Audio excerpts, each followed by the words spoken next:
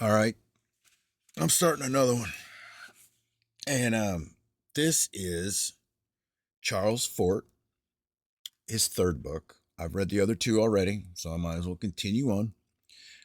This is Low, 1931. If you don't know about it, do your own homework. I'll probably be here when you get back. And these are good books. The more I don't know. All I know is that I fought the other one, and it's only been about a week, and I got to start another one. So there must be something in these that are pretty cool for me. Yeah, just that's my intro for it. So, part one. One, a naked man in a city street, the track of a horse, involved volcanic mud, the mystery of reindeer's ears, a huge black form like a whale in the sky, and it drips red drops as if attacked by celestial swordfishes. An appalling cherub appears in the sea. Confusions, showers of frogs and blizzards of snails, gushes of periwinkles down from the sky. The preposterous, the grotesque, the incredible, and why, if I am going to tell of hundreds of these, is the quite ordinary so regarded.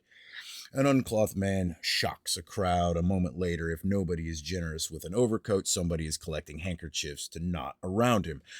A naked fact startles a meeting of a scientific society, and whatever it has for loins is soon diapered with conventional explanations.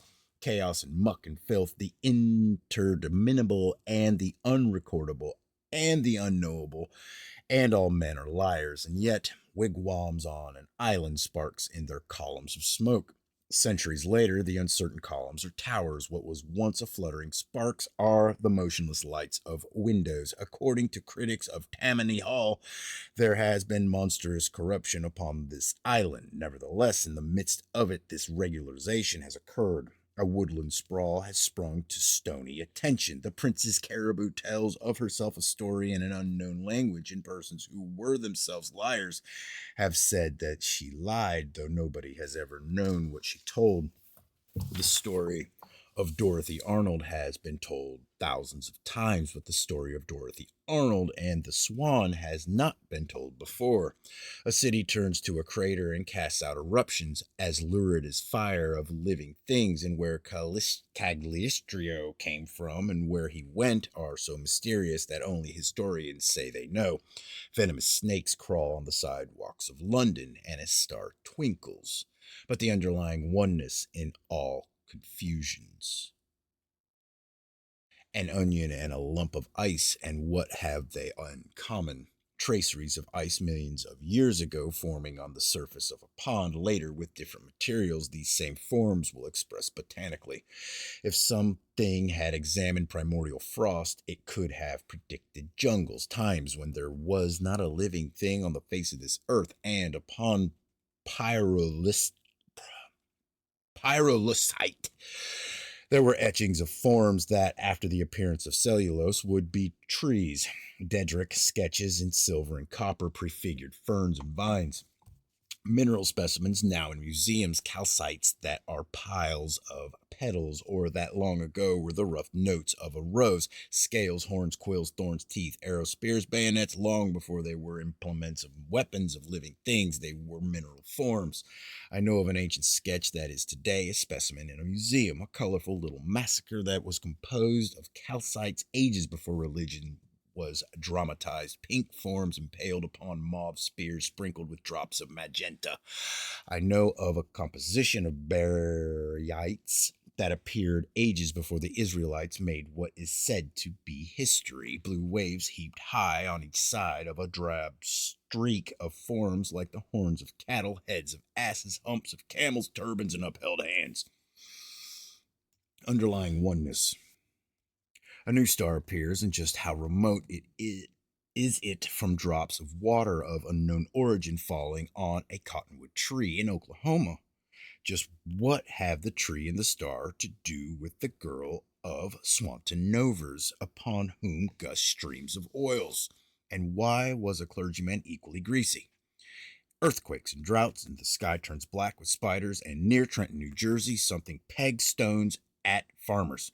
If lights that had been seen in the sky were upon the vessels of explorers from the other worlds, than the living in New York City, perhaps, or in Washington, D.C., perhaps, than are inhabitants of Mars who are secretly sending reports upon the ways of this world to the government, to their governments. A theory feels its way through surrounding ignorance. The tendrils of a vine feel their way along trellis. A wagon train feels its way across a prairie.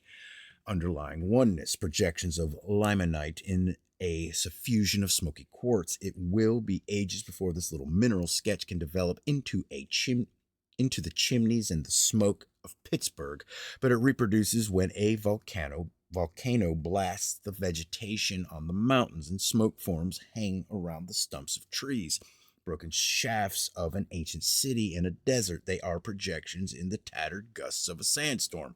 It's Napoleon Bonaparte's retreat from Moscow, ragged bands in the grimy snow stumbling amidst abandoned cannon. Maybe it was only a coincidence, or what may there be to Napoleon's own belief that something was supervising him? Suppose it is that in November 1812, Napoleon's work as a factor in European readjustments was done. There was no military power upon this earth that could remove this one whose work was done.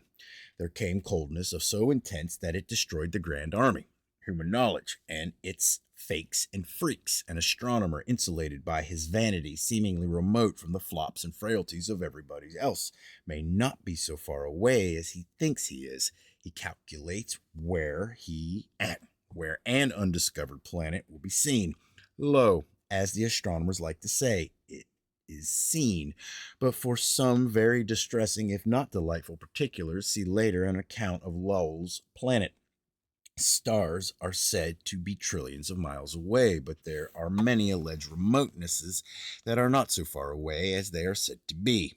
The Jonestown flood and the smash of Peru, and the little nigger that was dragged to a police station. Terrified horses up on their hind legs, hoofing a storm of frogs, frenzied spriggats, capering their exasperations against frogs that were tickling them. Storekeepers in London gapping at frogs that were tapping on their window panes. We shall pick up an existence by its frogs. Wise men have tried other ways. They have tried to understand our state of being by grasping at its stars or its arts or its economics. But if there is an underlying oneness of all things, it does not matter where to begin, whether with stars or laws of supply and demand or frogs or Napoleon Bonaparte. One measures a circle beginning anywhere. I have collected 294 records of showers of living things. Have I? Well, there is no accounting for the freaks of industry. It is the profound conviction of most of us that there never has been a shower of living things, but some of us have, at least in an elementary way, been educated by surprises out of much that we were absolutely sure of and are suspicious of thought simply because it is a profound conviction. I got the story of the terrified horses in the storm of frogs from Mr. George C. Stoker of Lovelock, Nevada. Mr. John Reed of Lovelock, who is known to me as a writer upon geological subjects, vouches for Mr. Stoker, and I vouch for Mr. Reed. Mr. Stoker vouches for me. I have never heard of anything, any pronouncement, dogma, enunciation, or pontification that was better substantiated. What is a straight line? A straight line is the shortest distance between 2 points. Well then, what is the shortest distance between 2 points? That is a straight line, according to the test of ages. The definition that a straight line is a straight line cannot be improved upon. I start with a logic as exacting as Euclid's. Mr. Stoker was driving along the Newark Valley, one of the most extensive of the desert regions of Nevada. Thunderstorm. Down came frogs. Up on their hind legs went the horses, the exasperated springboks. They were told of in the Northern News, March 21st, 1925, by Mr. C.J. Grewar of Utenhage. Also, I have a letter from Mr. Grewar. The Flats, about 50 miles from Utenhage. Springboks leaping and shaking themselves unaccountably. At a distance, Mr. Grewar could conceive of no explanation of such eccentricities. He investigated and saw that a rain of little frogs and fishes had pelted the springboks. Mr. Grewar heard that some time before at the same place there had been a similar shower. Coffins have come down from the sky, also, as everybody knows, silk hats and horse collars and pajamas. But these things have come down at the time of a whirlwind. The two statements that I start with are that no shower exclusively of coffins, nor of marriage certificates, nor of alarm clocks has been recorded, but that showers exclusively of living things are common. And yet the explanation by orthodox scientists who accept the showers of living things have occurred is that the creatures were the products of whirlwinds. The explanation is that little frogs, for instance, fall from the sky unmixed with anything else because in a whirlwind the creatures were segregated by differences in specific gravity. But when a whirlwind strikes a town, away go detachables in a monstrous mixture, and there is no findable record of washtubs coming down in one place. All the town's cats in one falling battle that lumps its infelicities in one place, and all the kittens coming down together somewhere else in a distant bunch that maos for its lump of mothers. See London's newspaper, August 18th and 19th, 1921, innumerable little frogs that appeared during a thunderstorm upon the 17th in streets of the northern part of London. I have searched in almost all London newspapers and in many provincial newspapers and in scientific publications. There is findable by me no mention of a whirlwind upon the 17th of August, and no mention of a fall from the sky of anything else that might be considered another segregated discharge from a whirlwind, if there had been a whirlwind. A whirlwind runs amok and is filled with confusions, and yet to the incoherences of such a thing have been attributed to neatest of classifications. I do not say that no wind ever scientifically classifies objects. I have seen orderly or logical segregations by wind action. I ask for records of whirlwinds that do this. There is no perceptible science by a whirlwind in the delivery of its images. It rents trees, doors, frogs, and parts of cows, but living things have fallen from the sky, or in some unknown way have appeared and have arrived homogeneously. If they have not been segregated by winds, something has selected them. There have been repetitions of these arrivals. The phenomenon of repetition, too, is irreconcilable with the known ways of whirlwinds.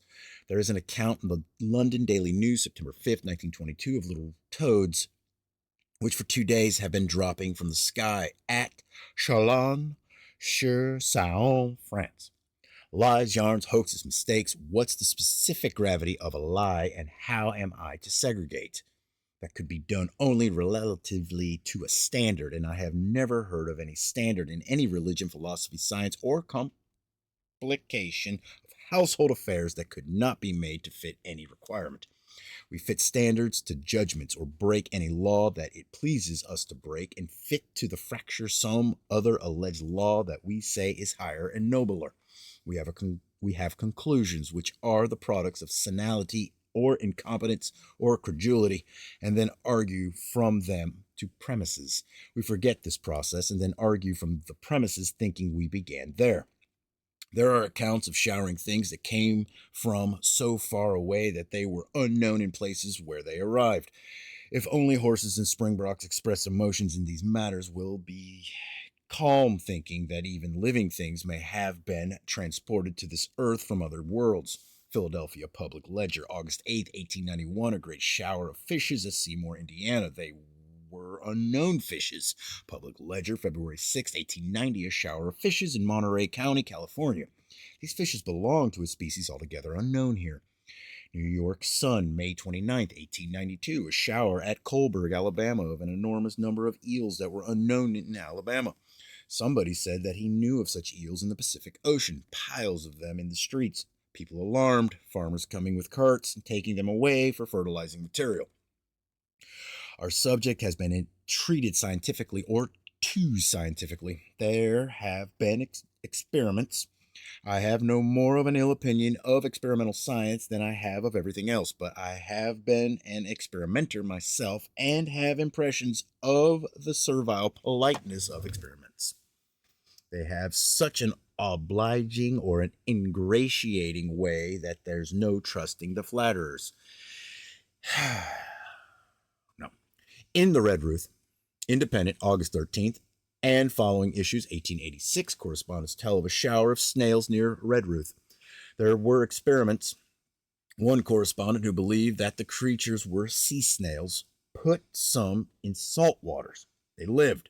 Another correspondent who believed they were not sea snails put some in salt water. They died. Do not know how to find out anything new without being offensive. To the ignorant, all things are pure. All knowledge is or implies the degradation of something. One who learns of metabolism looks at a Venus and realizes she's partially rotten. However, she smiles at him and he renews his ignorance. All things in the sky are pure to those who have no telescopes, but spots on the sun and lumps on the planets. And being a person of learning, or rather erudition myself, I've got to besmirch something or nobody will believe I am, and I replace the pure blue sky with the wormy heavens. Hold on.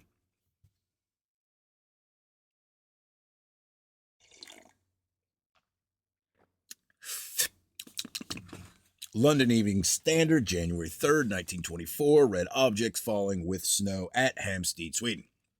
They were red worms, from 1 to 4 inches in length, thousands of them streaking down with the snowflakes, red ribbons in a shower of confetti. A carnival scene that boasts my discovery that meteorology is more picturesque science than most persons, including meteorologists, have suspected. And I fear me that my attempt to besmirch has not been successful because the worms of heaven seem to be a jolly lot. However, I cheer up at the thought of chances to come because largely I shall treat of human nature. But how am I to know whether these things fell from the sky in Sweden or were imagined in Sweden? I shall be scientific about it, said Sir Isaac Newton, or virtually he said, if there is no change in the direction of a moving body, the direction of a moving body is not changed. But, continued he, if something be changed, it is changed as much as it is changed. So red worms fell from the sky in Sweden because from the sky in Sweden red worms fell. How do geologists determine the age of rocks? By the fossils in them. And how do they determine the age of the fossils? By the rocks therein. Having started with the logic of Euclid, I go on with the wisdom of Newton. New Orleans Daily Picayune, February 4th, 1892, enormous numbers of unknown brown worms that had fallen from the sky near Clifton, Indiana. San Francisco Chronicle, February 14th, 1892, myriads of unknown scarlet worms somewhere in Massachusetts. Not seen to fall from the sky, but found covering several acres after a snowstorm. It is as if with intelligence and with the equivalence of intelligence, or with the equivalence of intelligence, something has specialized upon transporting or distributing immature and larval forms of life. If the gods send worms, that would be kind if we were robins. The Insect Life, 1892, page 335. The editor, Professor C.V. Riley, tells of 4 other mysterious appearances of worms early in the year 1892. Some of the specimens he could not definitely identify. It is said that at Lancaster, PA, people in a snowstorm caught falling worms on their umbrellas. The wise men of our tribes have tried to find God in a poem or in whatever they think they mean by immortal sense, in people or in inscriptions in a book of stone, which by one of the strangest freaks of omission is not now upon exhibition in from 15 to 20 synagogues in Asia Minor and all up and down Italy. Crabs and periwinkles. Ordinary theologians have overlooked crabs and periwinkles, or mystery verses, the fishmonger. Upon May 28, 1881, near the city of Worcester, England, a fishmonger with a procession of carts loaded with several kinds of crabs and periwinkles and with a dozen energetic assistants appeared at a time when nobody on a busy road was looking. The fishmonger and his assistants grabbed sacks of periwinkles and ran in a frenzy, slinging the things into the fields on both sides of the road. They raced to gardens, and some assistants, standing on the shoulders of other assistants, had sacks lifted to them and dumped sacks over the high walls. Meanwhile, other assistants in a dozen carts were furiously shoving out periwinkles about a mile long along the road. Also, meanwhile, several boys were busily mixing in crabs. They were not advertising anything. Above all, there was secrecy. The cost must have been hundreds of dollars. They appeared without having been seen on the way, and they melted away equally mysteriously. There were houses all around, and nobody saw them. Would I be so kind as to tell what, in the name of some slight approximation to sanity, I mean by telling such a story? But it is not my story. The details are mine, but I have put them in strictly in accordance with the circumstances. There was, upon May 28, 1881, an occurrence near Worcester, and the conventional explanation was that a fishmonger did it. Inasmuch as he did it unobserved, if he did it inasmuch as he did it with tons upon acres, if he did it as I have described. If he did it. A Land and Water, June 4th, 1881, a correspondent writes that in a violent thunderstorm near Worcester, tons of periwinkles had come down from the sky, covering fields and a road for about a mile. In the issue of June 11th, the editor of Land and Water writes that specimens had been sent to him. He notes the mysterious circumstance or the indication of a selection of living things that appears in virtually all the accounts. He comments upon an enormous fall of sea creatures unaccompanied by sand, pebbles, other shells, and seaweed. The Worcester Daily Times, May 30th, it is said that upon the 28th, news had reached Worcester of a wonderful fall from the sky of periwinkles on Cromer Gardens Road and spread far around the fields and gardens. Mostly, people of Worcester were incredulous, but some had gone to the place. Those who had faith returned with periwinkles. Two correspondents then wrote that they had seen the periwinkles upon the road before the storm, where probably a fishmonger had got rid of them. So the occurrence conventionalized, and out of these surmises arose the story of a fishmonger, though it has never been told before as I have told it. Mr. J. Lloyd Bosward, a writer whose notes on meteorological subjects are familiar to readers of scientific periodicals of this time, was investigating, and his findings were published in the Worcester Evening Post, June 9th. As to the story of the fishmonger, note his statement that the value of periwinkles was 16 shillings a bushel. He says that a wide area on both sides of the road was strewn with periwinkles, hermit crabs, small crabs of an unascertained species. Worcester is about 30 miles from the mouth of the River Severn, or, say, about 50 miles from the sea. Probably no fishmonger in the world ever had at one time so many periwinkles, but as to anybody having got rid of a stock because of a glutted market, for instance, Mr. Bosworth says, neither upon Saturday the 28th nor Friday the 27th was there such a thing procurable in Worcester as a live periwinkle. Gardens as well as fields were strewn. There were high walls around these gardens. Mr. Bosworth tells of about 10 sacks of periwinkles of a value of about 20 something in the markets of Worcester. I can't remember the name of it. It's 20, I want to say libras. I don't know. What do they use over in Europe? Whatever those fucking things are. I can't think of the name of them. Euros. Yeah, whatever. In the markets of Worcester. That, to his knowledge, had been picked up. Crowds had filled pots and pans and bags and trunks before he got to the place. In Mr. Munn's garden, 2 sacks were filled with them. It is his conclusion that things fell from the sky during the thunderstorm, so his is the whirlwind explanation. There are extraordinary occurrences, and conventionalization cloaks them, and the more commonplace the cloakery, the more satisfactory. Periwinkles appear upon the tract of land through which there is a road. A fishmonger did it. But the crabs and the fishmonger, and if the fishmonger did the periwinkles, did he do the crabs if he did it? or the crabs and the whirlwind? And if the periwinkles were segregated from pebbles and seaweed, why not from the crabs if segregation did it? Strongest point for the segregationists is in their own mental processes, which illustrate that segregations, whether by wind action or not, do occur.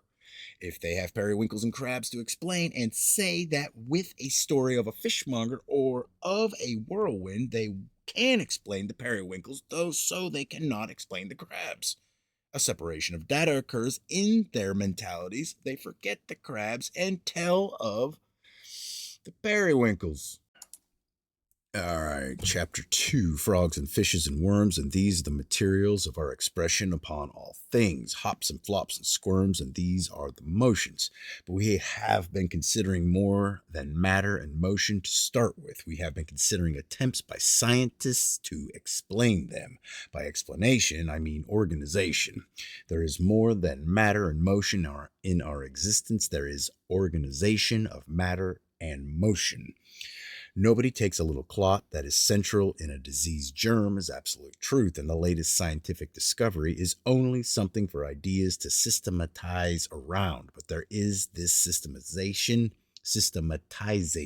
or organization, and we shall have to consider it. There is no more meaning, though that may be most meaning, to arrangements of observations than there is to arrangements of protoplasm in a microbe, but it must be noted that scientific explanations do often work out rather well, but say in medical treatments, if ailments are mostly fancied, or in stock market transactions, except in a crisis, or in expert testimony in the courts, except when set aside by other expert testimony.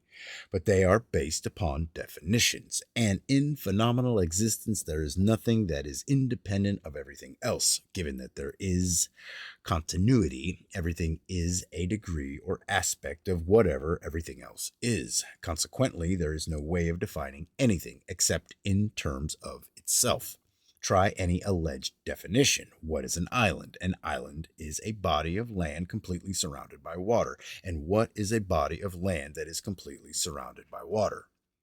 Among savage tribesmen, there is a special care for, or even respectfulness for, the mentally afflicted. They are regarded as in some obscure way representing God's chosen. We recognize the defining of a thing in terms of itself as a sign of feeble-mindedness. All scientists begin their works with just such definitions, implied if not stated. And among our tribes, there is a special care for, or even respectfulness for, scientists.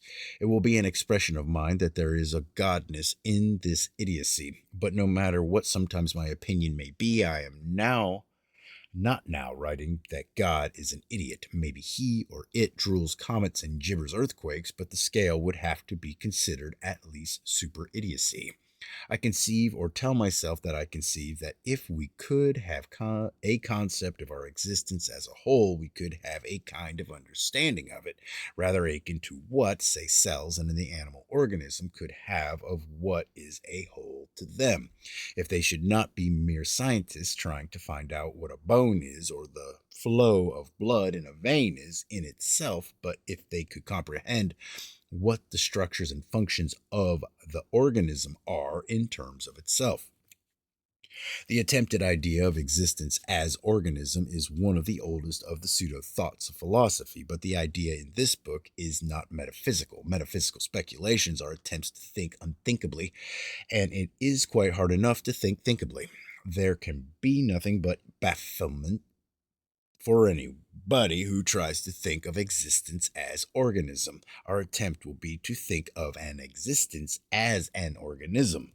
Having a childish liking for a little rhetoric, now and then I shall call it God.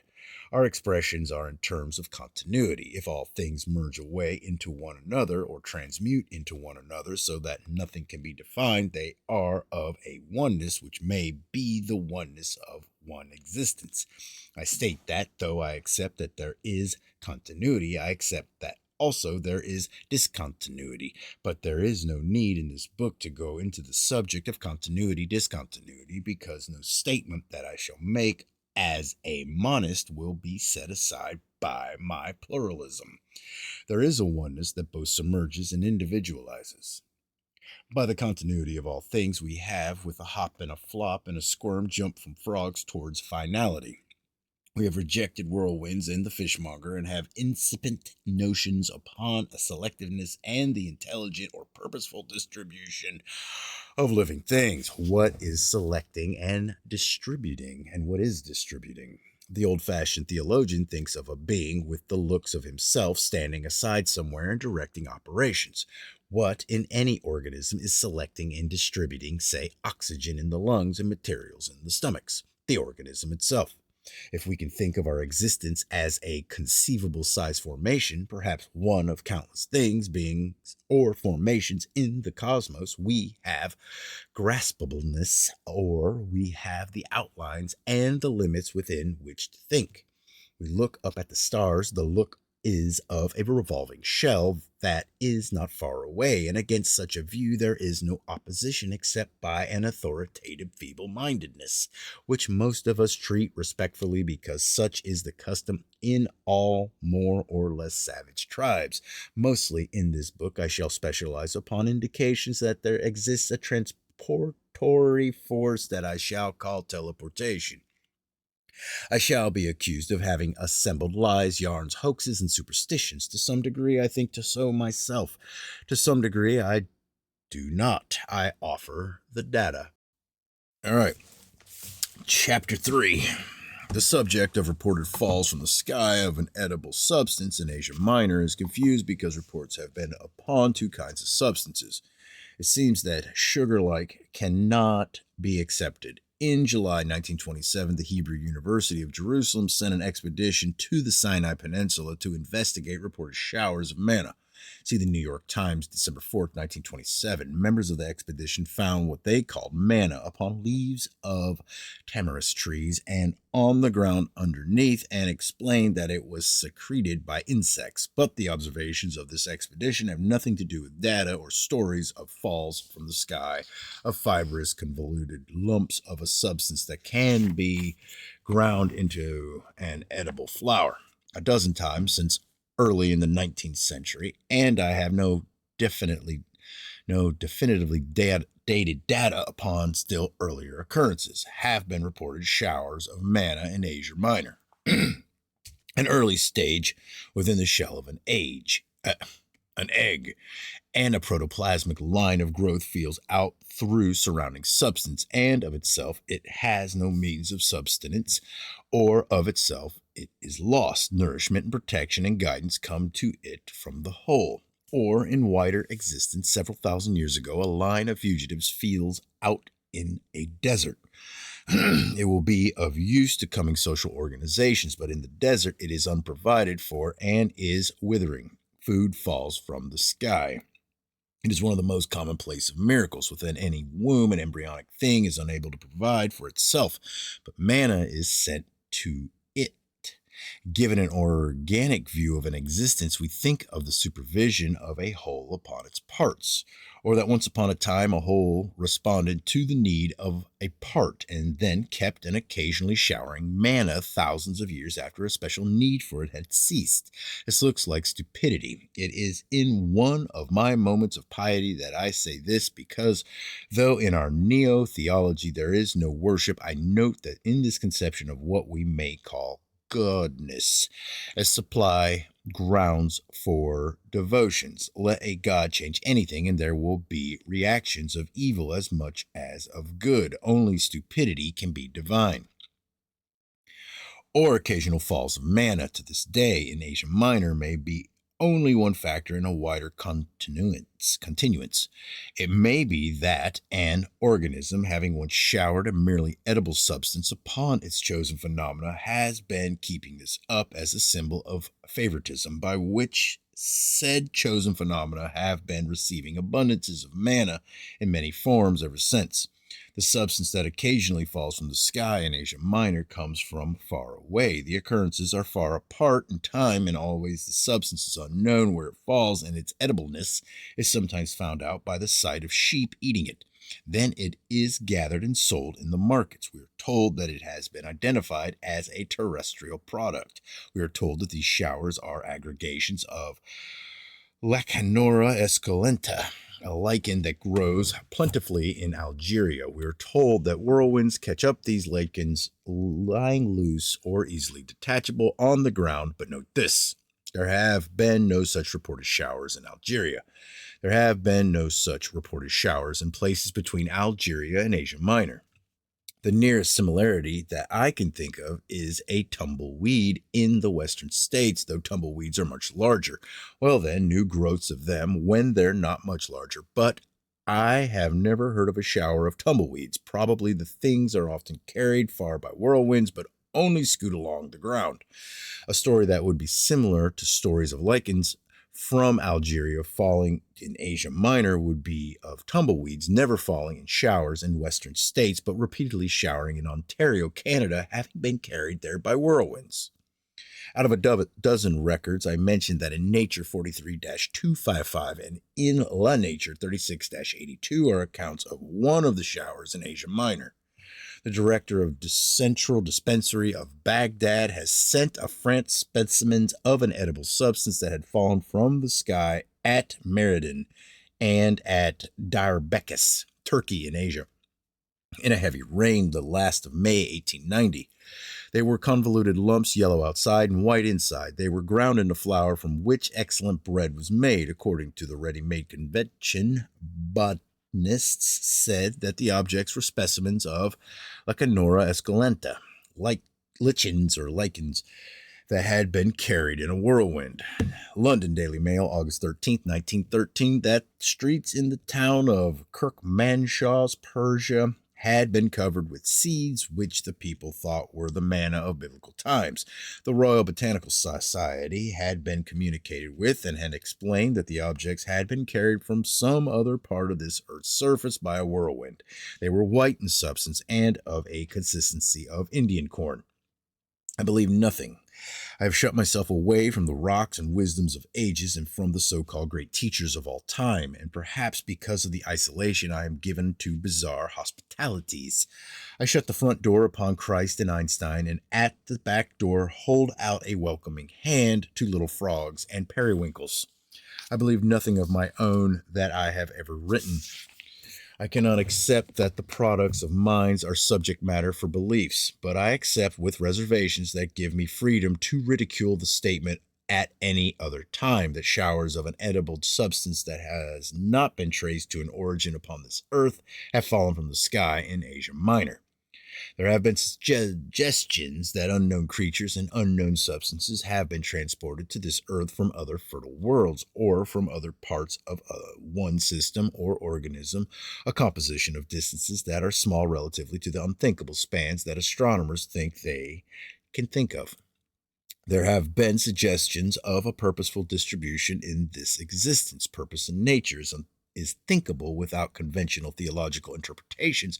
If we can conceive of our existence or the so-called solar system and the stars around as one organic state, formation, or being, I can make no demarcation between the organic or the functional and the purposeful. When in an animal organism, osteoblasts appear and mend a broken bone, they represent purpose, whether they know what they're doing or not.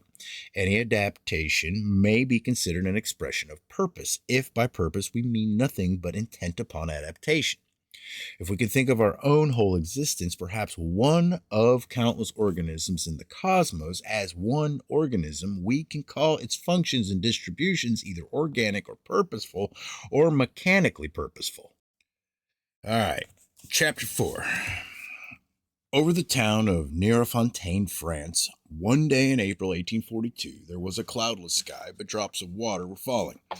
See back to data upon repetitions. The water was falling as if from a fixed appearing point somewhere above the ground to a definite area beneath. The next day, water was still falling upon this one small area as mysteriously as if a ghost aloft were holding the nozzle of an invisible hose.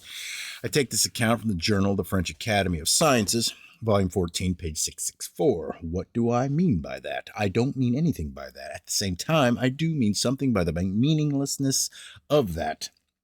I mean that we are in the helpless state of a standardless existence, and that the appeal to authority is as much of a wobble as any other of our insecurities. Nevertheless, though I know of no standards by which to judge anything, I conceive or accept the idea of something that is the standard, if I can think of our existence as an organism. If human thought is like growth, like all other growths, its logic is without foundation of its own, and is only the adjusting constructiveness of all other growing things. A tree cannot find out, as it were, how to blossom until comes blossom time. A social growth cannot find out the use of steam engines until comes steam engine time. For whatever is supposed to be meant by progress, there is no need in human minds for standards of their own. This is in the sense that no part of a growing plant needs guidance of its own devising, nor special knowledge of its own as to how to become a leaf or a root. It needs no base of its own, because the relative wholeness of the plant is relative baseness to its parts. At the same time, in the midst of this theory of submergence, I do not accept that human minds are absolute non-entities, just as I do not accept that a leaf or a root of a plant, though so dependent upon a main body and so clearly only a part, is absolutely without something of an individualizing touch of its own.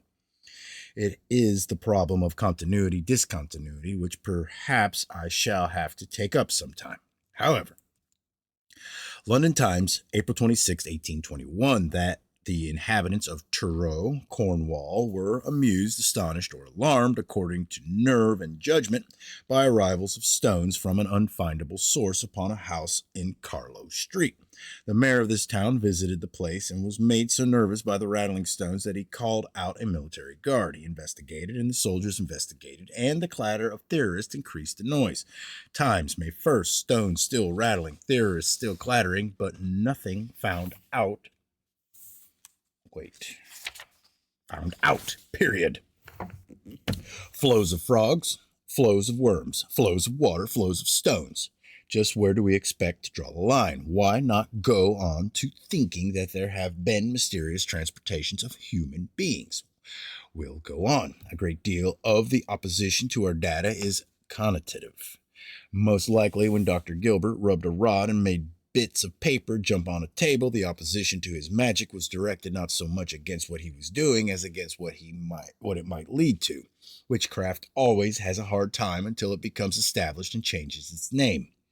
We hear much of the conflict between science and religion, but our conflict is with both of these. Science and religion always have agreed in opposing and suppressing the various witchcrafts. Now that religious is inglorious, one of the most fantastic of transferences of worships is that of glorifying science as a beneficent being.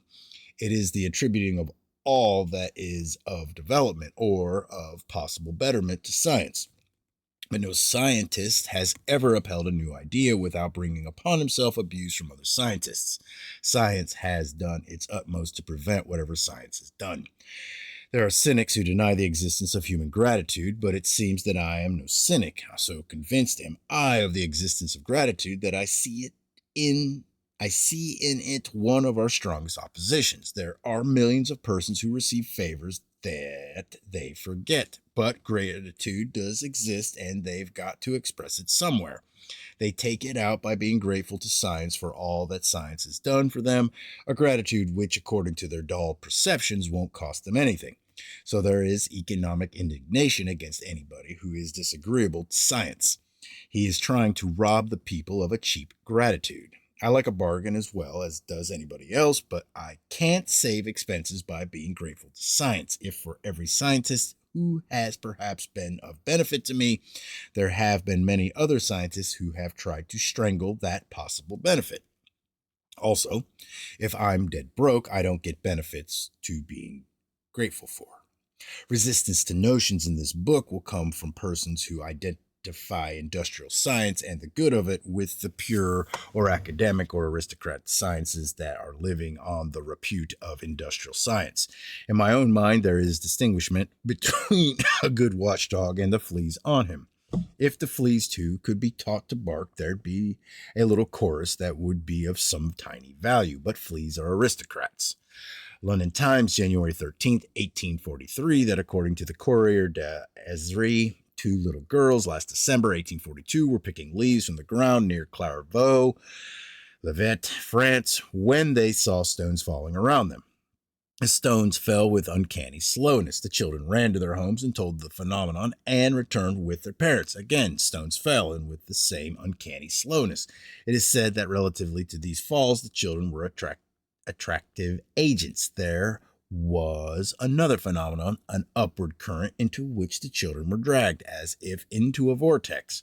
We might have had data of mysterious disappearances of children, but the parents who were unaffected by the current pulled them back. In the Toronto Globe, September 9th, 1880, a correspondent writes that he had heard reports of the most improbable occurrences upon a farm near the township of Wesley, Ontario. He went to the place to interview the farmer, Mr. Manser. As he approached the farmhouse, he saw that all the windows were boarded up.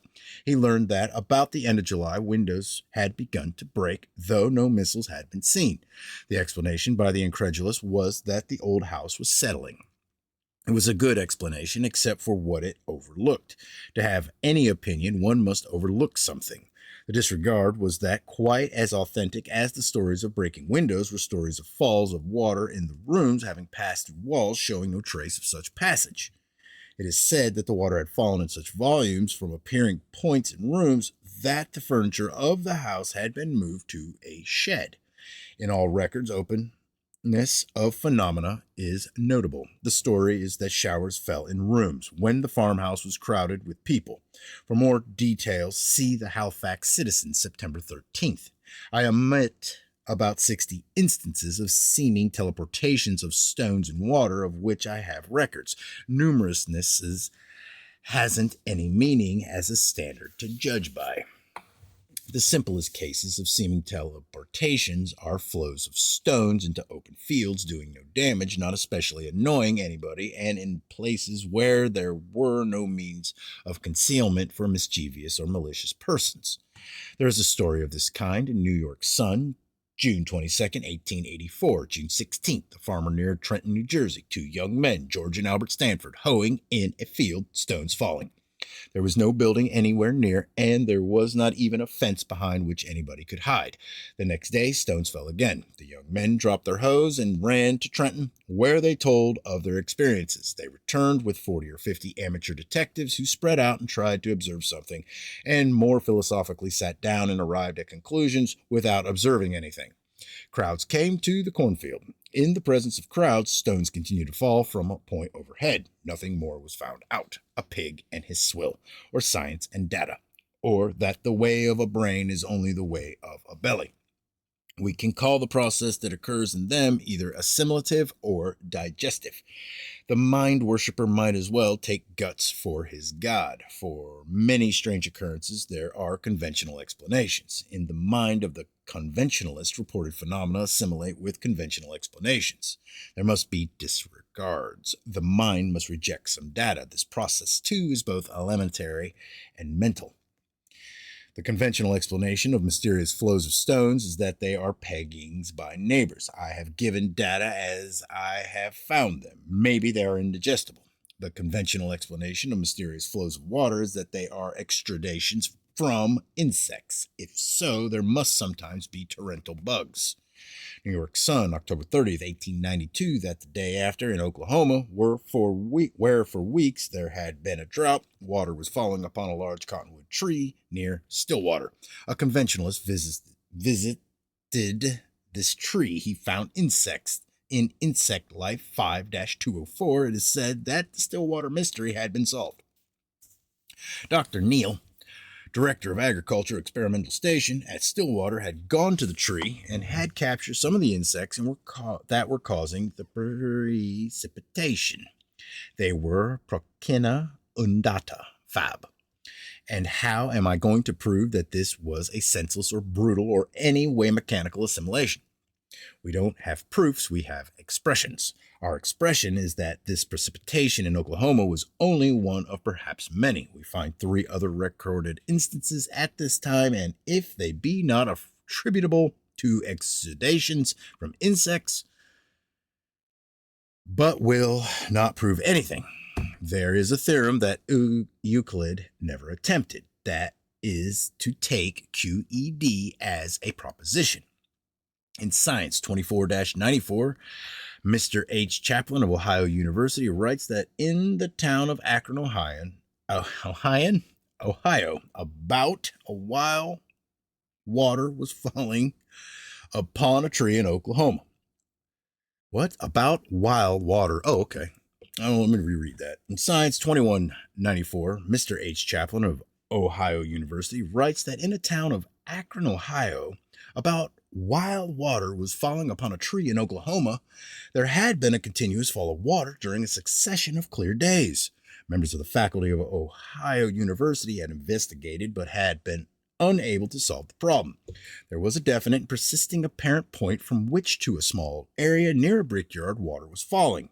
Mr. Chaplin, who had probably never heard of a similar occurrence far from damp places, thought the vapors from this brickyard were rising and condensing and falling back. If so, there would often be such precipitations over ponds and other bodies of water. About the same time, water was mysteriously appearing at Martinsville, Ohio, according to the Philadelphia Public Ledger, October 19, 1892. Behind a house, a mist was falling upon an area not more than a dozen feet square. St. Louis Globe, Democrat, November 19th, that in Water Street, Brownsville, Pennsylvania, there was a garden in which was a peach tree upon which water was falling. As to the insect explanation, we note the statement that the water seemed to fall from some height above the tree and cover an area about 14 feet square. For all I know, some trees may have occult powers. Perhaps some especially gifted trees have power to transport water from far away in times of need. I noted the drought in Oklahoma, and then I looked up conditions in Ohio and Pennsylvania. Rainfall was below normal. In Ohio, according to the monthly weather review of November, there was a drought. A watery manna came to chosen trees. There is no sense in trying to prove anything if all things are continuous, so that there isn't anything except the inclusive of all, which may be something. But aesthetically, if not scientifically, there may be value in expressions and will have variations of our theme. There were, in places far apart, simultaneous flows of water from stationary appearing points in and around Charleston, South Carolina, in the period of the long series of earthquake shocks there. Later, I shall touch more upon an idea that will be an organic interpretation of falls of water in places that have been desolated by catastrophes. About the middle of September 1886, falling water from a cloudless sky, never falling outside a spot 20 feet wide, was reported from Dawson, Georgia. The shower was not intermittent. Of course, the frequently mentioned circumstance of the cloudless sky has no significance. Water falling all the way from the sky, even at times the slightest breezes, cannot be thought of as localizing strictly upon an area a few yards in diameter. We think of appearing points a short distance above the ground. Then showers upon a space 10 feet square were reported from Atkins, South Carolina. There were similar falls of water at Cheraw, South Carolina. For particulars, see the Charleston News and Courier, October 8th, 21st, 25th, and 26th, for an account of falls of water from a cloudless sky, strictly to one point in Charlotte, North Carolina, according to investigations by a meteorologist. See the Monthly Weather Review, October 1886, in the New York Sun, October 24th. It is said that for 14 days, water had been falling from a cloudless sky to a point in Chesterfield County, South Carolina, falling so heavily that streams of it had gushed from roof pipes. Then came news that water was falling from a point in Charleston. Several days before, in the News and Courier had been published the insect explanation of falls of water. In the News and Courier, November 5th, a reporter tells that he had visited the place in Charleston where it was said that the water was falling and that he had seen a fall of water. He had climbed a tree to investigate. He had seen insects. But there are limits to what can be attributed except by the most desperate explainers to insects. In the Monthly Weather Review, August 1886, it is said that in Charleston, September 4th, 3 showers of hot stones had been reported.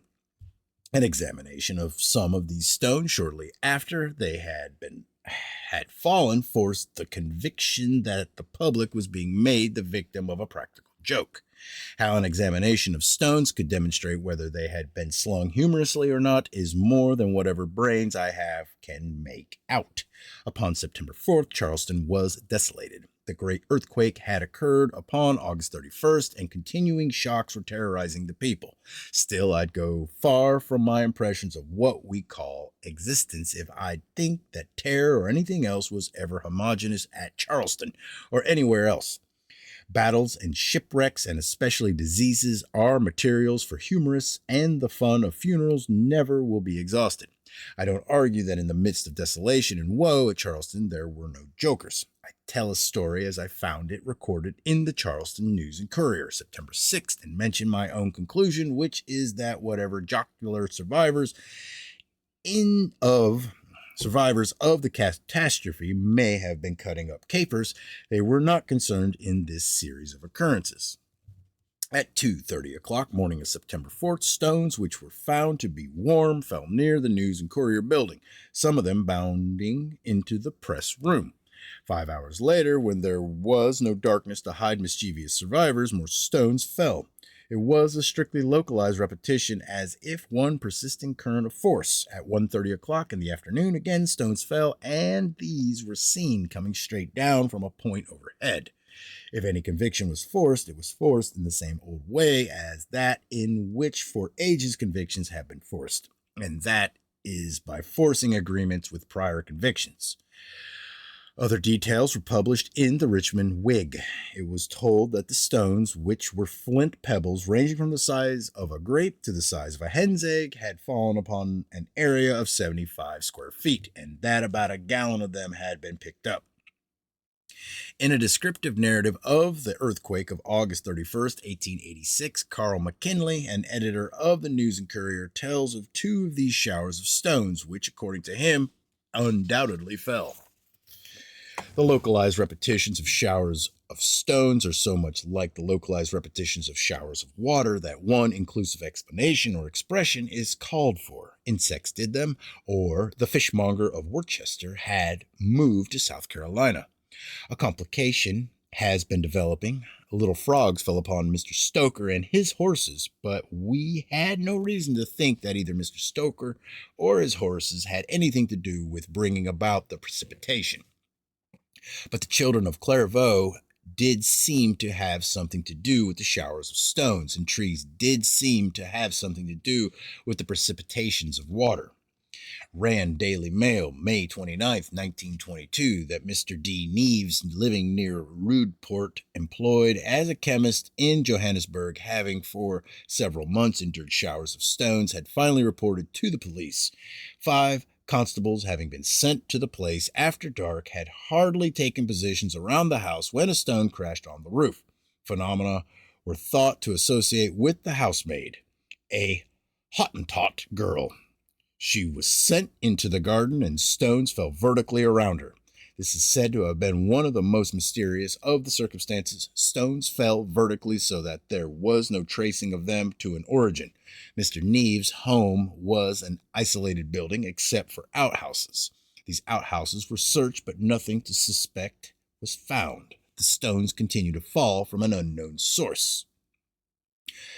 Police Inspector Cummings took charge. He ordered all members of the family, servants, and newspaper men to remain in the house for a while, so everybody was under inspection.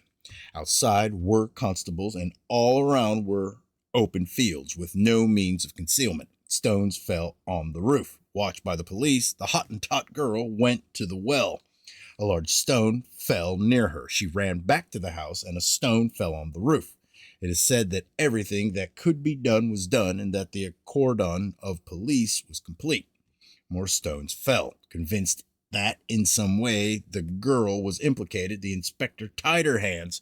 A stone fell on the roof, and everything was explained. A civilian concealed in one of the outhouses had been caught throwing a stone. If so, whoever wrote this account did not mention the name of the culprit, and it is not said that the police made any trouble for him for having made them work. and everything was explained again. It was said that the girl, Sarah, had been taken to the police station where she had confessed. It is understood that Sarah admits being a party to all the stone throwing and has implicated 2 other children and a grown native. So ends the Roadport ghost story, shorn of all its alleged supernatural trappings. Though usually we do not think piously of the police, their stations are confessionals. But they're confessionals more in a scientific than in a religious sense. When a confessor holds a club over a conscience, he can bully statements with the success of any scientist who slugs data with a theory. There is much brutality in police stations and in laboratories, but I can't say that we're trying to reform anything. And if there never has been a Newton or a Darwin or an Einstein or a Moses or a Christ or a St. Augustine who has practiced other than the 3rd degree upon circumstances, I fear me that sometimes we are not innocent of 1 or 2 degrees ourselves. However, the story reads more as if the girl had been taken to a barbershop. Her story was shorn. We read, it was clipped bald of all details, such as the cordon of police, search of the outhouses, and the taking of precautions such as will not fit in with this yarn of the trickery kids. In this book, we shall note much shearing. The writer in the Monthly Weather Review is not the only clipper who forces a conviction when he can. There was a case in another part of South Africa not long before the bombardments at Roodeport began. In the Kleppersdorp record, November 18, 1921, it is said that for several weeks there had been mysterious stone-throwing invisible agencies at the houses of Mr. Gibbon Joseph and Mr. H.J. Menard in North Street. A detective was put upon the case. He was a logician. It was a ghost story, or it was a case of malicious mischief. He could not pinch a ghost, so he accused 2 Negroes and arrested them. The Negroes were tried upon testimony given by 2 boys of their race.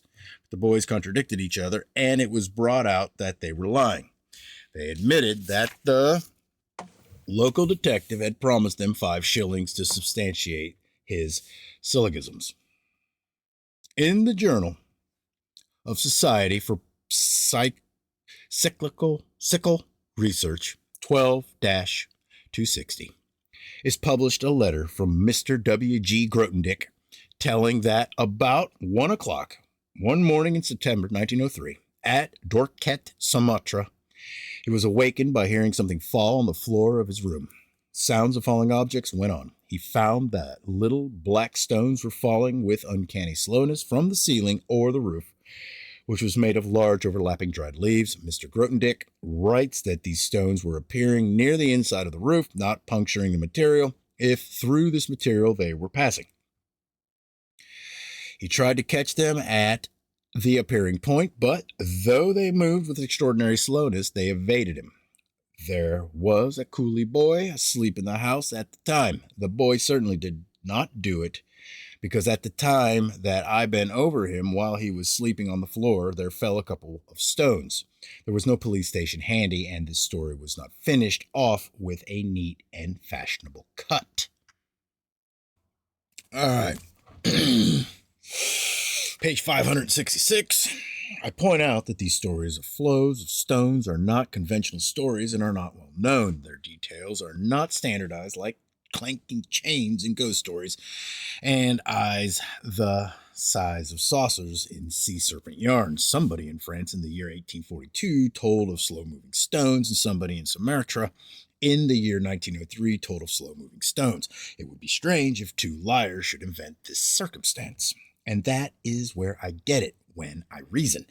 If strangeness be a standard for unfavorable judgment, I damn at a swipe most of this book.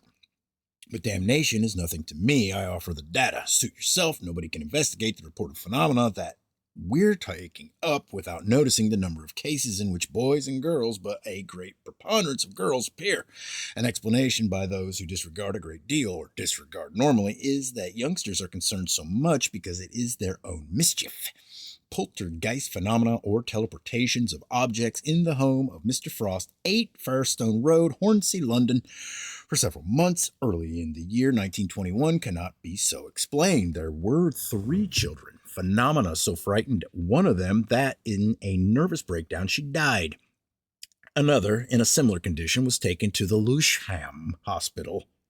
In attempting to rationalize various details that we have come upon, or to assimilate them, or to digest them, the toughest meal is swallowing statements upon mysterious appearances in closed rooms or passages of objects and substances through walls of houses without disturbing the material of the walls. Yes, I have heard of the fourth dimension, but I'm going to do myself some credit by not lugging in that particular way of showing that I don't know what I'm writing about. There's a story in the St. Louis Globe-Democrat, January 27th, 1888, large stones that were appearing and falling slowly in closed rooms in the home of Mr. B.C. Martin, Cadwell County, North Carolina, Madras, India, mail, March 5th, 1888, pieces of brick that, in the presence of many investigators, were falling in a schoolroom in Pondicherry. I can understand this phenomena, or alleged phenomena, of appearances in closed rooms no more than I can understand the passage of a magnetic field or force through the wall of a house without disturbing the material. But lines of this force do not transport objects through a dense material. Then I think of X-rays, which do something like this if it be accepted that X-rays are aggregations of very small objects or particles. X-rays do, or sometimes do, disturb materials penetrated by them, but this disturbance is not evident until after long continence. If there is teleportation, it is in two orders or fields, electric and non-electric, or phenomena that occur during thunderstorms and phenomena that occur under a cloudless sky, and in houses. In the hosts of stories that I have gathered, but with which I have not swamped this book of showers of living things, the rarest of all statements is of injury to the fallen creatures. Then, from impressions that have arisen from other data, we think that the creatures may have fallen all the way from the sky, but may have fallen from appearing points not high above the ground, or may have fallen a considerable distance under the counter-gravitational influence.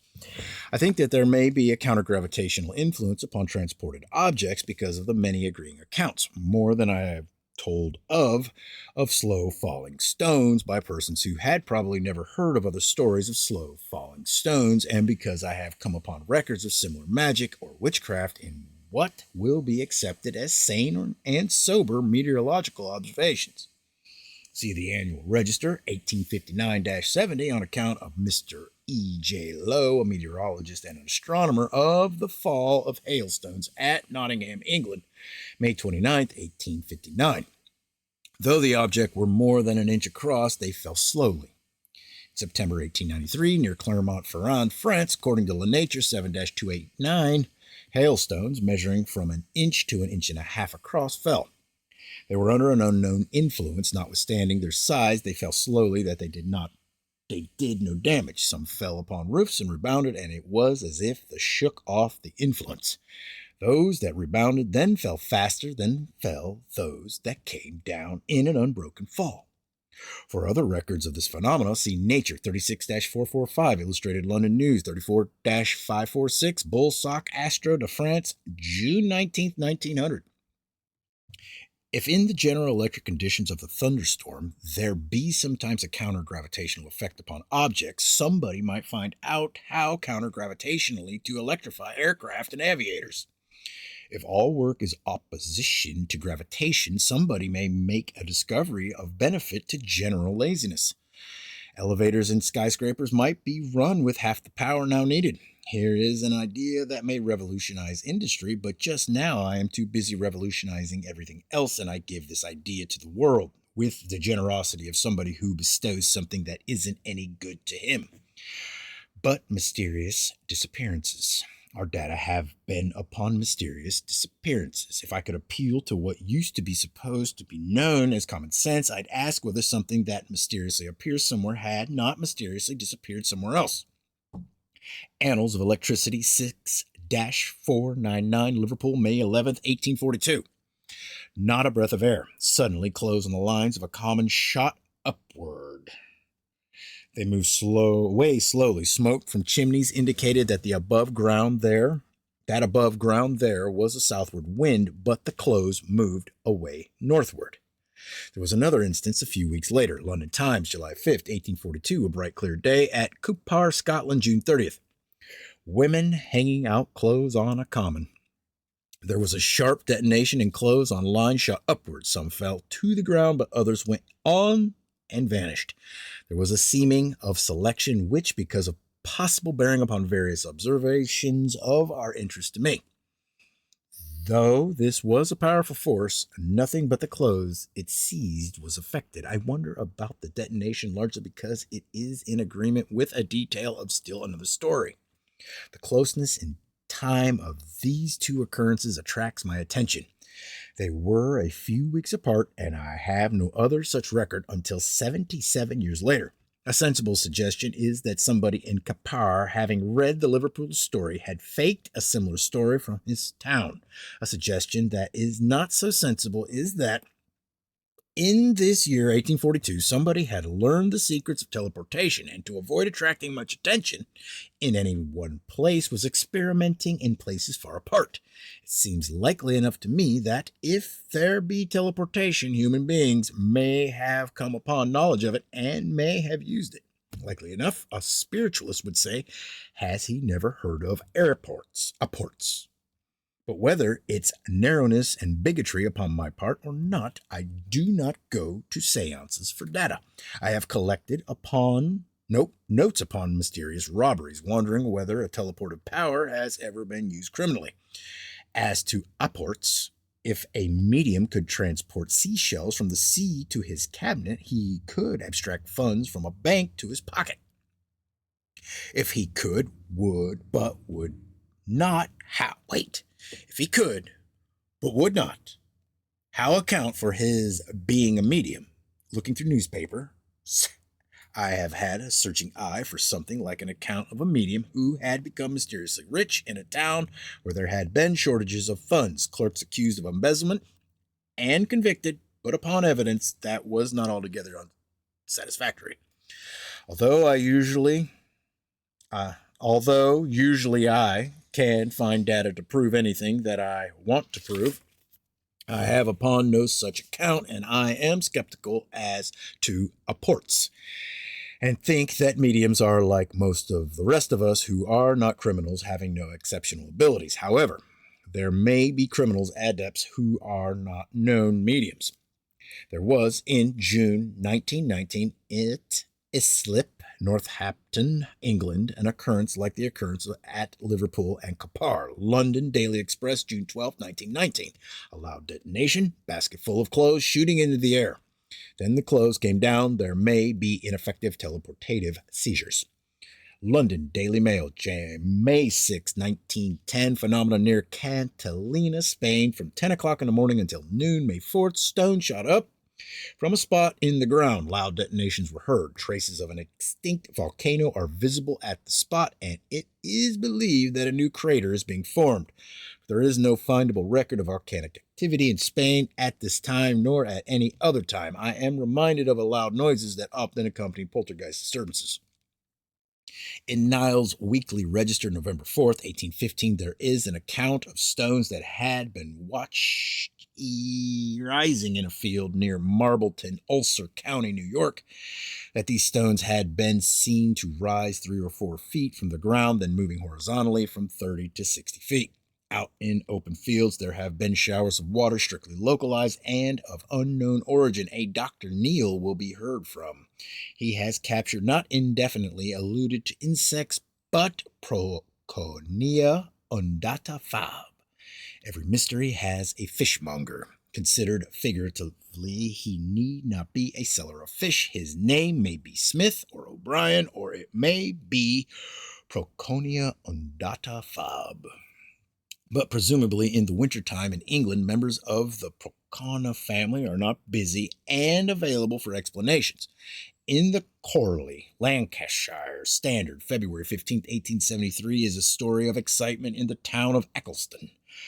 At Bank House, occupied by 2 elderly women and their niece, streams of water started falling about the 1st of February, seemingly from the ceilings. Furniture was soaked, and the occupants of the house were alarmed. The falls seemed to come from the ceiling, but probably the most singular feature of the affair is that ceilings were apparently quite dry. See back to Mr. Grothendieck's story of objects that were appearing near a ceiling or roof with no signs of penetrating the material. Workmen had been called to the house and had investigated, but were unable to explain. Openness again, house packed with neighbors watching the showers. This data would make trouble for spiritualistic mediums and the requirements for special or closed conditions and at least semi-darkness if mediums were bothered by more than unquestioning or occasionally politely questioning faith. If some of them had been knocked out a bit, they were relatively few. Nobody in the house sat in a cabinet. Nobody was a logician. Nobody reasonably argued that chemists, for instance, must have special conditions or their reactions will not work out.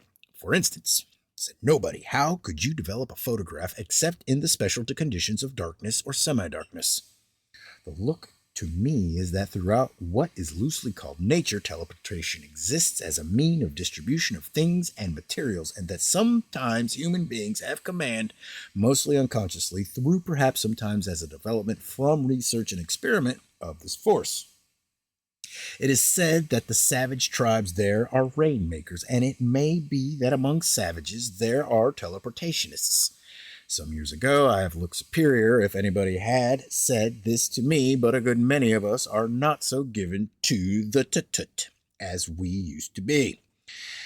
It may be that in civilized communities, because of their storages, a power to attract flows of water being no longer needed has virtually died out, still appearing occasionally, however.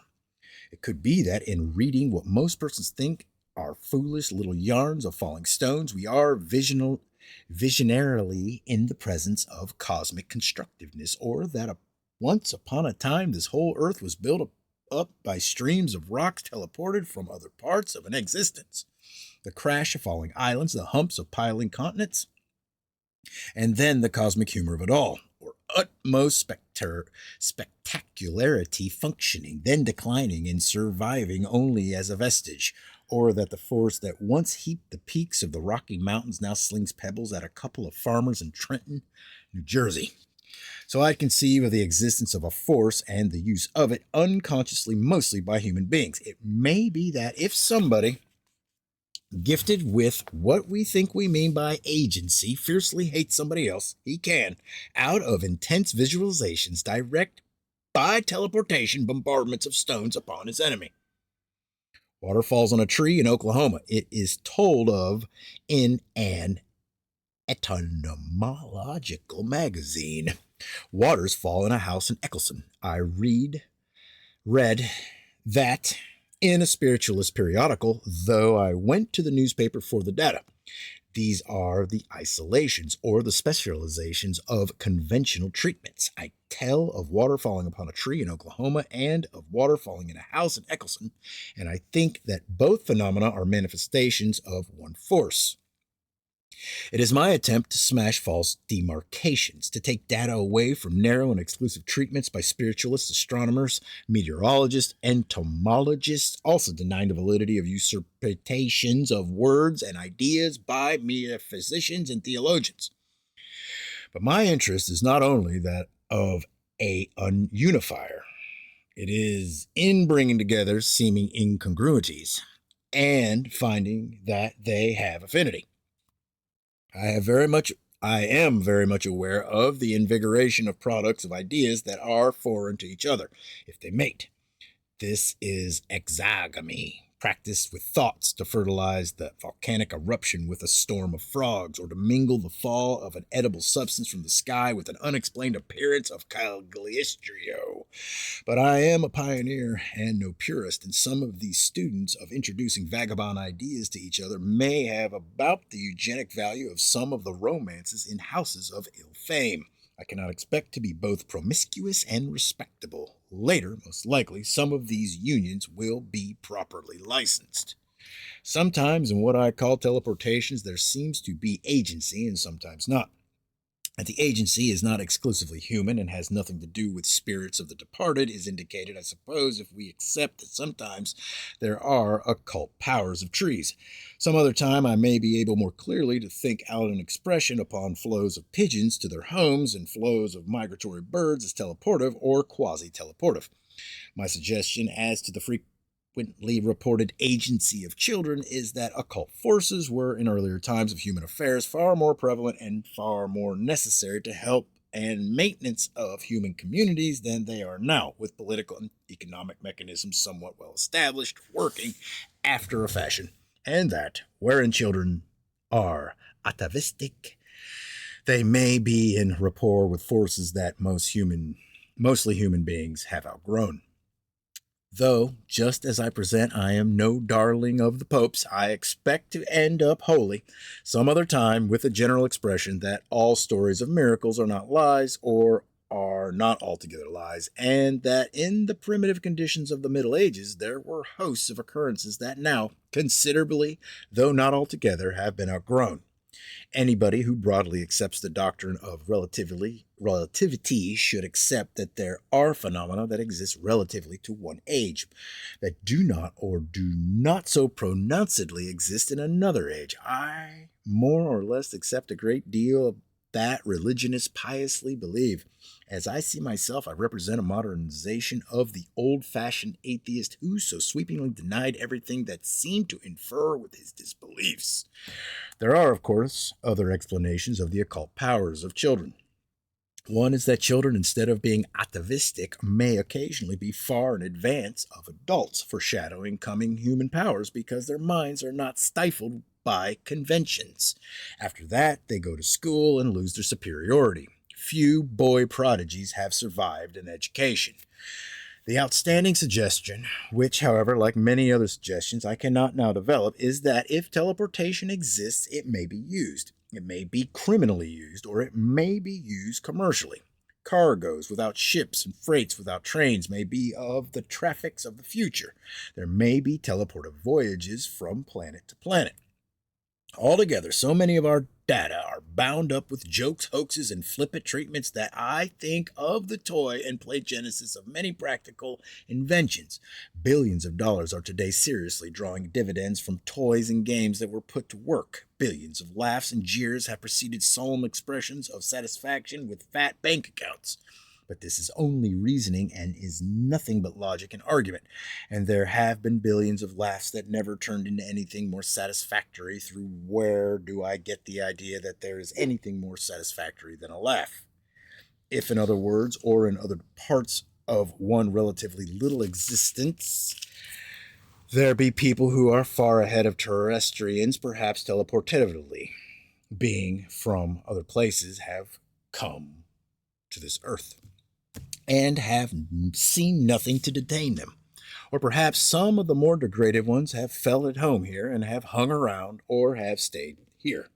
I think of these fellows as throwbacks, concealing their origin, of course, having perhaps only a slightly foreign appearance, having affinity with our barbarisms which their own races had cast off. I think of a feeling for this earth in other worlds as corresponding to the desire of most of us now and then to go to the South Sea Island and be degraded. Throwbacks translated to this earth would not, unless intensely atavistic, take to what we regard as vices, but to what their own far advanced people regard as perhaps unmentionable, or anyway unprintable degradations. They would join our churches and wallow in pews. They'd lose all sense of decency and become college professors. Let a false start, and the decline is swift. They'd end up as members of Congress. There is another view for which I am now gathering material. New York Times, December 6, 1913. Nope, 1930. Scores die, 300 stricken by poison fog in Belgium. Panic grips countryside. Origin complete mystery. War scenes recalled. It may be that it was war. Mostly, explanations by the scientists were just about what one would expect, but in the New York Telegram, December 6, Professor H. Sheldon was quoted. If there is a widespread lethal fog in the Meuse Valley, the conclusion of science would be that it is being deliberately caused by men or women. It may be that inhabitants of other worlds or other parts of one organic existence have declared war upon this earth and have discharged down here, sometimes under cover of fogs, volumes of poisonous gases. I have other records that may indicate something of this kind, but reluctantly I give up this interesting notion as applied to the occurrence of December 5th, 1930, because it associates with another phenomena of which I shall tell later. Only 2 weeks after the tragedy in Belgium appeared The Fishmonger. The writer of the editorial in the New York Herald Tribune, December 19, 1930, stated, "The conventionalizing of the minimizing and the obscuring that always cloak events that are inconsistent with the main norm of supposed knowledge. One may suspect that a sensational newspaper man counting up the deaths some dark day in the smoky steel towns on the Allegheny River could produce a story not far behind that from Belgium. 77 men and women were struck dead in Belgium. Oh, there's always some commonplace explanation for these occurrences if we only use our common sense." All right. Chapter 5. Upon the 9th of January, 1907, Mr. McLaughlin of the town of Magillan, County Derry, Ireland, hadn't a red light. Neither had his sister, nor his niece, nor his maidservant. They hadn't a cabinet, but a show was staged at their house as if they knew altogether too much about phosphorescent paint, and if Mr. McLaughlin bought false whiskers. There was a phenomenon in sunlight, and there was an atmosphere as unmystical as pigs and neighbors. If any spiritualistic medium can do stunts, there is no more need for special conditions than there is for a chemist to turn down lights, start operations with a hymn, and ask whether there's any chemical present that has affinity with something named hydrogen. Mr. McLaughlin had clean soot from the chimney. I wonder what relation there may be. It is said that immediately afterward phenomena began. There were flows of soot from undetectable sources in rooms and from room to room independent of drafts, sometimes moving against drafts. Also, there were flows of stones or bombardments. About 30 panes of glass were broken by stones in the daytime, some of them in the presence of neighbors. This is the story as it was told by reporters of the Derry Journal and the Coleraine Constitution, who had been sent to investigate. Probably there was a girl, age 14 or 15, in this house, but as to the ages of Mr. McLaughlin's niece and maidservant, I could not learn particulars. The conventionally scientific or fishmongerish thing to do would be to think of some commonplace explanation of the soot and forget the stones. There would not be so much science if people had good memories. The flows of stones can be explained as peggings by neighbors if the soot be forgotten. Our data have been bullied by two tyrannies. On one side, the spiritualists have arbitrarily taken over strange occurrences as manifestations of the departed. On the other side, conventional science has pronounced against everything that does not harmonize with its systemizations. The scientist goes investigating about as to match ribbons a woman goes shopping. The spiritualist stuffs the maws of his emotions. One is too dainty and the other is gross. Perhaps between these two we shall some day be considered models of a well-bred behavior. Showers of frogs and worms and periwinkles, and now it's showers of nails. St. Louis Globe, Democrat, October 16, 1888, dispatch from Brownsville, Texas. That on the night of the 12th, the lighthouse at Point Isabel, occupied by Mrs. Schreiber, widow of the keeper, who had departed not long before, had been struck by a rain of nails. The next night, about dark, came another shower of nails, more variety. Also down pelted clods of earth and oyster shells. Bombardments continued. People gathered and saw showers, mostly of nails, but could not find out where they were coming from. In Human Nature, March 1871 is a story of flows of corn that were passing from a lock crib in Buchanan, Virginia. But in this case, it was said that apparitions were seen, and mostly, at least so far as apparitions are concerned, our accounts are not ghost stories. There have been mysterious showers of money in public places. I have gravely copied amounts from newspapers, but there must have been something the matter with my gravity because I put the notes away without indexing them, and just now I can't find them among about 60,000. One of the stories was of coins that for several days a few years ago fell intermittently into Trafalgar Square, London. Traffic was so inferred with by scramblers that the police investigated but could but could trace nothing to the buildings around the square. Every now and then there was a jingle of coins and a scramble, and the annoyance of the police was increased. They investigated. Maybe there are experimenters who have learned to do such things teleportively. I'd see some sport in it myself if it wouldn't cost too much. There was a piker with pennies in London several years ago. New York Evening World, January 18th, 1928. Flows of copper coins and chunks of coal in a house in Battersea, London, occupied by a family named Robinson. The Robinsons are educated people and scout the idea of a supernatural agency. However, they are completely baffled and declare the phenomena take place in closed rooms, thus precluding the possibility of objects being thrown from outside. There's a small chance of such phenomena being understood just at present because everybody's a logician. Almost everybody reasons there are no supernatural occurrences, therefore these alleged phenomena did not occur. However, through some closed skulls, mostly independently of eyes and ears and noses, which tell mostly only what they should tell, is penetrating the idea that flows of coins and chunks of coal may be as natural as flows of rivers. Those of us who have taken this degree of our initiation may now go on to a more advanced stage of whatever may be the matter with us. October 30th, 1919, Swanton Novers Rectory, near Melton Constable, Norfolk, England. Oil spurting from the walls and ceilings. It was thought that the house was over an oil well, the liquid percolating and precipitating, but it was not crude oil that was falling. The liquids were paraffin and petrol. Then came showers of water. Oil was falling from one of the appearing points at a rate of a quart in 10 minutes. Methylated spirits and sandalwood oil were falling. In an account dated September 2nd, it is said that the receptacles had been placed under appearing points and that about 50 gallons of oil had been caught. Of 13 showers upon September 1st, 2 were of water. The circumstance that is of most importance in this story is that such quantities of oils and water appeared here that the rector, the Reverend Hugh Guy, had been driven out and had moved his furniture to another house. London time, September 9th. Norfolk mystery solved.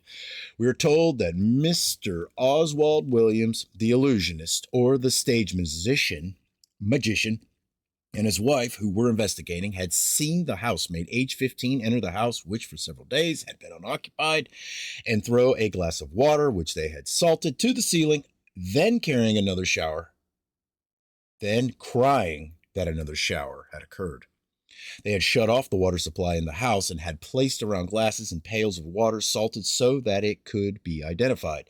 As Mr. and Mrs. Williams told it, they, in hiding, saw the girl throw the salted water and rushed out of their hiding place and cursed her, conceivably all for the sake of science and conceivably with not a thought of publicity values. Mr. Williams told newspaper reporters of his successful stratagem and put completeness into his triumph by telling that the girl had confessed. She admitted that she had done it, and finally she broke down and made a clean breast of it.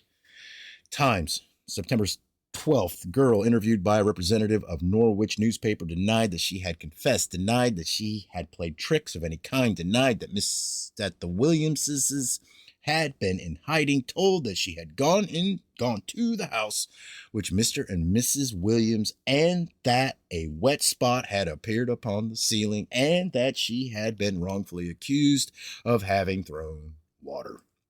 According to the little girl's statement, she was at no time alone in the kitchen. She insists that she was the victim of a trick and that great pressure was put upon her to admit that she had thrown salted water on the ceiling.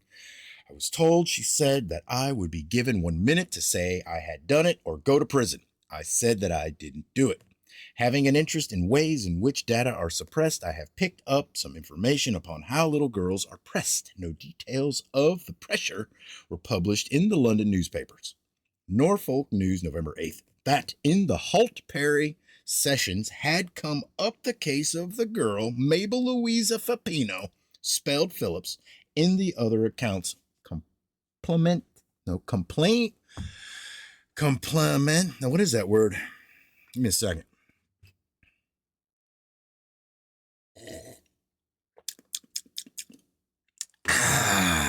Complainant against Mrs. Oswald Williams. who was charged with having assaulted her. The girl said that Mrs. Williams had time after time struck her in the face and had called attention to her face, reddened by blows, as evidence of her guilt. Mrs. Filipino testified that when she arrived at the rectory, her daughter's first words were that she had been beaten. The Reverend Hugh Guy testified, but he did not testify that he was in the house at the time. According to details picked up from other accounts, he was not in the house at the time. It is said that legal procedure in Great Britain is superior to whatever goes under the name in the United States. I can't accept that legal procedure anywhere is superior to anything. Mr. Guy, who had not been present, testified that he had not seen the girl struck, and I found no record of any objection by the girl's attorney to such testimony. The case was dismissed, and then a document closed investigation. It was a letter from Mr. Guy published in the Times September 13th. Mr. Guy wrote that he had tasted the water upon the ceiling and had tasted salt in it, so he gave his opinion that the girl had thrown the water. Most likely there is considerable salt, reminders of long successions of hams and bacons on every kitchen ceiling. According to Mr. and Mrs. Williams, the girl had confessed, but see Mr. Guy's letter to the Times that the girl had not confessed. So because of Mr. Guy's letter, the Williamses cannot be depended upon, but we're going to find out that Mr. Guy cannot be depended upon. To be sure, I'm going to end up with something about photographs, but photographs cannot be depended upon. I can't see that out of our own reasoning we can go anywhere if there isn't anything phenomenal that can be depended upon. It is my expression that if we are entering upon an era of a revised view of many formerly despised and ridiculed data, that there will be a simultaneous variation of many minds more favorably to them, and that what is called reasoning in those minds will be only supplementary to a general mental tropism. The investigation was stopped by Mr. Guy. The inquiry sure, or the mystery bobber. Was this statement in his letter? It would have taken only a small quantity to create the mess. The meaning of this statement is that whereas gallons or barrels of oils at a cost of hundreds of dollars could not be attributed to a mischievous girl, only a small quantity could be. Flows of frogs, flows of worms, flows of lies. Read this. London Daily Express, August 30th. The rector, in response to a request from the Daily Express for the latest news, reported as follows. To the editor of the Daily Express. Expert engineering arrived Monday. Drippings ascribed to exudations on August 8th of petrol, methylated spirits, and paraffin. House evacuated, vapor dangerous, every room affected, downpour rather than dripping. Guy. In the Daily Express, September 2nd, is published Mr. Guy's statement that he had been compelled to move his furniture from the house. According to other accounts, the quantities were great. In the London Daily News were published reports by an architect, a geologist, and a chemist telling of observations upon profuse flows. In the Norwich newspapers, the accounts are similar. For instance, the foreman of an oil company, having been asked to give an opinion, had visited the house and had caught in a tub 2 gallons of oil, which had dripped in 4 rooms from one of the appearing points. Just how, as a matter of tricks, a girl could have been concerned in these occurrences is not picturable to me. The house was crowded while the oil expert, for instance, was investigating, but it does seem that unconsciously she was concerned. The first of the showers occurred in her room. Ceilings were bored and ripped off, but nothing by which to explain was found. Then another stage magician, Mr. N. Maskelyne, went to Swantonovers with the idea of exposing trickery. Possibly this competition made the Williamses hasty, but Mr. Maskelyne could find nothing by which to explain the mystery. According to him, barrels of it had appeared during the time of his observations. Just how effective as an inquiry stopper was the story of the girl of the small quantity is shown by the way the Society of Psychical Research was influenced by it. See the journal SPR, October 1919. Mr. Guy's letter to the Times is taken as final. No knowledge of conflicting statements by him is shown. The society did not investigate. A small quantity can be explained as it should be explained, but barrels of it must be forgotten. Case dismissed. If the Reverend Hugh Guy described at one time a downpour which had driven him and his tables, chairs, beds, rugs, all those things that I think of seriously because I have recently done some moving myself and then told of a small quantity. Why have I not an explanation of this contradiction? I wrote to Mr. Guy asking him to explain, having the letter registered for the sake of a record. I have received no answer. In the London Daily Mail, September 3rd, 1919, are reproduced two photographs of oil dripping from different ceilings. Large drops of oil are clearly visible. All right, chapter 6. Flows of blood from holy images. I take for a proposition that though nothing can be proved, because if all phenomenal things are continuous, there is, in a final sense, nothing phenomenal. Anything can be said to be proved, because if all phenomenal things are continuous, the most preposterous nonsense must somewhere be linked with well-established beliefs. If I had the time for an extra job, I'd ask readers to think up loony theories and send them to me, and I'd pick out the looniest of all and engage to find abundant data to make it reasonable to anybody who wanted to think it reasonable. Once upon a time, I thought that stories of flows of blood from holy images were as ridiculous as anything I had ever read in any astronomical or geological textbook or in any treatise upon economics or mechanics. Well, then, what happened? It occurred to me that stories of flows of blood from holy images are assimilable with our general expressions upon teleportations, whereupon, automatically, the formerly despised became the somewhat reasonable. Though now and then I am in ill nature with scientific methods, it is no pose of mine that I am other than scientific myself in our expressions. I am tied down like any college professor or Zulu wise man. As a start off, I suggest that if we accept that flows of water have ever appeared at points in objects called houses, a jolt is softened and we pass easily into thinking that other fluids may have appeared at points in other objects called holy images. The jolt is softened still more if we argue that other fluids did appear at points in the object called a house at Swantinovers. There may be teleportation, and maybe for ages the secret of it has been known by esoteric ones. It may be that priests, especially in the past, when sociologically they were of some possible use, have known how to teleport a red fluid or blood to points upon images. They may have been agents able to do this without knowing how they got their effects. If I can accept that our whole existence is an organism, I can accept that if by so-called miracles its masses of social growth can best be organized and kept coordinated, then appear so-called miracles. The only flaw that I note in this argument is that it overlooks that there is no need for miracles. If there is a need for belief in miracles, miracles can be said to have occurred. We shall have an expression in terms of some of the other of our expressions. If we arrange the ideas of it neatly, if not nattily, no more will be required to impress anybody who would like to be impressed. Out in the open fields, there have been mysterious or miraculous showers of water. Then has appeared the seeming agency of human beings, and similar showers have occurred in houses.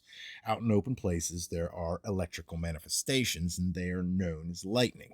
The general specializes, and human beings use electricity in their houses or in images that are called machines. Or we'd say that electricians are trained agents in the uses of lightning. Out in open places, there have been flows of red liquid. In La Nature, September 25th, 1880, Professor J. Brun of the University of Geneva writes that near Djebel Sekra, Morocco, he had heard rumors of a fall of blood from the sky. He visited the place of the reported phenomenon. He says that, to his stupefaction, he found rocks and vegetation covered with scales of a red shining material. Examining specimens under a microscope, he found them composed of minute organisms which he tells us were Protococcus fluvialis. The identification may be doubted. I don't like it. The ease with which any writer can pick to pieces any statement made by anybody who is not present to bandy delusions with him is becoming tiresome, but if I will write a book. I will write it triumphantly. So this identification may be doubted. First, we note that Professor Brun says that instead of having the features of the algae that he had named, these organisms were simple or undifferentiated. To explain this appearance, the professor, who had perhaps recovered from his stupefaction, says that the things were young ones, but an aggregation exclusively of young protococci is as extraordinary as would be a vast assemblage, say, filling Central Park, New York, of human infants without a sign of a parent. The explanation sublimates segregationism. It attributes to a grab an exquisite discrimination. Somewhere in a swamp, said Professor Brun, there were hosts of protococci, venerable ones, middle-aged ones, and their brats, or all sizes, as he worded it. Along came a whirlwind, carrying away all the minute organisms. This big, rough disturbance removed, with microscopic fastidiousness, old protococci from young protococci, according to differences in specific gravity. It cast down at one place all the bereft parents and precipitated at Jebel Sekra a rain of little red orphans. We will, when we recover from the sadness into which this tragedy cast us, we reflect that all organisms, red blood cells, are of the simplest or least differentiated. Anyway, here is an orthodox scientist who accepted that a red fluid did fall from the sky. I have about a dozen other records of showers of red fluids that were not rains colored by dusts. Upon several of these occasions, the substance was identified as blood. Or that once upon a time, or once upon an archaic time, there came to this earth along arterial paths in space red flows of primitive plasm that deluged continents, and out of which, by the plan, purpose, guidance, or design that governs developments in all organisms, higher forms of life developed. And that maybe this mechanism has not altogether ceased, so that to this day, but in vestigial sense or in a very much dwindled representation, such flows are continuing. And that if human beings ever have had agency in directing such flows, that is only a specialization of the general. Once upon a time, it was the fashion with those of us who say that they are of the enlightened to reject all stories of the miracles of Lourdes. The doctors had much to do with this rejection. Somewhere behind everything that everybody believes or disbelieves is somebody's pocket. But now, as to those miracles, the explanation of autosuggestion is popular. Some of us who were not interested are beginning to think. The tendency that I point out is that of so often rejecting both data and an explanation simply because one rejects an explanation. Many of our data are in this position of phenomena at Lourdes. Explanations have been taken over by theologians or by spiritualists, and scientists, instead of opposing this usurpation, have denied the data. Whether it is only because I now want so to accept or not, I now accept that the phenomenon of the stigmata or flows of blood from points upon living images has occurred. Most likely, those who deny the phenomenon of the stigmata are those who have not read or have not recently read the story of Louis Latour, for instance. One would have to be of a very old-fashioned resistfulness not to accept the story half an hour after reading it. For the latest instance, that of Teresa Newman, of the village of Connersreuth, near Munich, Germany. See the New York Times, April 18, 1928. In recent years, several cases have been reported in the United States. Flows of blood from points in living images lead us to flows of blood from points in graven images. If one accepts the phenomena of the stigmata, I don't know, that acceptance is monstrously stretched by transferring the idea from bodies to statues. On Saturday, August 21st, 1920, all statues and holy pictures in the home of Thomas Dwan of Templemore, Tipperary, Ireland, began to bleed. See newspapers of August 24th. A boy, James Walsh, a devout youngster, age 16, was the center of the reported phenomena at Templemore. Perhaps the bleeding statues and pictures were trickeries of his. All boys and girls are little rascals. This is a generalization that one can feel somewhat nearly sure of until it is examined. Then, because of continuity, we find that we cannot define boys and girls, because no definite line can be drawn between youngsters and adults. Also, rascality and virtue merge. Well, without arguing, I say that if all the boys and girls who appeared in our records were rascals, they were most expert little rascals. Towns in ruins, terrible bloodshed, bombs and burnings, shocking series of murders, hellish vandalism, brutality and terrorism, hanging, ambushes, raids. Whatever the association may be, I note conditions in Ireland at this time. Here is one newspaper heading telling of occurrences of one day: reign of terror in Ireland, terrible massacre, appalling loss of life, Holocaust, bloodshed, and horror. 5 days before the phenomena at Templemore were first reported, this town was raided. The town hall was burned down and other buildings were destroyed. Templemore was terrorized. All shops were closed. Few persons dared to be seen in the streets. On the road to Templemore, there was not a cart. The town was partly in ruins. It was God-forsaken and shilling and pence deserted. I take from the Tipperary Star. In Dwan's house and in the house of his sister-in-law, Mrs. Maher, where lived and worked the young man, James Walsh, statues started to bleed simultaneously. This news sneaked up and down the roads. Its carriers were stealths amidst desolation and ruin. Then they scurried from farm to farm, and people were coming out from their homes. They went to Templemore to see. Then they went in droves. The roads began to hum, sounds of tramping and creaking of wheels, men and horses and primitive old carts and slickest of new cars from cities. It was medievalism honked with horns, or one of the crusades with chariots slinging out beer bottles. Anachronism is just one more of the preposterous errors of life, nature, or an organism, or whomever or whatever may be the artist that does these things. The roads began to roar, strings of people became ropes of marching thousands, hope and curiosity, piety and hilarity, and the incentive to make it a holiday, out for the fun of it, out to write letters to the newspapers exposing the fakery of it, out to confirm religious teachings. But maybe all this cannot be explained in terms only of known human feelings. It was as enormous as some of the other movements of living things that I shall tell of. Then the news that was exciting Ireland was going out to the world. The terror that chanting processions were threading may have had relation with these rhythms of marchers. They were singing their song of the long, long way, and then arriving shiploads took up the song. Messrs. Cook, the tourist agents, sent inquiries as to whether the inns of Templemore could provide for 2,000 pilgrims from England, Scotchmen and Englishmen and Frenchmen. Tourist agencies in the United States, European countries, and Japan sent inquiries.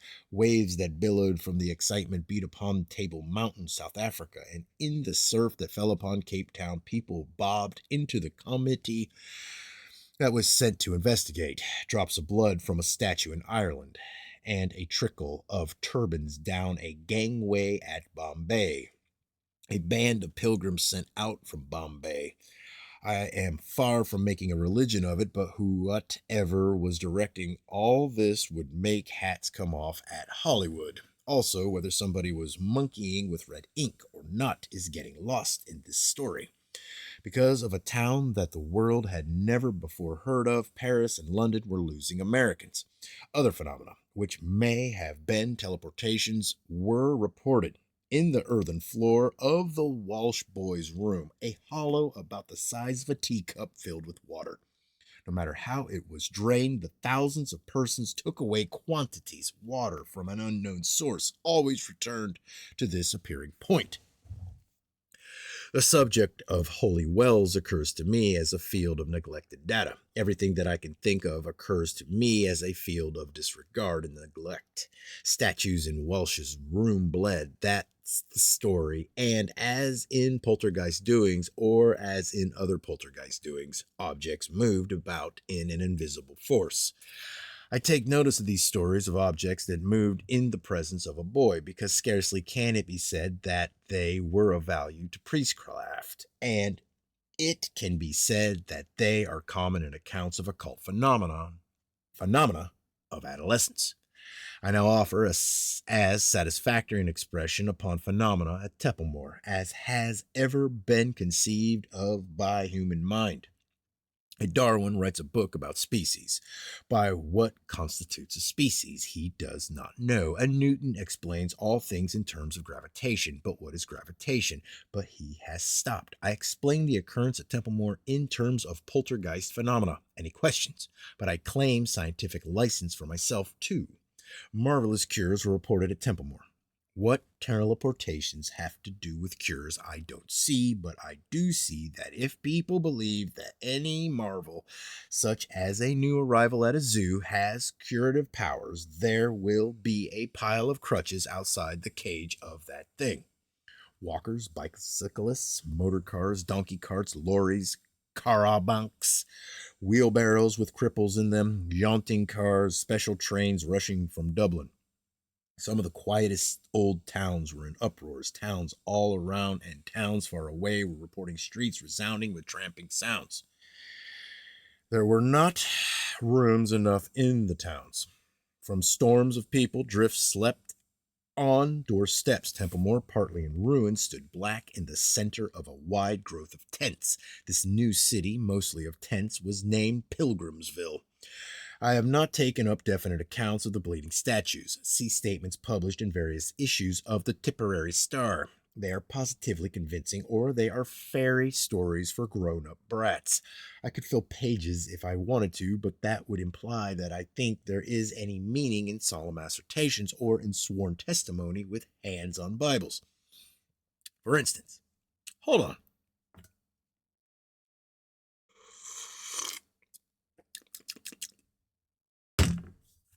For instance, I have notes upon an account by Daniel Egan, a harness maker at Templemore, of blood that he had seen oozing from a statue, but the statement may be attributed to a sense of civic responsibility.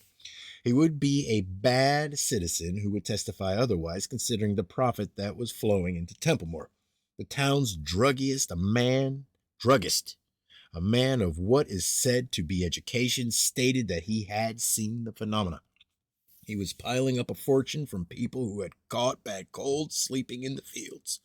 I suppose that some of them had come devoutly from far away, but had begun to sneeze and had backslid from piety to pills. However, something that I cannot find a hint of is that either Dwan or the Mahers charged admission. At first, people were admitted in batches of 50, somebody holding a watch saying every 5 minutes, "Time, please." Soon, Dwan and the Mahars placed the statues in windows for all to see. There were crowds all day, and torchlight processions moved past these windows all night. The blood that was shed in Ireland continued to pour from human beings, but the bleeding statues stopped, or statements that statues were bleeding stopped. However, wherever the water was coming from, it continued to flow from the appearing point in the Walsh's boys' room. In the Tipperary Star, September 25th, the estimate is that in about 1 month, 1 million persons had visited Pilgrimsville. To some degree, the excitement kept up the rest of the year. They were threading terror with their peaceful processions. They marched through a terrible toll of bloodshed, wild scenes at Nenagh, the Banshaw horror. Past burned and blackened fields in which corpses were laying, streamed these hundreds of thousands, chanting their song of the long, long way, damning the farmers who were charging them 2 shillings apiece for hard-boiled eggs, praying, raiding chicken houses, telling their beads, stealing bicycles. Mr. John McDonnell gave a pilgrim a lift and was robbed of 250. But one of these detachments enters town. In another street, a man runs from a house. My God, I am shot. That was 250 pounds, by the way. My God, I am shot. Not far away, the steady sound of tramping pilgrims. These flows of beings are as mysterious as the teleportations of substance. They may mean an organic control or maintenance of balance, even in a part that is diseased with bombs and ambuscades and arson. But it is impossible, except to the hopelessly pious, to consider with anything like veneration any such maintenance of a balance, because if a God of order be conceived of, also is he or it a God of murder. But regarded aesthetically, sometimes there are effects that are magnificent. Bloody Sunday in the country Cork. But upon this day, somewhere upon every road in Ireland is maintained a rhythm. Somewhere a lorry of soldiers is moving down a road, out of bushes come bullets, and the sides of the car are draped with a droop of dead men. Not far away, men and women and children are marching along the roads of distracted Ireland, steady pulsations of people and people and people. Chapter 7.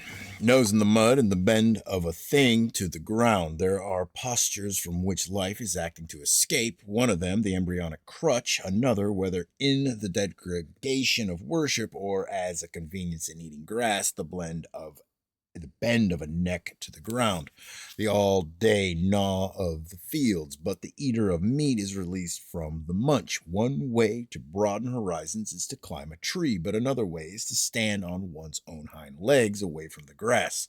A. Bernard Shaw dines on hay and still looks behind for a world that's far ahead. These are the disgusts for vegetarians felt by the planters of Ceylon in July 1910. Very likely I am prejudiced myself. Perhaps I think that it is gross and brutal to eat anything at all. Why stop at vegetarianism? Vegetarianism is only a semi-ideal. The only heavenly thing to do is to do nothing. It is gross and brutal and animal-like to breathe. We contribute to the records of strange alarms. There was one in Ceylon.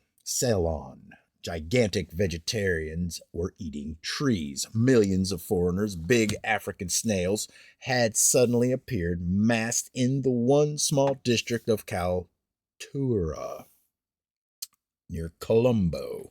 Shells of the largest were 6 inches long. One of them, that weighed 3/4 of a pound, was exhibited at the Colombo Museum. They were crowded or massed in one area of 4 square miles. One of the most important of the data is that this was in one of the mostly thickly populated parts of Ceylon.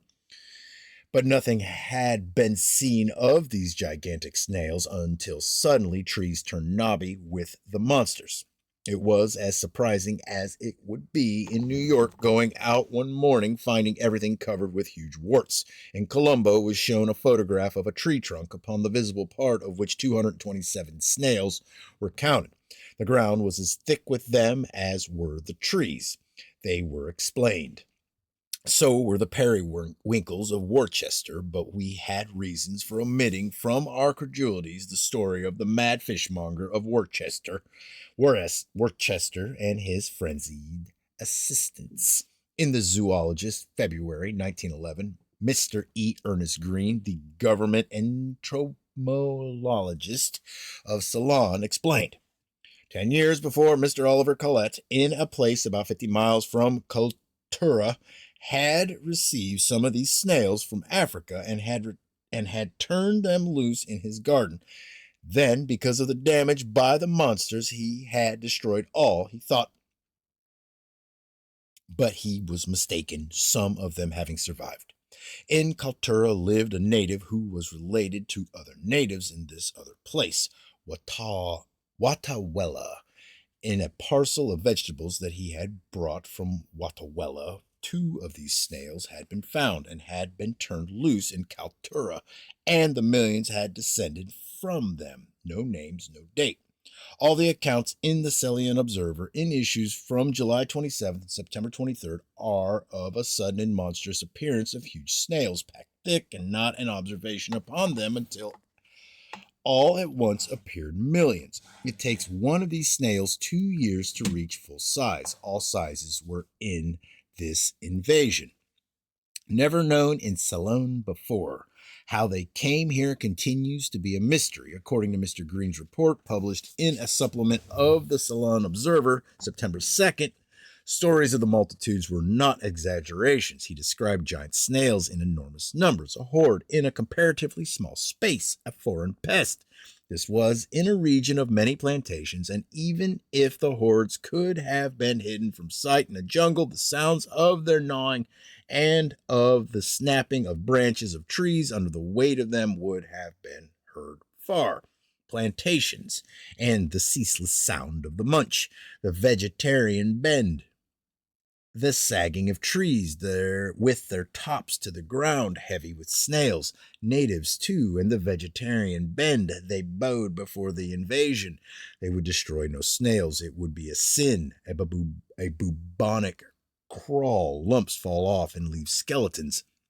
There would be a sight like this if a plague would hypnotize a nation and eat to their bones rigid crowds, tumors that crawl and devour clothing and flesh disappearing congregations of bones. There was a hope for infidels. When a lost soul was found, there was rejoicing in Kaltura, and double pay was handed out. Satanically, the planters raked up infidels who sinfully gathered snails into mounds and burned them. One of our reasons for being persuaded into accepting what we wanted to accept in the matter of the phenomenon at Worcester was that not only periwinkles appeared, also appeared crabs, which could not fit in with the conventional explanation. Simultaneously with the invasion of snails, there was another mysterious appearance.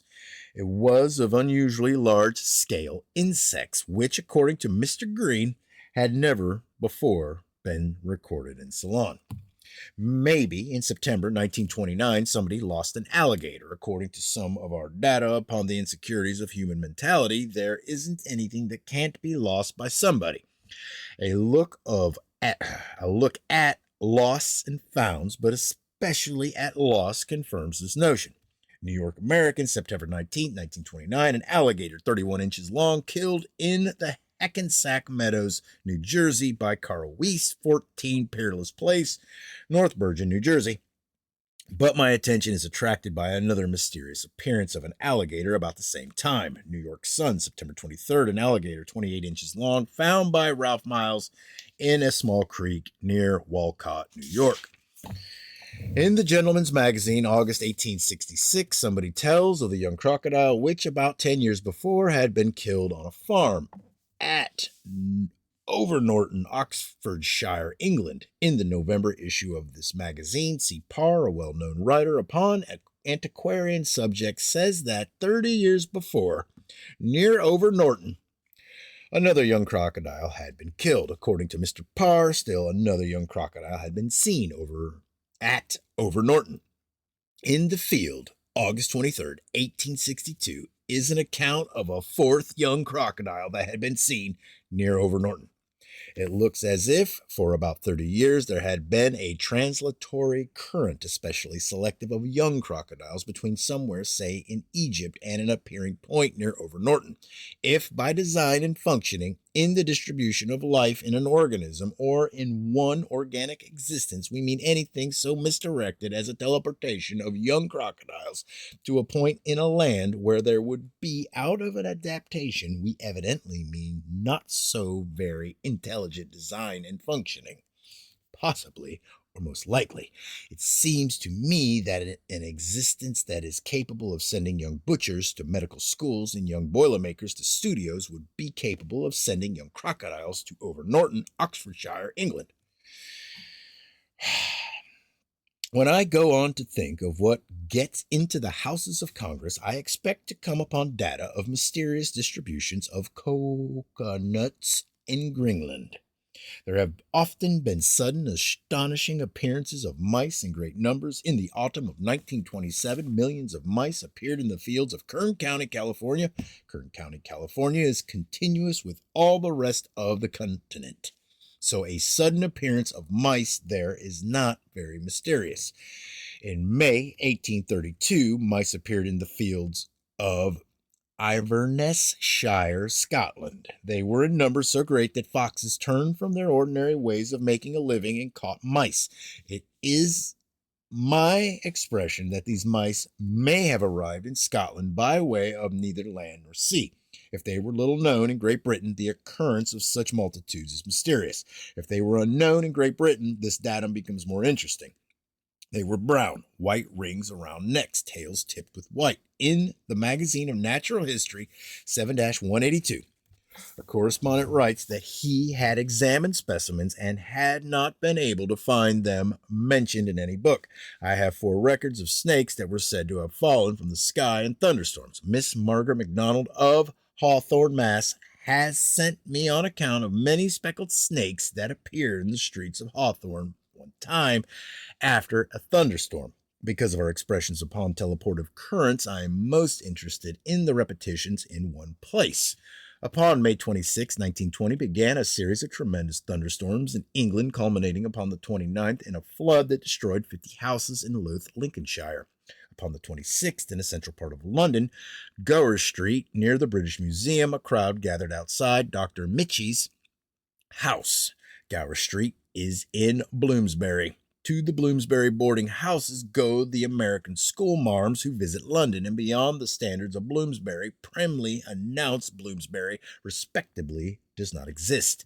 Dr. Mitchie went out and asked the crowd what it or anything else could mean by conspicuous could mean by being conspicuous in Bloomsbury. He was told that in an enclosure behind his house had been seen a snake. In a positive sense, he did not investigate. He simply went to a part of the enclosure that was pointed out to him. Though in his general practice, Dr. Mitchie was probably as scientific as anybody else. I must insist that this was no scientific investigation. He caught the snake. The creature was explained. It was said to be a naja, a venomous snake from Egypt. Many Oriental students live in Gower Street to be near the British Museum and University College. In all probability, the Oriental snake had escaped from an Oriental student. You know, I don't see that Oriental students having Oriental snakes is any more likely than the American students should have American snakes, but there is an association here that will impress some persons. According to my experience and according to data to come, I think that somebody identified an English adder as an Oriental snake to fit in with the Oriental students, and then fitted in the Oriental students with the Oriental snake, arguing reasonably that if an Oriental snake was found where there were Oriental students, the Oriental snake had probably escaped from the Oriental students. As I have pointed out often enough, I know of no reasoning process that is not parthenogenic, and if this is the way the identification and the explanation came about, the author of them has companionship with Plato and Darwin and Einstein and earthworms. The next day there was another crowd, this one in a part of London far from Gower Street. A snake had been seen in a garden. Then a postman... Hold on. All right, thought I'd seen a spider. That would have been interesting. Let's see. Gower Street, a butcher. Mr. G.H. Hill looked out from his shop and saw a snake wiggling along the sidewalk. He caught the snake, which was probably an adder. Picture of it in the Weekly Dispatch of the 30th. So there were some excitements, but they were mild compared with what occurred in a crowded part of London June 2nd. In the Daily Express, June 3rd, outside the Roman Catholic Cathedral, Westminster, an adder appeared. This one stopped traffic and had a wide audience that approached and retreated with a surge to every wriggle in such a disproportion that there was no seeing how action and reaction can always be equal. 3 men jumped on it. This one is told of in the Westminster and Pimlico News, June 4th and 11th. And here it is said that another adder had appeared in Westminster, having been caught under a mat at Mortesh Mansions. About this time, far away in North London, an adder was killed in a field. Common sense tells me that probably some especially vicious joker had been scattering venomous snakes around. But some more common sense tells me that I cannot depend upon common sense. I have received letters upon strange appearances of living things in tanks of rain water that seemed inaccessible except to falls from the sky. Mr. Edward Foster of Montego Bay, Jamaica, BWI, has told me of crayfishes that were found in a cistern of rainwater at Port Antonio, Jamaica. Still, such occurrences may be explained conventionally, but in the London Daily Mail, October 6, 1921, Major Harding Cox of Newark, Sussex, tells of an appearance of fishes that is more mysterious.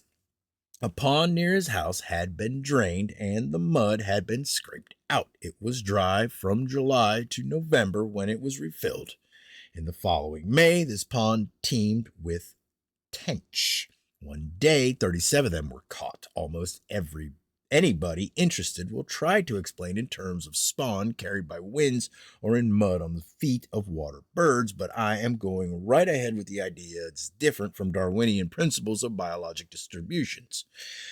Major Cox, who is a well-known writer, probably reviewed all conventional explanations, but still he was mystified. There would not be so much of the interesting in this story were it not for his statement that never before had a tench been caught in this pond. Eels are mysterious beings. It may be that what are called their breeding habits are teleportations. According to what is supposed to be known of eels, appearances of eels anywhere cannot be attributed to transportations of spawn. In the New York Times, November 30th, 1930, a correspondent tells of mysterious appearances of eels in old moats and in mountain tarns, which had no connection with rivers. Eels can travel over land, but just how they rate as mountain climbers, I do not know. All right. In the American Journal of Science 16-41, a correspondent tells of a ditch that had been dug on his farm near Cambridge, Maryland. It was in ground that was a mile from any body of water. I'm going to close that door on that chicken. I'm closing it. I'm not closing it. You're just going to have to listen to the chicken. Where was I? Then, in the rainwater that filled the ditch were found hundreds of perch of two species. The fishes could not have developed from spawn in short a time, so they were 4 to 7 inches long, but there was here a marksmanship that strikes my attention. Nothing is said of dead fishes lying upon the ground at sides of the ditch. Hundreds of perch arrived from somewhere exactly in this narrow streak of water. There could have been nothing so scattering as a shower, except this story, and it looks as if to a new body of water vibrating perhaps with the needs of vacancy. There was response somewhere else, and that with accuracy hundreds of fishes were teleported. If somebody should have faith in us and dig a ditch and wait for fish and get no fish and say that we're just like all other theorists, we explain that with life now well established upon this earth, we regard many teleportations as mere atavisms of no functional value. This idea of need and response, or of the actively functional, is taking us into a more advanced stage of a conception of an organic existence. For a while, we shall make no progress with this expression, having much work to do to make acceptable that there is teleportation, whether organic or not. Perhaps some sudden and widespread appearances of exotic plants were teleportations. Such appearances in Australia and New Zealand seem to be satisfactorily explained as ordinarily importations, but in the London Daily News, April 1st, 1924, Dr. F.E. Weiss, professor of botany, University of Manchester, tells of the Canadian pondweed that suddenly infested the canals and slow-moving rivers of England about the year 1850, and says that the phenomenon never had been satisfactorily explained. Cardiff, Wales, Evening Express, June 1st, 1919. The countryside is set by the ears. That's a queer way for a countryside or anything else to be set. There may have been a queer occurrence. It is said that upon land belonging to Mr. William Calvert between the villages of Sturton and Stowe, 10 miles from Lincoln, wheat had appeared. It was 10 years since wheat had grown here.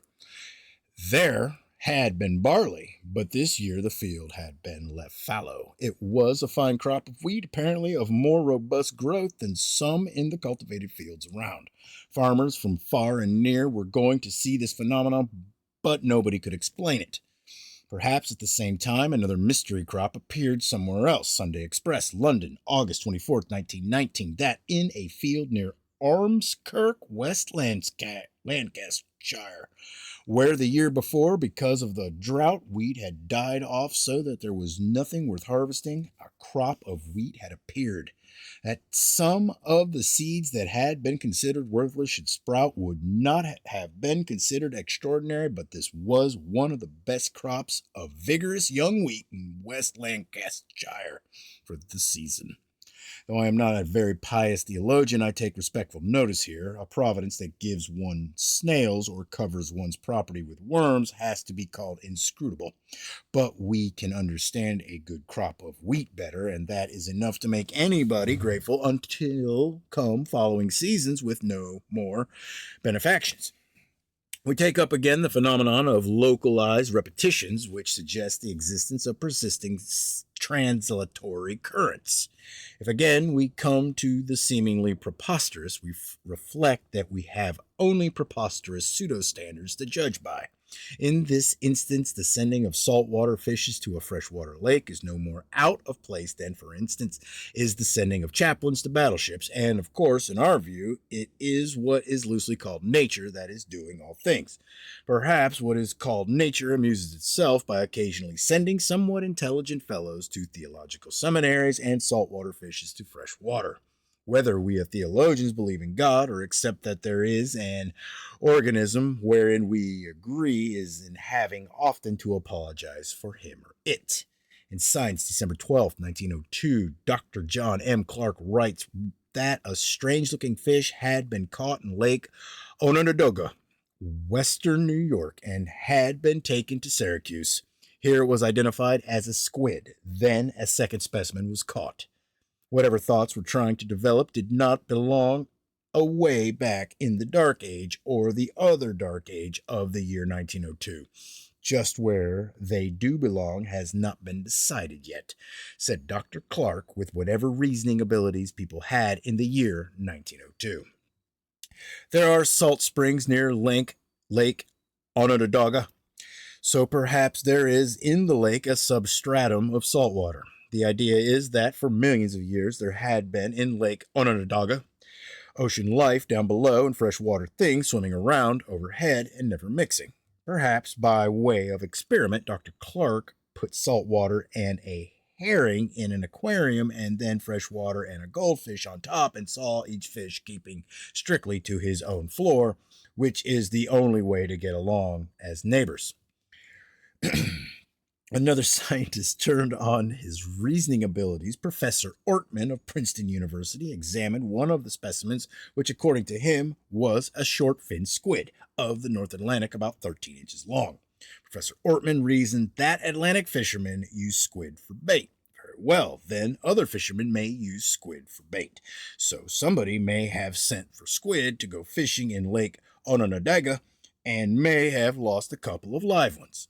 This is the science that is opposing our own notions, but for all I know, it may be pretty good science. An existence that would produce such explainers might very well produce such fishermen. So perhaps fishermen of Lake Onondaga, with millions of worms around, send several hundred miles for squid for bait, and perhaps Atlantic fishermen with millions of squid available send all the way to Lake Onondaga for worms. I've done foolisher myself.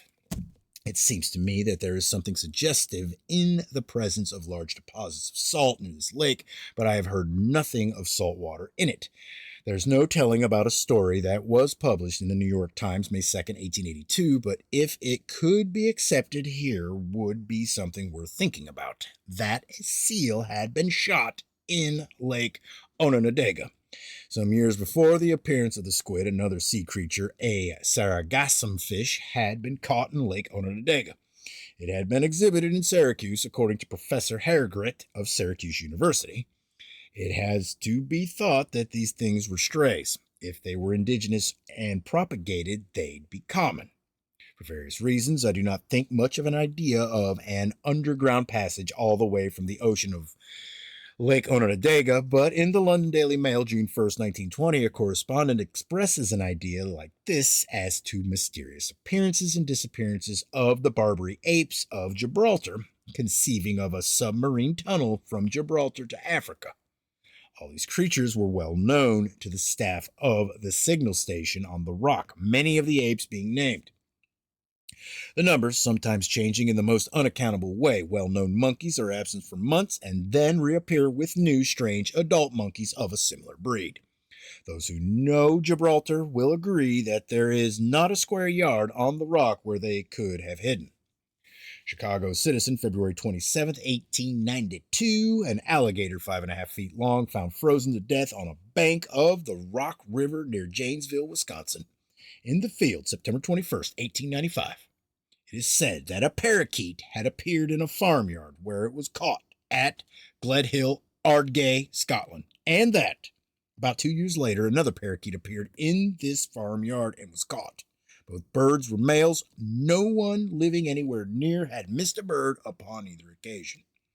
Later, we shall have expressions upon psychological and also physiological effects of teleportive seizures. It may be that a living thing in California was, upon the 1st of August, 1869, shot from a point to point and was torn to pieces in the passage. Flesh and blood that fell from the sky upon Mr. J. Hudson's farm in Los Nitos Township, California. A shower that lasted 3 minutes and covered an area of 2 acres. The conventional explanation is that these substances had been disgorged by flying buzzards. The day was perfectly clear and the sun was shining and there was no perceptible breeze, and if anybody saw buzzards, buzzards were not mentioned. The story is told in the San Francisco Evening Bulletin, August 9th, 1869. The flesh was in fine particles and also in strips from 1 to 6 inches long. There were short, fine hairs. One of the witnesses took specimens to Los Angeles and showed them to the editor of the Los Angeles News, as told in the news August 3rd. The editor wrote that he had seen but had not kept the disagreeable objects, to the regret of many persons who had besieged him for more information. That the meat fell, we cannot doubt. Even the parsons of the neighborhood are willing to vouch for that. Where it came from, we cannot even conjecture. In the bulletin, it is said that about 2 months before, flesh and blood had fallen from the sky in Santa Clara County, California. London Daily Express, March 24th, 1927, a butterfly, a red admiral that had appeared in a corner of the Girls' National School at Whitsley. It is said that every year for 16 years, a butterfly had so appeared in this corner of this room about the end of February or the 1st of March. I wrote to Miss Clark, one of the teachers, and she replied, verifying the story in general, though not vouching for the appearance of every one of the 16 years. I kept track and wrote again early in 1928. A copy of the letter that I received from Miss E. Clark, 95 Station Road, Whitsley. As to the idea of jokes by little girls, I do not think that little girls could get red admiral butterflies in the wintertime in England.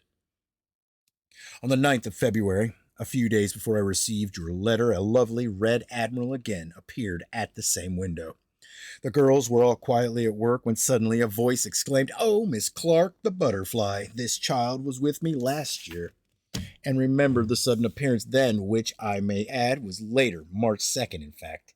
As I am writing, the visitor is fluttering about the window and seems quite lively. Last year's visitor lived about a month after its appearance, and then we found it dead. There is nothing else that I can tell you about our annual visitor, but really it does seem remarkable. Early in the year 1929, I again wrote to Miss Clark, but this time she did not answer me. Maybe a third letter was considered too much of a correspondence with somebody who had not been properly introduced. Anyway, people do not like to go upon record in such matters. There are circumstances in the story of the children of Clairvaux that linger in my mind. It was a story of a double or reciprocating current. I have searched for amounts of a mysterious disappearance and an equally mysterious appearance of something in the nature of an exchange in the same place.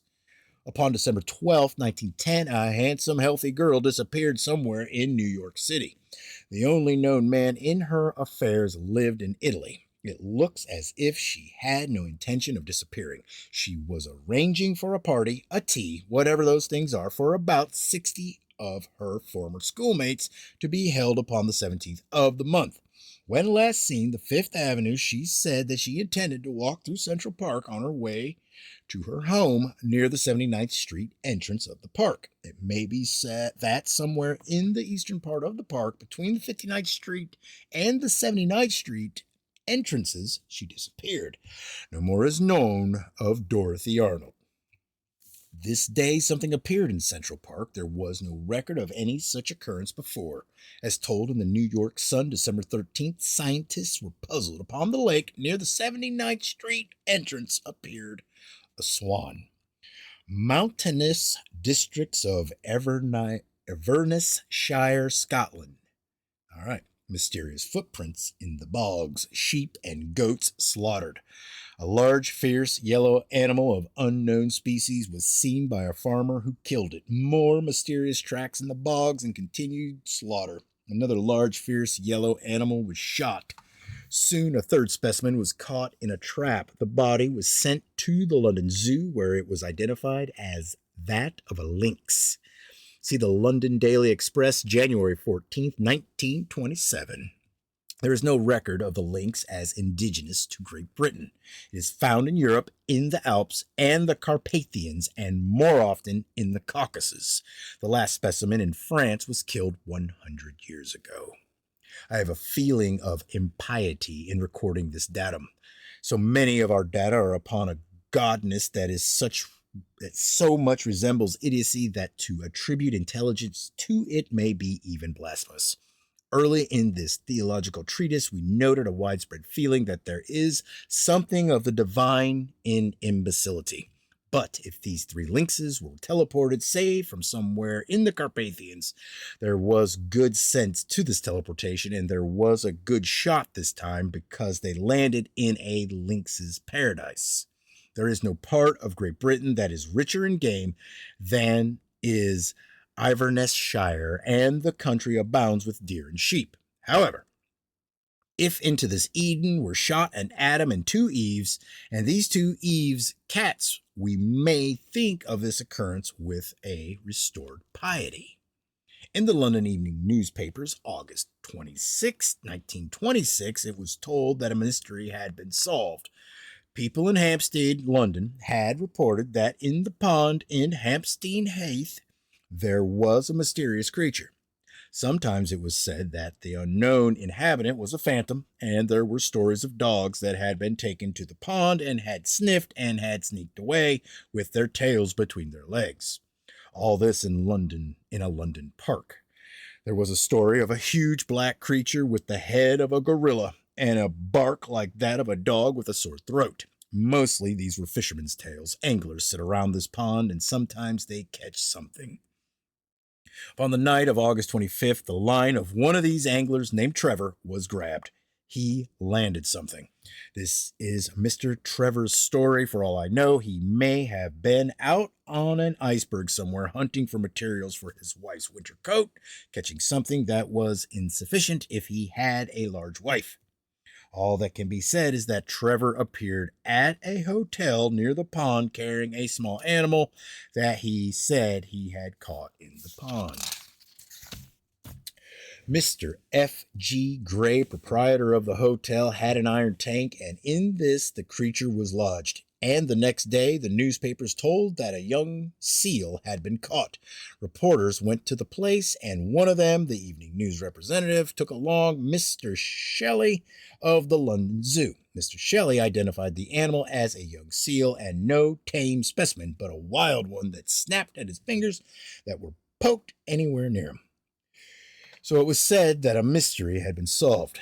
But there were stories of other seals that had been seen or had been heard barking before the time of the birth of the seal in the London pond. One would think that the place was somewhere in Greenland.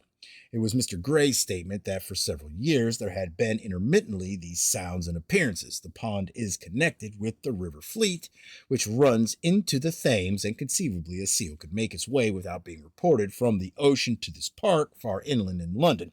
But the idea of seals coming and going without being seen on the way is a period of several years, whereas in centuries before nothing of the kind had been heard of, was enough to put this story where most of our other stories or data have been put. Mostly the opinion is that they should stay there. London Daily Mail, November 2nd, 1926, tale that taxes credulity. A story of 2 seals within 3 months in a local pond is taxing the credulity of residents of Hampstead. But there is a story of another seal that had been caught after a struggle, dying soon after capture. In the Daily Chronicle, it is said that the first mystery catch was still in the tank in a thriving condition. I have come upon more, though to no degree enlighteningly more, about the apes of Gibraltar in the New York Sun, February 6, 1929. Dr. Raymond L. Ditmars tells of an old legend of a tunnel by which apes travel back and forth between Africa and Spain. No special instances or alleged instances are told of. In Gulbard's History of Gibraltar, published in 1881, is a mention of the wild and impossible theory of communication under sea between Gibraltar and the Barbary coast. Here it is said that the apes were kept track of, so that additions to families were announced in the Signal Station newspaper. The notion of apes in any way passing across the Mediterranean is ridiculous to Gilbard, but he notes that there are so many apes upon the mountain of the African side of the Strait of Gibraltar that it is known as the Hill of Apes. In November 1852, a much talked about subject in England was reindeer's ears. There were letters to the newspapers. Reindeer's ears came up for discussion in Parliament. Persons who had never seen a reindeer were dogmatizing upon reindeer's ears. It had been reported that among reindeer's skins that had arrived at Trosmo, Norway, from Spitsbergen, were some with the ears clipped. Many Englishmen believed that Sir John Franklin had sailed through the Northwest Passage and that survivors of his expedition were trying to communicate with occasional hunters in Spitsbergen by marking reindeer. Spitsbergen was uninhabited and no other explanation could be thought of. Spitsbergen is about 450 miles north of North Cape. Norway, and possibly an exceptional reindeer, could swim this distance, but this is a story of many reindeer. All data upon drifting ice or upon southward drifts. Branded reindeer, presumably from Norway or Finland, continue to be reported in Spitsbergen, but by what means they made the journey never has been found out. Lamont, in Yachting in Arctic Seas, page 110, says that he had heard of these marked animals and that in August 1869 he had shot 2 stags, each having the left ear back half cropped. I showed them to Hans, a half-bred Lapp, accustomed to deal with reindeer since infancy, and he had no doubt whatever of these animals having been marked by the hands of men. Upon page 357, Lamont tells of having shot 2 more reindeer similarly marked.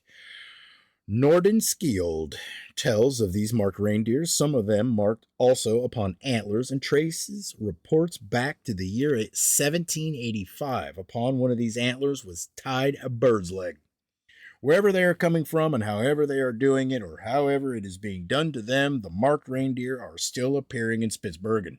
Some of them that were shot in the summer of 1921 are told of in the field, December 24th, 1921. It must be that hundreds or thousands of these animals have appeared in Spitsbergen. There is no findable record of one reindeer having ever been seen drifting on ice in that direction. Excuse me. As to the possibility of swimming, I note that Nova Zembla is much nearer to the mainland than is Spitsbergen, but that Nordenskiold says that the marked reindeer do not appear in Nova Zembla. 8. There is no way of judging these stories. Every canon or device or inductive logic conceived by Francis Bacon and John Stuart Mill have been employed in investigating some of them, but logic is ruled by the fishmonger. Some of us will think as we're told to think and be smug and superior in rejecting the yarns. Others will like to flout the highest authority and think that there may be something in them, feeling that they're the ones who know better and be just as smug and superior. Smug we're going to be anyway, just so long as we're engaged in any profession, art, or business and have to make balance somewhere against the consciousness of daily stupidities. I should think that somebody in a dungeon where it is difficult to make bad mistakes would be of the least smug. Still, I don't know. I have noticed serene and self-satisfied looks of mummies. The look of an egg is of complacency. There is no way of judging our data. There are no ways except arbitrary ways of judging anything. Courts of appeals are of the busiest of human institutions. The pragmatist realizes all this and says there is no way of judging anything except upon the basis of the workout. I am a pragmatist myself in practice, but I see no meaning in pragmatism as a philosophy. Nobody wants a philosophy of description, but does want a philosophy of guidance. But pragmatists are about the same as guides on the top of a mountain telling climbers who have reached the top that they are on the summit. Take me to my destination, says a traveler. Well, I can't do that, says a guide, but I can tell you when you get there. My own acceptance is that ours is an organic existence and that our thoughts are the phenomena of its eras, quite as its rocks and trees and forms of life are, and that I think as I think mostly, though not absolutely, because of the era I am living in. This is very much the philosophy of the zeitgeist, but that philosophy, as ordinarily outlined, is absolutism, and I am trying to conceive of a schedule of predetermined, though not absolutely predetermined, developments in one comprehensively sized existence, which may be only one of hosts of other existences in which the scheduled eras correspond to the series of stages in the growth, say, of an embryo. There is, in our expressions, considerable of the philosophy of Spinoza, but Spinoza conceived of no outlines within which to think. In anything like a satisfactory sense, there is no way of judging our data, nor of judging anything else. But of course, we have ways of forming opinions that are often somewhat serviceable. By means of litmus, a chemist can decide whether a substance is an acid or an alkali. So nearly is this a standard to judge by that he can do business upon this basis. Nevertheless, there are some substances that illustrate continuity, or represent the merging point between acids and alkalis. And there are some substances that under some conditions are acids and under other conditions are alkalis.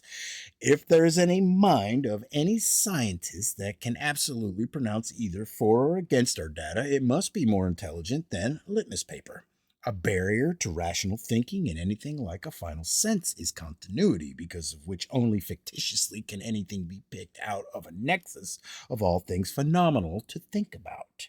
So it is not mysterious that philosophy, with its false or fictitious differences and therefore false or fictitious problems, is as much baffled as it was several thousand years ago.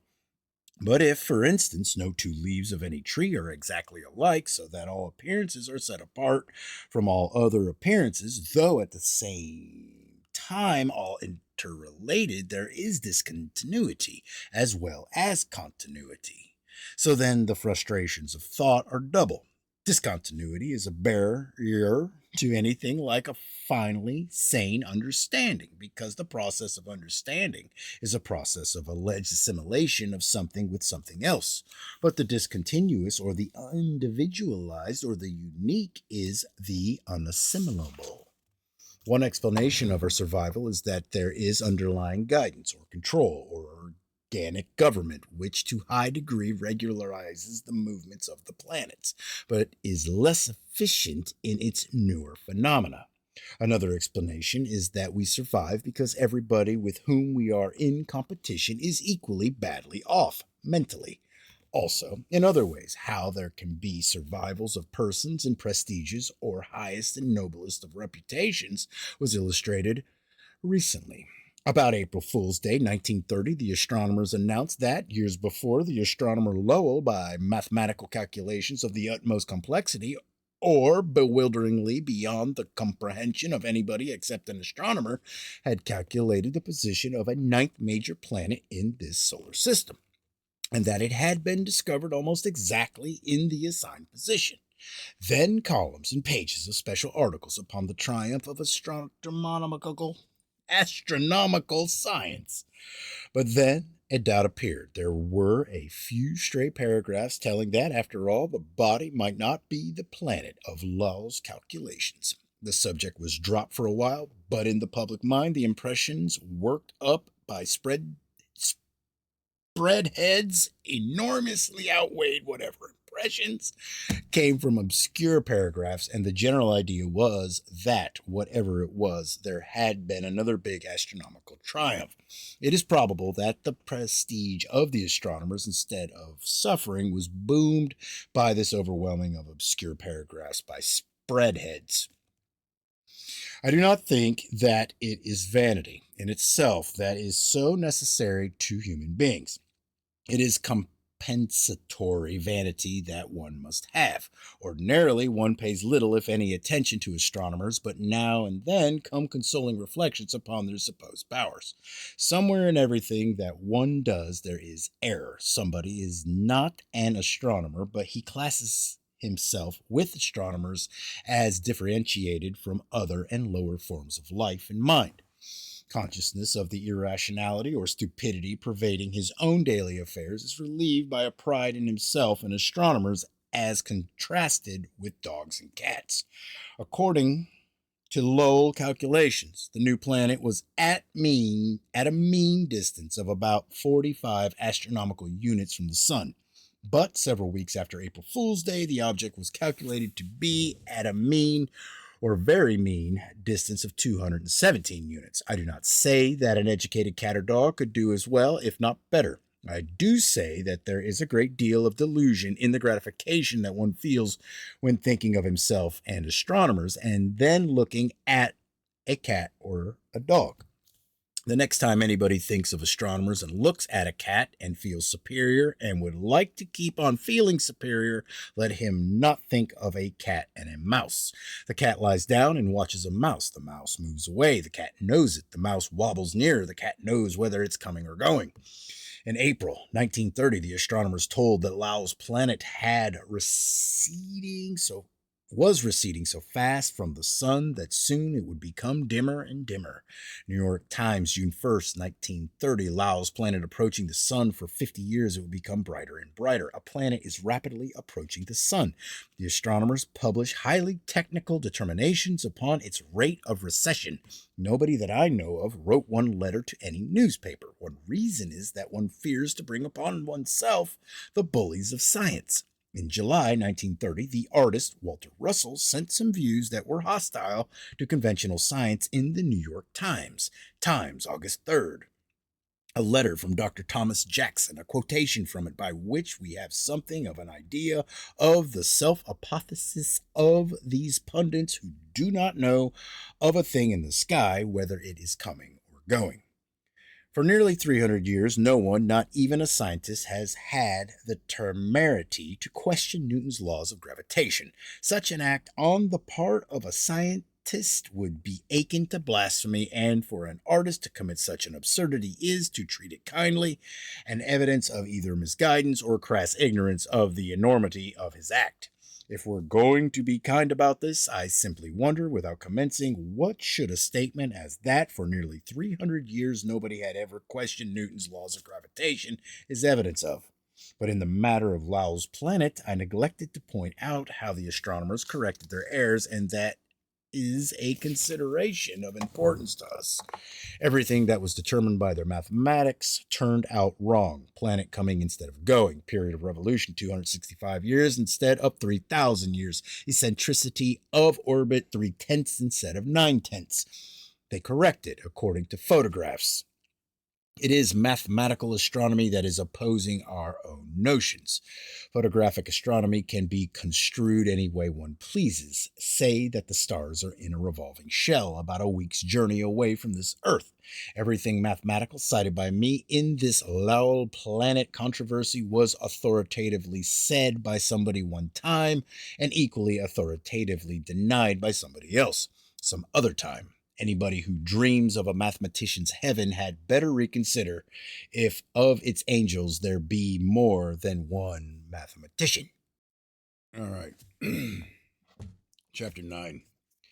I have come upon a story of somebody in Philadelphia who, having heard that a strange wild animal was prowling in New Jersey, announced that he had caught it. He exhibited something as the Jersey Devil. I'd have to accept that this person was the press agent of a dime museum and that the creature that he exhibited was a kangaroo to which he had attached tin wings and green whiskers. But if better established branches of biology are subject to nature fakery, what can be expected in our newer biology with all the insecurities of newness? Jersey Devils have been reported other times, but though I should not like to be so dogmatic as to say that there are no Jersey Devils, I have had no encouragement investigating them. One of the stories, according to a clipping that was sent to me by Miss F.G. Talman of Woodbury, New Jersey, appeared in the Woodbury Daily Times, December 15, 1925. William Hyman, upon his farm near Woodbury, had been aroused by a disturbance in his chicken coop. He shot and killed a never before heard of animal.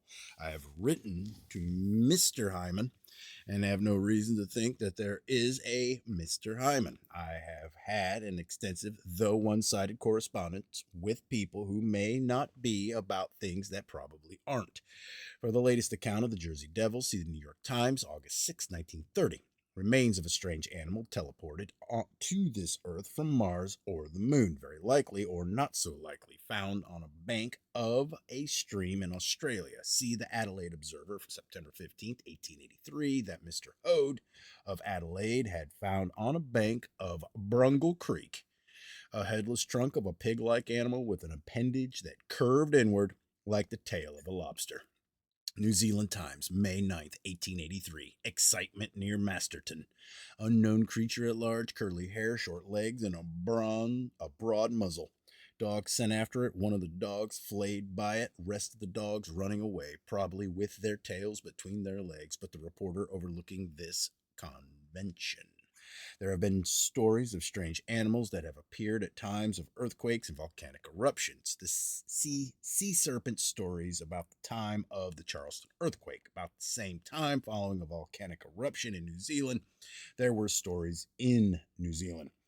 The volcano Rotomahana was a harsh black cup that had spilled scenery, or the somber thing was a Puritan in finery. It had bellied its dourness with two broad decorations of silicious deposits shelving down to its base, one of them the white terrace and the other the pink terrace.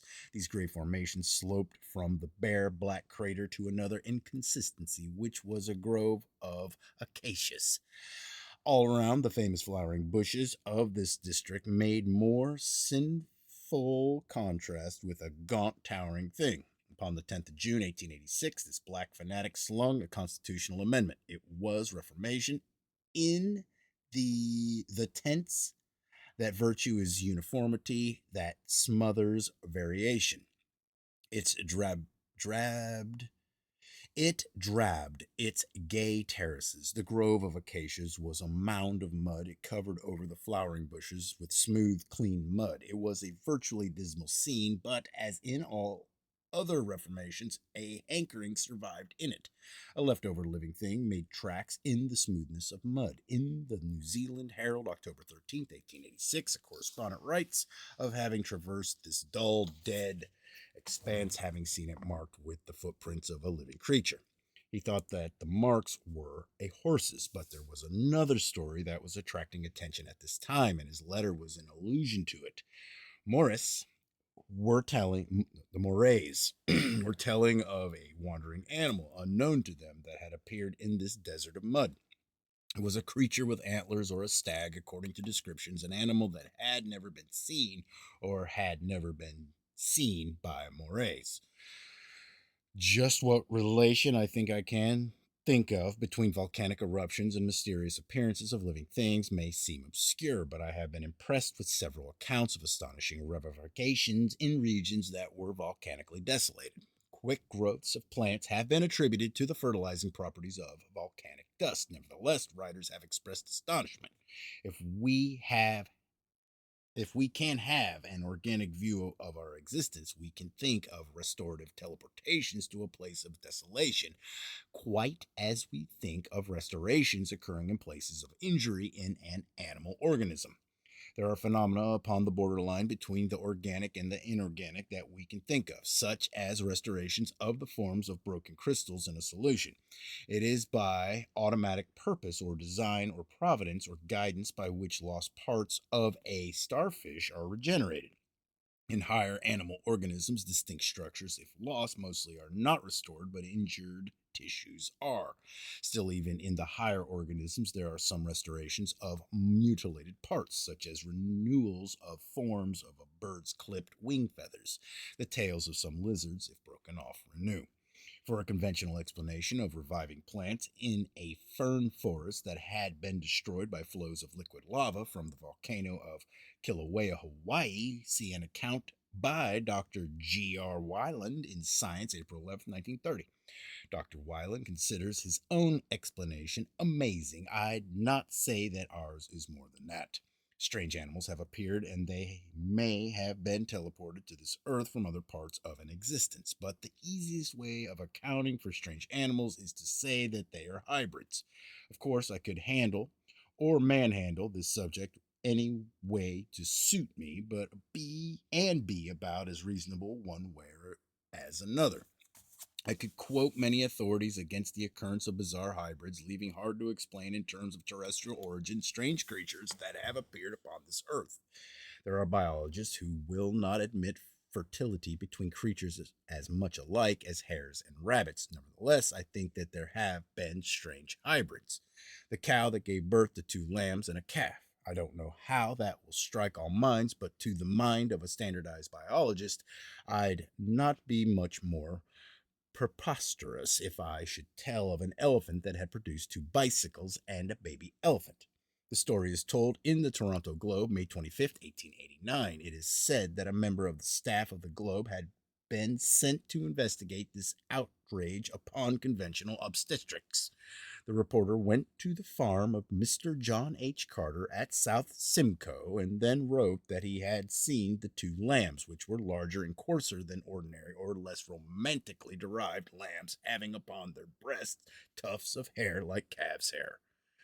Other newspapers, Quebec Daily Mercury, for instance, published other details, such as statements by well known stock breeders that they had examined the lambs and were compelled to accept the story of their origin. So I am harming our idea that creatures unlike anything known upon this earth, but that have appeared upon this earth, may have been teleported from Mars or the moon. But I am supporting our general principle that, whether in biology, astronomy, obstetrics, or any other field of research, everything that is also isn't. And that everywhere there are data, partly sense and partly nonsense, that oppose established nonsense that has partly some sense to it. It does not matter what scientific dictum may be brought against us. I will engage to find that it is only an approximation, or that it is a workout only in imaginary conditions. The most rigorous science is frosted childishness.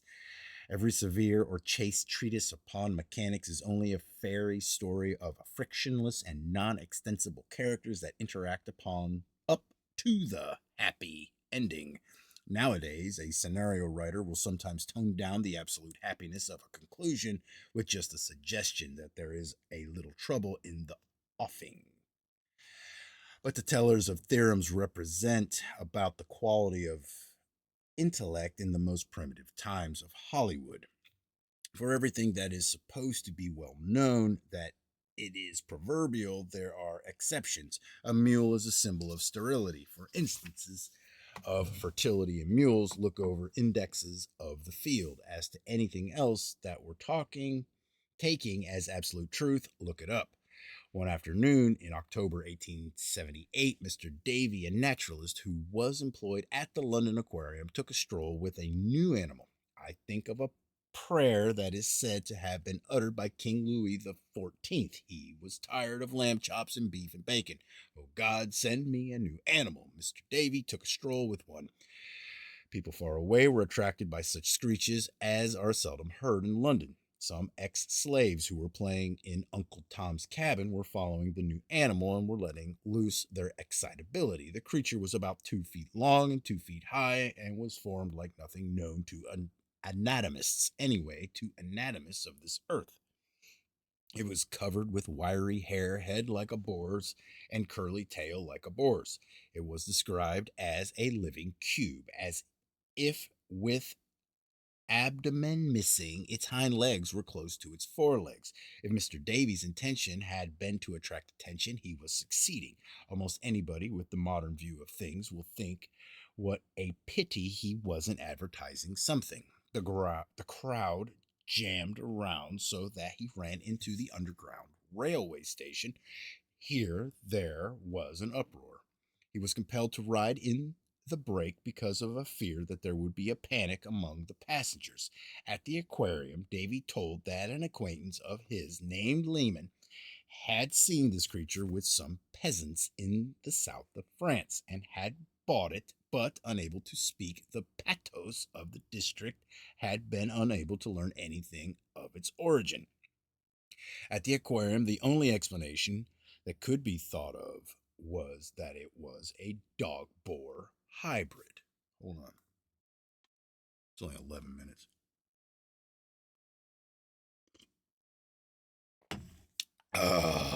Davy's publicity continued. He took the new animal to his home, and a crowd went with him.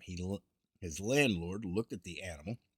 When the animal looked at the landlord ran to his room and from behind closed doors ordered Davy to take away the monster. There was another holdup of traffic all the way to the home of Frank Buckland, in the Land and Water, of which he was the editor, issue of October 5th. Buckland wrote an account of this demon, as he called it, saying that it looked like a gargoyle or like one of Fuseli's satanic animals. He did not try to explain, but mentioned what was thought at the aquarium. In the next issue of Land and Water, Thomas Worthington, the naturalist, wrote that the idea of the hybrid was utterly untenable. But his own idea that the creature was a tame hyena of some abnormal kind leaves mysterious how the demon ever got into the possession of peasants in the south of France. It would be strange if they had a tame hyena of a normal kind. Allergies. In January 1846, a skull was found on the bank of the river of Murrumbidgee, Australia. It was examined by Dr. James Grant, who said that the general form and arrangement of the teeth were different from those of any animal known to him. He noted somebody's suggestion that it might be the skull of one of the camels that had been sent to Australia in the year 1839. He accounted for its having characters that were unknown to him by thinking that it might be photal. So then, whether in accordance with a theory or not, he found that some of the bones were imperfectly ossified and that the teeth were covered with a membrane. It was not a fossil, it was a skull of a large herbivorous animal and had not been exposed long. Melbourne, Argus, February 28th and March 1st, 1890, a wandering monster. A list of names and addresses of persons who said that they had seen it was published. It was a creature about 30 feet long and was terrorizing the people of Euro. The existence of some altogether unheard of monster is vouched for by a cloud of credible witnesses. I am tired of the sensible explanations that are holding back new delusions. So I suggest that this thing, 30 feet long, was not a creature, but was a construction in which explorers from somewhere else were traveling back and forth near one of this Earth's cities, having their own reasons for not wanting to investigate too closely. I don't know what will be thought of zoologists of Melbourne, but whatever will be thought of me can't be altogether focused upon me because there were scientists in Melbourne who were as enlightened as I am or as preposterous and sensational as I am. Officials of the Melbourne Zoological Gardens thought that whether this story was nonsense or not, it should be looked into. They got a big net and sent a man with the net to Euroa. 40 men with the man with the net set out. They hunted all day, but no huge bulk, more or less in the distance, was seen, and a statement that enormous tracks were found may be only a sop to us enlightened or preposterous ones. But the man with the net is a significant character. He had not the remotest of ideas of using it, but just the same, he went along with it. There are other evidences of occasional open mindedness among biologists and touches of indifference now and then to whatever may be the fascinations of smugness, why biologists should be somewhat less dogmatic than astronomers, or why association with the other animals should be rather more liberalizing than is communion with the stars is not mysterious. One can look at a rhinoceros and at the same time be able to think, but the stupefying little stars shine with a hypnotic effect like other glittering points. The little things are taken too seriously. They twinkle humorously enough themselves. I think I'll stop there today. Where is that? All right. I guess this is what? What am I on? 9.2. A reported monster is told of in the Scientific American, July 22nd. Dr. Clement Anelli, director of the Zoological Gardens of Buenos Aires, had published a letter that had been sent to him by an American prospector named Sheffield, who said that in the Argentine territory of Chubut, he had seen huge tracks, which he had followed to the lake. There I saw in the middle of the lake an animal with a huge neck, like that of a swan, and the movement of the water made me suppose the beast to have a body like that of a crocodile. I wrote to Dr. Onelli and received a reply dated August 15th, 1924, telling that again he had heard of the monster. Maybe this same huge necked creature was seen somewhere else, however, we explain it getting there. The trouble in trying to understand all reported monsters is their mysterious appearances and disappearances. In the London Daily Mail, February 8th, 1921, a huge unknown animal near the Orange River, South Africa, is told of by Mr. F.C. Cornell, FRGS. It was something with a neck like a bending tree trunk, something huge, black, and sinuous. It devoured cattle. The object may have been a python, but if it was of incredible size. It is only preposterously unreasonable to think that the same thing could have appeared in South Africa and then in South America.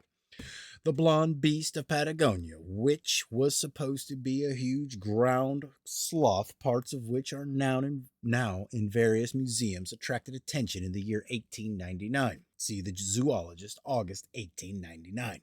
Specimens of the blonde's hide were brought to England by Dr. F.P. Moreno, who believed that the remains had been preserved for ages. We prefer to think otherwise, so we note that Dr. Amegino, who got specimens of the hide from the natives, said that it was their story that they had killed it.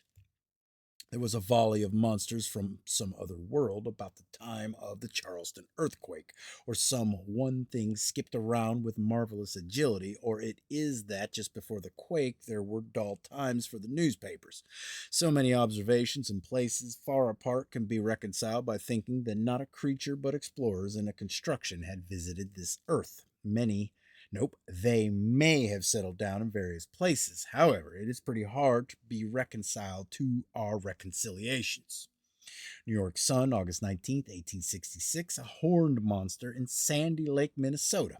More details in the London, Ontario Advisor. Chris Engelstein fired a shot at it but missed. Then came dispatches from the seacoast. According to one of them, Mr. G.P. Putnam, principal of a Boston grammar school, had seen a monster in the sea at Gloucester in Science 8-258. Mr. B.A. Colonna of the U.S. Coast Survey writes that upon the 29th of August he had seen an unknown creature in the sea off Cape Cod. In the New York newspapers early in September, a monster was reported as having been seen at sea off Southport and off Norwalk, Connecticut, in Michigan, in the Connecticut River, and in the Hudson River. The conventional explanation is that this was simply an epidemic of fancied observations. Most likely, some of them were only contagions. There's a yarn or a veritable account in the New York Times, June 10th, 1880. Monstrous dead things floating on the sea, bottom up. Sailors rowed to it, climbed up its sides. They danced on its belly. That's a merry little story, but I know a more romantic one. It seems that a monster was seen from a steamship. Then the lonely thing mistook the vessel for a female of his species. He overwhelmed her with catastrophic endearments. But I am avoiding stories of traditional serpentine monsters of the sea. One reason is that collection of these stories are easily available. The astronomer has not lived who has ever collected and written a book upon data not sanctioned by the dogmas of his cult, but my slightly favorable opinion of biologists continues, and I note that a big book of sea serpent stories was written by Dr. Odelmans, director of the zoo at The Hague, Holland. When that book came out, a review of it in Nature was not far from abusive. Away back in the year 1848, conventionalists were outraged because of the source of one of these stories. For the account by Captain Macquarie of HMS Deletis of a huge unknown creature said by him to have been seen by him in the ocean August 6th, 1848. See the Zoologist, Volume 6. Someone else who bothered the conventionalist was the captain of the royal yacht, the Osborne, who, in an official report to the Admiralty, told of having seen a monster not serpent-like off the coast of Sicily, May 2nd, 1877. See the London Times, June 14th, 1877, and Land and Water, September 8th, 1877. The creature was turtle-like, visible part of the body about 50 feet long. There was an attempt to correlate this appearance with a submarine eruption, but I have found that this eruption in the Gulf of Tunis had occurred in February. The suggestion was that in depths of the ocean may live monsters which are occasionally cast to the surface by submarine disturbances. It is a convenience, except that unknown sea monsters exist, and how account for the relatively few observations upon things so conspicuous that they live in ocean depths and come only occasionally to the surface. I have gone into the subject of deep sea dredging and in museums have looked at models of deep sea creatures, but I have never heard of a living thing of considerable size that has been brought up from profound ocean depths. William Beebe has never brought up anything of that kind. On his Arcturus adventure, anything that got away from him and his hooks and his nets and his dredges must have been small and slippery. It seems that anything with an exposure of wild surfaces could not withstand great pressure. However, this is only reasoning. Before the days of deep sea dredging, scientists reasoned that nothing at all could live far down in the sea. Also, now most of them would argue that because of the great difference between pressures, any living thing coming up from the ocean depths would burst. Not necessarily so, according to Beebe. Some of the deep sea creatures that he brought up were so unconventional as to live several hours and to show no sign of disruption. So, like everybody else, I don't know what to think, but rather uncommonly, I know that.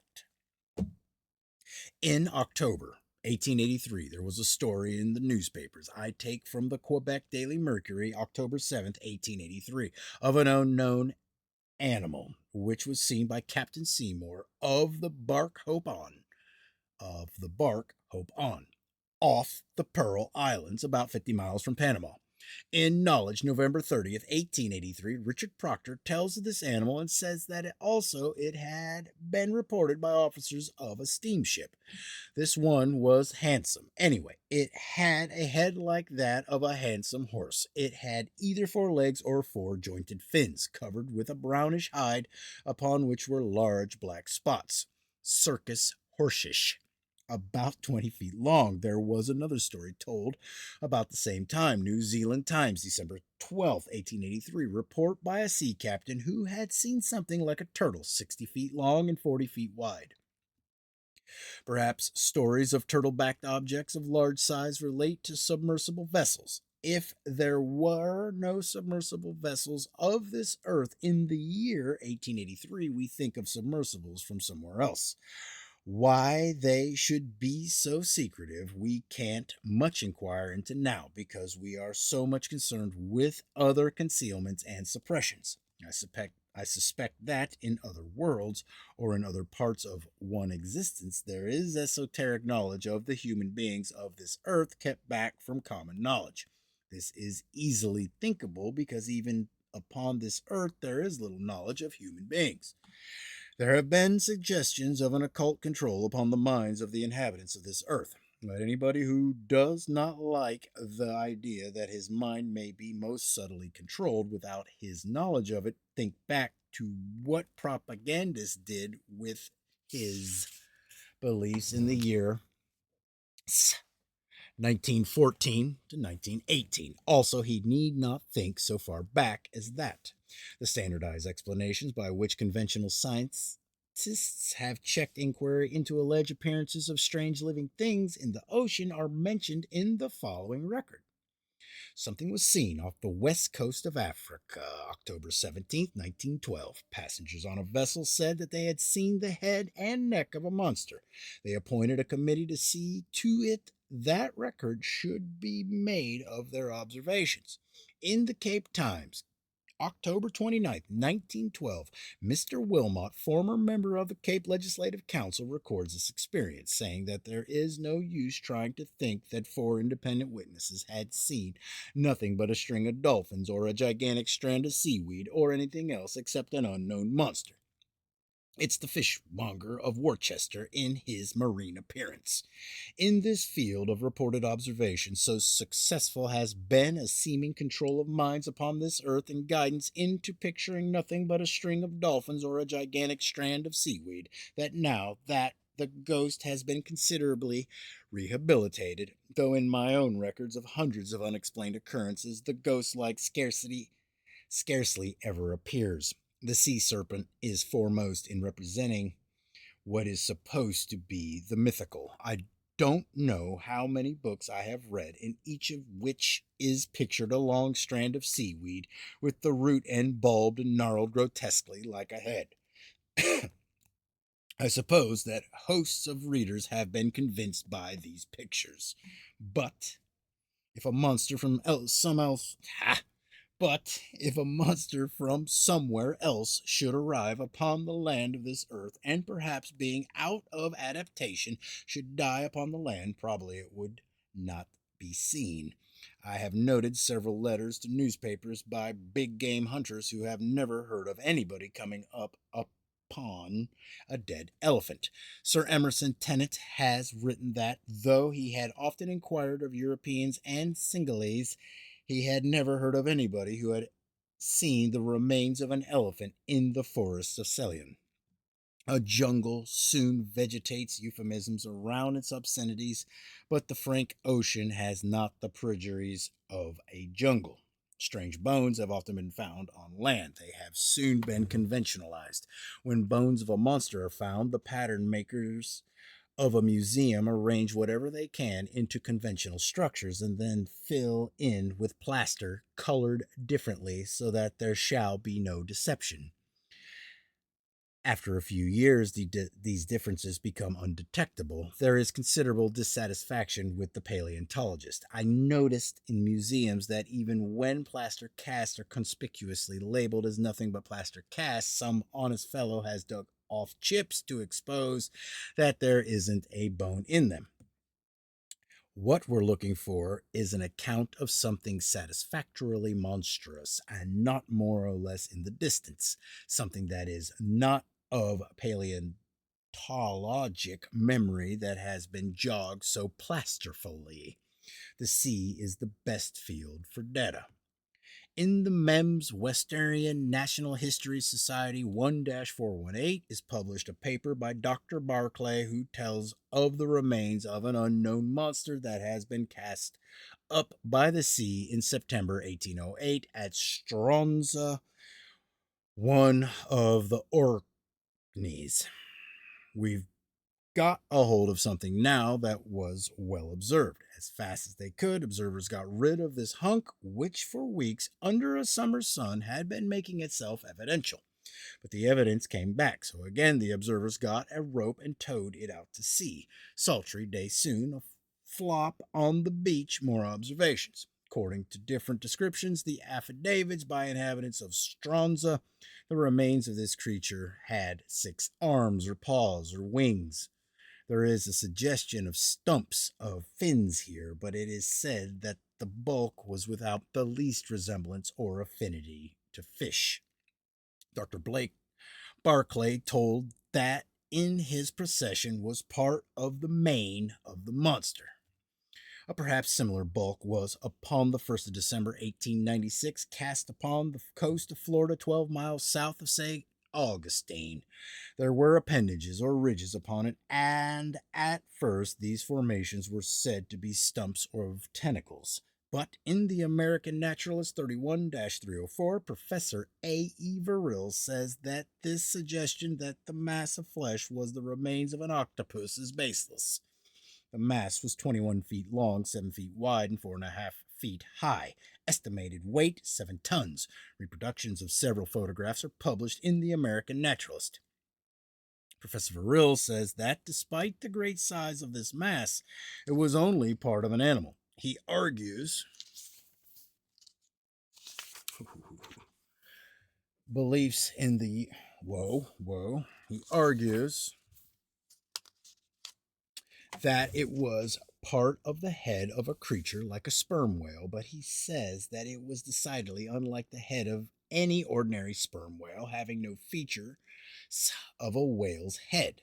Also, according to description in the New York Herald, December 2nd, 1896, the bulk seems not to have been whale like. The hide is of a light pink color, nearly white, and in the sunshine has a distinct silvery appearance. It is very tough and cannot be penetrated even with a sharp knife. A pink monster or an appalling thing with the look of a cherub is another of our improvements upon conventional biology. For a yarn or an important record of a reptile of prehistoric size and appearance said to have been found on the beach of the Gulf of Francesca, Salvador, see the New York Herald Tribune, June 16, 1928. It was about 90 feet long, marked with black and white stripes, and was exceedingly corpulent, good natured.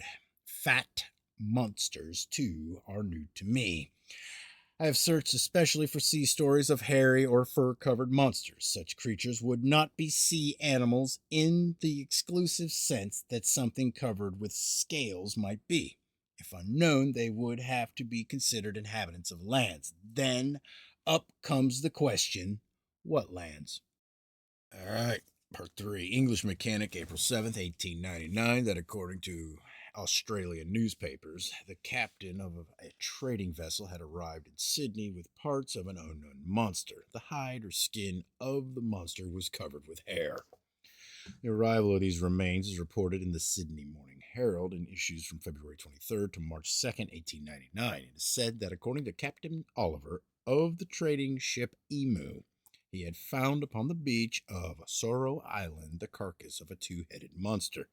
That is just a little too interesting. We find that the reporter who told this story dropped the most interesting part of it in his subsequent accounts, which were upon 2 skulls, a vertebrae, and a rib bone. But he was determined to discredit the find and told that the bones were obviously fossils, implying that the captain had invented a story of bodies of 2 animals that had recently been alive. When we come upon assurances that a mystery has been solved, we go on investigating. In the Sydney Daily Telegraph, February 28th, it is said that an attempt to identify the bones as fossils had been refuted. Professional and amateur scientists had accepted an invitation to examine the bones, and according to the testimony of their noses, these things decidedly were not fossils. Its skull was more than 2 feet long and was shaped somewhat like a horse's, but upon it was a beak. There are beaked whales, but these remains were not remains of beaked whales, if be accepted Captain Oliver's unsupported statements as to hairiness and great size. It is said that no specimens of the hairy hide had been taken because all parts except the scraped bones of these bulks that had been lying under a tropical sun weren't just what one would want to take along in a small ship. According to Captain Oliver, one of the bodies was 60 feet long. The largest beaked whales are not known to exceed 30 feet in length.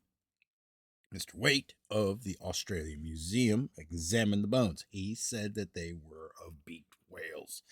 Mr. F.A. Mitchell Hedges in Battles with Giant Fish tells of remains of a tremendous unknown mammal which was washed ashore at Cape May, New Jersey, November 1921.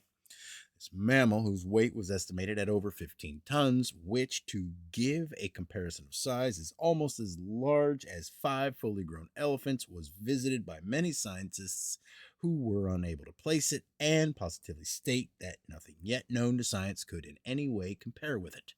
I investigated the story of the Cape May monster wherever I got the idea that I could find out anything in particular. Somebody in Cape May wrote to me that the thing was a highly undesirable carcass of a whale which had been towed out to sea. Somebody else wrote to me that it was a monster with a tusk 12 feet long, which he had seen. He said that if I'd like to have it, he'd send me a photograph of the monster. After writing of having seen something with a tusk 12 feet long, he sent me a photograph of something with 2 tusks, each 6 feet long. But only one of the seeming tusks is clear in the picture, and it could be not a tusk, but part of a jawbone of a whale propped up tuskwise. In the London Daily Mail, December 27th, 1924, appeared a story of an extraordinary carcass that was washed up on the coast of Natal, October 25th, 1924. It was 47 feet long and was covered with white hair like a polar bear's. I won't go into this because I consider a worthless yarn. In accordance with my methods concerning this a foolish and worthless yarn, I sent out letters to South African newspapers calling upon readers who could to investigate this story. Nobody answered.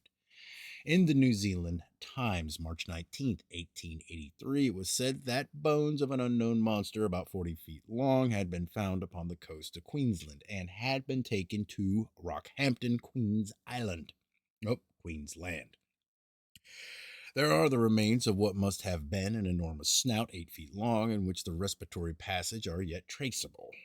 These could not have been the remains of a beaked whale. Whatever hip bones a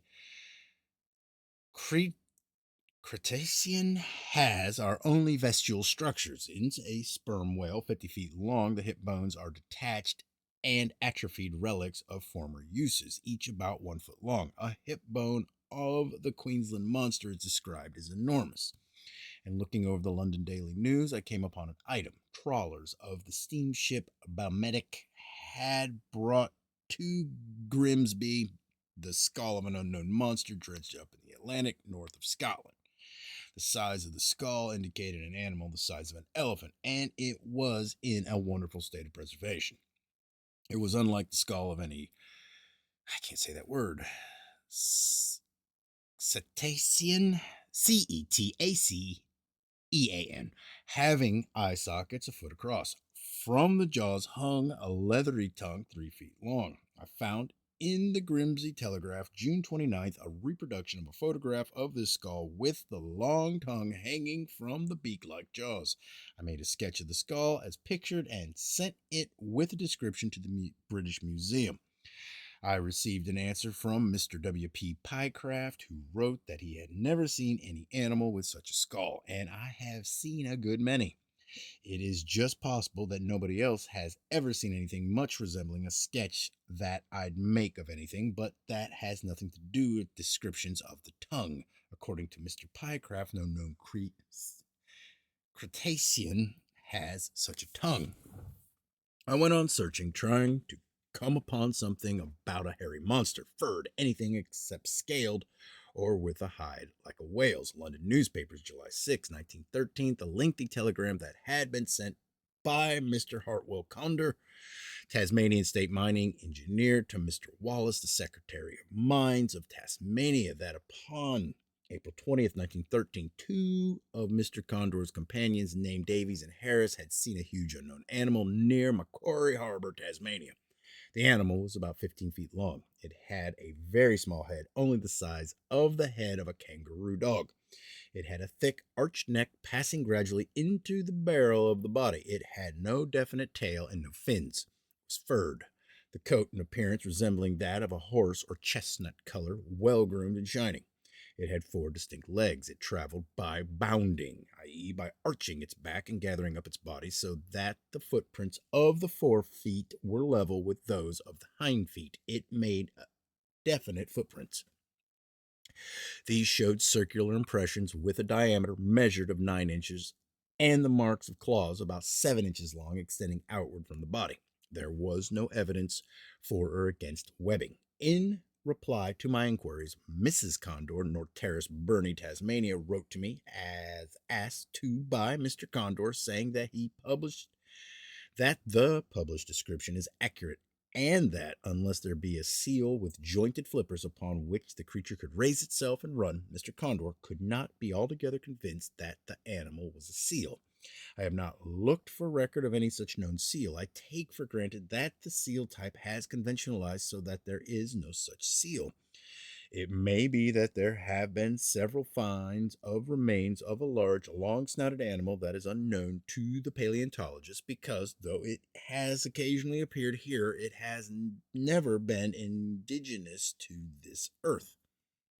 New York Sun, November 28, 1930. Monster in ice has long snout, skeleton, and considerable flesh of an unknown animal found in the ice upon Glacier Island, Alaska. The animal was 24 foot long, head 59 inches long, snout 39 inches long. In some of the reports, it was said that the animal was covered with hair or fur. Conventionally, one thinks of mammoths of Siberia preserved for ages in ice, but if nothing proves anything, simply that something is found in ice may not mean that for ages it was preserved in ice. All right, chapter 10. Let's see, push that there. Unknown luminous things or beings have often been seen, sometimes close to this earth and sometimes high in the sky. It may be that some of them were living things that occasionally come from somewhere else in our existence, but that others were lights on the vessels of explorers or voyagers from somewhere else. From time to time, luminous objects or beings have been reported from Brown Mountain, North Carolina. They appear and then for a long time are not seen, and then they appear again. See the Literary Digest, November 7th, 1925. I have other records. The luminosities travel as if with motions of their own. They are brilliant globular forms and move in the sky with leisureliness and duration that exclude any explanation in meteoric terms. For many years there had been talk upon this subject, and then in the year 1922 people of North Carolina, asking for a scientific investigation, were referred to the United States Geological Survey. A geologist was sent from Washington to investigate these things in the sky. One imagines, but most likely only faintly, the superiority of this geologist from Washington. He heard stories from the natives. He contrasted his own sound principles with the irresponsible gab of Nenzians and went right to the investigation scientifically. He went out on a road and saw lights and made his report. 47% of the lights that he saw were automobile headlights. 33% of them were locomotive headlights. 10% were lights in houses, and 10% were brush fires. Chalk that up and see the efficiency can't go further. The geologist from Washington, having investigated nothing that he had been sent to investigate, returned to Washington, which also, by the way, is a place where there's plenty to investigate. I suppose that the people of North Carolina will be no wiser, and as to these things in the sky, if some other time they appeal to the United States Fish Commission or the Department of Labor. I don't know to just what degree my accusation in these matters is of the laziness and feeble mindedness of scientists, or instead of accusing, I am simply pointing out everybody's inability seriously to spend time upon something which, according to his preconceptions, is nonsense. Scientists in matters of our data have been like somebody in Europe before the year 1492, hearing stories of lands to the west going out on the ocean for an hour or so in a rowboat, and then saying whether exactly in these words or not, oh hell, there ain't no America. In Knowledge, September 1913, Count de Sebor enjoyed his laziness or incompetence, which a merciful providence, bent upon keeping us humans being reconciled to being human beings, made him think it was his own superiority. He told a story of foolish, credulous people in Norfolk, England, who, in the winter of 1907-8, believed that a pair of shining things moving about the fields could not be explained as he explained them. We are told of a commonplace ending of this alleged mystery, that finally a gamekeeper shot one of these objects and found that it was a common barn owl, phosphorescent, which decayed wood from its nesting place, or with a fungus disease of its feathers. According to other accounts, these things were as brilliant as electric lights, but a phosphorescent owl could not shine with a light like an electric light. So de Sebor described the light as a pale yellow glow, such as a phosphorescent owl could shine with. Science concerns itself with adaptations, and science itself is adaptation. We are reminded of the Reverend Hugh Guy. He could not explain downpours, so he turned downpours into a small quantity which he could explain.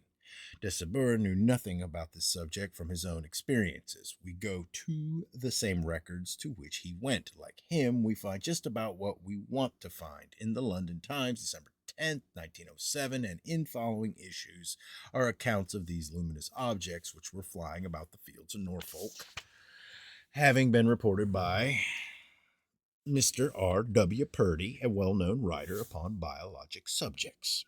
Among other attempts to assimilate with the known, or among other expressions of a worldwide antipathy to the finding out of anything new, was the idea that owls are sometimes luminous.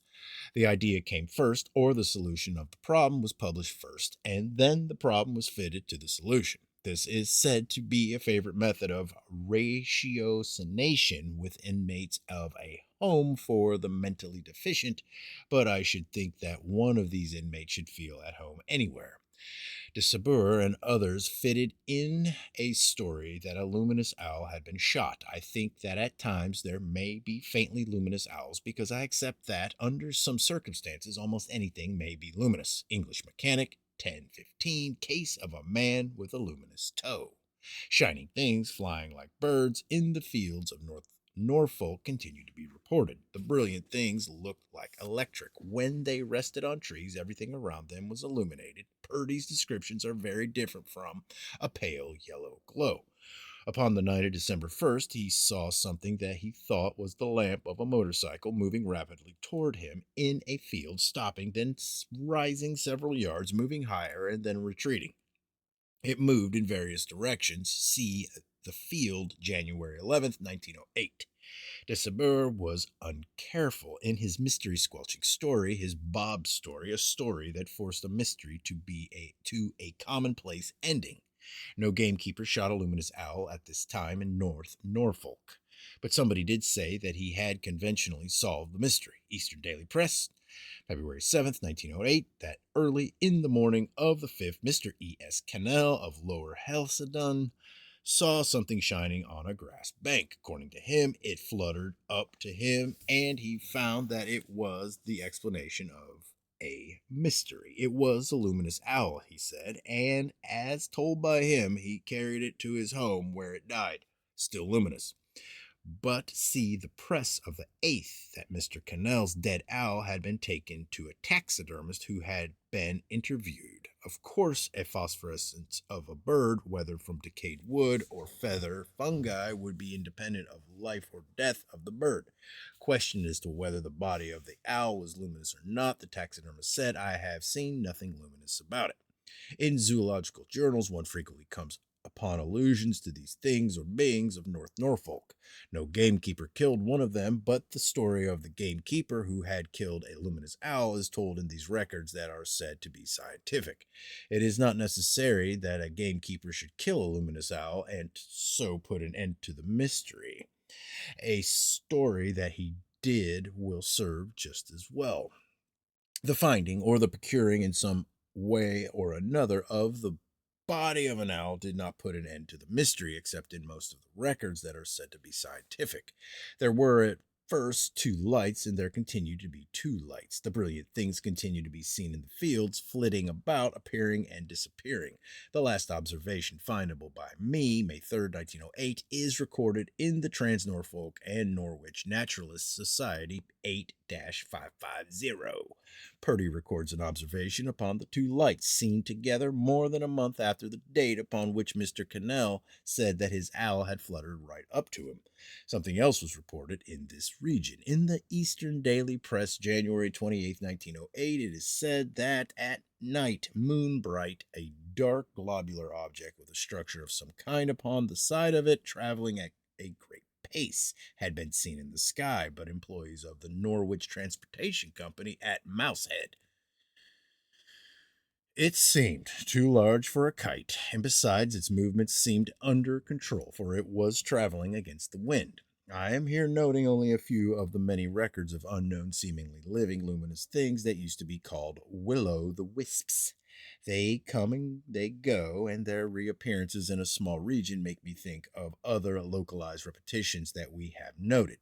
London Daily Express, February 15th and following issues, 1923.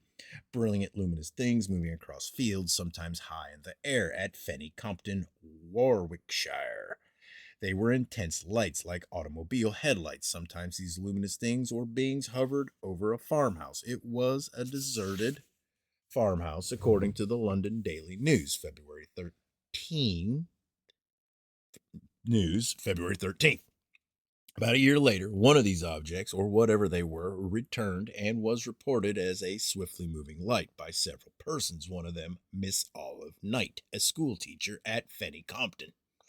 The Earl of Erney tells, in the London Daily Mail, December 24, 1912, of brilliant luminosities that, from time to time, in a period of 7 or 8 years, had been appearing near Low Earn, Londonderry, Ireland, in size and shape very much like a motor car lamp. In later issues of the Daily Mail, the Countess of Erney tells of these things or creatures like motor car lamps, large and round. All right, Chapter 11. Science is very much like the Civil War in the USA. No matter which side won, it would have been an American victory. By science, I mean conventionalization of alleged knowledge. It, or maybe she, acts in to maintain itself or whatever against further enlightenment or alleged enlightenment. But when giving in, there is not surrender, but partnership, and something that had been bitterly fought then becomes another factor in its or her prestige. So, 70 years ago, no matter whether evolutionists or anti-evolutionists had won, it would have been a big scientific victory anyway. No wonder so many of us are humbled by a reputation that can't lose any way. Science is a maw, a headless and limbless stomach, and amoeba-like gut that maintains itself by incorporating the assimilable and rejecting the indigestible. There are whirlwinds and waterspouts, and it seems acceptable that there have been rare occurrences of faintly luminous owls. Then, by a process of sorting over data, rejecting the objectionable and taking in the desirable, science saves itself great pains because a bellyache is something that is only a gut in torment. So, with elementary, no, alimentary treatments, a shower of living things can always be made to assimilate with the whirlwind explanation, and a brilliant electric thing can be toned down digestibly. In extreme cases, there is a secretion of fishmongers or gamekeepers. In some cases of obstinate unassimilableness, it is supposed to be necessary to swat a little girl, but I doubt the necessity because there is in human beings such a fondness or sometimes such a passion for confessing that sooner or later somebody will come forward with almost any desired confession.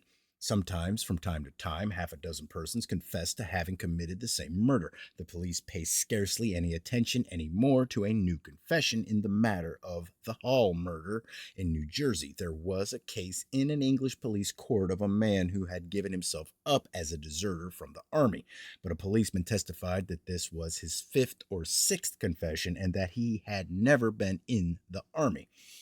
The man admitted the charge, but said he, I have something else that I wish to confess.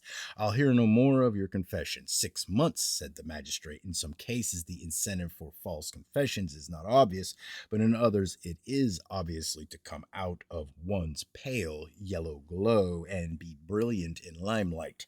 There have been cases not quite of confessions, but of somebody attributing to himself unexplained occurrences or taking advantage of them for various kinds of profit. I accept that if explorers from somewhere else should visit this earth, and if their vessels or the lights of their vessels should be seen by millions of the inhabitants of this earth, the data would soon be conventionalized. If beings like human beings from somewhere else should land upon this earth near New York and parade up Broadway and then sail away, somebody a year or so later would confess that it had been a hoax by him and some companions who had dressed up for their parts and had jabbered as they thought extramundanians should jabber.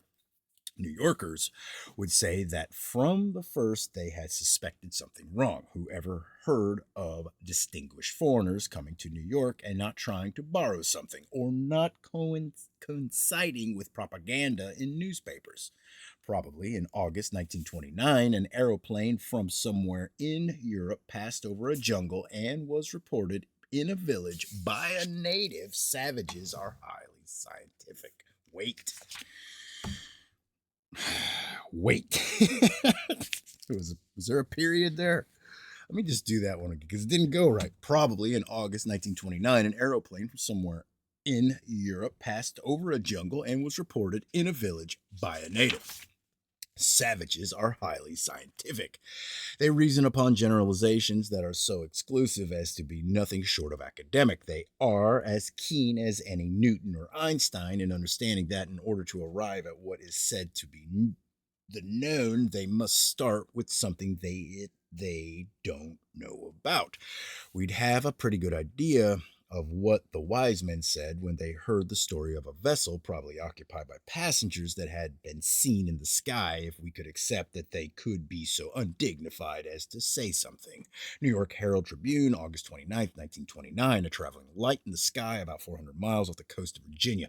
It was reported by Thomas Stewart, third mate of the steamship Coldwater of the South Atlantic Steamship Line. There was something that gave the impression that it was a large passenger craft. It was traveling at an estimated speed of 100 miles an hour in the direction of Bermuda. There was an investigation that failed to reveal any transatlantic or Bermuda flight. We shall have an expression upon luminous appearances that may have been of a kind with the seeming creatures of the preceding chapter, or that may belong in another category.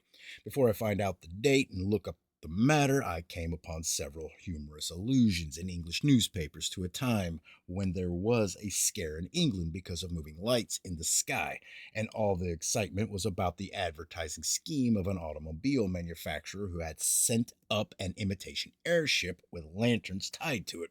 There was a lesson in this. Presumably, others' alleged mysteries could be explained in similar commonplace terms. I was doing one of my relatively minor jobs, which was going through the London Daily Mail for a period of about 25 years when I came upon this. March 25th, 1909, that upon the 23rd of March at 5:10 o'clock in the morning, two constables in different parts of the city of Petersburg had reported having seen an object carrying a light moving over the city, which sounds like the sounds of a motor. In the Petersburg Advertiser, March 27th, is published an interview with one of these constables who described an object somewhat oblong and narrow in shape carrying a powerful light. To suit whatever anybody should prefer, I could give data to show that only lights and no object were seen and that no sound was heard, or that a vessel carrying lights was seen and that sounds like sounds of a motor were heard. It is said in the Daily Mail, May 17th, that many other stories of unaccountable objects and lights in the sky had reached the office of the Mail. If so, these stories were not published. The newspapers are supported to be avid for sensational news, but they have their conventions, and unaccountable lights and objects in the sky are not supposed to have sex, and it is likely that hosts of strange but sexless occurrences have been reported but have not been told of in the newspapers. In the Daily Mail, it is said that no attention had been paid to the letters because everything that was mentioned in them as evidence was unsatisfactory. It is said that the object reported at Petersburg was probably a kite with a lantern tied to it. On the 15th of May, a constable at Northampton had sent to headquarters a written report upon lights that had been seen in the sky at 9 p.m. But Chief Constable Madeline had learned that a practical joker had sent up a fire balloon. The practical joker of Northampton, amusing himself at 9 o'clock in the evening, is an understandable representative of his species, but some other representative of his species flying a kite and lanterns at Petersburg at 5 o'clock in the morning, limiting his audience mostly to milkmen, though maybe a joker, could not have been a very practical joker. He must have been fond of travel. There were other reports from various places in England and in Wales. There were reports from places far apart. Daily Mail, May 20th, that a man named Lethbridge of 4 Rollin Street, Cardiff, Wales, had in the office of the Cardiff Evening Express told a marvelous story. The story was that upon the 18th of May, about 11 p.m., while walking along a road near the Caerphilly Mountains, Wales, he had seen on the grass at a side of the road a large tube-shaped construction. In it were two men in heavy fur overcoats. When they saw Mr. Lethbridge, they spoke excitedly to each other in a foreign language and sailed away. Newspaper men visited the place and found the grass trampled and found a scattering of torn newspapers and other debris. If anybody else wants to think that these foreigners were explorers from Mars or the moon, here is a story that, of course, can be reasoned out quite or almost satisfactorily. At any rate, still more satisfactorily, it may be said that no foreigners of this earth were sailing in the sky of Great Britain. In the Western Mail, Cardiff, May 21st, is published an interview with Mr. C.S. Rolls, the motorist and the founder of the Aero Club, who gave his opinion that some of the stories of a strange object in the sky were hoaxes, but that not all of them could be explained so. Chiefly for the reason that there was no known airship of this earth with such powers of flight, the reported observations were discredited, at least sometimes, in all newspapers that I have looked at. In the London Weekly Dispatch, May 23rd, the stories are so discredited, and it is argued that to be seen so often without having been seen to cross the channel, an airship would have to have a base in England, to which, in view of the general excitement, it would certainly have been traced. A base where it would be seen, especially during the tedious preliminaries of ascent. Then, in the Weekly Dispatch, are listed reports from 22 places in the week preceding the 23rd of May, and 19 reports earlier in May and in March. Mr. Lethbridge was a Punch and Judy man. Perhaps the story was of some profit to him. Not much attention was paid to it, but then came another explanation. Upon May 26th, it was told in the newspapers that the mystery of the lights in the sky had been solved. A large imitation airship had come down at Dunstable, and the lights had been upon that. It was an advertising scheme. An automobile manufacturer had been dragging the thing around in England and Wales. There had been reports from Ireland, but Ireland was omitted in this explanation. We are told that this object, roped to an automobile, had been dragged along the roads, amusingly exciting persons who were not very far advanced mentally. With whatever degree of advancement mine may be, I suppose that such a thing could be dragged slowly and for a short time, perhaps only a few minutes, because it was a hot air inflation along a road and conceivably through the city, or two, with a policeman who reported lights in the sky, not seeing a rope going up from an automobile. But with whatever degree of advancement that of mine may be, I do not think of any such successful imposition in about 40 large cities, some of them several hundred miles apart.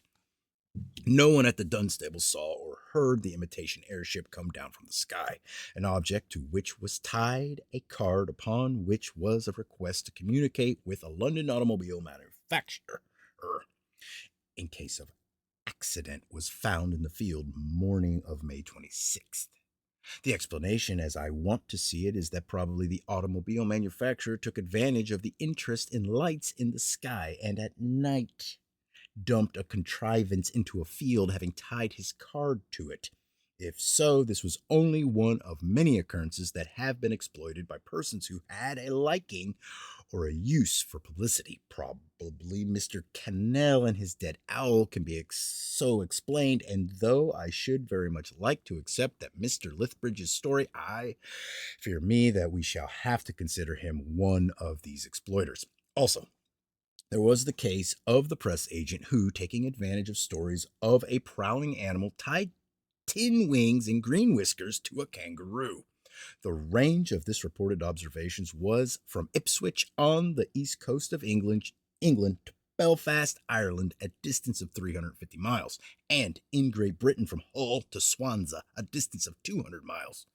Perhaps a gas bag could be dragged around a little, but the imitation airship that was found at Dunstable was a flimsy contrivance consisting of two hot air balloons and a frame about 20 feet long connecting them.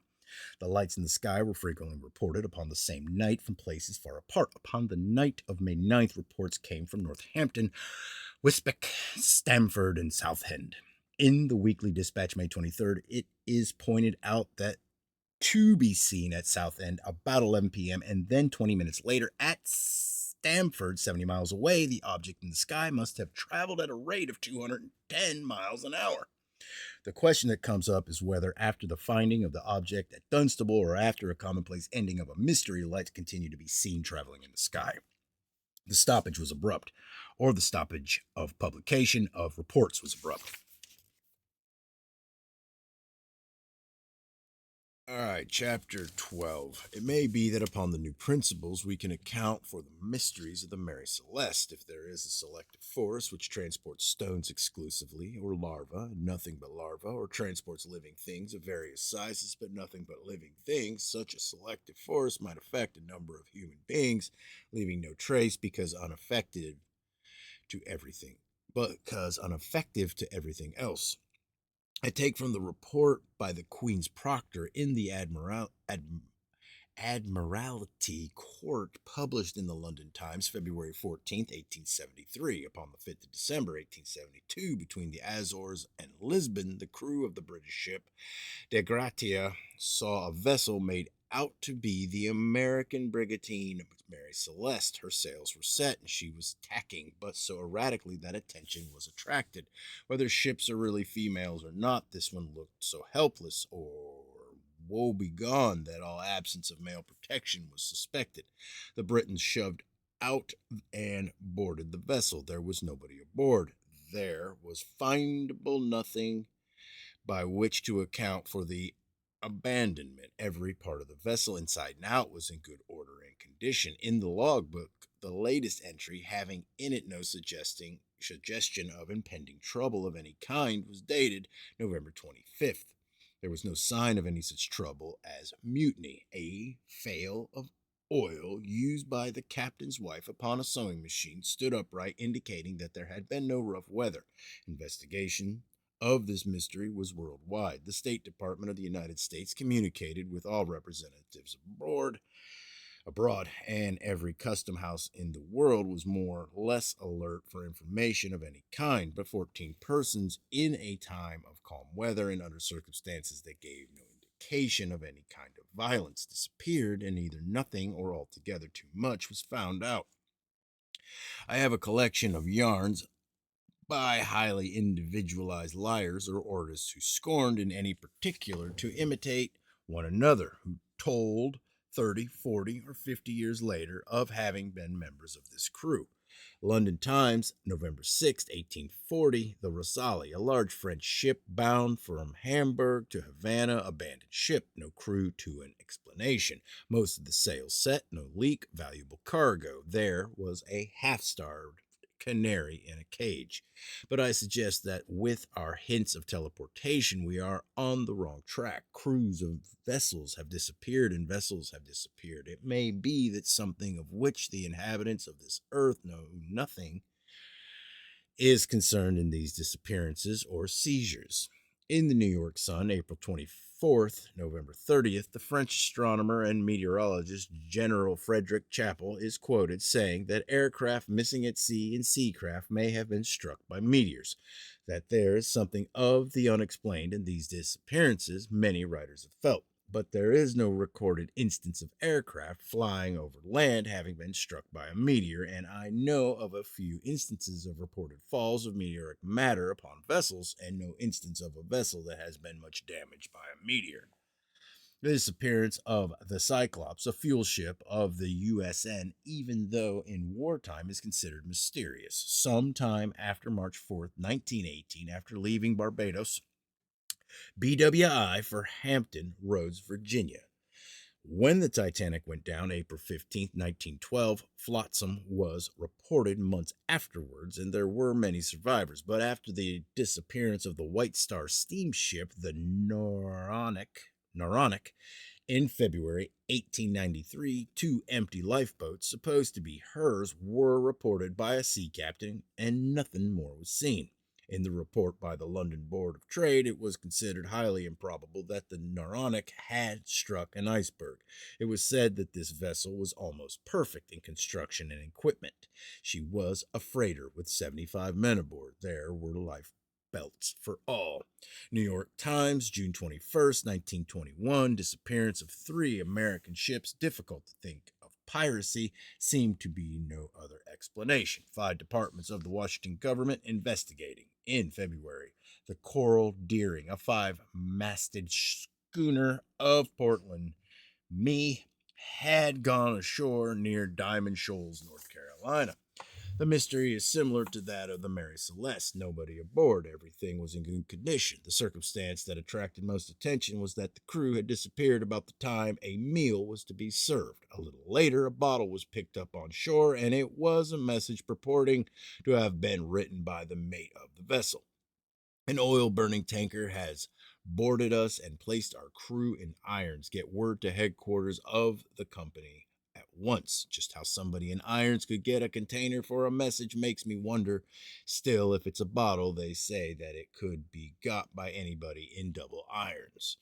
In the London Daily Mail, June 22nd, the finding of another bottle with a message in it is told of from the captain of the Deering, this time that he had been taken prisoner by the crew and had been put upon another vessel. After the Waratah mystery disappeared off the coast of South Africa, July 1909, 5 bottles, all said to be hoaxes, were found. There is as much complication and bafflement in this subject as in anything that science is said absolutely to have proved. If some of us tire of our existence and would like to try some other existence, they had better think it over, because anything merrier than ours is hard to conceive of. Every shipwreck or any other catastrophe brings out merrymakers. The tragedy of the Waratah was enjoyed a long time. More than 13 years later, November 21st, 1922, another bottle said to be a hoax was found near Cape Town. Still, I am affected just the other way, and I'm taking on a new pessimism. Heretofore, I have thought cheerfully of bottles, but there's a depression from anything. Once the humorists get a hold of it. Damn, once the humorists get a hold of it. I wonder how comes it that nobody has reported finding an old bottle, and in it a sea captain's account of an impending mutiny. Signed, Christopher Columbus. New York Times, June 22nd, 1921. More ships added to the mystery list. Almost simultaneous disappearances without a trace regarded as significant. Times, June 24th. About a dozen vessels in the list. And yet, such a swipe by an unknown force of the vessels of a nation along its own coast was soon thought of no more. Anything could occur and not openly visible, or if observed by millions, would soon be gulfed in forgetfulness. Or soon it would be conventionalized. In the year 1921, it was customary to accuse the Russians. I think that the climax was reached in the year 1927, when unruliness of natives in the jungles of Peru was attributed to Russian agents. Still, I suppose that for years, whenever there is revolt against misrule and oppression, propagandists will tell us the same old yarn of otherwise contented natives misled by the Russians. In June 1921, the way of explaining the disappearance of a dozen vessels was by saying that it was thought that the Soviet government was stealing them. It may be that constructions from somewhere else have appeared upon this earth and have seized crews of this ship's Earth ships. In their book, The Cruise of the Bacchante, the two young princes, sons of the Prince of Wales, one of them now the King of England, tell of a strange light as if of a phantom vessel all aglow. It was at 4 o'clock morning of the 11th of June 1881 between Melbourne and Sydney, reported by the lookout of the Bacchante. The unknown appearance was seen by 12 other members of the crew. Whether there be relation or not, 5 hours later, the lookout fell from a cross tree and was killed. Brooklyn Eagle, September 10th, 1891. Something that was seen at Crawfordsville, Indiana, 2 a.m., September 5th. Two icemen saw it. It was a seemingly headless monster, or it was a construction about 20 feet long and 8 feet wide, moving in the sky, seemingly propelled by fin-like attachments. It moved towards the Iceman. The Iceman moved. It sailed away and made such a noise that Reverend G.W. Switzer, pastor of the Methodist Church, was awakened and, looking from his window, saw the object circling in the sky. I suppose that there was no such person as the Reverend G.W. Switzer, being convinced that there had probably never been a Reverend G.W. Switzer of Crawfordsville, and taking for a pseudo-standard that if I'm convinced of something that is something to suspect, I looked him up. I learned that Reverend G.W. Switzer had lived in Crawfordsville in September 1891. Then I found out his present address in Michigan. I wrote to him and received a reply that he was traveling in California and would send me an account of what he had seen in the sky immediately after returning home. But I have been unable to get him to send that account. If anybody sees a headless monster in the sky, it is just as well to think that over before getting into print. Altogether, I think that I make here as credible and scientific a demonstration as any by any orthodox scientists so far encountered by us. The problem is, did a headless monster appear in Crawfordsville in September 1891, and I published the results of my researches. Yes, a Reverend G.W. Switzer did live in Crawfordsville at the time. I'd like to know what Mr. W. H. Smith saw September 18th, 1877 in the sky moving over the city of Brooklyn. It looked like a winged human form. Zoologist, July 1868. Something that was seen in the sky near Copiapo, Chile, a construction that carried lights and was propelled by a noisy motor or a gigantic bird, eyes wide open and shining like burning coals, covered with immense scales, which clashed together with a metallic sound. I don't know what will be thought generally of our data, but in the New York Times, July 6, 1873, the writer of General Notes tells of something that he considered the very worst case of delirium tremens on record. This was before my time. He copied from the Bonham, Texas Enterprise that a few days before the time of writing, a man living 5 or 6 miles from Bonham had told of having seen something like an enormous serpent floating over his farm, and that other men working in his fields had seen the thing and had been frightened. I suppose that equally deliriously inhabitants of the backwoods of China would similarly describe one of this Earth's airships floating over their farms. I don't know that this one account considered alone amounts to anything, but in the Times of the 7th of July, I found something else noted. A similar object had been reported from Fort Scott, Kansas. About halfway above the horizon, the form of a huge serpent, apparently perfect in form, was plainly seen. Hold on. New York Times, May 30th, 1888, reports of several places. In Darlington County, South Carolina, a huge serpent in the sky moving with a hissing sound but without visible means of propulsion. In the London Daily Express, September 11th, 1922, it is said that upon September 9th, John Morris, coxswain of the Barmouth, Wales, lifeboat, and William James, looking out at the sea from the shore at Barmouth, saw what they thought was an airplane falling into the ocean. They rushed out in a motorboat but found nothing. In the Barmouth Advertiser of the 14th, it is said that this object had fallen so slowly that features described as features of an airplane had been seen. In newspapers and aeronautical journals of the time, there is no findable record of the airplane of this Earth reported missing.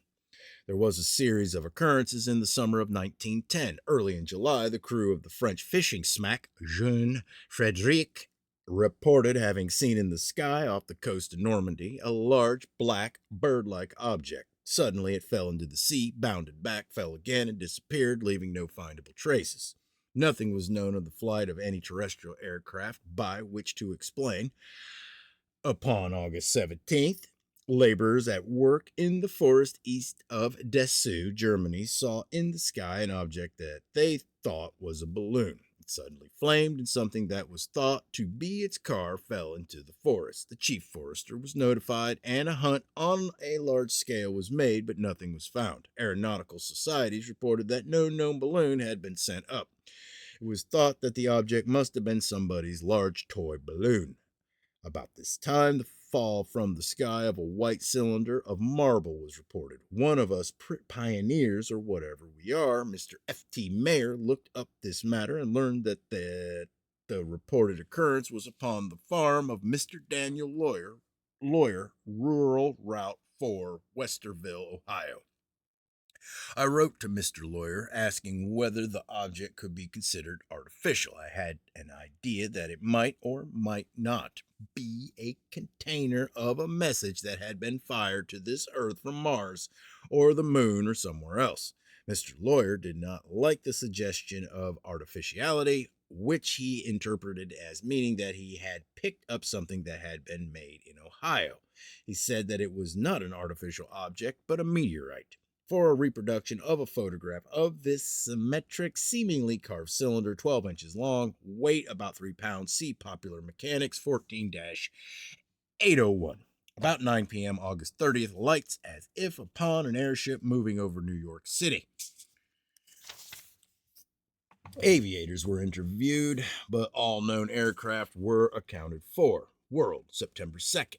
That two men had sent up a large kite upon the 21st of September. A great number of round objects were seen passing from west to east over the lower part of New York City. Crowds stood in the streets watching them. They were thought to be little balloons. I have records of similar objects in large numbers that could not be considered little balloons.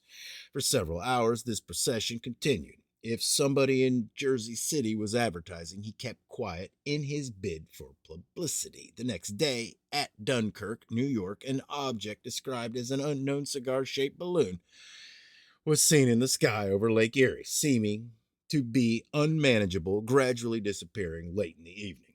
There was so much excitement in Dunkirk that tugboats went out and searched all night. Toronto Daily Mail and Empire, September 24th. That someone on a tugboat had found a large box kite which had been sent up by a party of campers and was undoubtedly the reported object.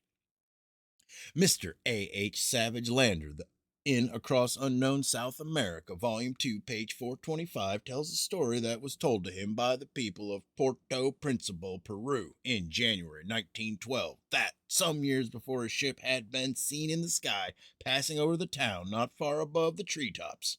According to his interpretations, it was a square globe flying a flag of stars and stripes. Mr. Savage Landor thinks that the object might have been the airship, which upon October 17, 1910, Wellman abandoned about 400 miles east of Hatteras. In newspaper accounts of this unsuccessful attempt to cross the Atlantic, it is said that when abandoned, this airship was leaking gas rapidly. If a vessel from somewhere else flying the Stars and Stripes is pretty hard to think of, except by thinking that there are Americans everywhere. Also, the square globe is not easy, at least for the more conventional of us. Probably these details are faults of interpretation. Whatever this thing in the sky may have been, if we will think that it may have been, it returned at night, and this time it showed lights. In the New York newspapers, September 1880, all allusions to an unknown object that had been seen traveling in the sky in several places, especially in St. Louis and Louisville. I have not been able to get a St. Louis newspaper of this time, but I found accounts in the Louisville Courier Journal, July 29th, August 6th, 1880. Unless an inventor of this earth was more self-effacing than biographies of inventors indicate, no inhabitant of this earth succeeded in making a dirigible aerial contrivance in the year 1880 than keeping quiet about it. The story is that between 6 and 7 o'clock, evening of July 28th, the people of Louisville saw in the sky an object like a man surrounded by machinery, which he seemed to be working with his hands and feet. The object moved in various directions, ascending and descending, seemingly under control.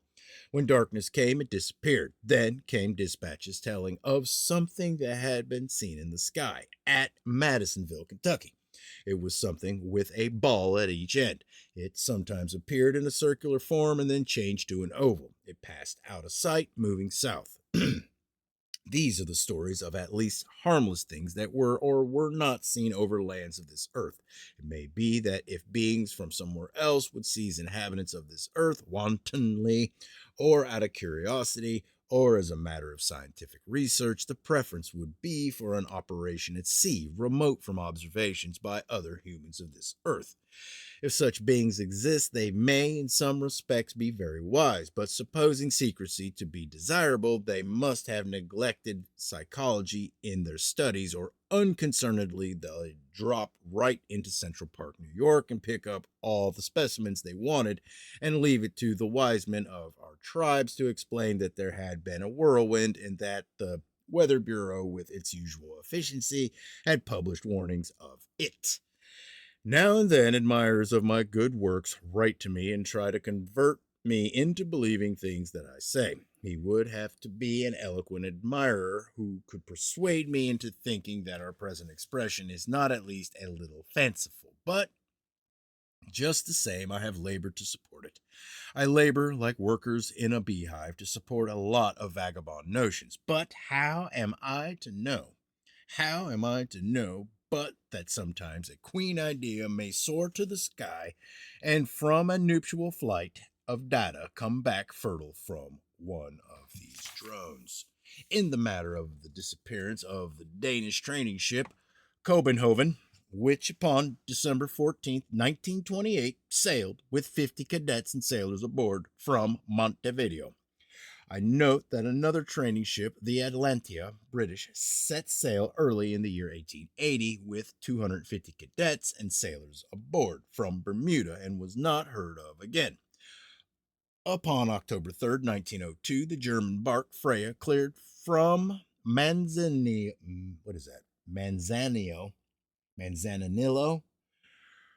For Punta Arenas on the west coast of Mexico. I take from Nature, April 25th, 1907, upon the 20th of October. The ship was found at sea, partly dismasted, lying on her side, nobody aboard. The anchor was still hanging free at her bow, indicating that calamity had occurred soon after the ship had left port. The date on a calendar on a wall of the captain's cabin was October 4th. Weather reports showed that there had been only light winds in this region, but upon the 5th, there had been an earthquake in Mexico. Several weeks after the disappearance of the crew of the Freya, another strange sea occurrence was reported. Zoologist 4-7 38 that, according to the log of the steamship Fort Salisbury, the second officer, Mr. A.H. Raymer, had October 28, 1902, in latitude 5 degrees 31 feet south and long 4 degrees 42 feet west, been called at 3:05 a.m. by the lookout, who reported that there was a huge dark object bearing lights in the sea ahead. 2 lights were seen. The steamship passed the slowly sinking bulk of an estimated length of 500 or 600 feet. Mechanism of some kind. Fins, the observers thought, was making a commotion in the water. A scaled back was slowly submerging. One thinks that seeing for such details as a scaled back could not have been very good at 3 o'clock in the morning, so doubtly damned is this datum that the attempt to explain it was in terms of the accursed sea serpent. Phosphorescence of the water is mentioned several times, but that seems to have nothing to do with 2 definite lights like those of a vessel. The captain of the Fort Salisbury was interviewed. I can only say that he, Mr. Raymer, is very earnest on the subject and has, together with the lookout and helmsman, seen something in the water of a huge nature as specified. One thinks that this object may have been a large terrestrial vessel that had been abandoned and was sinking. I have looked over Lloyd's list for the period, finding no record by which to explain. All right, chapter 13. As to data that we shall now take up, I say to myself, you are a benign ghoul digging up dead old legends and superstitions, trying to breathe life into them. Well, then, why have you neglected Santa Claus? But I am particular in the matter of data or alleged data, and I have come upon no record or alleged record of mysterious footprints in snow on roofs of houses leading to chimneys Christmas Eves. There is a great deal in the most acceptable of the science of today that represents a rehabilitation of supposed legends, superstitions, and folklore. Recall Voltaire's incredulity as to fossils, which according to him only a peasant would believe in, and note that his antagonism to fossils was probably because they had been taken over by theologians in their way of explaining. Here was one of the keenest of minds, but it could not accept data because it rejected explanations of the data. And so one thinks of, say, the transmutation of metals, which is now rehabilitated, and so on. There are some backward ones today who do not believe in witches, but every married man knows better. In the month of May 1810, something appeared in Innerdale, near the border of England and Scotland, and killed sheep, not devouring them, sometimes 7 or 8 of them, in a night, but biting into the jugular vein and sucking the blood. That's the story. The only mammal that I know of that does something like this is the vampire bat. It has to be accepted that stories of the vampire bat are not myths. Something was ravaging near Innerdale, and the losses by sheep farmers were so serious that the whole region was aroused. It became a religious duty to hunt this marauder. Once, when hunters rode past the church, out rushed the whole congregation to join them, the vicar throwing off his surplice on his way to a horse. Milking, cutting of hay, feeding of stock were neglected. For more details, see Chambers' Journal 81-470. Upon the 12th of September, someone saw a dog in a cornfield and shot it. It is said that this dog was the marauder and that with its death the killing of sheep stopped. For about 4 months in the year 1847, beginning upon January 8th, a killer was abroad in Ireland. The land and water in Land and Water, March 7th, 1874. A correspondent writes that he had heard of depredations by a wolf in Ireland, where the last native wolf had been killed in the year 1712. According to him, a killer was running wild in Cavan, slaying as many as 30 sheep in one night. There is another account in Land and Water, March 28th.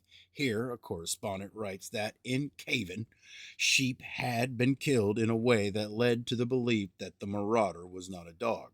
The correspondent knew of 42 instances in 3 town lands in which sheep had been similarly killed. Throats cut and blood sucked, but no flesh eaten. The footprints were like a dog's, but were long and narrow and showed traces of strong claws. Then, in the issue of April 11th of Land and Water, came the news that we have been expecting. The killer had been shot. It had been shot by Archdeacon McGinnis at Lismoreville and was only a large dog.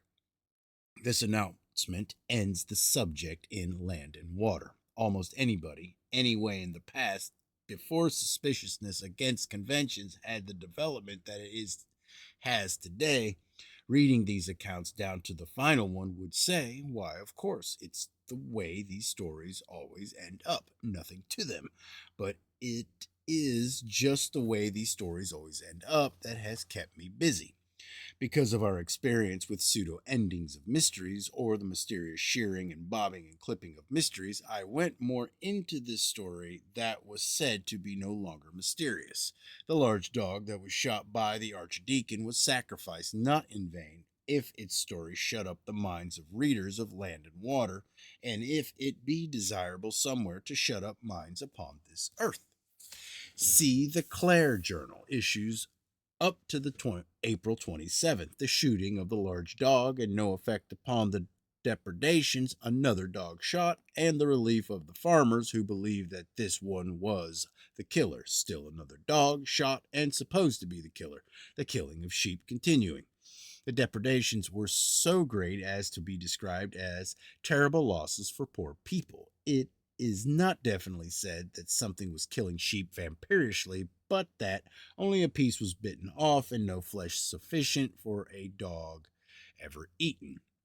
The scene of the killings shifted.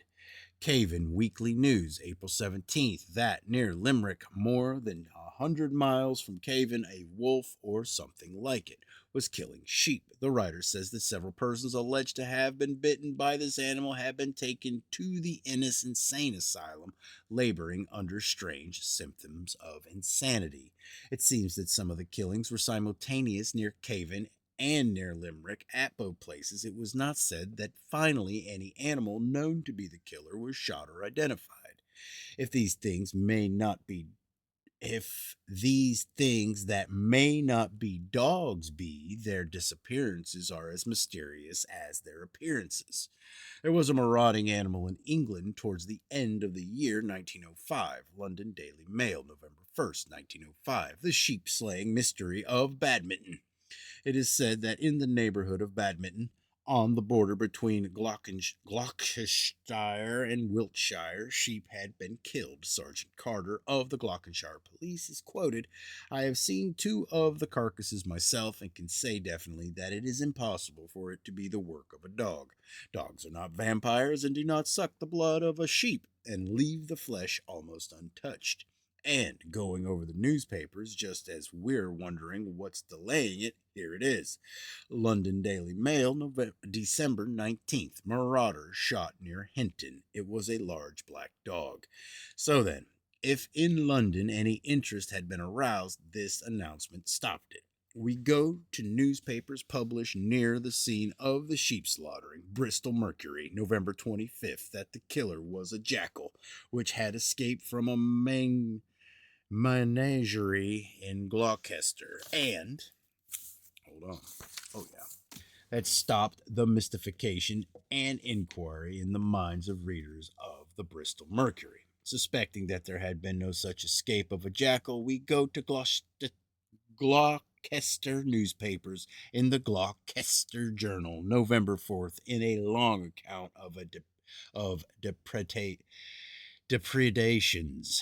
There is no mention of the escape of any animal in Gloucester nor anywhere else. In following issues, nothing is said of the escape of a jackal nor of any other animal. So many reports were sent to the editor of this newspaper that he doubted that only one slaughtering thing was abroad. He even goes so far as to call up the traditions of the werewolf, and superstitious people are inclined to this story. We learned that the large black dog had been shot upon December 16th, but that in its region there had been no reported killing of sheep from about November 25th.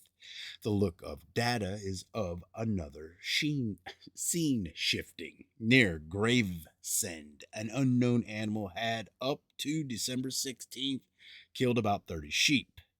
Small armies of men went hunting, but the killing stopped and the unknown animal remained unknown. I go on with my yarns. I no more believe them than I believe that twice two are four. If there is continuity, only fictitiously can anything be picked out of the nexus of all phenomena. Or if there is only oneness, we cannot, except arbitrarily, find any two units with which even to start the sequence that twice two are four. And if there is also discontinuity, all things are so individualized that, except arbitrarily and fictitiously, nothing can be classed with or added to anything else. London Daily Express, October 14th, 1925. The district of Edale, Derbyshire, terrorized quite as centuries ago were regions by stories of werewolves. Something black in color and of enormous size was slaughtering sheep at night, leaving the carcasses strewn about with legs, shoulders, and heads torn off, broken backs, and pieces of flesh ripped off. Many hunting parties had gone out but had been unable to track the animal. People in many places are so frightened that they refuse to leave their homes after dark and keep their children in the house. If something had mysteriously appeared, it then quite as mysteriously disappeared. There are stories of wanton killings or of bodies that were not fed upon. London Daily Express, August 12th, 1919. Something that at Lanley, Wales, was killing rabbits for the sake of killing, entering hutches at night, never taking rabbits, killing them by breaking their backbones. Early in the morning of March 3rd, 1906, the sentry at Windsor Castle saw something and fired a shot at it. The man's account of what he thought he saw was not published. It was said that he had shot at one of the ornamental stone elephants which had looked ghostly in moonlight. He was sentenced to 3 days' confinement in barracks for firing without proper cause. It would be interesting to know what he thought he saw with such conviction that he fired and risked punishment, and whether it had anything to do with Daily Mail, March 22nd, that about a dozen of the king's sheep in a field near Windsor Castle had been bitten by something, presumably a dog, so severely that they had to be killed.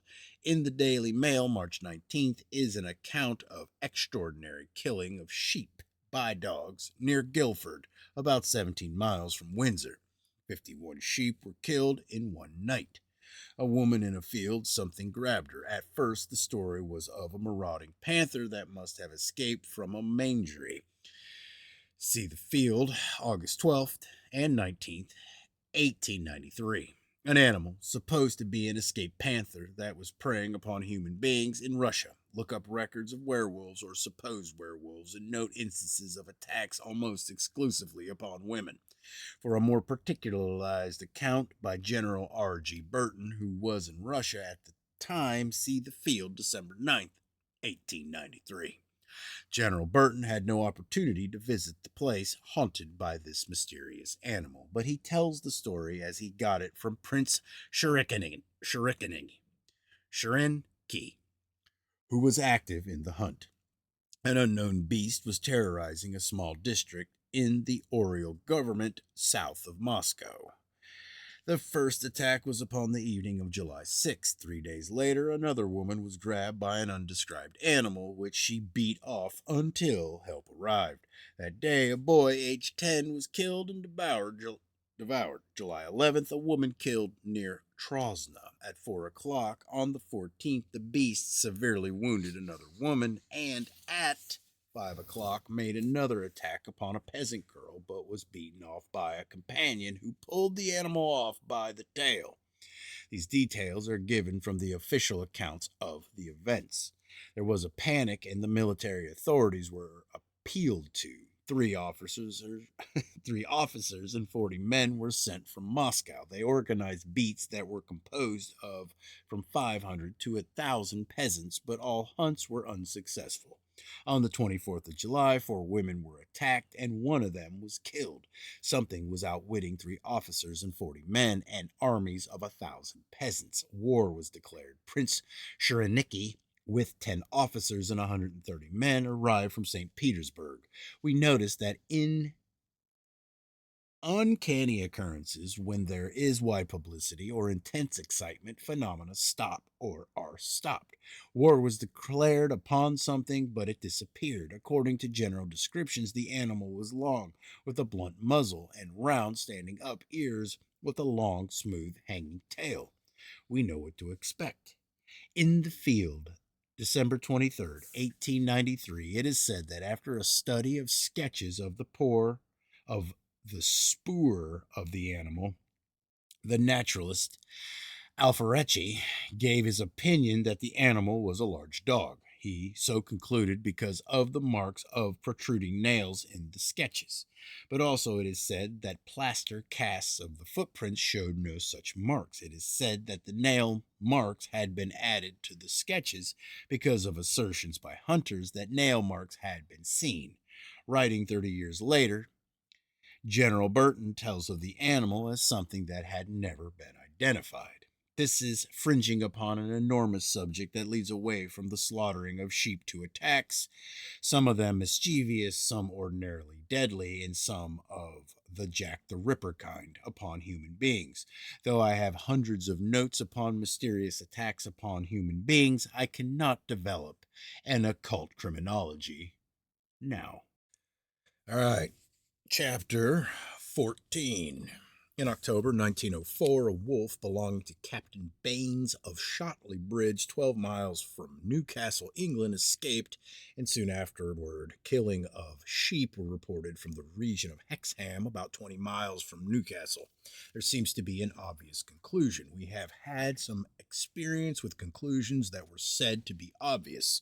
A story of a wolf in England is worth space, and the London newspapers rejoiced in this wolf story. Most of them did, but there are several that would not pay much attention to a dinosaur hunt in Hyde Park.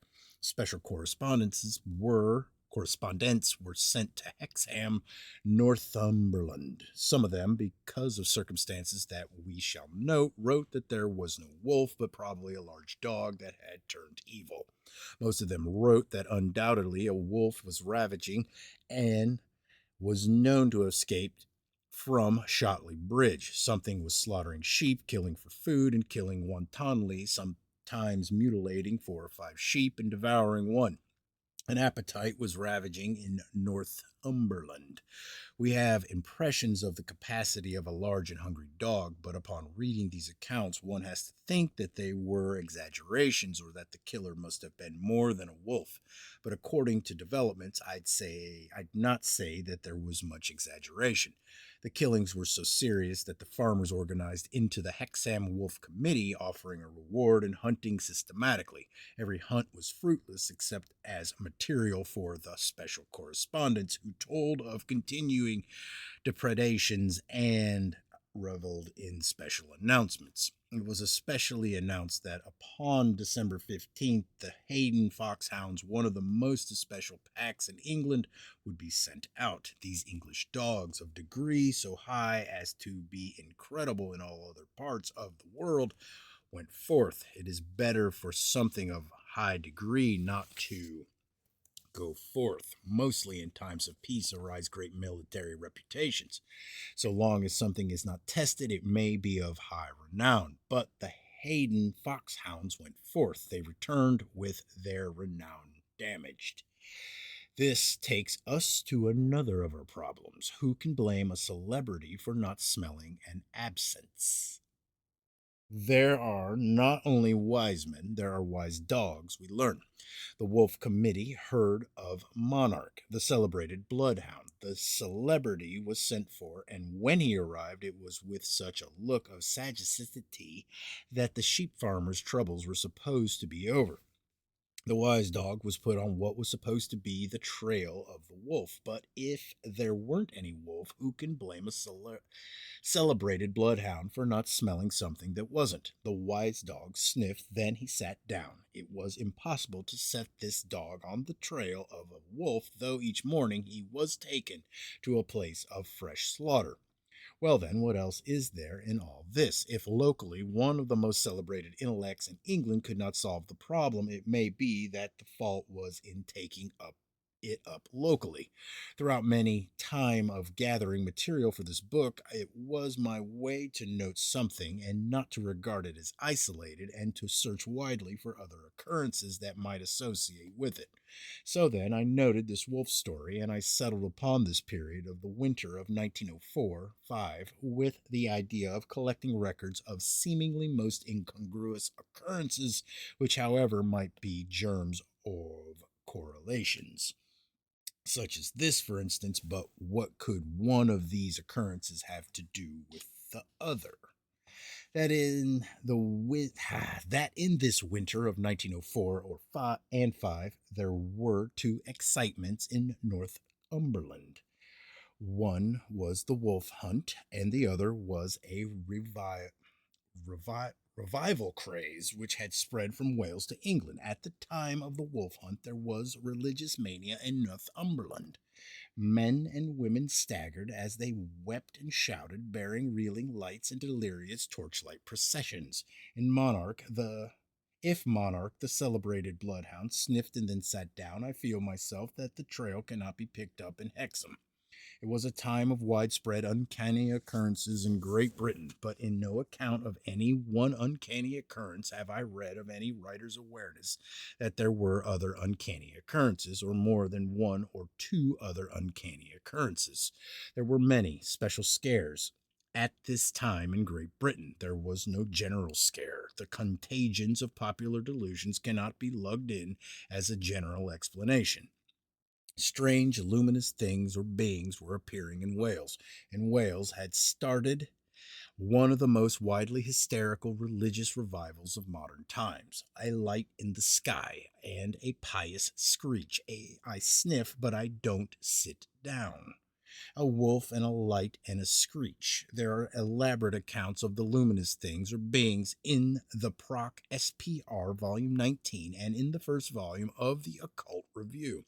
We are told that over the piously palpitating principality of Wales, shining things traveled, stopping and descending when they came to a revival meeting, associating in some unknown way with these centers of excitation, especially where Mrs. Mary Jones was the leader. There is a story of one shining thing that persistently followed Mrs. Jones's car and was not taken off when the car turned abruptly from one road to another.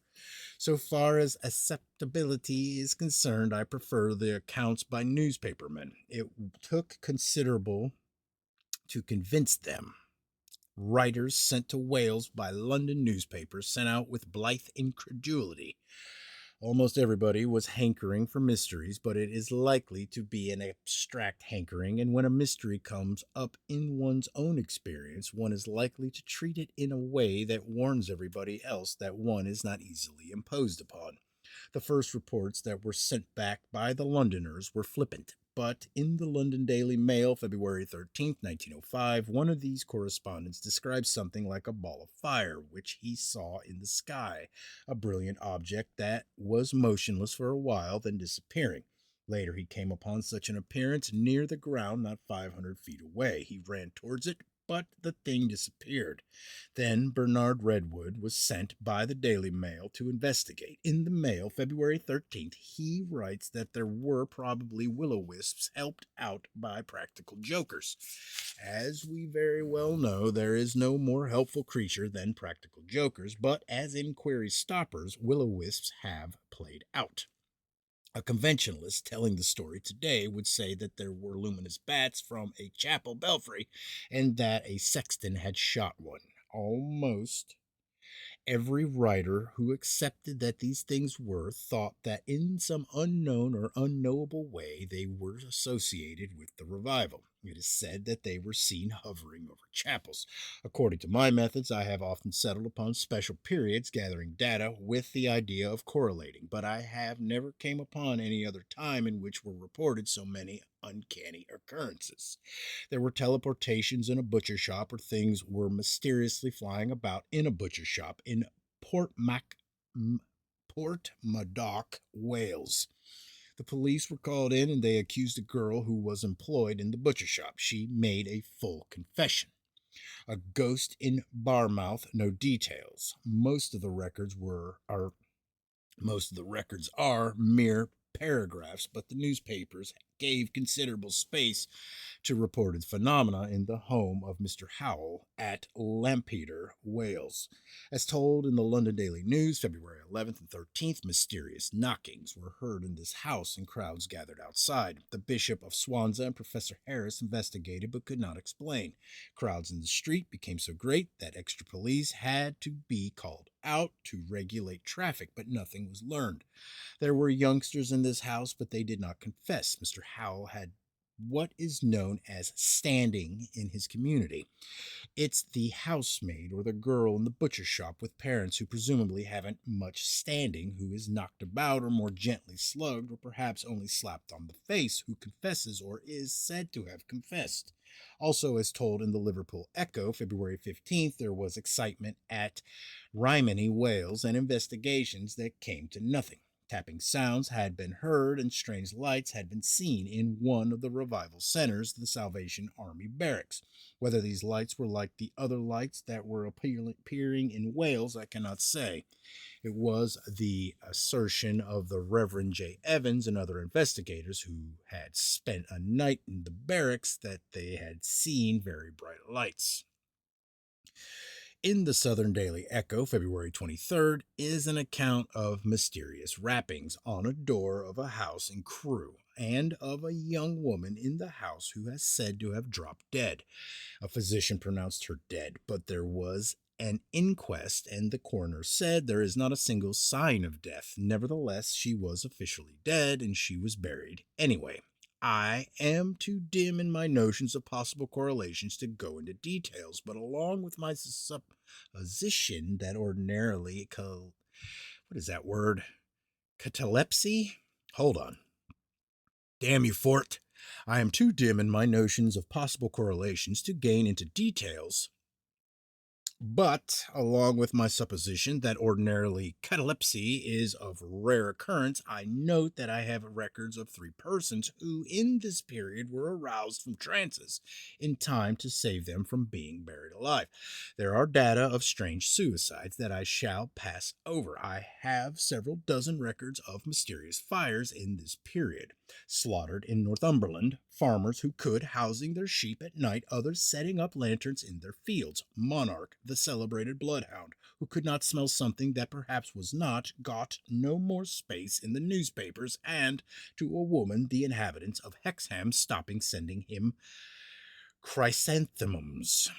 But faith in celebrities kept up, as it always will keep up, and when the Hungarian wolf hunter appeared, the only reason that a brass band did not escort him in showers of torn up telephone books is that away back in this winter, Hexham, like most of the other parts of England, was not yet Americanized. It was before the English were educated. The moving pictures were not of much influence then. The Hungarian wolf hunter, mounted on a shaggy Hungarian pony, galloped over hills and dales, and with strange Hungarian hunting cries made what I think is called the welkin ring. He might as well have sat down and sniffed. He might as well have been a distinguished general or admiral at the outbreak of a war. 4 sheep were killed at Low Escalus and 1 at Shedham in one night. Then came the big hunt on December 20th, which, according to expectations, would be final. The big hunt set out from Hexham, gatekeepers, woodmen, farmers, local sportsmen, and sportsmen from far away. There were men on horseback and 2 men in traps. A man on a bicycle and a mounted policeman. 2 women with guns, one of them in a blue walking dress, if that details any good to us. They came wandering back at the end of the day, not having seen anything to shoot at. Some said that it was because there wasn't anything. Everybody else had something to say about Captain Baines.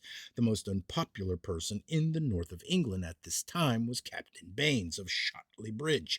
Almost every night, something, presumably Captain Baines' wolf, even though there was no findable statement that a wolf had been seen, was killing and devouring sheep. In Brighton, an unknown force or thing struck notes on a musical instrument. Later, there were stories of a phantom bicyclist near Brighton. In the journal SPR 13 259 is published somebody's statement that near the village of Hoe Benham, he had seen something that looked like a large dog turn into a seeming donkey. Strange sounds heard near Bolton, Lancaster, nothing but the beating of a rope against a flagstaff. Then it was said that a figure had been seen. A doorbell was mysteriously ringing at Blackheath, London, police watching the house but unable to find out anything. But in not one of these accounts is shown knowledge that, about the same time, other accounts were being published. Look in the publication of SPR and wonder what that society was doing. It did investigate 2 of the cases told of in this chapter, but no awareness is shown of a period of widespread occurrences. Other phenomena or alleged phenomena, a ghost at extraordinary, no details. Strange sounds and lights in a house in Epworth. People in Bradford thought that they saw a figure enter a clubhouse. Police notified, fruitless search. At Edinburgh, Mr. J.E. Newlands, who held the Fulton chair at the United Free College, saw a figure moving beside him. But the outstanding phenomena of this period was the revival. Liverpool Echo, January 18th, Wales in the grip of supernatural forces. This was an allusion to the developing frenzies of the revival and the accompanying luminous things or beings that had been reported. Supernatural is a word that has no place in my vocabulary. In my view, it has no meaning or distinguishment. If there never has been, finally, a natural explanation of anything, everything is, naturally enough, the supernatural. The grip was a grab by a craze. The excitement was combustion or psychoelectricity or almost anything except what it was supposed to be, and perhaps when flowing from human batteries, there was a force that was of use to the luminous things that hung around. Maybe they fed upon it and grew and glowed brilliantly with nourishing ecstasies. See data upon astonishing growths of plants when reviving other kinds of radioactive nourishment or stimulation. If a man can go drunk on God, he may usefully pass along his exhilarations to other manifestations of godness. There were flares where they'd least be expected. In the big stores, in the midst of waiting on customers, shop girls would suddenly or electrically start clapping hands and singing. Very likely some of them cut up such capers for the sport of it and enjoyed keeping hard customers waiting. I noticed that, though playing upon widely different motives, popular excitements are recruited and kept going as if they were homogeneous. There's no understanding huge emotional revolts against sin without considering all the fun there is in them. They are monotony breakers. Drab little personalities have a chance to scream themselves vivid. There were confession addicts who, past possibly of being believed, proclaimed their own wickedness and then turned to public confessions for their neighbors until sinful neighbors appealed to the law for protection. In one town, a man went from store to store, returning things that he had not stolen. Bands of girls roved the streets, rushing earnestly and mischievously into the more sedate churches where the excitation was not encouraged, singing and clapping their hands, all of them shouting, and some of them blubbering, and then some of the most sportive ones blubbering, compelled into a temporary uniformity. This clapping of hands in time with the seeing was almost irresistible. Some vibrational reason, power of the rhythm to harmonize diverse units, primitive power of the drum beat. Special trains set out from Liverpool to Welsh meeting places with sightseers who hadn't a concern for the good of their souls, vendors of things that might have a sale, some earnest ones. Hand clapping started up and emotional fury shot through Wales. There were ghost scares in the towns of Blyth and Dover. Blyth News, March 14th. Crowds gathered around a schoolhouse, something of a ghostly nature inside, nothing but the creaking of a partition. Partition. Partition. I pick up something else. We wonder how far our neo medievalism is going to take us. Perhaps, though our interpretations will not be the same, only medievalism will be the limit. Blythe News, February 28th. Smoke that was seen coming from the windows of a house in Blythe. Neighbors broke in and found the body of the occupant, Barbara Bell, age 77, on a sofa. Her body was burned as if for a long time it had been in the midst of intense flames. It was thought that the victim had fallen into the fireplace. The body was fearfully charred. Something was slaughtering sheep and things in the sky of Wales, and it may be that there were things or beings that acted like fire consuming the bodies of women. London Daily News, December 17th, 1904. Yesterday morning, Mrs. Thomas Cochrane of Rochelle, Falkirk, widow of a well known local gentleman, was found burned to death in her bedroom. No fire in the grate. Burned almost beyond recognition. No outcry, little, if anything else, burned. Body found, sitting in a chair surrounded by pillows and cushions. London Daily Mail, December 24th. Inquest on the body of a woman who had died of the effects of mysterious burns. She could give no account of her injuries, and an almshouse late at night and something burned a woman. Trinity Almshouse, Hull. Story told in the Hull Daily Mail, January 6th. Body covered with burns, woman still living when found in the morning. Strange that there had been no outcry, bed unscorched. The woman, Elizabeth Clark, could tell nothing of her injuries, and she died without giving a clue to the mystery. There was no fire nor light in the room. On both sides of the River Teign, something kept on slaughtering. It crossed the Tyne, having killed on one side, then killing on the other side. At East Dipton, 2 sheep were devoured, all but the fleece and the bones, and the same night 2 sheep were killed on the other side of the river. The big game hunter from India. Another celebrity came forth. The Wolf Committee met him at the station. There was a plaid shawl strapped to his back, and the flaps of his hunting cap were considered unprecedented. Almost everybody had confidence in the shawl or felt that the flaps were authoritative. The devices by which he covered his ears made beholders feel that they were in the presence of science. Hexham Herald, the right man at last. So finally, the wolf hunt was taken up scientifically. The ordinary hunts were going on, but the wise men from India would have nothing to do with them. In his cap, with flaps such as had never before been seen in Northumberland, and with his plaid shawl strapped to his back, he was going from farm to farm, sifting and dating and classifying observations, drawing maps, card indexing his data. For some situations, this is the best of methods, but something that the Methodist wise men cannot learn is that a still better method is that of not being so tied to any particular method.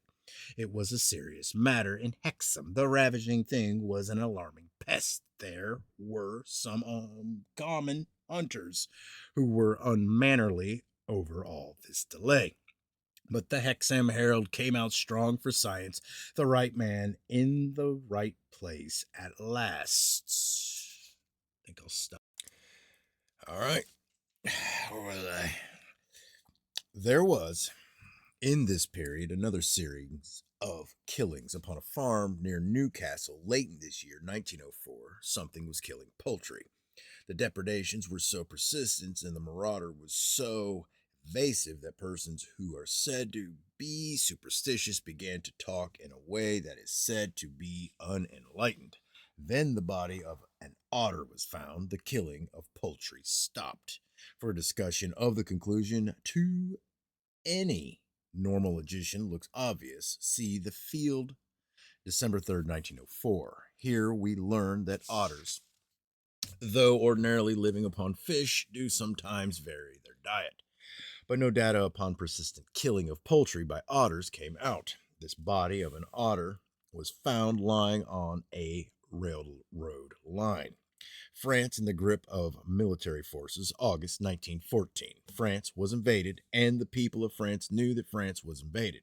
It is my expression that so they knew only because it was a conventional recognition. There were no wise men to say that reported bodies of men moving along roads had nothing to do with mutilated persons appearing in hospitals, and that only by coincidence was their devastation. The wise men of France did not give only a local explanation to every local occurrence, but of course correlated all as the manifestations of one invasion. Human eyes have been made to see human invaders. Whales in the grip of supernatural forces. People in England paid little attention at first, but then hysteria is mobbed across the border. To those of us who have some failings and now and then give a thought to correcting them if possible, but are mostly too busy to be bothered much, cyclones of emotions relating to states that are vaguely known as good and evil are most mysterious. In the Barmouth Advisor, it is said that in the first 3 months of this year, 1905, there had been admitted to the Denbigh Insane Asylum 16 patients whose dementias were attributed to the revival. It is probable that many cases were not reported. In the Liverpool Echo, November 25th, are accounts of 4 insane revivalists who were under restraint in their own homes. 3 cases in one town are told of in this newspaper of January 10th. The craze spread in England, and in some parts of England it was as intense as anywhere in Wales. At Bromley, a woman wrote a confession of sins, some of which it was said she could not have committed, and threw herself under a railroad train. In town after town, police stations were invaded by exhorters. Yeah. In both England and Wales, bands stood outside theaters calling upon people not to enter. In the same way, they tried to prevent attendance at football games. December 29th, wolf killed on a railroad line. It was at Cumwinton, which is near Carlisle, about 30 miles from Hexham. The body was found on a railroad line. Magnificent specimen of male gray wolf, total length 5 feet, measurement from foot to top of shoulder 30 inches. Captain Baines of Shotley Bridge went immediately to Cumwinton. He looked at the body of the wolf. He said that it was not his wolf. There was doubt in the newspapers. Everybody is supposed to know his own wolf, but when one's wolf was made material for a host of damaged suits, one's recognitions may be dimmed. This body of a wolf was found and killings of sheep stopped, but Captain Baines' denial that the wolf was his wolf was accepted by the Hexham Wolf Committee. Data were with him. He had reported the escape of his wolf, and the description was one record in the Shotley Bridge police station. Captain Baines' wolf was, in October, no magnificent full-grown specimen, but a cub, 4.5 months old, though nobody had paid any attention to Though nobody had paid attention to this circumstance, it had been pointed out in the Hexham Herald, October 15th. The wolf in Cumwinton was not identified according to my reading of the data. Nobody told of an escape of a grown wolf, though the news of this wolf's death was published throughout England. The animal may have come from somewhere far from England. Photographs of the wolf were sold as picture postal cards. People flocked to Cumwinton. Men in the show business offered to buy the body, but the decision of the railroad company was that the body had not been identified and belonged to the company. The head was preserved and it was sent to the central office in Derby. But what became of the Shotley Bridge wolf? all that can be said is that it disappeared. The mystery begins with this statement that, hold on, before I begin this statement, in October 1904, a wolf belonging to Captain Baines of Shotley Bridge escaped. And that about the same time began a slaughtering of sheep, but the Captain Baines wolf had nothing to do with the slaughter. Or the statement is that there was killing of sheep in Northumberland, and that then came news of the escape of a wolf by which the killing of a few sheep might be explained. But that then there were devourings which could not be attributed to a wolf. The wolf cub disappeared, and there appeared another wolf, this one of a size and strength to which the devourings could be attributed. Somewhere there was science. If it had been not for Captain Bain's prompt investigation, the reported differences between these two animals would have been overlooked or disbelieved, and the story would be simply that a wolf had escaped from Shotley Bridge, had ravaged, and had been killed at Cumwinton. But Captain Baines did investigate, and his statement that the wolf of Cumwinton was not his wolf was accepted. So then, instead of a satisfactory explanation, there was a new mystery. Where did the wolf of Cumwinton come from? There is something that is acting to kill off mysteries. Perhaps always and perhaps not always. It can be understood in commonplace terms. If luminous things can move like flying birds, are attracting attention at a Mr. Cannell appears and says that he has found a luminous owl. In the newspapers about the middle of February appeared a story that Captain Alexander Thompson of Tacoma, Washington, and I have looked this up, learning that a Captain Alexander Thompson did live in Tacoma about the year 1905, was walking along a street in Derby when he glanced in a taxidermist's window and there saw the supposed wolf's head. He recognized it not as the head of a wolf, but the head of a Malamute, an Alaskan sleigh dog, half wolf and half dog. This animal, with other Malamutes, had been taken to Liverpool for exhibition and had escaped in a street in Liverpool. Though I have not been able to find out the date, I have learned that there was such an exhibition in Liverpool. No date was mentioned by Captain Thompson. The owners of the Malamute had said nothing, and rather than to advertise, had put up with the loss because of their fear that there would be damages for sheep killing. Not in the streets of Liverpool, presumably. No support for this commonplace ending followed. Nothing more upon the subject is findable in Liverpool newspapers. Liverpool is 120 miles from Hexham. It is a story of an animal that escaped in Liverpool and, leaving no trail of slaughtering behind it, went to a distant part of England, exactly to a place where a young wolf was at large, and there slaughtered like a wolf. I prefer to think that the animal of Cumwinton was not a Malamute. Derby Mercury, February 22. That the animal had been identified as a wolf by Mr. A. S. Hutchinson, taxidermist, to the Manchester Museum of Natural History. Liverpool Echo, December 31st. That the animal had been identified as a wolf by a representative of the Bostock and Cumbel Circus who had traveled from Edinburgh to see the body. Edinburgh. Killing of poultry and the body of an otter on the railroad line, and the killing of poultry stopped. Or that there may be occult things beings and events, and that also there may be something of the nature of an occult police force which operates to divert human suspicions and to supply explanations that are good enough for whatever somewhat of the nature of minds being human beings have, or that if there be occult damn, he gets all over the place.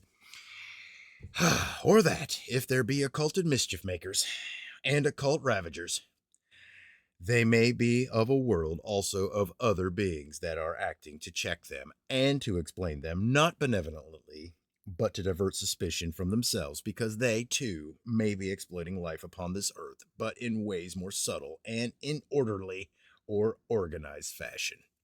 We have noticed in investigating obscure or occult phenomena or alleged phenomena that sometimes in matters that are now widely supposed to be rank superstitions, orthodox scientists are not so uncompromising in their oppositions as are those who have not investigated. In the New Orleans Medical and Surgical Journal, April 1894, is an account of a case of spontaneous combustion of human bodies. The account is by Dr. Arden Hava, not as observed by him, but as reported by his father. In Science 10 100 is quoted a paper that was read by Dr. B.H. Hartwell of Ayer, Massachusetts, before the Massachusetts Medico Legal Society. It was Dr. Hartwell's statement that upon May 12, 1890, while driving through a forest near Ayer, excuse me, he had been called and going into the wood, saw in a clearing the crouched form of a woman. Fire, which was not from clothing, was consuming her shoulders, both sides of the abdomen, and both legs. See Dr. Dixon, Man's Forensic Medicine, edition of 1922, page 216. Here, cases are told of and are accepted as veritable, such as the case of a woman consumed so by fire that on the floor of her room there was only a pile of calcined bones left of her. The fire, if in an ordinary sense it was fire, must have been of the intensity of a furnace, but a tablecloth only 3 feet from the pile of cinders was unscorched. There are other such records. I think that our data relate not to spontaneous combustion of human bodies, but to things or beings that, with a flaming process, consume men and women, but, like werewolves, are alleged werewolves, mostly pick out women. Occurrences of this winter of 1904-5 again. Early in February in London, a woman who was sitting asleep before a fire in a grate awoke, finding herself flaming. A commonplace explanation would seem to be sufficient. Nevertheless, it is a story of mysterious burns, as worded by Lloyd's Weekly News, February 5th.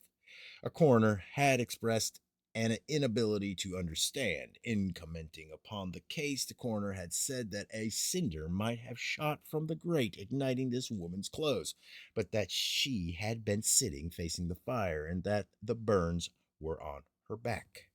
Upon the morning of February 26th, at Butlock Heath, near Southampton, neighbors of an old couple named Kiley heard a scratching sound. They entered the house and found it in flames inside. Kiley was found burned to death on the floor. Mrs. Kiley, burned to death, was sitting in a chair in the same room, badly charred but recognizable. A table was overturned and a broken lamp was on the floor. So there seems to be an obvious explanation. Hold on. Eyeballs are glazing over. But at the inquest, it was said that an examination of this lamp showed that it could not have caused the fire. The verdict was accidental death, but by what means they, the jury, were unable to determine. Both bodies had been fully dressed, judging by fragments of cloths. This indicates that the Kileys had been burned before their time for going to bed. Hours later, the house was in flames. At the inquest, the mystery was that two persons, neither of whom had cried for help, presumably not asleep in an ordinary sense, should have been burned to death in a fire that did not manifest as a general fire until hours later. Something had overturned a table. A lamp was broken. Again, the phenomenon of scene shifting. Soon after the killing of poultry ceased near Newcastle, there were uncanny occurrences upon Binbrook Farm near Great Grimsby. There is an account in the journal SPR 12 138 by the Reverend A.C. Custance of Binbrook Rectory. There was no confession this time, but this time the girl in the case, the young housemaid again, was in no condition to be dragged to the police station. It will not be easy to think that it was trickery by the girl in this case. The story is that objects were thrown about rooms, that 3 times near a not very good or big fire, things burst into flames, and that finally a servant girl was burned or was attacked by something that burned her. In the Liverpool Echo, January 25th, is published a letter from a school teacher of Brook, in which it is said that a blanket had been found burning in a room in which there was no fireplace. According to the report by Colonel Taylor to the SPR, the first manifestations occurred upon the 31st of December. Something was killing chickens in the farmyard and in the hen house. All were killed in the same way, a vampirish way.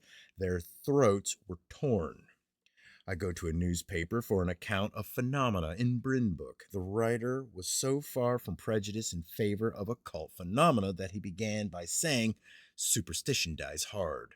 In the Louth and North Lincolnshire News, January 28th, he tells of objects that unaccountably fell from shelves in the farmhouse and of mysterious transportations of objects, according to allegations.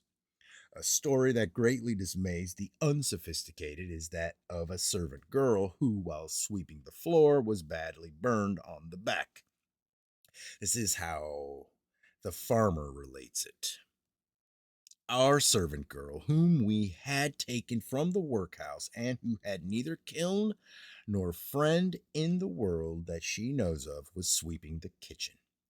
There was a very small fire in the grate. There was a guard there so that no one can come within 2 feet or more of the fire, and she was at the other end of the room and had not been near. I suddenly came into the kitchen, and there she was, sweeping away while the back of her dress was afire. She looked around as I shouted, and seeing the flames rush through the door, she tripped, and I smothered the fire out with wet sacks. But she was terribly burned, and she is at the Louth Hospital now in terrible pain. This last sentence is very true. Yesterday, our representative called at the hospital and was informed that the girl was burnt extensively on the back and lies in critical condition. Her adheres to this she adheres to the belief that she was in the middle of the room when her clothes ignited. A great deal in trying to understand this occurrence depends upon what will be thought of the unseen killing of chickens. About, nope, out of 250 fowls, Mr. White says that he has only 24 left. They have all been killed in the same weird way. The skin around the neck from the head to the breast has been pulled off and the windpipe drawn from its place and snapped. The fowl house has been watched night and day, and whenever examined, 4 or 5 birds would be found dead. In London, a woman sat asleep near a grate. Something, as if taking advantage of this means of commonplace explanation, burned her behind her. Perhaps a being of incendiary appetite had crept up behind her, but I had no data upon which so to speculate. But if we accept that in Binbrook Farm, something was savagely killing chickens, we accept that whatever we mean by a being was there. It seems that in the little time taken by the farmer to put out the fire of the burning girl, she could not have been badly scorched. Then the suggestion is that, unknown to her, something behind her was burning her, and that she was unconscious of her own scorching flesh. All the stories are notable for absence of outcry or seeming unconsciousness of victims that something was consuming them. The town of Market Raisin is near Binbrook Farm. The address of the clergyman who reported to the SPR the fires and the slaughterings of chickens upon the farm is Binbrook Rectory, Market Raisin. Upon January 16th, as told in the Louth and North Lincolnshire News, January 21st, there was in a chicken house at Market Raisin a fire in which 57 chickens were consumed. Perhaps a fire in a chicken house is not much of a circumstance to record, but I note that it is said that how this fire started could not be found. The girl of Binbrook Farm was taken to the Louth Hospital. In Lloyd's Weekly News, February 5th, there is an account of mysterious burns. It is the case of Ashton Claude, a man aged 75 who, the week before, had died in the Louth Hospital. It is said that he had fallen into a grate while putting coals in it, and that for some reason, probably because of his rheumatism, had been unable to rise and had been fatally burned. But a witness at the very inquest is quoted. If there was a fire in the fireplace, it was very little. All around every place that we have noted, the revival was simmering, seething, or raging in Leeds. Women who said that they were directed by visions stood in the streets, stopping cars, trying to compel passengers to join them. A man in Turnbridge Wells, taking an exhortation literally, chopped his right hand off. Holy dancers appeared in London. At Drifeld, someone led a procession every night, trundling his coffin ahead of him. And all this in England. And in England, it is very much the custom to call attention to freaks and extravagances in other parts of the world, or more particularly in one other part of the world, as if only there occurred all the freaks and extravagances. Riots broke out in Liverpool, where the revivalists, with a medieval enthusiasm, attacked Catholics.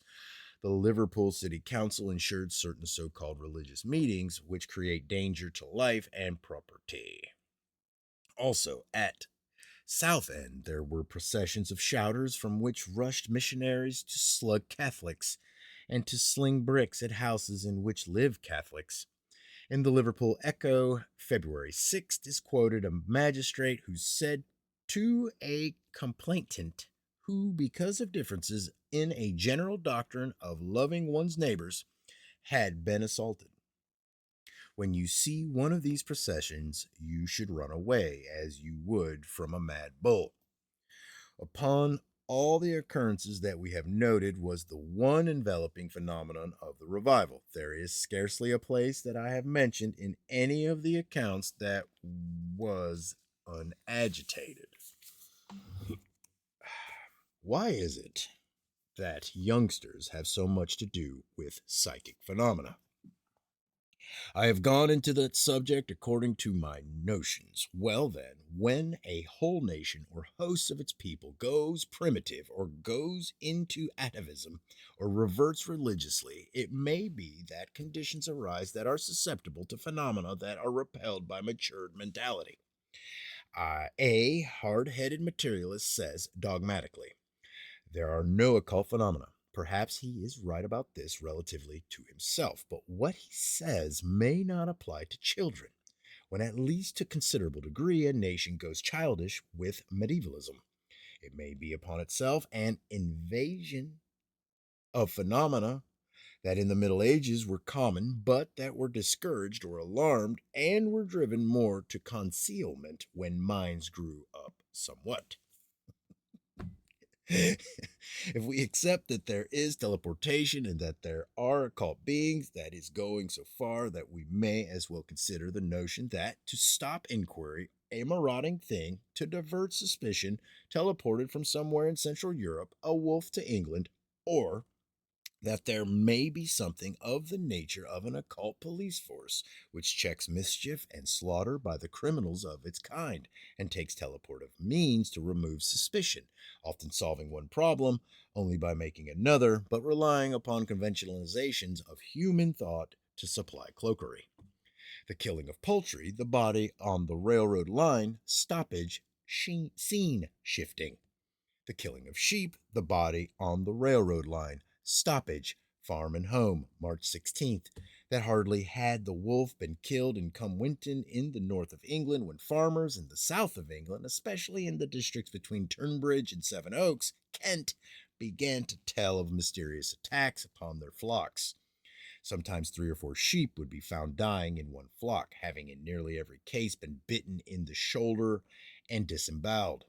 Many persons had caught sight of the animal, and one man had shot it. The inhabitants were living in a state of terror, and so on the 1st of March, a search party of 60 guns beat the woods in an endeavor to put an end to the depredations. A big dog, another malamute, nothing. This resulted in its being found and dispatched by one of Mr. R.K. Hodgson's gamekeepers, the animal being pronounced on examination to be a jackal. The story of the shooting of a jackal in Kent is told in the London newspapers. See the Times, March 2nd. There is no findable explanation nor attempted explanation of how the animal got there. Beyond the mere statement of the shooting, there is not another line upon this extraordinary appearance of an exotic animal in England findable in any London newspaper. It was in provincial newspapers that I came upon more of the story. Blyth News, March 14th. The Indian jackal, which was killed recently near Sevenoaks, Kent, after destroying sheep and game to the value of £100, is attracting attention in the shop windows of a Derby taxidermist. Derby Mercury, March 15th, that the body of this jackal was upon exhibition in the studio of Mr. A.S. Hutchinson, London Road, Derby. All right. Chapter 15. In every organism, there are, in its governance as a whole, mysterious transportations of substances and forces, sometimes indefinite, circulatory paths, and sometimes specially, for special needs. In the organic view, teleportation is a distributive force that is acting to maintain the balance of a whole, with the seeming wastefulness sometimes and niggardliness sometimes of other forces, providing or sometimes providing new islands with vegetation and new ponds with fishes, Edens with atoms and atoms with eaves, always dwindling when other mechanisms become established but surviving sporadically. Our expression is that once upon a time, showers of little frogs were manifestations of organic intelligence in the choice of creatures that could survive in the greatest variety of circumstances if indefinitely translated from place to place. They'd survive in water or on land, in warmth or in coldness. But if organic intelligence is like other intelligence, there is no understanding it except as largely stupid. And if it keeps on sending little frogs to places where they're not wanted, we human phenomena cheer up, thinking of the follies of existence itself. I have never done foolisher myself than did nature when it, or she, probably she, fatally loaded the tusks of mammoths and planted a tree on the head of the Irish elk, losing species for the sake of displays. By intelligence, I mean nothing that can be thought of as exclusively residing in or operating in brain substance. I mean equilibrium. Nope. Equilibration or adaptation, which pervades all phenomena. The scientific intelligence in human brains and the physiologic intelligence that pervades the bodies of living things wisely, foolishly acts to solve problems, and somewhere in the beauty of a theorem or of a peacock lurks the grotesque. When nature satisfies us critics with such a graceful stroke as a swimming seal, she fumbles her seal on land. But there is another view. We apologizing theologians always have another view. Cleverness and stupidity are relative, and what is said to be stupidity has functional value. To keep on sending little frogs where, so far as can be seen, there is no need for little frogs is like persistently, if not brutally, keeping right on teaching Latin and Greek, for instance. What's that for? Most of the somewhat good writers know little of either. According to my experience, both of these studies, if at all extended, are of no active value except to somebody who wants to ride up to the highest and noblest standards of the past and considers himself literary. But this is an expression upon the functions of stupidity. It is likely that showers of little frogs in the vermiform appendix and classical studies are necessary for the preservation of continuity between the past and the present. Some persons who know nothing about it must for ages go on piously believing in Sir Isaac Newton's doctrine. People who go to fortune tellers and people who go to church are functioning conservatives. If the last platypus or the last churchgoer should die off, there would be broken continuity. It would be a crack of existence. Perhaps to this day, a chink is stuffed with iguanas, which are keeping alive the dinosaur strain. Why is it that when one's mind is not specializing upon anything, it is given to recalling past experiences? It is preserving continuity with the past, or is preserving whatever one can be thought of as having of identity. We shall have instances of interruption of this process in human minds. Perhaps if existence should stop sending little frogs and stop teaching Latin and Greek, a whole would be in a state of amnesia.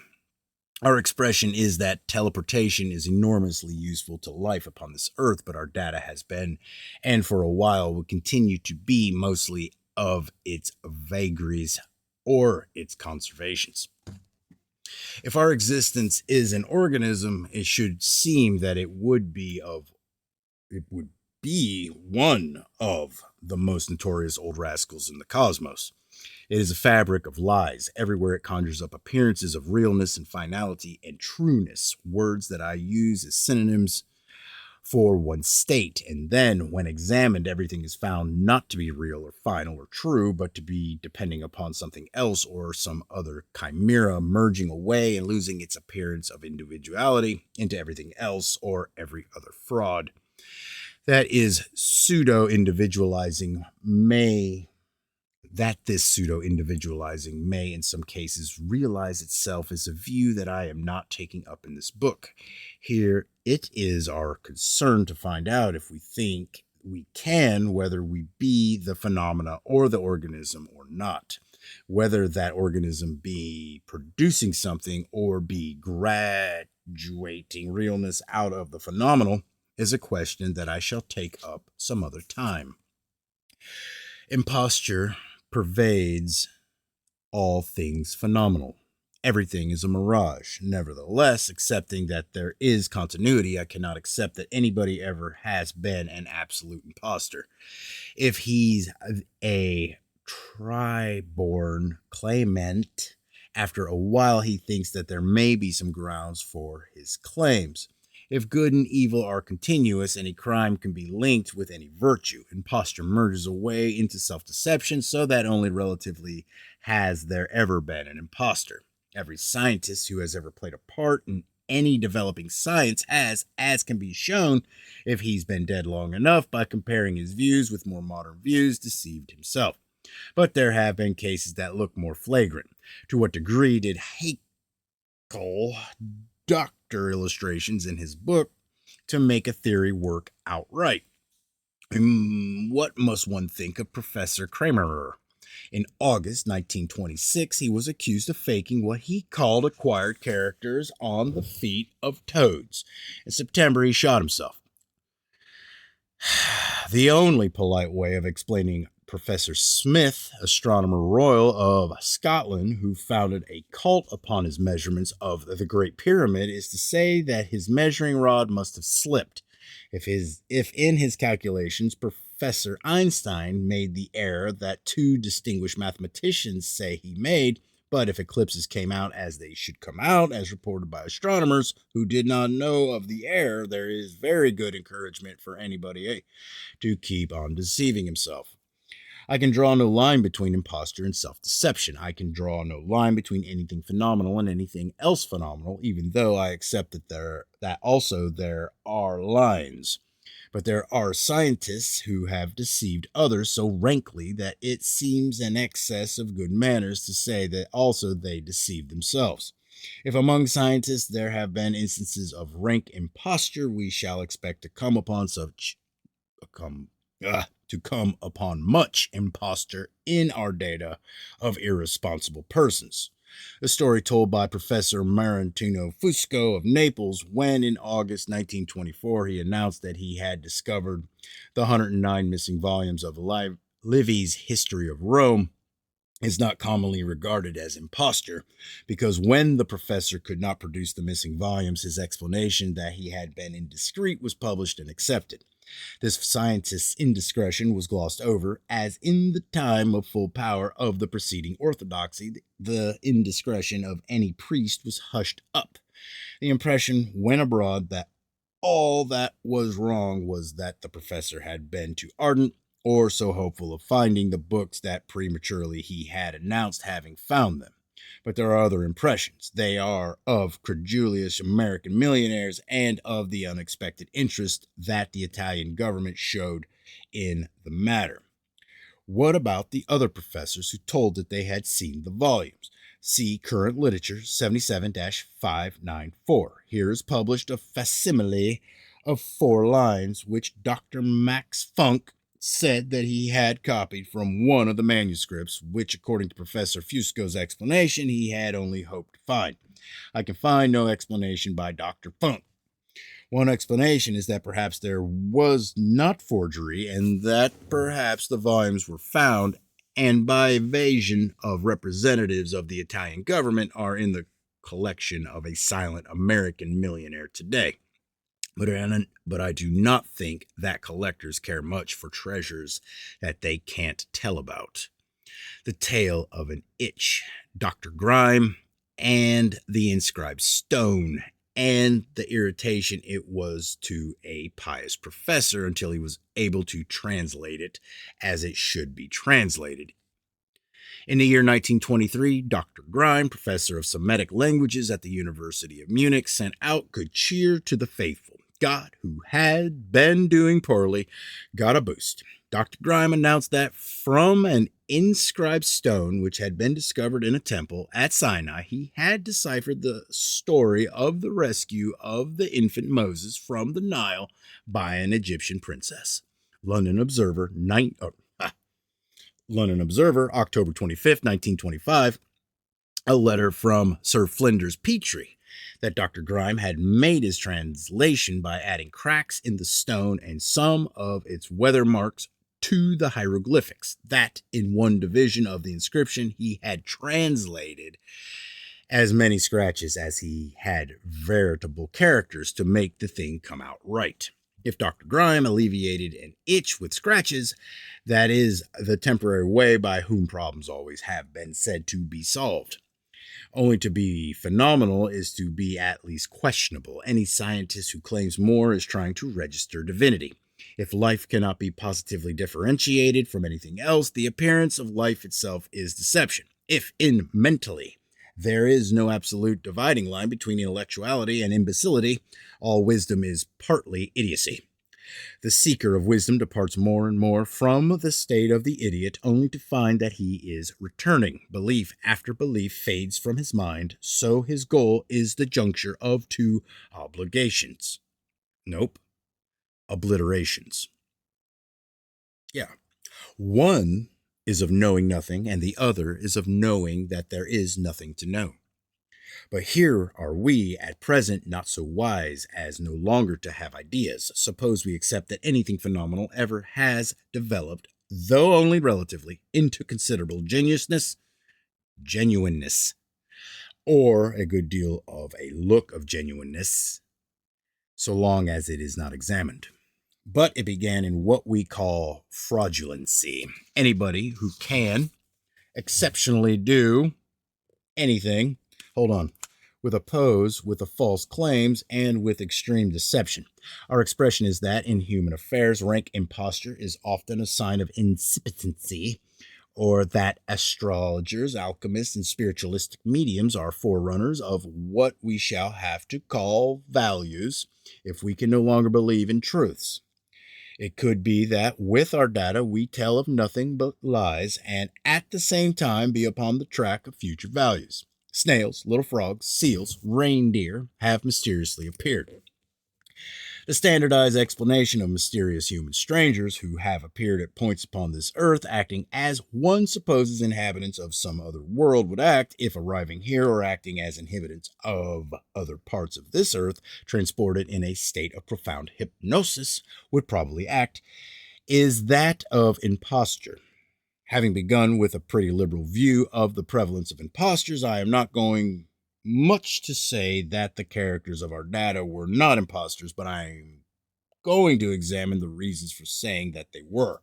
If, except fraudulently, some of them never have been explained conventionally, we are just where we are in everything else that we take up, and that is in the position of having to pretend to think for ourselves. The earliest of the alleged impostors in my records, for which, though not absolutely, I draw a dead line at the year 1800, is the Princess Caribou, if not Mary Wilcox, though possibly Mrs. Mary Baker, but perhaps Mrs. Mary Burgess, who, the evening of April 3rd, 1817, appeared at the door of a cottage near Bristol, England, and in an unknown language asked for food. But I am not so much interested in whether the princess or Mary was a rascal as I am in the reasons for saying that she was. It does not matter whether we take up a theorem of celestial mechanics or the case of a girl who jabbered. We come upon the bamboozlements by which conventional thought upon this earth is made and preserved. The case of the angels in a triangle that equal to right angles has never been made out. No matter what refinements of measurement would indicate, ultra refinement would show that there had been errors.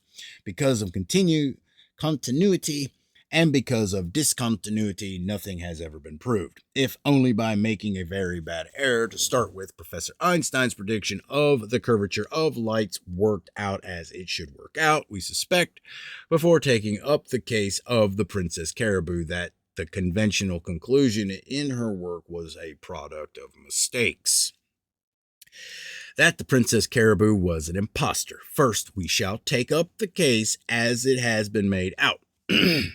Hold on. Getting ready to state a case. London Observer, June 10th, 1923, that the girl who spoke unintelligibly was taken before a magistrate, Samuel Worrell of Knowle Park, Bristol, who, instead of committing her as a vagrant, took her to his home. It is not recorded just what Mrs. Worrell thought of that. It is recorded that the girl was at least what is said to be not unprepossessing. When questioned, the mysterious stranger wrote in unknown characters, many of which looked like representations of combs. Newspaper correspondents interviewed her. She responded with a fluency of combs and a smattering of bird cages and frying pans. The news spread, and linguists traveled far to try their knowledge, and finally one of them was successful. He was a gentleman from the East Indies, and speaking in a Malay language to the girl, he was answered. To him she told her story. Her name was Caribou, and one day while walking in her garden in Java, she was seized by pirates who carried her aboard a vessel from which, after a long imprisonment, she escaped to the coast of England. The story was colorful with details of Javanese life.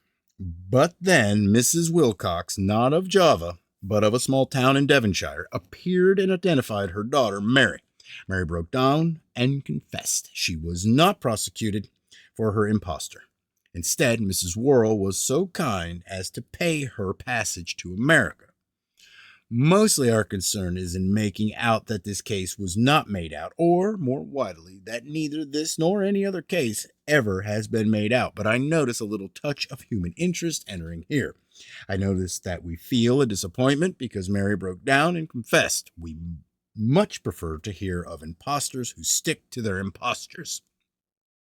If no absolute line can be drawn between morality and immorality, I can show, if I want to, that this touch of rascality in all of us, or at any rate in me, is a virtuous view instead.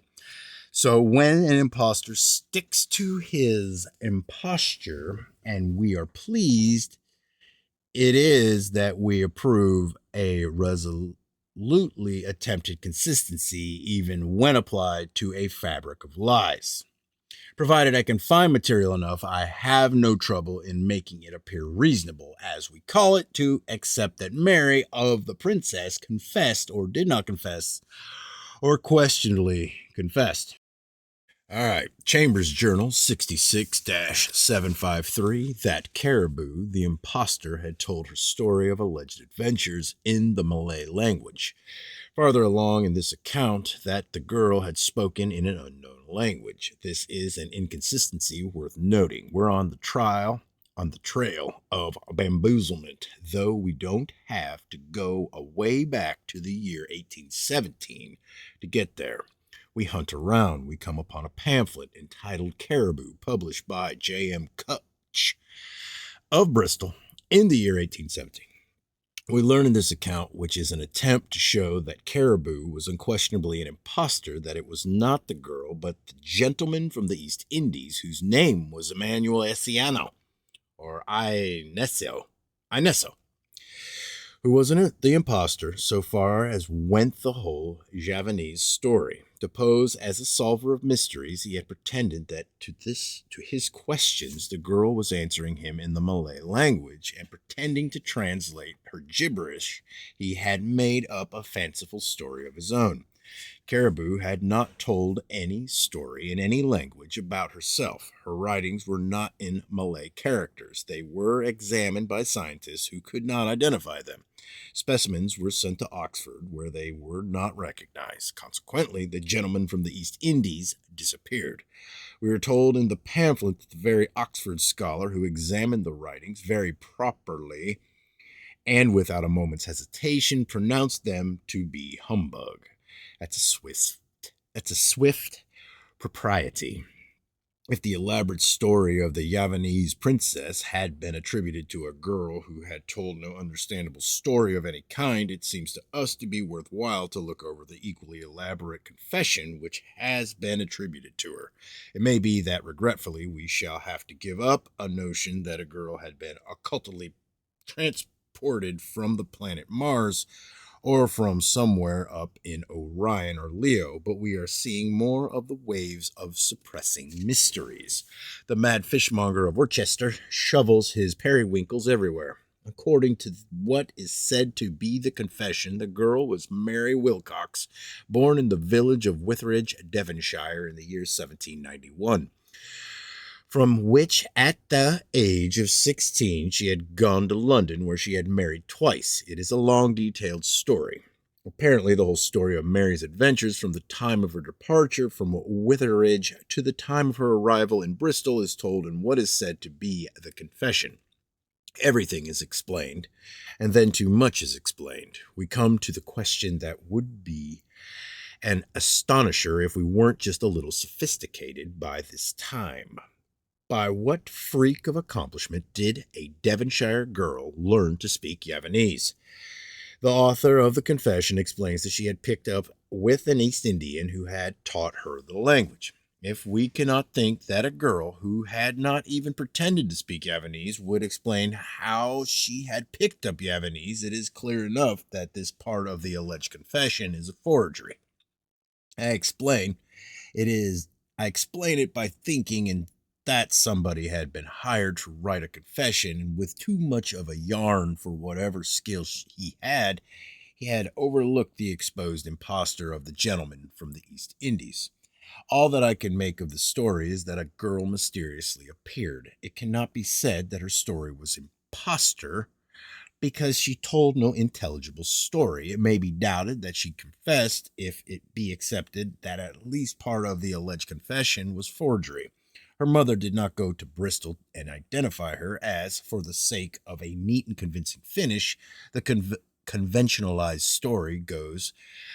Mrs. Worrell told that she had gone to Witheridge, where she had found the girl's mother, who had verified whatever she was required to verify. Caribou was shipped away on the first vessel that sailed to America, or, as told in the pamphlet, Mrs. Worrell, with forbearance and charity, paid her passage far away.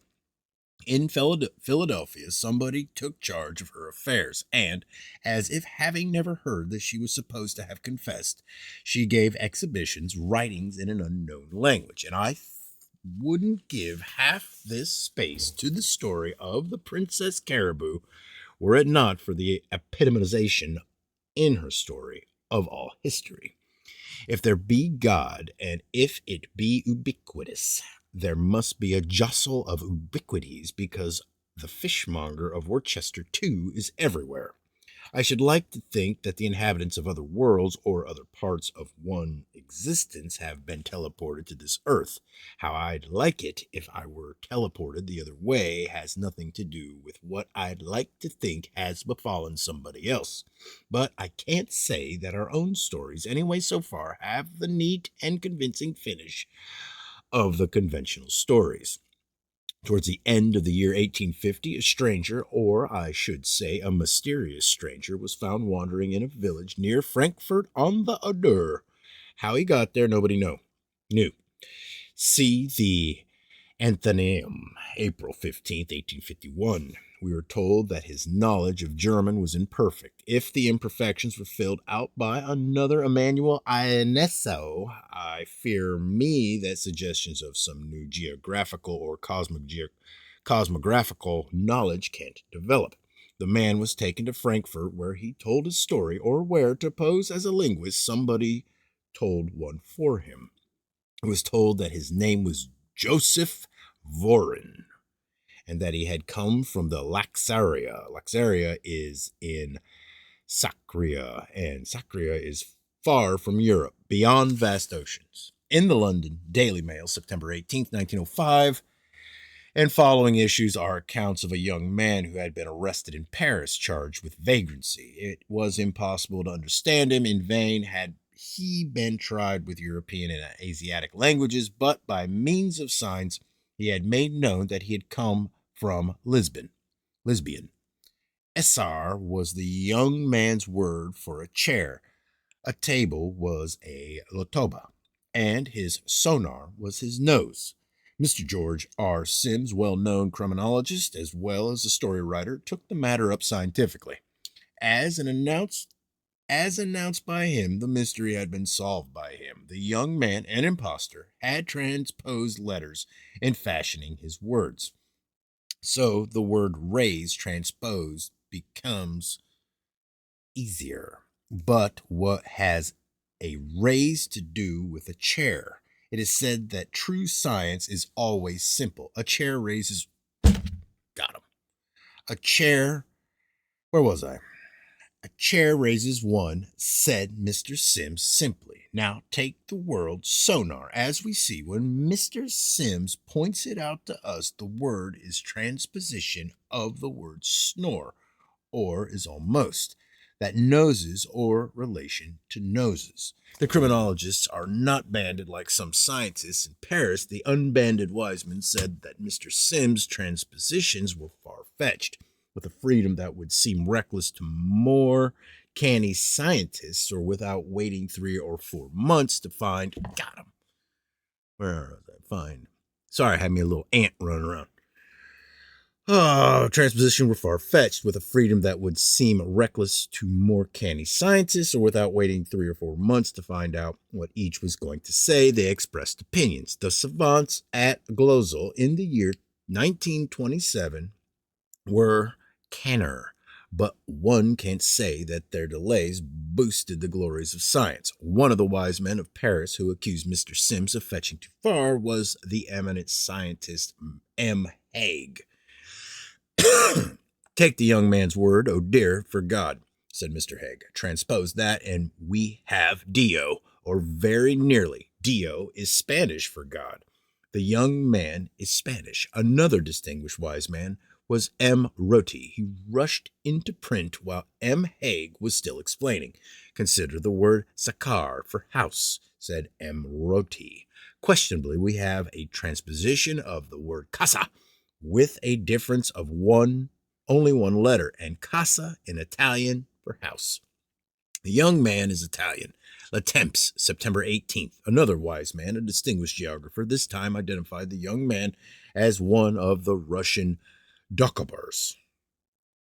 Where would we be, and who would send the young ones to school if all the other wise men of our tribes had such independence? If it were not for the conspiracy that can be regarded as nothing short of providential, so that about what is taught in one school is taught in the other schools, one would spend one's lifetime learning and unlearning in school after school. As it is, the unlearning can be done after leaving one school. The young man was identified by the police as Rinaldo Agostini, an Austrian whose fingerprints have been taken several times before somewhere else when he had been arrested for vagrancy. Whether the police forced this mystery to a pseudo-conclusion or not, a suggestive instance is told of in the London Daily Express, October 16th, 1906. A young woman had been arrested in Paris, charged with picking pockets, and to all inquiries, she answered in an unknown language. Interpreters tried her with European and Asiatic languages without success, and the magistrate ordered her to be kept under surveillance in a prison infirmary. Almost immediately, watchers reported that she had done exactly what they wanted to report that she had done, that she had talked in her sleep, not mumbling in any way that might be questionable, but speaking up in fluent French with the true Parisian accent. If anybody thinks that this book is an attack upon scientists as a distinct order of beings, he has a more special idea of it than I have. As I'm seeing things, everybody's a scientist. If there ever have been instances of teleportations of human beings from somewhere else to this earth, an examination of inmates of infirmaries and workhouses and asylums might lead to some marvelous astronomical disclosures. I suppose I shall be blamed for a new nuisance if, after the publication of these notions, mysterious strangers start cropping up and, when asked about themselves, point up to Orion or Andromeda. Suppose any human being ever should be translated from somewhere else to this earth and should tell about it, just about what chance would he have for some publicity? I neglected to note the date, but early in the year 1928, a man did appear in a town in New Jersey and did tell that he had come from the planet Mars. Wherever he came from, everybody knows where he went after telling that. But if human beings ever have been teleported to this earth from somewhere else, I should think that their clothes, different in cut and texture, would attract attention. Clothes were thought of by Manuel Inesso. He pretended that Caribou had told him that, before arriving in Bristol, she had exchanged her gold-embroidered Javanese dress for English clothes. Whatever the significance may be, I have noted a number of mysterious strangers or wild men who were naked. A case that is mysterious and that may associate with another mysteries was reported in the London newspapers. It was at the time that Lord Carnarvon was dying in Cairo, Egypt, of a disease the physicians said was septic pneumonia, but that in some minds was associated with the opening of Tutankhamun's tomb. Upon Lord Carnarvon's estate near Newbury, Hampshire, a naked man was running wild, often seen but never caught. He was first seen upon March 17th. Upon March 17th, Lord Carnarvon fell ill and died upon April 5th. About April 5th, the wild man in Newbury ceased to be reported. If human beings from somewhere else ever have been translated to this earth, there are mysteries at each end and in between in the story of Cagliostro. He appeared in London and then in Paris and spoke with an accent that never has been identified with any known language of this earth. If, according to the most accounts of him, he was Joseph Balsamo, a Sicilian criminal who, after a period of extraordinarily successful imposture, was imprisoned in Rome until he died, that is his full life story. The vagueness of everything and the merging of all things into everything else, so that stories that we or some of us have been taking as absolutely proved turned out to be only history or merely science. Hosts of persons suppose that the exposure of Cagliostro as an impostor is as firmly or rationally established as are the principles of geology or astronomy, and it is my expression that they are right about this. Excuse me. Wanted, well, of course, if we could find data to support our own notions, but anyways, wanted data for at least not accepting the conventionalized story of Cagliostro. See Trowbridge's story of Cagliostro. According to Trowbridge, the identification of Cagliostro was fraudulent. At the time of the necklace affair, the police of Paris, needing a scapegoat, so identified him, in order to discredit him, according to Trowbridge. No witnesses appeared to identify him. There was no evidence except the handwritings were similar. There was a suggestion in the circumstance that Balsamo had an uncle whose name was Giuseppe Cagliostro. One supposes that a police official whose labors were made worthwhile by contributions from the doctors of Paris searched records until he came upon an occurrence of the name of Cagliostro in the family of a criminal and then went on from that finding.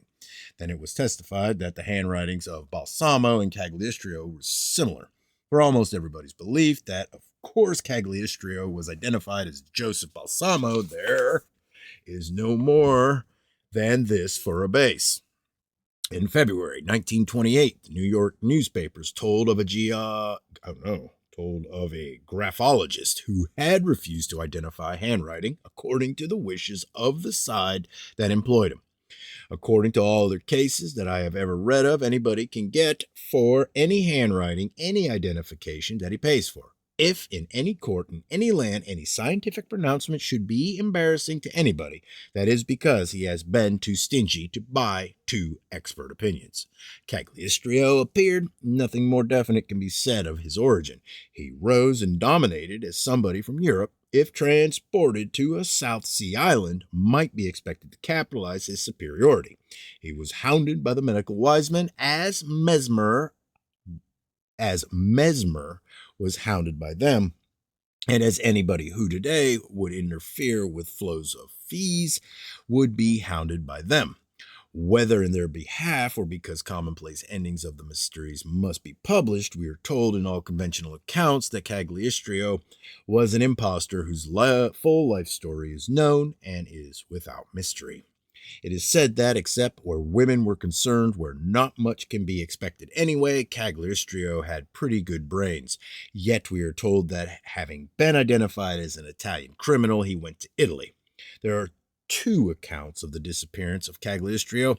One is a matter of mere rumors that he had been seen in Aix-les-Bains, that he had been seen in Turin. The other is a definite story that he went to Rome, where, as Joseph Balsamo, he was sent to prison. A few years later, when Napoleon's forces were in Rome, somebody went to the prison and investigated. Cagliostro was not there. Perhaps he had died. Okay, chapter 16. Here's the shortest story that I know of. St. Louis Globe Democrat, November 2nd, 1886. A girl stepped from her home to go to a spring. Still, though, we shall have details and comments. I know of many occurrences of which, so far as definitely finding out anything is concerned, no more than that can be told. After all, I can tell a shorter story. He walked around the horses. Upon November 25th, 1809, Benjamin Bathurst, returning from Vienna, where at the court of the Emperor Francis he had been representing the British government, was in the small town of Perleberg, Germany. In the presence of his valet and his secretary, he was examining horses which were to carry his coach over more of his journey back to England. Under observation, he walked around to the other side of the horses. He vanished. For details, see the Cornhill Magazine 55-279. I have not told much of the disappearance of Benjamin Bathurst because so many accounts are easily available, but the Reverend Sabine Baring-Gould in Historic Oddities tells of a circumstance that is not findable in all other accounts that I have read. It is that upon January 23, 1810, in Hamburg newspaper appeared a paragraph telling that Bathurst was safe and well, his friends having received a letter from him. But his friends had received no such letter. Wondering as to the origin of this paragraph and the reason for it, Baring-Gould asks, was it inserted to make the authorities abandon the search? Was it an inquiry stopper? Is the way I word this. Some writers have thought that, for political reasons, at the investigation of Napoleon Bonaparte, Bathurst was abducted. Bonaparte went to the trouble to deny that this was so. In the Literary Digest 46-922, it is said that the police records of London showed that 170,472 persons mysteriously disappeared in the year 1907 to 1913, and that nothing had been found out in 3,260 of the cases. Anybody who has an impression of 167, 212 cases, all explained ordinarily, may not think much of the 3,260 cases left over. Some of us, now educated somewhat, or at least temporarily, by experience with pseudo-endings of mysteries, will question that the 167, 212 cases were so satisfactorily explained, except relatively to not very exacting satisfactions. If it's a matter of remarriage and collection of insurance, half a dozen bereft ones may identify a body found in a river or cast up by the sea. They settle among themselves which shall marry again and collect. Naturally enough, wherever Cupid is, cupidity is not far away, and both haunt morgues. Whether our astronomical or geological or biological knowledge is almost final or not, we know very little about ourselves. Some of us can't, or apparently can't, tell a husband or a wife from someone else's husband or wife. About the year 1920 in New York City, a woman whose husband was in an insane asylum was visited by a man who greeted her fondly, telling her that he was her husband. She made everything cheerful and homelike for him. Sometime later, she learned that her husband was still in the asylum. She seemed resentful about this and got the other man arrested. Cynical persons will think of various explanations. I have notes upon another case. A man appeared and argued with this woman whose husband was a sailor that he was her husband. Go away, she said. You are darker than my husband. Ah, said he, I have had yellow fever. So she listened to reason, but something went wrong, and the case got into a police court. Because of the flux and the variation of all supposed things, I typify all judgments in all matters, in trifles and in scientific questions that are thought to be of utmost importance, with this story of the woman and her uncertainties. If a husband or a datum would stay put, a mind, if that would be kept from varying, might be said to know him or it after a fashion. There have been many mysterious disappearances of human beings. Here, the situation is what it is in every other subject or so-called subject, if there is no subject that has independent existence. Only those who know little of a matter can have a clear and definite opinion upon it. Whole civilizations have vanished. There are statistical reasons for doubting that 5/6 of the tribes of Israel once upon a time disappeared, but that is tradition anyway. Historians tell us what became of the Jonestown colonists, but what becomes of historians? Persons as well known as Bathurst have disappeared. As to the disappearance of Conant, one of the editors of Harper's Weekly, see the New York newspapers beginning with January 29, 1885, nothing was found out. For other instances of well-known persons who have disappeared, see the New York Tribune, March 29, 1903, and Harper's Magazine 38-504. Chicago Tribune, January 5th, 1900. Sherman Church, a young man employed in the Augusta Mills, Battle Creek, Michigan, has disappeared.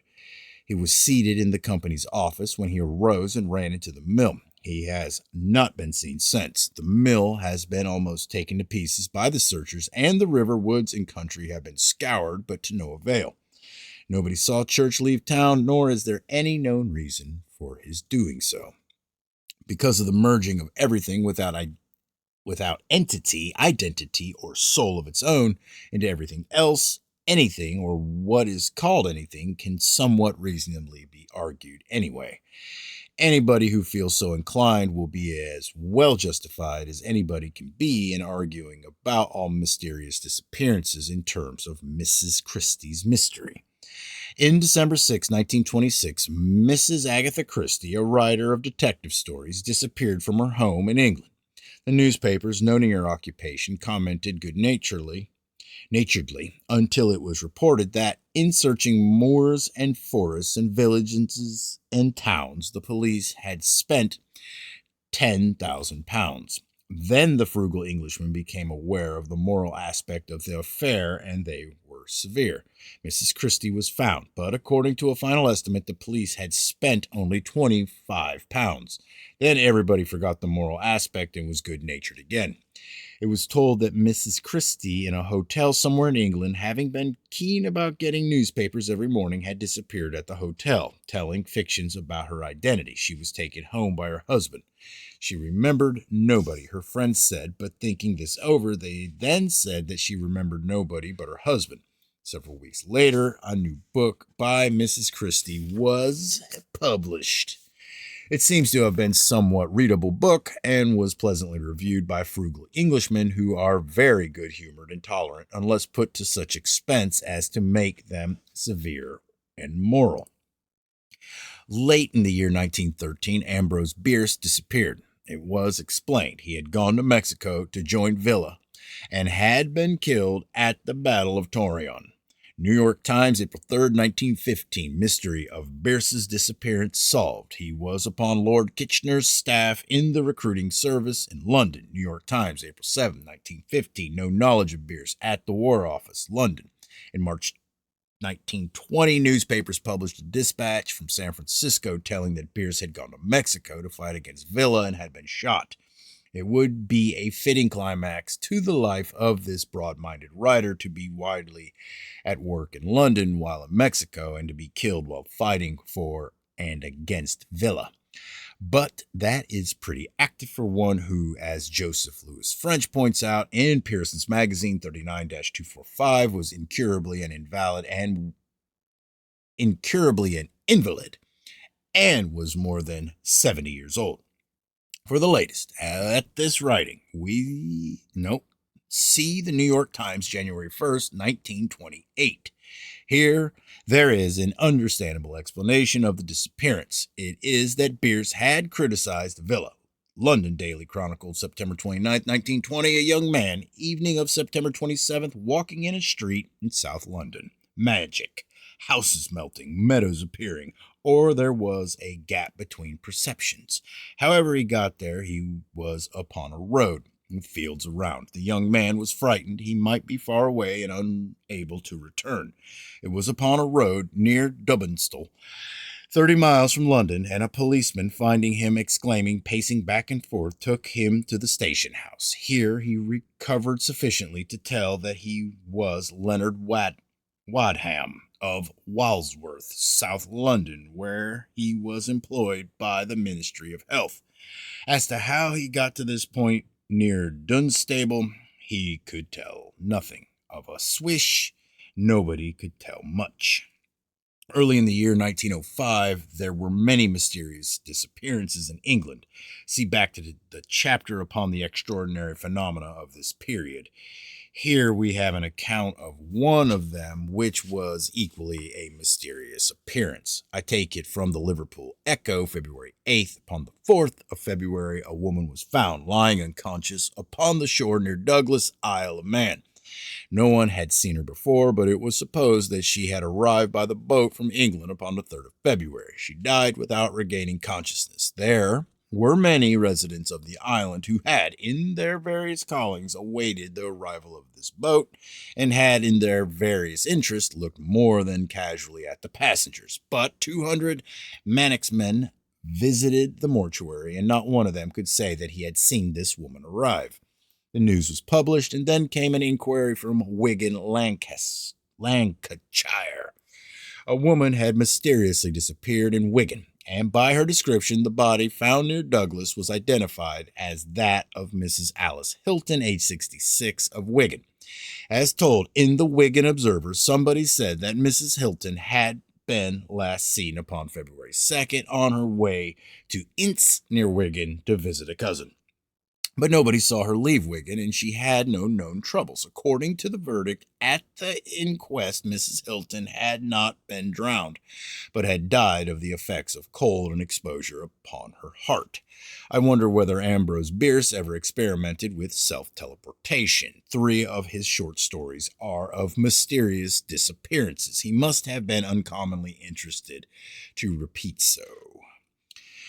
Upon September 4th, 1905, London newspapers reported the disappearance at Ballycastle Company, Antrim, Ireland, of Professor George A. Simcox, Senior Fellow of Queen's College, Oxford. Upon August 28th, Professor Simcox had gone for a walk and had not returned. There was a search, but nothing was learned. Several times before, Professor Simcox had attracted attention by disappearing. The disappearance at Ballet Castle was fun. All right, chapter 17. As interpreters of dreams, I can't say that we have ambitions, but I think of one dream that many persons have had repeatedly, and it may have relation to our present subject. One is snoring along amidst the ordinary marvels of dreamland, and there one is naked in a public place with no impression of how one got there. I'd like to know what underlies the prevalence of this dream and its disagreeableness, which varies, I suppose, according to one's opinion of oneself.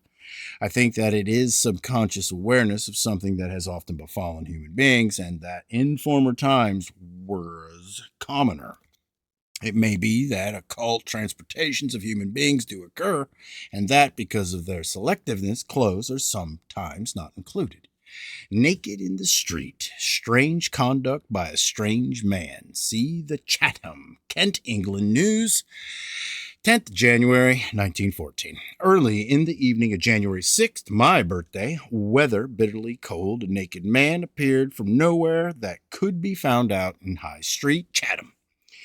The man ran up and down the street until a policeman caught him. He could tell nothing about himself. Insanity, said the doctors, with their customary appearance of really saying something. I accept that relatively there is insanity, though no definite lines can be drawn as to persons in asylums, persons not in asylums, and persons not yet in asylums. If by insanity is meant processes of thought that may be logical enough, but that are built upon false premises, what am I showing but the insanity of all of us? I accept that as extremes of the state that is common to all, some persons may be considered insane. But according to my experience with false classifications, or the impossibility of making anything but false classifications, I suspect that many persons have been put away as insane simply because they were gifted with uncommon insights or have been through uncommon experiences. It may be that hidden under this cloakery are the subject matters of astonishing new inquiries. There may be stories that have been told by alleged lunatics that someday will be listened to and investigated, leading to extraordinary disclosures. In this matter of insanity, the helplessness of science is notorious, though it is only of the helplessness of all science. Very likely, the high-priced opinions of alienists are sometimes somewhat nearly honest, but as in every other field of so-called human knowledge, there is no standard to judge by. There is no such phenomena as insanity with the nominal quality of being distinct and real in itself. If it should ever be somewhat difficult to arrange with professional wise men to testify either for or against any person's sanity, I should have to think that an organic science in this field may not be so indefinite. This naked man of Chatham appeared suddenly. Nobody had seen him on his way to his appearing point. His clothes were searched for but could not be found. Nowhere near Chatham was anybody reported missing. Little frogs, showers of stones, and falls of water, and they have repeated, indicating durations of transportary currents to persisting appearing points, suggesting the existence of persisting disappearing points somewhere else. There is an account in the London Times, January 30th, my brother's birthday, 1874, of repeating disappearances of young men in Paris. Very likely, as a development of feminism, there will be female Bluebeards, but I don't think of them away back in the year 1874. In every case, their relatives and friends declare that they were unaware of any reason for evasion, and the missing persons seem to have left their homes for their usual avocations. A field somewhere near Salem, Virginia, in the year 1885, and that in this field there was a suction. In the New York Sun, April 25th, 1885, it is said that Isaac Martin, a young farmer living near Salem, Virginia, had gone into a field to work and that he had disappeared. It is said that in this region there had been other mysterious disappearances. In Montreal, in July and August of 1892, there were so many unaccountable disappearances that in the newspapers the headline, "Another Missing Man," became common. In July 1883, excuse me, there was a similar series in Montreal. London Evening Star, November 2nd, 1926, mysterious series of disappearances, 8 persons missing in a few days. It was in and near Southend. First went Mrs. Kathleen Munn and her 2 small children, then a girl age 15, girl age 16, girl age 17, another girl age 16. Another girl, Alice Stevens, disappeared. She was found in a state of collapse and was taken to hospital. New York Sun, August 14, 1902, disappearances in about a week of 5 men in Buffalo, New York. Early in August 1895, in the city of Belfast, Ireland, a little girl named Rooney disappeared. Detectives investigated. While they were investigating, a little boy named Webb disappeared. Another child disappeared. September 10th, disappearance of a boy age 7 named Watson. 2 days later, a boy named Brown disappeared. See the Irish News, Belfast, September 20th. In following issues of this newspaper, no more information is findable.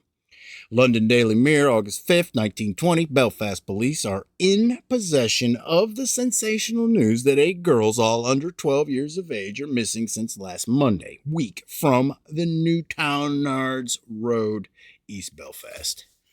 In August 1869, English newspapers reported a disappearance of 13 children in Cork, Ireland. I take from the Tiverton Times, August 31st. It may be that the phenomenon cannot be explained in terms of local kidnappers because somewhere else at the same time children were disappearing.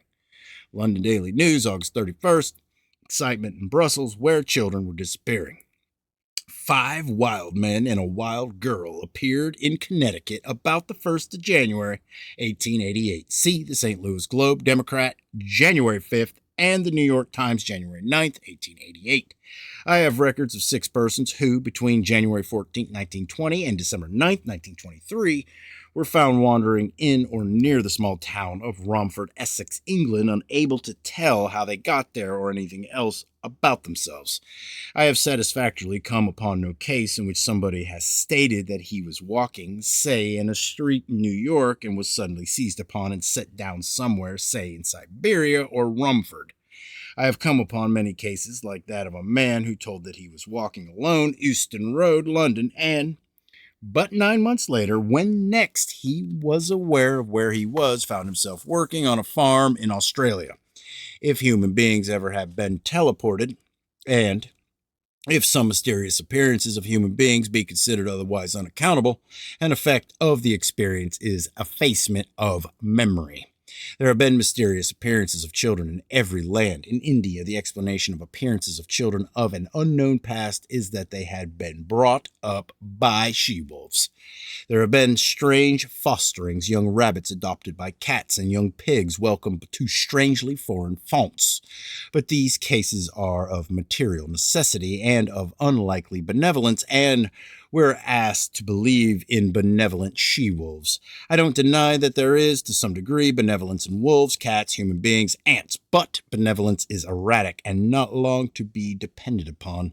Sometimes I am benevolent myself, but pretty soon get over it. The helplessness of a human infant outlasts the suckling period of a wolf. How long do she-wolves or any of the rest of us keep on being unselfish after nothing's made by unselfishness? For an account of one of the latter of the wolf children of India, year 1914, see Nature 93-566. In the Zoologist 3-12-87 is an account of a number of them up to the year 1852. In the Field, November 9th, 1895, the story of the wolf child of Ode is told by an assistant commissioner who had seen it.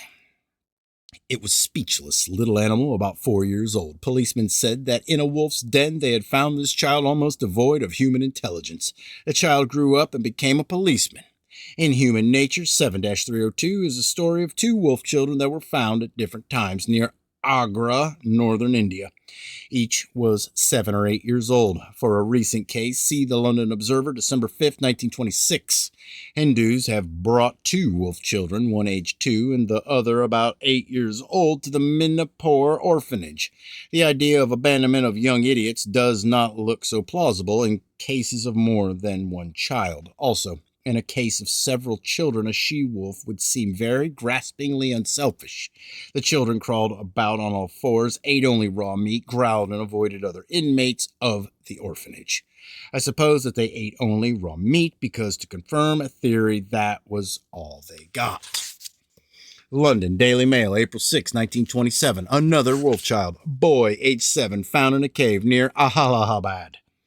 For an instance, that is the latest at this writing. See the New York Times, July 16, 1927. Elephant youngsters, and rhinoceros brats have still to be heard of. But in the London Morning Post, December 31st, 1926, is the story of a tiger child, a leopard boy, and a monkey girl are told of in the London Observer, April 10th, 1927. Our data are upon events that have astonished horses and tickled springbucks. They have shocked policemen. I have notes upon an outbreak of 10 wild men who appeared in different parts of England in that period of extraordinary phenomena, the winter of 1904 and 5. One of them, of origin that could not be found out, appeared in a street in Cheadle. He was naked. An indignant policeman, trying to hang his overcoat about the man, tried to reason with him, but had the same old trouble that Euclid and Newton and Darwin had, and that everybody else has when trying to be rational, or when trying in the inorganic or scientific way to find a base to argue upon. I suppose the argument was something like this. Wasn't he ashamed of himself? Not at all. Some persons might have reasons for being ashamed of themselves, but he had no reason for being ashamed of himself. What's wrong with nakedness? Don't cats and horses and dogs go around without clothes on? They are clothed with natural furry protections. Well, Mexican dogs then. Let's somebody else try. Somebody who thinks that as products of logic, the teachings of astronomy, biology, geology, or anything else are pretty nearly final, though with debatable minor points to be sure. Try this simple little problem to start with. Why shouldn't the man walk around naked? One is driven to argue upon the basis of conventionality. But we are living in an existence which itself may be base, but in which there are no bases. Argue upon the basis of a conventionality, and one is open to well-known counter-arguments. What is all progress but defiance of conventionality? The policeman in Euclid's state of desperation took it as self-evident disgracefulness. Euclid put theorems in bags. He solved problems by encasing some circumstances in an exclusion of whatever interfered with the solution. The policeman of Cheadle adopted the classical method. He dumped the wild man into a sack, which he dragged to the station house. Another of these 10 wild men spoke in a language that nobody had ever heard of before, and carried a book in which were written writings that could not be identified. At Scotland Yard, like a traveler from far away, he had made sketches of things that had seen along the roads. At Scotland Yard, it was said of the writings, "There are not French, German, Dutch, Italian, Spanish, Hungarian, Turkish. Neither are they Bohemian, Greek, Portuguese, Arabic, Persian, Hebrew, nor Russian." See London newspapers and the East Anglian Daily Times, January 12, 1905. Excuse me. I have come upon fragments of a case which I reconstruct. Perhaps in the year 1910, and perhaps not in this year, a Hindu magician teleported a boy from somewhere in England, perhaps from Wimbledon, London, perhaps not. The effect of this treatment was of mental obliteration, of profound hypnosis or amnesia. The boy could learn as if starting life anew, but mostly his memory was a void. Later, the magician was dying. He repented, and his problem was to restore the boy, perhaps not to his home, but to his native land. He could not tell of the occult transportation, but at first it seemed to him that nobody would believe his story of ordinary kidnapping. It would be a most improbable story that in London a Hindu had kidnapped a boy and on the way to India had spent weeks aboard a vessel with this boy, without exciting inquiry and with ability to keep the boy from appealing to other passengers. Still, a story of kidnapping is a story in commonplace terms. No story of ordinary kidnapping could account for the boy's lapsed memory, but at the most, some persons would think that some of the circumstances were queer and would then forget the matter. For fragments of this story, see Lloyd's Sunday News, London, October 17, 1920. Sometime in the year 1917, the Society for the Propagation of the Gospel in Nepal, India, received a message from a native priest who was dying and wanted to tell something. With the priest was a well-grown boy. The priest told that about the year 1910 in a street of Wimbledon, South London, he had kidnapped this boy. Details of a voyage to India not given. The boy was taken to Gorakhpur and was given employment in a railway workshop. He could speak a little English, but had no recollection of ever having been in England. This is the account that the Society sent to its London representative, Mrs. Sanderson, Earl's Court, London. A confirmation of the story by Judge Muir of Gorakhpur was sent. Mrs. Sanderson communicated with Scotland Yard. Lloyd's Sunday News, October 24th. Boy not yet identified by Scotland Yard. An even more extraordinary development of the story is that quite a number of boys disappeared in Wimbledon 10 years ago. It is said that the police had no way of tracing the boy because in Scotland Yard all records of missing children were destroyed after a few years. I have gone through the Wimbledon news for the year 1910 without finding mention of any missing child. Someone else may take a fancy to the job for 1909 or 1911. In Thomson's Weekly News, October 23, 1920, there are additional details. It is said that without doubt the boy was an English boy. As told by the priest, his Christian name was Albert. Hants and Sussex News, February 25, 1920. One of the most sensational discoveries and most mysterious cases of tragedy that we have ever been called upon to record. A naked body of a man found in a plowed field near Petersfield, Hampshire, England. The mystery is in that there had not been a murder. A body had not been thrown from a car into this field. Here had appeared a naked man not in possession of his senses. He had wandered and he had died. It was not far from the road and was about a mile from the nearest house. Prints of the man's bare feet were traced to the road and across the road into another field. Police and many other persons searched for clothes, but nothing was found. A photograph of the man was published throughout England, but nobody had seen him, clothed or unclothed, before the finding of the body. At the inquest, the examining physician testified that the body was that of a man between 35 and 40, well-nourished and not a manual worker, well cared for, judging from such particulars as carefully trimmed fingernails. There were scratches upon the body, such as would be made by bushes and hedges, but there was no wound attributable to a weapon. And in the stomach there was no poison nor drug.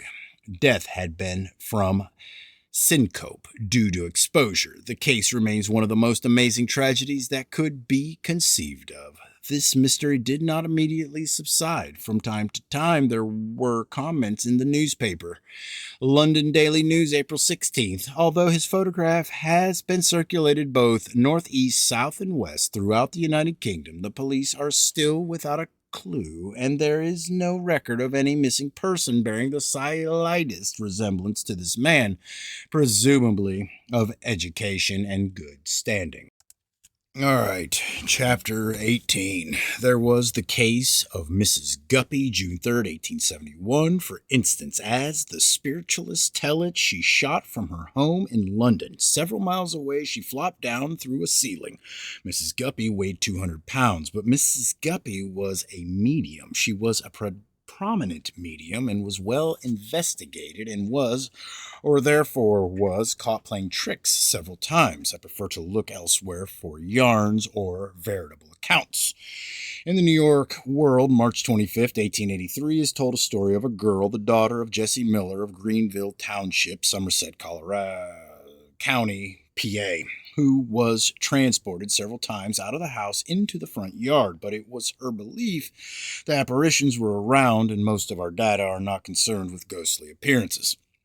As told in the Cambrian Daily Leader, Swansea, Wales, July 7, 1877, poltergeist phenomena were occurring in the home of the Reverend David Phillips of Swansea. Sometime I am going to try to find out why so many of these disturbances have occurred in the homes of clergymen. Why have so many supposed spirits of the departed tormented clergymen? Perhaps going to heaven makes people atheists. However, I do not know that poltergeists can be considered spirits. It may be that many of our records see phenomena of the winter of 1904 and 5 relate not to occult beings as independent creatures, but to projected mentalities of living human beings. A woman of Mr. Phillips's house had been transported over a wall and towards a brook, where she arrived in a semi-conscious condition. I note that, not in agreement with our notions upon teleportation, it was this woman's belief that an apparition had carried her. Mr. Phillips and his son, a Cambridge graduate who had probably been brought up to believe in nothing of the kind, asserted that his transportation had occurred. A great deal has been written upon the phenomena, or the alleged phenomena, of the Pansini boys. Their story is told in the Occult Review 4-17. These boys, one aged 7, and the other aged 8, were sons of Mario Pansini, an architect of Bari, Italy. Their experiences, or their alleged experiences, began in the year 1901. One day, Alfredo and his brother were at Ruvo at 9 a.m., and at 9:30 a.m. they were found in the Capuchin convent at Malfatti, 30 miles away. The Annals of Psychic Science. In the Annals of Psychic Science, it is said that about the last of January 1901, the Pansini boys were transported from Ruvo to a relative's house in Trani, arriving to a state of profound hypnosis. In volumes 2 and 3 of the Annals, a discussion of these boys continues, but I haven't told the damnedest. Oh well, we'll have the damnedest. A Mediterranean harbor, a man in a boat, and like Mrs. Guppy, down the Pansini boys flop into his boat.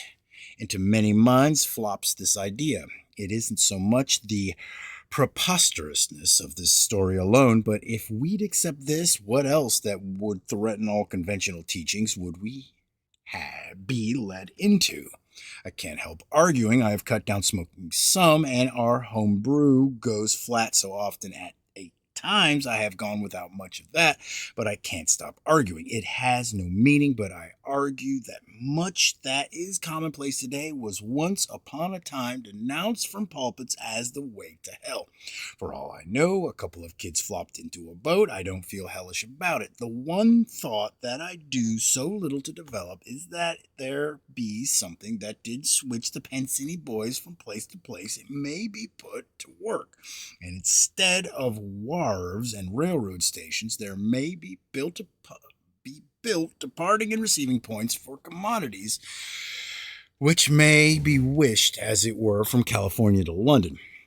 Let stockholders of transportation companies get a hold of this idea, and if I'm not satisfied with having merely science and religion against me, I'll have opposition enough to suit anybody who can get along without popularity. Just at present, however, I am not selling short on New York Central. I'm stopping there today. That's it. I wanted to just get it started. I might come back to it later. I doubt it. I'll see y'all later. All right. Has anybody walking along a street casually looking at someone ahead of him ever seen a human being vanish? It is a common experience to think that one has seen something like this occur. Another common experience, which has been theorized upon by James and other psychologists is to be somewhere and have an uncanny feeling that though so far as one knows, one was never there before. One, nevertheless, was at some time there. It may be that many persons have been teleported back and forth without knowing it or without having more than the dimmest impression of the experience.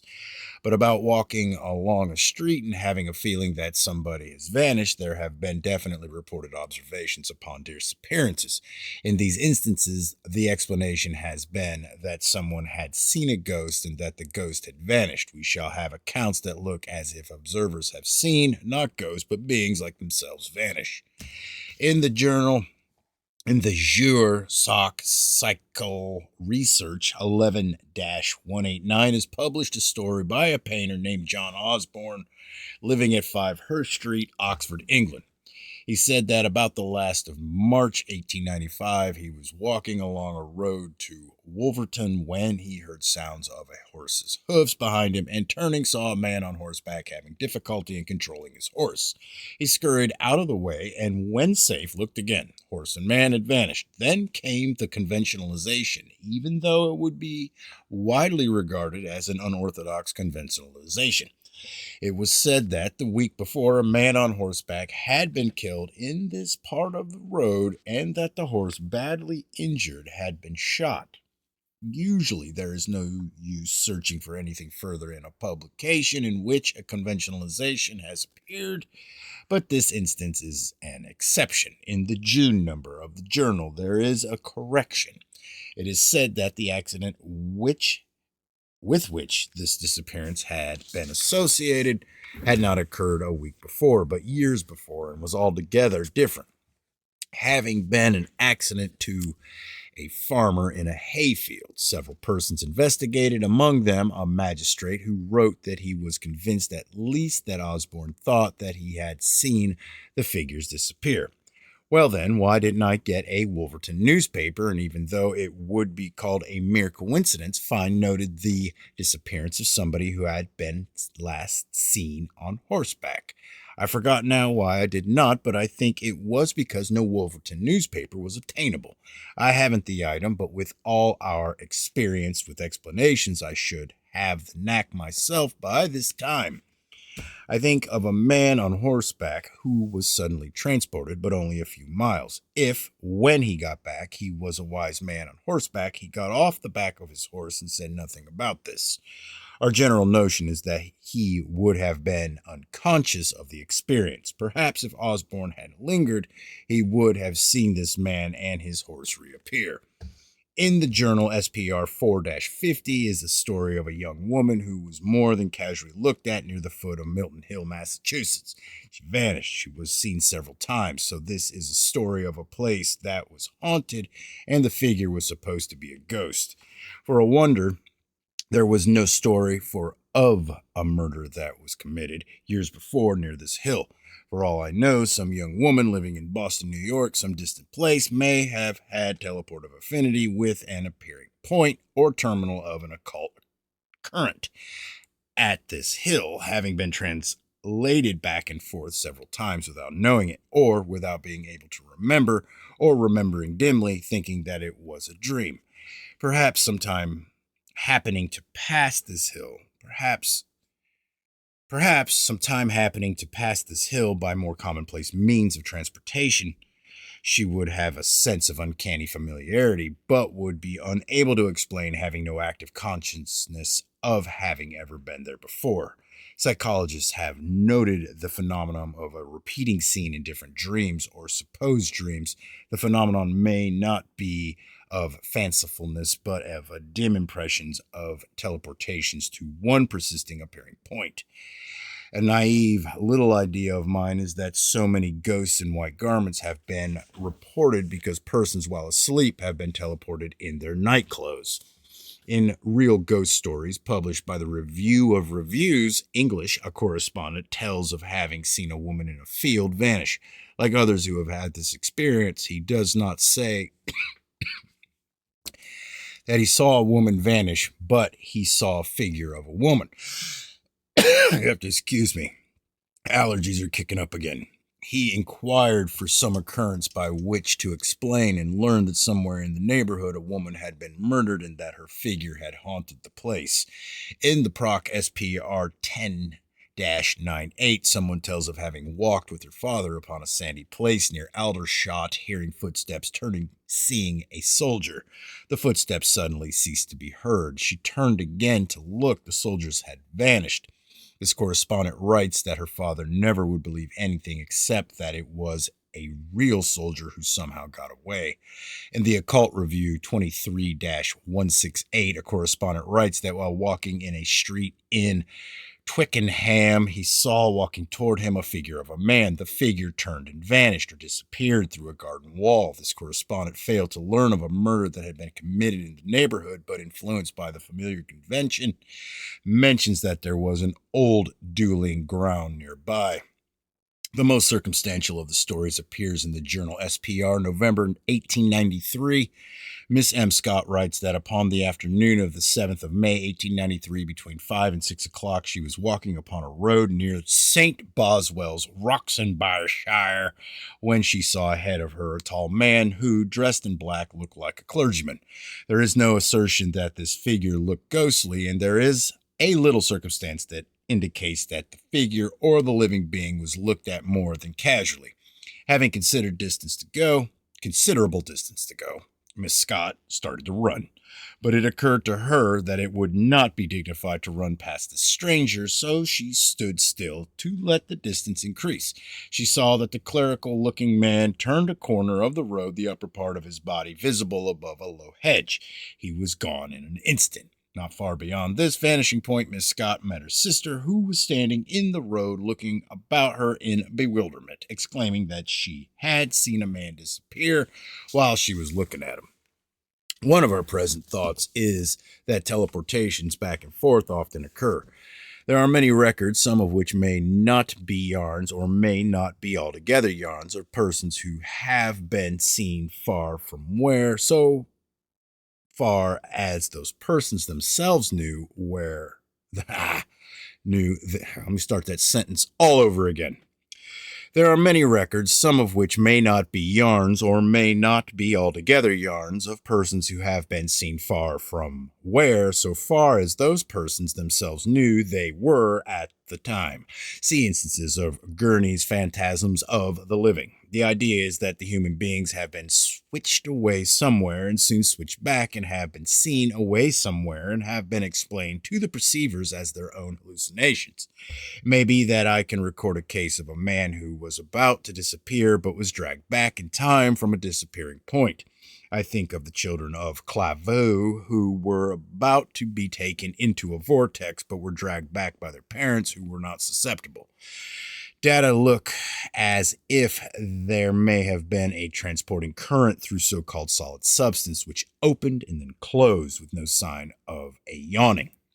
It may be that we call substance is as much open as closed. I accept myself that there is only relative substance so far as the phenomenal is concerned, so I can't take much interest in what the physicians are doing, trying to find out what were mere phenomenal substance really or finally is. It isn't, or it is intermediate to existence and non-existence. If there is an organic existence that is more than relative, though not absolute, it may be the substantial, but its iron and lead and gold are only phenomenal.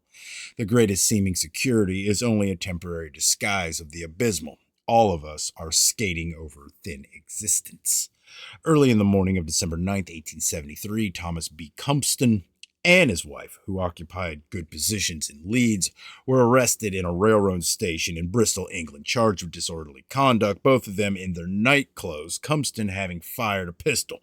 See the London Times, December 11th, 1873. Cumpston excitingly told that he and his wife had arrived the day before from Leeds and had taken a room in a Bristol hotel, and that early in the morning the floor had opened, and that as he was about to be dragged into the opening, his wife had saved him, both of them so terrified that they had jumped out the window, running to the railroad station looking for a policeman. In the Bristol Daily Post, December 10th, is an account of proceedings in the police court. Cumston's excitement was still so intense that he could not clearly express himself. Mrs. Cumston testified that early in the evening both of them had been alarmed by loud sounds, but that they had been reassured by the landlady. At 3 or 4 in the morning, the sounds were heard again. They jumped out on the floor, which was felt giving away under them. Voices repeating their exclamations were heard, or their own voices echoed strangely. Then, according to what she saw or thought she saw, the floor opened wide. Her husband was falling into this opening when she dragged him back. The landlady was called, and she testified that sounds had been heard, but she was unable clearly to describe them. Policemen said that they had gone to the place, the Victoria Hotel, and had examined the room, finding nothing to justify the extraordinary conduct of the Cumstons. They suggested that the matter was a case of collective hallucination. I note that there was no suggestion of intoxication. The Cumstons, an elderly couple, were discharged in the custody of somebody who had come from Leeds. Collective hallucination is another of the dismal labels by which conventionalists shirk thinking. Here is another illustration of the lack of standards and phenomenal existence by which to judge anything.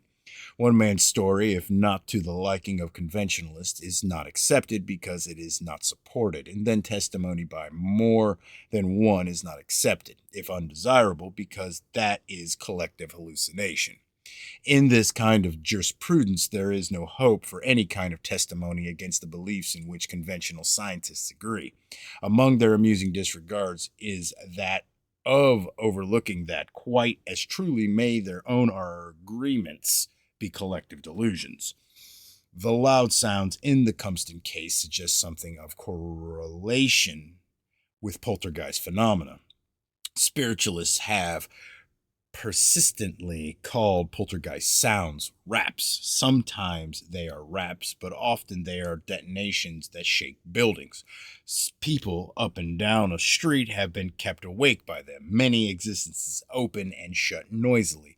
From my own experience, I don't know that there ever has been a poltergeist. At least I have had only one experience, and that is explainable several ways. But what would be the use of writing a book about things that we think we're sure of, unless, like a good deal in this book, to show the deuce we are? In the Sunday Express, London, December 5th, 1926, Lieutenant Colonel Foley tells of an occurrence that resembles the Cumstons' experience. A room in Corpus Christi College, Cambridge University, was, in October 1904, said to be haunted. 4 students, of whom Shane Leslie, the writer, was one, investigated. Largely, the story is of an invisible but tangible thing or being which sometimes became dimly visible, inhabiting or visiting this room. The 4 students went into the room, and one of them was dragged away from the others. His companions grabbed him like some powerful magnet. Something was drawing him out of their grasp. They pulled against it and fought in a frenzy, and they won the tug. Other students outside the room were shouting. Undergraduates came running down the stairs and, crowding into the room, wrecked it, even tearing out the oak paneling. Appended to the story in the Sunday Express is a statement by Mr. Leslie. Colonel Foley has given an accurate account of the occurrence. And how do I shut this off? All right. Chapter 19. In the Encyclopedia Britannica, the story of Caspar Hauser is said to be one of the most baffling mysteries in history. This is an unusual statement. Mostly, we met denials that there are mysteries. In everything that I have read upon this case, it is treated as if it were unique. A writer like Andrew Lang, who has a liking for mysteries, takes up such a case with not an indication of a thought in his mind that it should not be studied as a thing in itself, but should be correlated with similars. That, inductively, anything of an ultimate nature could be found out is no delusion of mine. I think not of a widening of truth, but of a lessening of error. I am naive enough in my own ways, but I have not the youthful hopes of John Stuart Mill and Francis Bacon. As to one of the most mysterious of the circumstances in the story of Caspar Hauser, I have many records of attacks upon human beings by means of an unknown missileless weapons. See the newspapers for several dozen accounts of somebody or something that was terrorizing people in New Jersey in and around Camden in the winter of 1927 and 28. People were fired upon, and in automobiles there were bullet holes, but bullets were unfindable. I know of two other instances in the state of New Jersey. In France, about the year 1910, there was a long series of such attacks attributed to phantom bandits. It may be that telepathically human beings have been induced to commit suicide. Look up the drowning of Frank Podmore. It may be that the mystery of Caspar Hauser was attracting too much attention. There is a strange similarity in the taking off of Frank Podmore, Houdini, Washington Irving Bishop, and perhaps Dr. Crawford. The list is long of the deaths that followed the opening of the tomb of Tutankhamun. Psychologically and physiologically, the case of Reverend Thomas Hanna is so much like the case of Caspar Hauser that the suggestion is that if Hanna were not an imposter, Hauser was not. For particulars of the Hanna case, see Situs multiple personality. In both cases, there was said to be obliteration of memory or reduction to the mental state of the newborn, with, however, uncommon or marvelous ability to learn. Phenomena common to both cases were no idea of time, no idea of sex, appearance of all things as if at the same distance, or no idea of distance and inability or difficulty in walking. Caspar Hauser was no impostor who played a stunt of his own invention as tellers of his story of thought. If he were an impostor somewhere, back in times when little was known of amnesia, he had gotten a hold of a detailed knowledge of the profoundest amnesia. And he was about 17 years old. Perhaps he was in a state of profound hypnosis. If the boy of Nepal, India, had wandered from the priest, who may have kidnapped him ordinarily and may not have kidnapped him ordinarily, and had appeared in an English community, he would have been unable to account for himself, and there would have been a mystery similar to Hauser's. If a wolf child, when found, was almost devoid of human intelligence, and when grown up became a policeman, ours is not quite the cynicism of a scenario writer or a writer of detective stories. If we do not think that this child had been the associate of wolves from an age of a few months, we think of an obliterative process that rendered it a speechless little animal. But that did not so impair its mentality that the child could not start anew.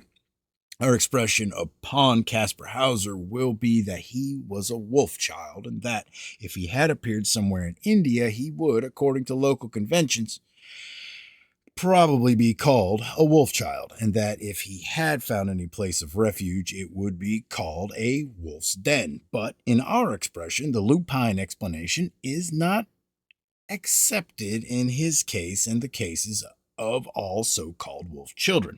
Wolf children have appeared, and the conventional story of their origin is not satisfactory. If wolf children have had something the matter with their legs or have crawled on all fours, it is not satisfactory to say that this was because they had been brought up with wolves any more than it would be to say that a young bird, even if not taught by its parents, would not be able to fly if brought up with mammals. If we accept that the Pansini boys ever were teleported, we note the mental effects of the experience in that way were in a state of profound hypnosis. Hold on. My nose is running. I'm sorry. Or seals in a pond in the park, and the braided reindeer of Spitzbergen.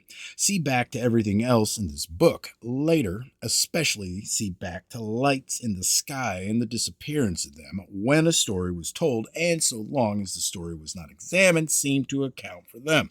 The luminous owl, the Malamute, and if anybody can't be explained conventionally, he's an imposter. Or, if we're all, to some degree, imposters, he's an exceptional imposter. Upon Whit Monday afternoon, May 1828, a youth aged 16 or 17 staggered with a jaunty stride into the town of Nuremberg, Germany, or, while painfully dragging himself along the ground, he capered into the town. The story has been told by theorists. The tellers have fitted descriptions around their theories. The young man was unable fully to govern the motions of his legs, according to Andrew Lang, for instance. He walked with firm, quick steps, according to the Duchess of Cleveland. The Duchess's theory required that nothing should be the matter with his legs. By way of the new gate, he entered the town, and there was something the matter with his legs, according to all writers, except the one who preferred that there should be nothing the matter with his legs. To Nurembergers who gathered around, the boy held out 2 letters, one of which was addressed to a cavalry captain. He was taken to the captain's house, but because the captain was not at home and because he could give no account of himself, he was then taken to a police station. Here it was recorded that he could speak only 2 sentences in the German language, and that when given paper and pencil, he wrote the name Caspar Hauser, but he was not put away and forgotten. He had astonished and mystified Nurembergers in the captain's house, and these townsmen had told others, so that a crowd had gone with him to the station house, remaining outside discussing the strange arrival. It was told in the crowd, as recorded by von Feuerbach, that near the new gate of the town had appeared a boy who seemed unacquainted with the commonest objects and experiences of everyday affairs of human beings. The astonishment with which he had looked at the captain's saber had attracted attention. He had been given a pot of beer. The luster of the pot and the color of the beer affected him as if he had never seen anything of the kind before. Later, seeing a burning candle, he cried out in delight with it, and before anybody could stop him, he tried to pick up the flame. Here his education began. This is the story that has been considered imposture by everybody who wanted to consider it imposture. I cannot say whether all alleged cases of amnesia are fakes or not. I say that if there be amnesia, the phenomena of Caspar Hauser are aligned with phenomena of many cases that are said to be well known. The safest and easiest and laziest of explanations is that of impostor. Of the 2 letters, one purported to be from the boy's mother, dated 16 years before, telling that she was abandoning her infant, asking the finder to send him to Nuremberg, when he became 17 years old, to enlist in the 6th Cavalry Regiment, of which his father had been a member. The other letter purported to be from the finder of the infant, telling that he had 10 children of his own and could no longer support the boy. Someone soon found that these letters had not been written by different persons 16 years apart. One of them was in Latin characters, but both were written with the same ink upon the same kind of paper. In the latter letter, it was said, "I have taught him to read and write, and he writes my handwriting exactly as I do." Whereupon the name that Caspar had written in the police station was examined, and it was said that the writings were similar. Largely with this circumstance for a basis, it has been said that Caspar Hauser was an impostor, or that he had written the letters himself. With what expectation of profit to himself is not made clear. If I must argue, I argue that an impostor, aware that handwritings may be compared, would, if he were a good impostor, pretend to be unable to write as well as unable to speak. And those who consider Caspar Hauser an impostor say that he was a very good impostor. The explanation in the letter of the similarity of handwritings seems to be acceptable enough. People living along the road leading to the new gate were questioned. Not an observation upon the boy before he appeared near the gate could be heard of, but we see, if we accept that someone else wrote his letters, that this gate could not have been his appearing point, in the sense we're thinking of. Damn you. Damn it. Where is it? He must have been with or in the custody of someone else, or at least for a while. Streets near the jail, where for a time he was lodged. were filled with crowds clamoring for more information. Excitement and investigation spread far around Nuremberg. A reward was offered, and throughout Germany, the likeness of Caspar Hauser was posted in public places. People in Hungary took up the investigation. Writers in France made much of the mystery, and the story was published in England. People from all parts of Europe went to see the boy. The mystery was so stimulated by pamphleteers that, though feverish seems an extreme word, writers describe the excitement over this boy, who had appeared as if from the clouds, as a fever. Because of this international interest, Caspar Hauser was known as the Child of Europe. The city of Nuremberg adopted Caspar. He was sent to live with Professor Domer, a well-known scientist, and the mayor of Nuremberg notified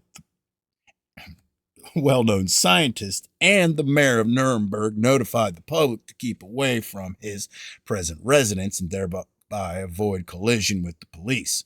The seeming paralysis of his legs wore off. He quickly learned the German language, but spoke always with a foreign accent. I have been unable to learn anything of the peculiarities of this accent, except students of revivals of obliterated memories. His quickness in learning would seem incredible.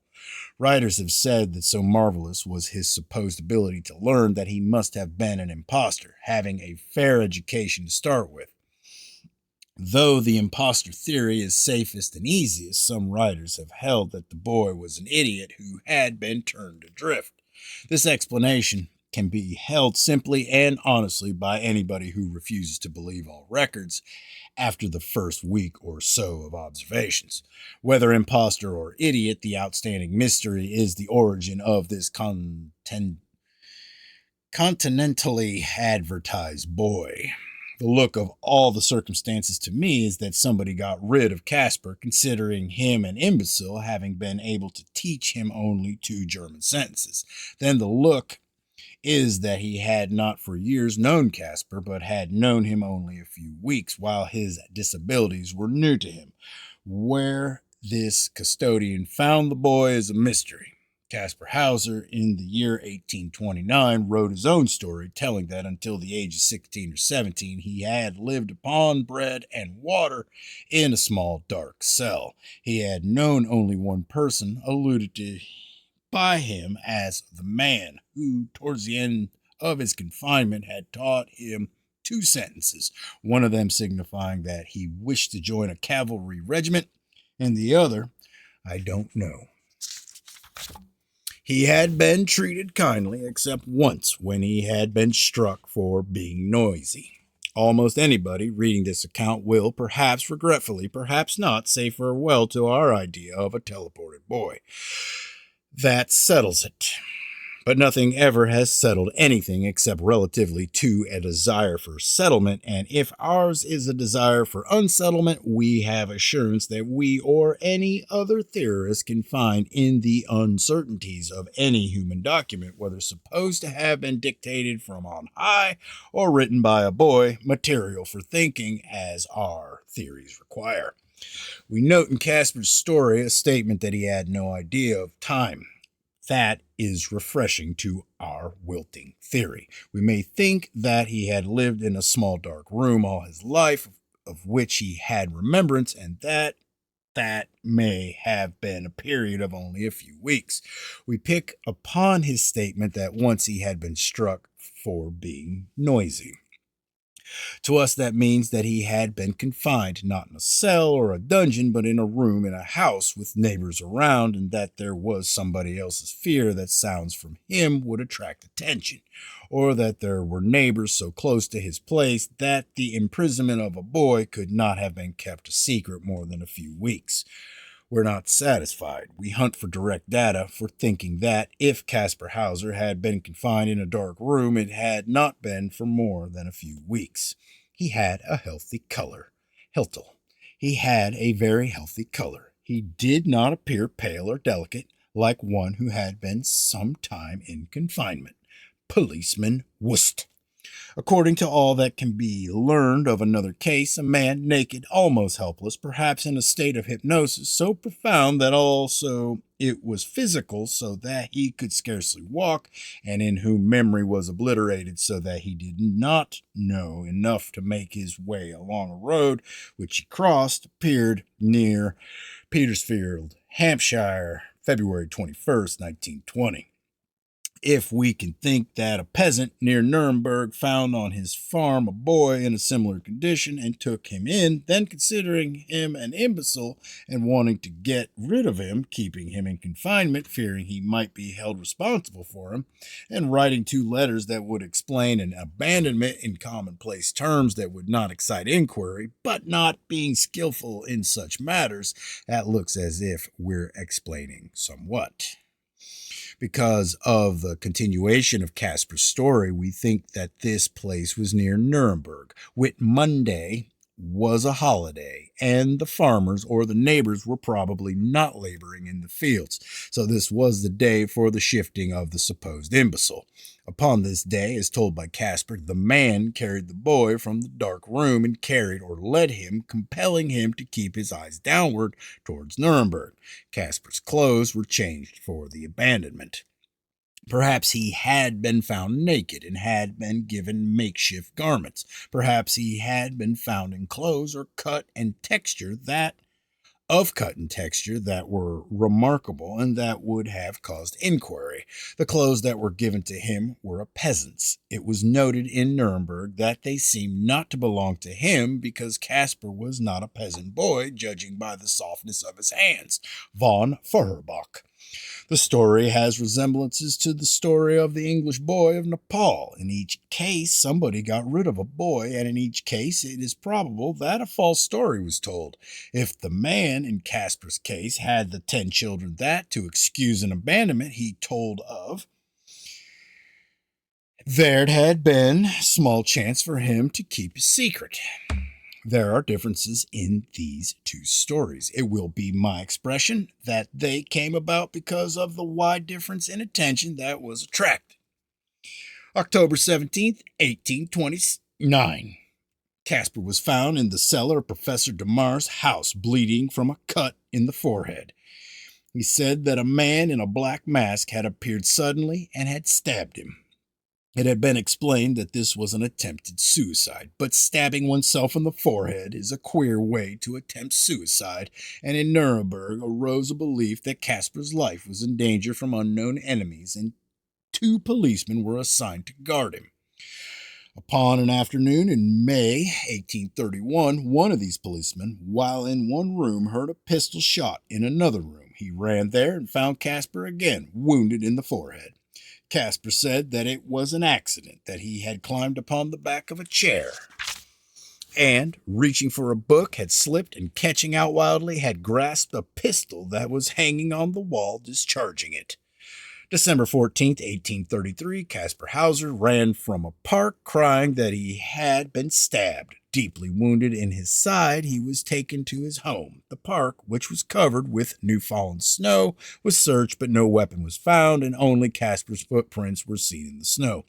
2 of the attending physicians gave their opinion that Caspar could not so have injured himself. The opinion of the 3rd physician was an indirect accusation of suicide, that the blow had been struck by a left-handed person.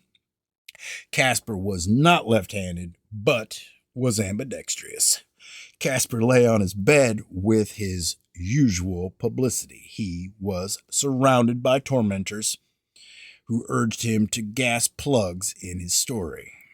He was the only human being who had been in the park, according to the testimony of the snow tracks. It was not only Caspar who was wounded. There was a wound in circumstances. Tormentors urged him to confess so that in terms of the known they could fill out his story. Faith in confessions and the desire to end a mystery with a confession are so intense that some writers have said that Caspar did confess. As a confession, they have interpreted his protest against his accusers. My God, that I should so die in shame and disgrace. Caspar Hauser died. The point of his heart had been pierced by something that had cut through the diaphragm, penetrating stomach and liver. In the opinion of two of the doctors and of many of the people of Nuremberg, this wound could not have been self-inflicted. Rewards for the capture of an assassin were offered. Again, throughout Germany, posters appeared in public places, and in Germany and other countries there were renewed outbursts of pamphlets. The boy appeared as if from the clouds, and nothing more was learned. It was Casper's story that a man in the park had stabbed him. If anybody prefers to think that it cannot be maintained that there was only one track of footprints in the snow, let him look up various accounts and he will find assurances any way he wants to find them. For almost every statement that I have made, just as good authority for denying it as for stating it can be found, provided any two conflicting theories depend upon it. One can read that Caspar Hauser was highly intelligent or brilliant. One can read that the autopsy showed that his brain was atrophied to the size of a small animal's, accounting for his idiocy. One comes upon just about what one comes upon in looking up any other matter of history. It is said that history is a science. I think that it must be. A great deal, such as Casper's alleged ability to see in the dark, and his aversion to eating meat, and his inability to walk, would be understandable if could be accepted the popular theory that Caspar Hauser was the rightful crown prince of Bavaria, who, for political reasons, had been kept for 16 or 17 years in a dungeon. There would be an explanation for two alleged attacks upon him.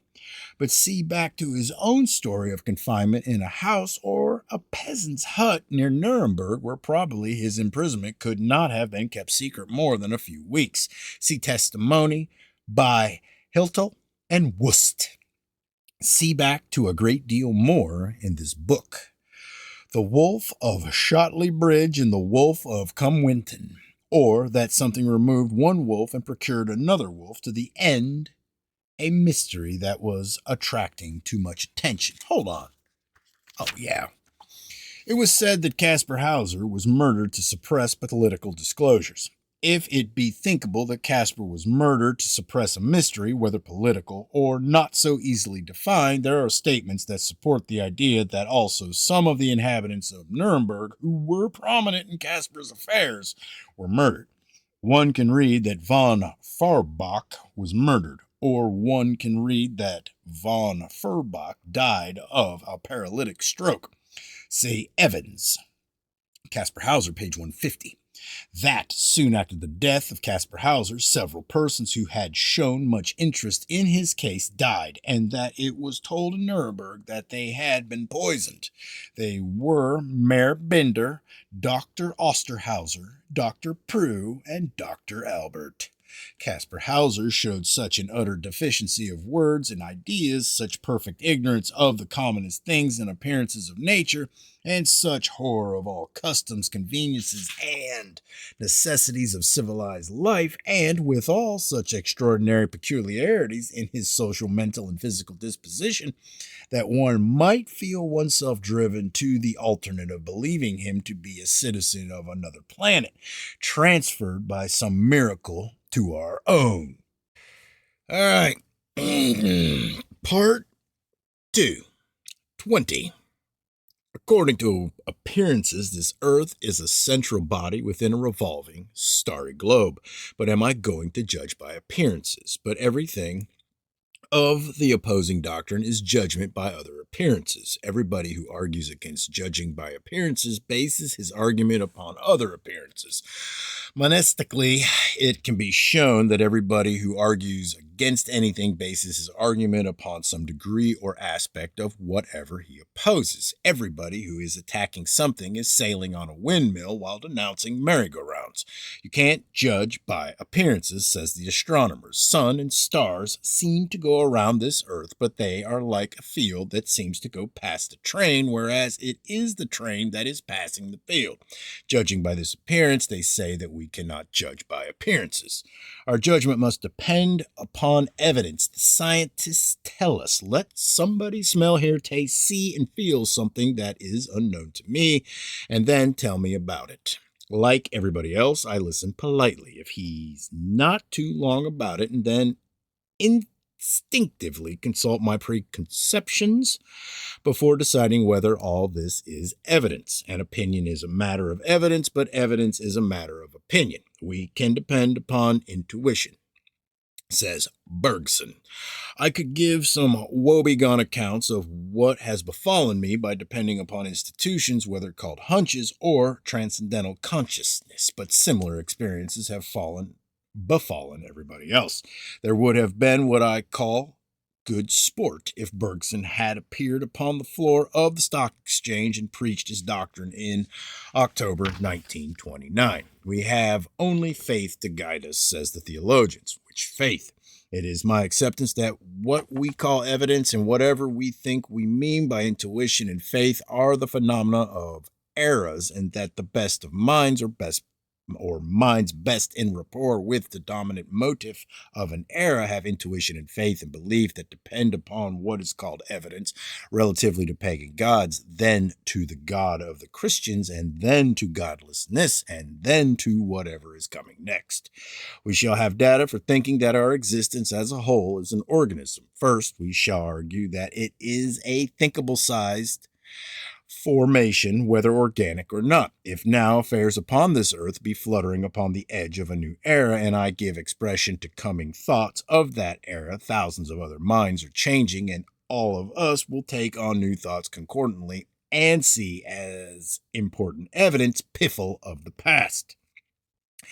Even in orthodox speculations, there are more or less satisfactory grounds for thinking that ours is an existence, perhaps one of countless other existences, that is, an egg-like formation shelled away from the rest of the cosmos. Many astronomers have noted that the Milky Way is a broad band in the sky with the look of a streak, around a globular object. For conventional reasons for thinking that the solar system is central in a mighty cluster of stars, see Dolmage Astronomy, page 327. Dolmage even speculates upon a limiting demarcation which is akin to the notion of a shell shutting off this existence from everything else. Back in the pessimistic times of Sir Isaac Newton was formulated the explanation of existence in general that is our opposition. It was the melancholy doctrine of universal fall. It was in agreement with the theology of the time. Fallen angels, the fall of mankind, so falling planets, falling moons, everything falling. The germ of this despair was the supposed fall of the moon, not to, but around this earth. But if the moon is falling away from observers upon one part of this earth's surface, it is rising in the sky relatively to other observers. If somebody is quite as truly rising, if something is quite as truly rising as it is falling, only minds that belong away back in times when everything was supposed to be falling can be satisfied with this yarn of the rising moon that is falling. Sir Isaac Newton looked at the falling moon and explained all things in terms of attraction. It would be just as logical to look at the rising moon and explain all things in terms of repulsion. It would be more widely logical to cancel falls with rises and explain that there is nothing. I think of this earth as central and almost stationary, and with the stars in a shell revolving around. By so thinking, I have the concept of an object and the visualization of an existence as a whole. But the trouble with this idea is that it is reasonable. Not absolutely can it be said that human minds reason according to reasonableness. There is the love of the paradox to consider. We are in agreement with observations, but peasants or clodhoppers think as we think. We offer no paradox to make one feel superior to somebody who hops from clod to clod. What is the test? Of course, if there are no standards, all tests must be fakes. But if we have an appearance of reasonableness, and if the other side says that it is reasonable, how choose? We read over and over that prediction is the test of science. The astronomers can predict the movements of some of the parts of what they call the solar system. But so far are they from a comprehensive grasp upon the system as a whole that if for a basis of their calculations be taken that this earth is stationary and that the sun and the planets and the stars in a shell move around this earth, the same motions of the heavenly bodies can be foretold. take for a base that the Earth moves around the sun, and take that the sun moves around the Earth. Upon either base, the astronomers can predict an eclipse and enjoy renown and prestige as if they knew what they were telling about. Either way, there are inaccuracies. Our opposition is ancient and at least uppish. Professor Todd, in his book Stars and Telescopes, says astronomy may be styled a very aristocrat among the sciences. For similar descriptions by implication of themselves by themselves, see all other books by astronomers. There are aristocratic human beings. I'll not contend otherwise. There are aristocratic dogs, and all cats, except for relapses, are aristocrats. There are aristocratic goldfish, and whatever is bred is the tendency to aristocratize porcupines as the untouchable, and the stupid are verier aristocrats than the merely very. The aristocratic state is supposed to be the serene, the safe, and the established. It is unintelligent because intelligence is only a means of making adaptations, and the aristocratic is the made. If this state of the relatively established and stupid were the really or finally established and stupid, we'd see good reason for the strivings and admirations and imitations of strugglers, climbers, and newcomers to stabilize themselves into stupors. But in phenomenal being, the aristocratic or the academic is, though thought of as the arrived, only a poise between the arriving and the departing. When far advanced, it is the dying, wherein it is a goal. Our existence is, though only locally, suicidal. The literature of the academic ends with the obituary. Professor Todd's self-congratulation is my accusation. But there is only relative aristocracy, if I can show that relatively to a viewpoint other than the astronomer's own way of adoring themselves, the supposed science of astronomy is only a composition of yarns and evasions, myths, errors, disagreements, boasts, superstitions, guesses, and bamboozlements, I am spreading the good cheer that it is very faulty and intellectual and still alive, and may be able to adjust and keep on exciting its exponents with admiration for themselves. We shall see what mathematical astronomy is said to start with. If we can't accept that it ever fairly started, we'll not delay much with any notion that it could get anywhere. The early mathematical astronomers in their calculations upon moving bodies could not treat of weights because their inconsistencies are relative, nor of sizes because sizes are relative and variable. But they were able to say that they had solved their problem of how to begin because nobody else interfered and asked whether they had or not. They gave up weight and size and said that their treatment was of mass. If there were ultimate particles of matter, one could think of mass as meaning a certain number of those things. When atoms were believed in as finals, an astronomer could pretend that he knew what he meant by a quantity of matter or mass. Then, with electrons, he could more or less seriously keep on pretending, but now the subelectron is talked of. And in turn, what is that composed of? Perhaps the pretensions can stretch, but there is too much strain to the seriousness. If nobody knows what constitutes a quantity of matter, the astronomer has no idea of what he means by mass. His is a science of masses. But it may be said that even though he has not the remotest idea of what he is calculating about, the astronomer's calculations work out just the same. There was the mass of Mars once upon a time, for instance, or the known unknowables constituting the planet. Once upon a time, the mass of Mars was said to be known. Why shouldn't it be said to be known? The equations were said to work out as they should work out. In the year 1877, 2 satellites of the planet Mars were discovered, but their distances and their periods were not what they should be theoretically. So then everything that had worked out so satisfactorily as it should work out turned out to have worked out as it shouldn't have worked out. A new mass had to be assigned to the planet Mars. Now, that works out as it should work out. But I think that it is cannier not to have things so marvelously worked out as they should work out, and to have an eye for something that may come along and show that they had worked out as they shouldn't have worked out. For data upon these workouts, see Todd, Astronomy, page 78. It would seem that the mistake by the astronomers is in thinking that in a relative existence there could be more than relative mass, if the idea of mass could be considered as meaning anything. But it is more of a dodge than a mistake. It is just relatively that the astronomers have tried to dodge with a pseudo concept of a constant or a final. Instead of science, this is metaphysics. It is the childish attempt to find the absolutely dependable in a flux, or an intellectually not very far advanced attempt to find the absolute in the relative. The concept of mass is a borrowing from the theologians, who are in no position to lend anything.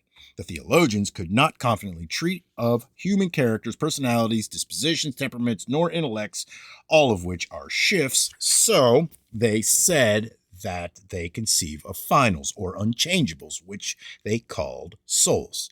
If economists and psychologists and sociologists should disregard all that is of hopes and fears and wants and other changes of human nature, and takes souls for their units, they would have sciences of aristocratic and sterile as the science of astronomy, which is concerned with souls under the name of masses.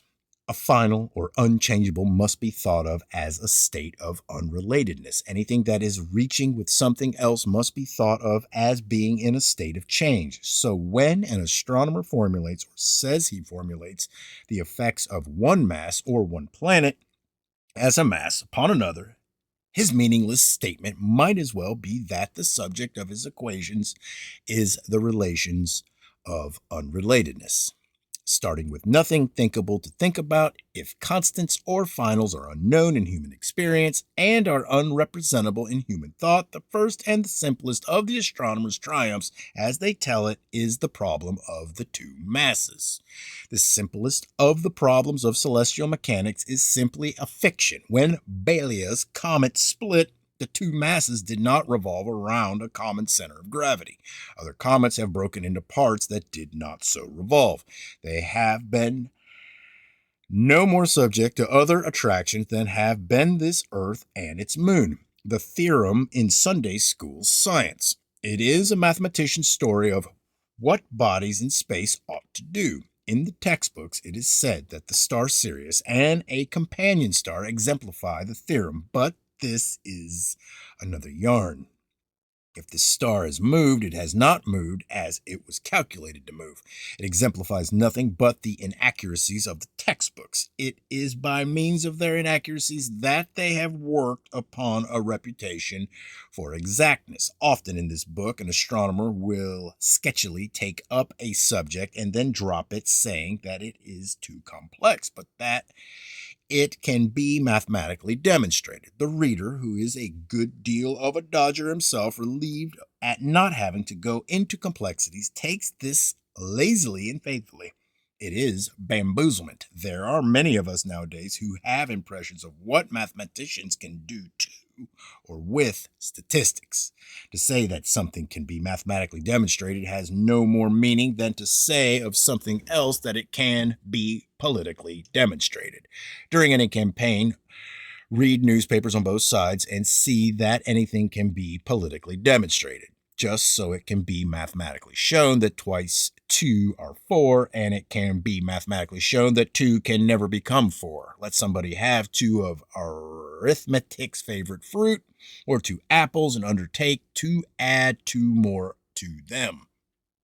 Although he will have no trouble in doing this, it can be mathematically shown to be impossible, or that, according to Zeno's paradoxes, nothing can be carried over intervening space and added to something else. Instead of ending up skeptically about mathematics, here am I upholding that it can prove anything.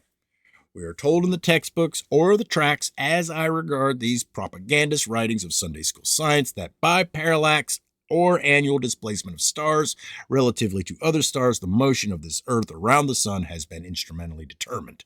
Mostly, these displacements are about the apparent size of a 50-cent piece, held up by someone in New York City, as seen by somebody in Saratoga. This is much refinement. We ask these ethereal ones, where is their excuse if they get an eclipse wrong by a millionth of an inch or a millionth of a second? We look up this boast. We find that the disagreements are so great that some astronomers have reported what is called negative parallax, or supposed displacement of stars the wrong way, according to theory. See Newcomb, The Stars, page 152. See The English Mechanic, 114-100 and 112. We are out to show that astronomers themselves do not believe parallactic determinations, but believe those that they want to believe. Newcomb says that he does not believe these determinations that are against what he wants to believe. Spectroscopic determinations are determined by whatever the spectroscopists want to determine. If one thinks not, let one look up the determinations by astronomers who were for and against Einstein. Grebe and Beecham at Bonn found shifts of spectral lines in Einstein's favor. They were for Einstein. St. John at the Mount Wilson Observatory found the testimony of the spectroscope not in Einstein's favor. He was against Einstein. The spectroscope is said to be against us, but if we had a spectroscope of our own, it would be for us. In the Earth and the stars, Abbott says that the spectroscope seems to indicate that variable stars, known as the Cepheid variables, are double stars. But he says the distance between the supposed pairs turns out to be impossibly small. When a spectroscopic determination is not what it should be, it only seems to indicate. The camera is another of the images in astronomical idolatry. I note the bamboozlements that have played out everywhere else still hold good in astronomy. Spirit photographs fall flat. At the movies, if we see somebody capering seemingly near the edge of a roof, we do not think that he had been photographed anywhere near an edge of a roof. Nevertheless, even in such a religious matter as photography and astronomy, a camera tells what it should tell, or the astronomers will not believe it. If the astronomers would fight more among themselves, more would come out. How can I be a pacifist just so long as I am trying to educate myself? Much comes out. War times. Yeah, considerable came out in astronomical matters during the Mars controversy. Everything that was determined by Lowell with his spectroscope and his camera and his telescope as an indication of the existence of life upon the planet Mars was determined by Campbell with his spectroscope and his camera and his telescope to be not so. The question is not what an instrument determines. The question is whose instrument. All the astronomers in the world may be against our notions, but most of their superiority is in their more expensive ways of deceiving themselves. Foucault's experiment, or the supposed demonstration with the pendulum, is supposed to show that this Earth rotates daily. If a pendulum does, at least for a while, swing somewhat nearly in a constant line, though changing relatively to environment, and if we think that neither religiously nor accidentally has it received some helpful little pushes, we accept that here there may be indication of an annual and not daily rotation of this Earth. That would account for the annual shift and not the daily shift of the stars. I don't know that I accept this, but I have no opposing prejudice. When I write of this Earth as almost stationary, as I have to regard it, if I think of it as surrounded by a starry shell that is not vastly far away, I mean that relatively to the tremendous velocities of conventionality. Yeah, but this alleged experiment has never been more than part of an experiment. I quote from one of the latest textbooks, Astronomy by Professor John C. Duncan, published in 1926. We are told that a pendulum, if undisturbed, swings for several hours in very nearly the same plane. Farther along, we read that in the latitude of Paris, where Foucault made his experiment, the time for a complete demonstration is 32 hours. Professor Duncan makes no comment, but it is the reader's own fault if he reads in these statements that the swing of a pendulum, through more than part of an experiment and in more than very nearly the same plane, has ever demonstrated the daily rotation of this Earth. In the textbooks, which are very good reading for contrary persons like ourselves, it is said that the circumstance that this Earth is approximately an oblate spheroid indicates the rapid rotation of this Earth. But our negative principle is that nothing exclusively indicates anything. It does not matter what an astronomer or anybody else says to support any statement, the support must be a myth. Even if I could accept that astronomers are right, I could not accept that they can demonstrate that they're right. So we hunt around for opposing data, knowing that they must be findable somewhere. We come upon the shape of the sun. The sun rotates rapidly, but the sun is not an oblate spheroid. If there be any departure from sphericity, the sun is a prolate spheroid, or we argue that oblateness may be an indication that in early formative times this Earth rotated rapidly, but that now this Earth could be oblate and almost stationary. It may be another instance of my many credulities, but here I am accepting that this roundish or perhaps pear-shaped Earth is flattened at the poles, as it is said to be. Hold on.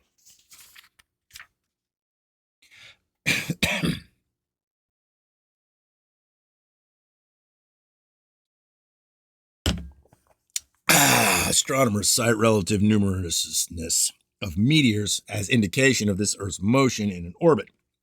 Professor Duncan says that meteors seen after midnight are about twice as numerous as are those that are seen before midnight. This is because in the latter half of the night, we are riding on the front side of the Earth as it moves along its orbit and receives meteors from all directions, whereas in the earlier half, we see none of those which the Earth meets head on.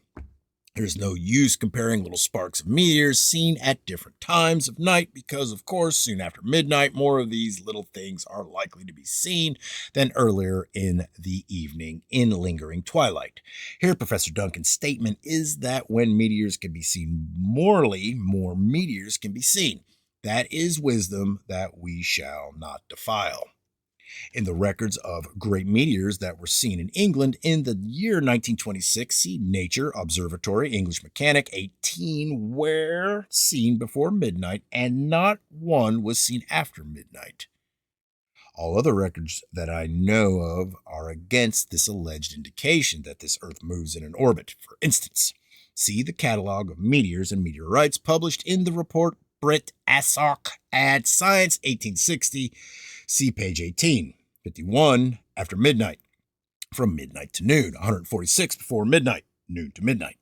I have records of my own for 125 years in which the preponderance of early meteors is so great that if there were any sense to this alleged indication, it would mean that this Earth is running backward or going around the way it shouldn't. Of course, I note that great meteors are more likely to be reported before midnight because though many persons are out after midnight, mostly they're not out reporting meteors. But Professor Duncan has made a statement which depends upon records, and I am checking it up according to records. Year 1925, for instance, meteors of France and England, 14 before midnight, 3 after midnight. This record, as I have it, is not complete, but I will hold out for the proportionality. Most of the great meteors of 1930 were seen before midnight. Whatever becomes of Professor Duncan's statement, I'll make one myself. And that is that if nobody looks up or checks up what the astronomers tell us, they are free to tell us anything that they want to tell us. Their system is a slippery imposition of evasions that cannot be checked up or that, for various reasons, mostly are not checked up. But at least once there was a big checkup. All right, where was I? Looks like page 720. The 24th of January, 1925. Excitement, New York City. was such as in all foreign countries is supposed to arise in America only when somebody finds out a new way of making dollars. It was the morning of the eclipse of the sun total over a part of New York City. Open spaces in Central Park were crowded down to a line as exactly as possible at 83rd Street. Up in the air were planes full of observers. Coogan's Bluff was lively with scientific gab. Hospitals were arranging that patients should see the eclipse. There was scarcely a dollar in it, and this account will be believed in England and France no more than will most of our other accounts. At the Fifth Avenue Police Court, Magistrate Dale adjourned court and went with lawyers and cops and persons out on bail to the roof. In Brooklyn, the Chamber of Commerce dropped all matters of exports and imports and went to the roof. I don't suppose everybody was looking. I can't accept homogeneity. There were probably some contrary ones who went down into cellars simply because most of their neighbors were up on the roofs. But the New York Telephone Company reported that when the eclipse came, not one call came into one of its offices for 10 minutes. When there are uproars in New York, they are such uproars as have never been heard anywhere else. But I think that most striking in the records of silences is this hush that came for 10 minutes upon New York City. Along the line of 83rd Street, which had been exactly predicted by the astronomers as the southern limit of the path of totality, and in places north and south were stationed 149 observers sent by the New York lighting companies to report upon light effects. With them were photographers. At Petropavlovsk, Kamchatka, and at Cacapoyas, Peru, an eclipse is all that it should be, and books by astronomers tell of the minute exactness of the astronomers. But this was in New York City. Coogan's Bluff got into this. There were cops and judges and gunmen on roofs, and the telephones were silent. There were 149 expert observers who were non-astronomers. They had photographs with them. Photographers. In time, the astronomers did pretty well, but hereafter, when they tell of their refinements, as with discs several hundred miles away, I shall think not of 50-cent pieces, but of Ferris wheels. Their prediction was wrong by 4 seconds. The 149 observers for the lighting companies reported that the astronomers were wrong in space by 3/4 of a mile. It was the day of the big checkup. If the sun and the planets compose a system that is enormously remote from everything else in existence, what is it that regularizes the motions, and why does not the mechanism run down? The book is getting to a point where I can't see it, so I have to bend my face around it to see it. The astronomers say, I just like making excuses. It's part of it. The astronomers say that the planets keep moving and that a whole system does not run down because space is empty and there is absolutely nothing to tend to stop the moving bodies. C. Abbott, The Earth and the Stars, page 71. Astronomers say this early in their books. You're about ready to just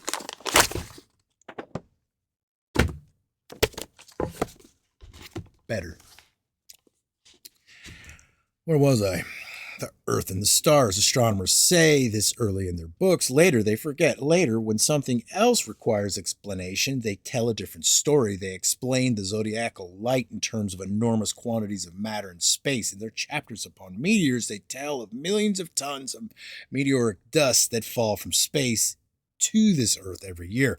Abbott says that space is absolutely empty. Ball, for instance, explains the shortening of the orbit of NX comet as a result of friction with enormous quantities of matter in space. I don't know how satisfactory, except to ourselves, our own expression will be, but compare it with a story of an absolute vacancy that is enormously occupied. There is a tendency to regularize crystals, flowers, and butterfly wings. Proportionately as they become civilized, people regularize or move in orbits. People regularize in eating and sleeping. There are clockwork Romeos and Juliets everywhere, where the tendency is not towards irregularization, the tendency is towards regularization. Here's a good specimen of my own wisdom. Something is so except when it isn't so.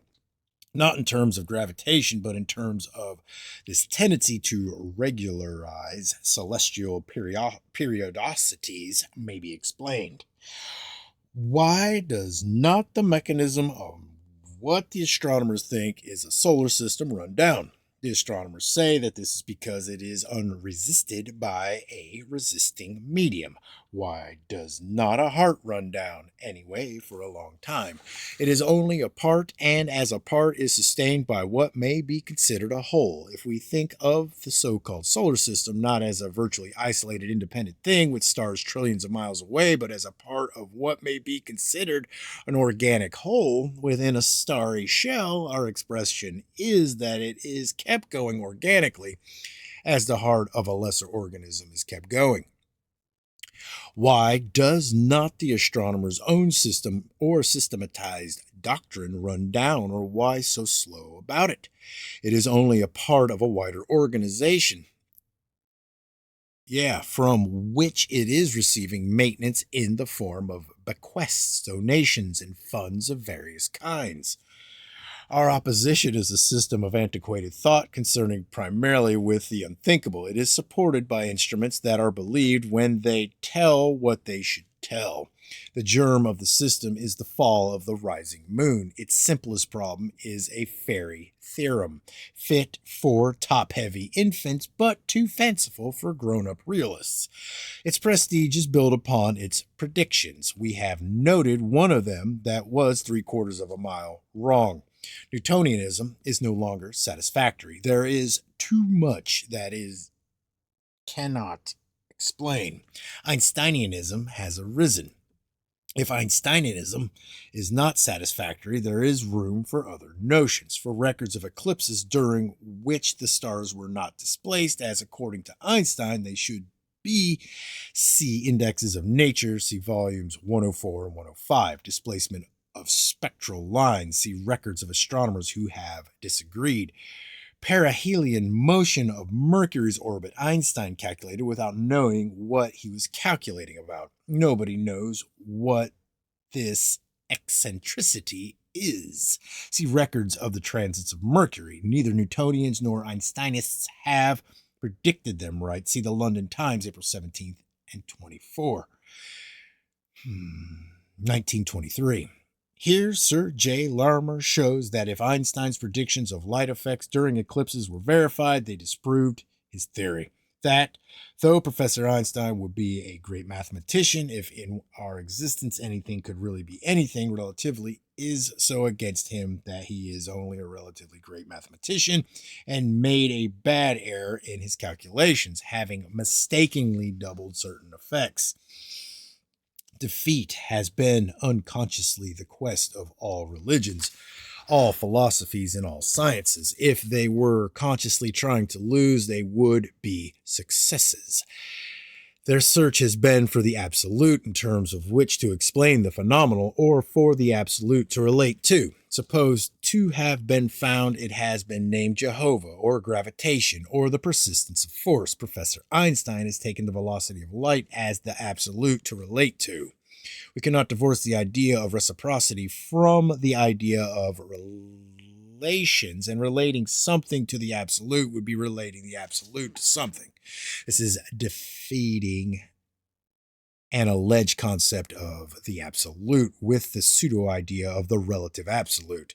The doctrine of Professor Einstein's is based not upon the absolute finding, but upon a question, which is the more graspable interpretation of the Michelson-Morley experiments. That no motion of this earth is in an orbit is indicated because the velocity of light is absolute, or that no motion of this earth is in orbit is indicated because this earth is stationary. Unfortunately for my own expressions, I have to ask a third question. Who, except someone who was out to boast a theory, ever has demonstrated that light has any velocity? Professor Einstein is a gerondist of the scientific revolution. don't know what that word is. His revolt is against classical mechanics, but his methods and his delusions are as antiquated as what he attacks. But it is my expression that he has functioned. Though his strokes were wobbles, he has shown with his palsies the insecurities of that in science, which has been worshipfully regarded as the most high. It is my expression that the disillusion of phenomenal things is as much a matter of internal disorders as the effect of any external force, and that the slump of so many astronomers is in favor of Einstein, who has made good in nothing, indicates a state of dissatisfaction that may precede a revolution, or that, if a revolt starts in the observatories, hosts of irreconcilable observations will be published by the astronomers themselves, cutting down distances of planets and stars enormously. I shall note an observation by an astronomer such as probably no astronomer in the past would have published. It seems to have been recorded reluctantly, and a conventional explanation was attempted, but it was published. I take from a clipping from the Los Angeles Evening Herald, April 28, 1930, which was sent to me by Mr. L.E. Stein of Los Angeles. In an account of the eclipse of the sun, April 28, 1930, Dr. H.M. Jeffers, staff astronomer of Lick Observatory, says, "We expected the shadow to be but half a mile in width. Instead of that, I think that it was near 5 miles broad." He says it may be suggested by others that the broad shadow was cast by astronomical errors due to the moon being closer to the earth than we have placed it in theory. But I don't believe that this broad belt was caused by anything but refraction. The difference between half a mile and 5 miles is great. If the prophets of Lick Observatory did not take refraction into consideration, all the rest of their supposed knowledge may be attributable to incompetence. This difference may mean that the moon is not more than a day's journey away from this earth. In The Earth and the Stars, page 211, Abbott tells of the spectroscopic determinations by which the new star in Perseus, February 22, 1901, was found to be at a distance of 300 light years from this Earth. The news was published in the newspapers.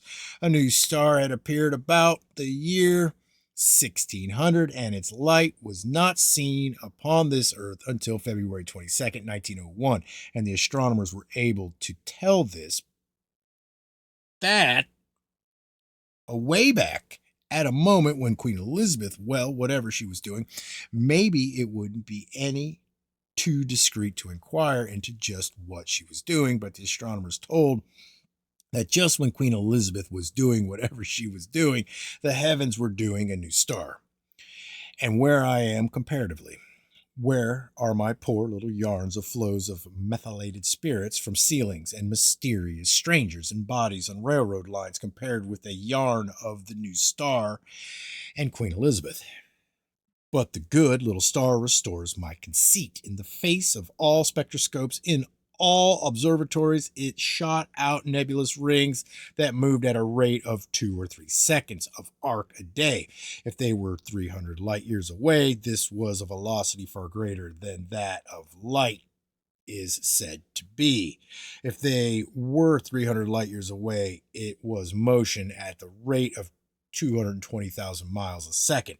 There were dogmas that could not stand this, and the spectroscopic determinations which were in agreement were another case of agreements working out as they shouldn't have worked out. The astronomers had to cut down one of their beloved immensities. Whether as a matter of gallantry or not, they spread a denial for Queen Elizabeth's reputation to tread up, saving that from the mud of an inquiry into just what Her Majesty was doing and substituting unromantic speculations upon what, say, Andrew Jackson was up to. Abbott's way of explaining the mistake is by attributing the first pronouncements to the roughness of the observations. All over this earth, astronomers were agreeing in these determinations. They were refinements until something else appeared and roughened them. It would seem that after this fiasco of the readjusted interest in what historical personages were doing, astronomers should have learned something. But if Professor Todd is right in his characterization of them, that is impossible. About 20 years later, the situation, essentially the same in all particulars, repeated. Upon May 27, 1925, a new star was discovered in the southern constellation Pictor. By spectroscopic determination, its distance was determined to be 540 light years. See this stated in a bulletin of the Harvard Observatory, November 1927. March 27, 1928, the new star split. When the split was seen, astronomers of the South African Observatory repudiated the gospel of their spectroscopes of 3 years before. There must have been much roughness, even though there had been 3 years in which to plane down the splinters. They cut the distance from 540 to 40 light years. If there should be any more reductions like this, there may start to slump in immensities down towards a conception of a thinkable size formation of stars. A distance cut down 60 by 60 by 24 by 365 by 500 by 186,000 miles is a pretty good start. Professor Einstein, having no means of doing anything of the kind, predicts a displacement of the stars. Astronomers go out upon an expedition to observe an eclipse, and not knowing that Einstein has no special means of predicting anything, they report, presumably because they want so to report that he is right. You get a sip of coffee.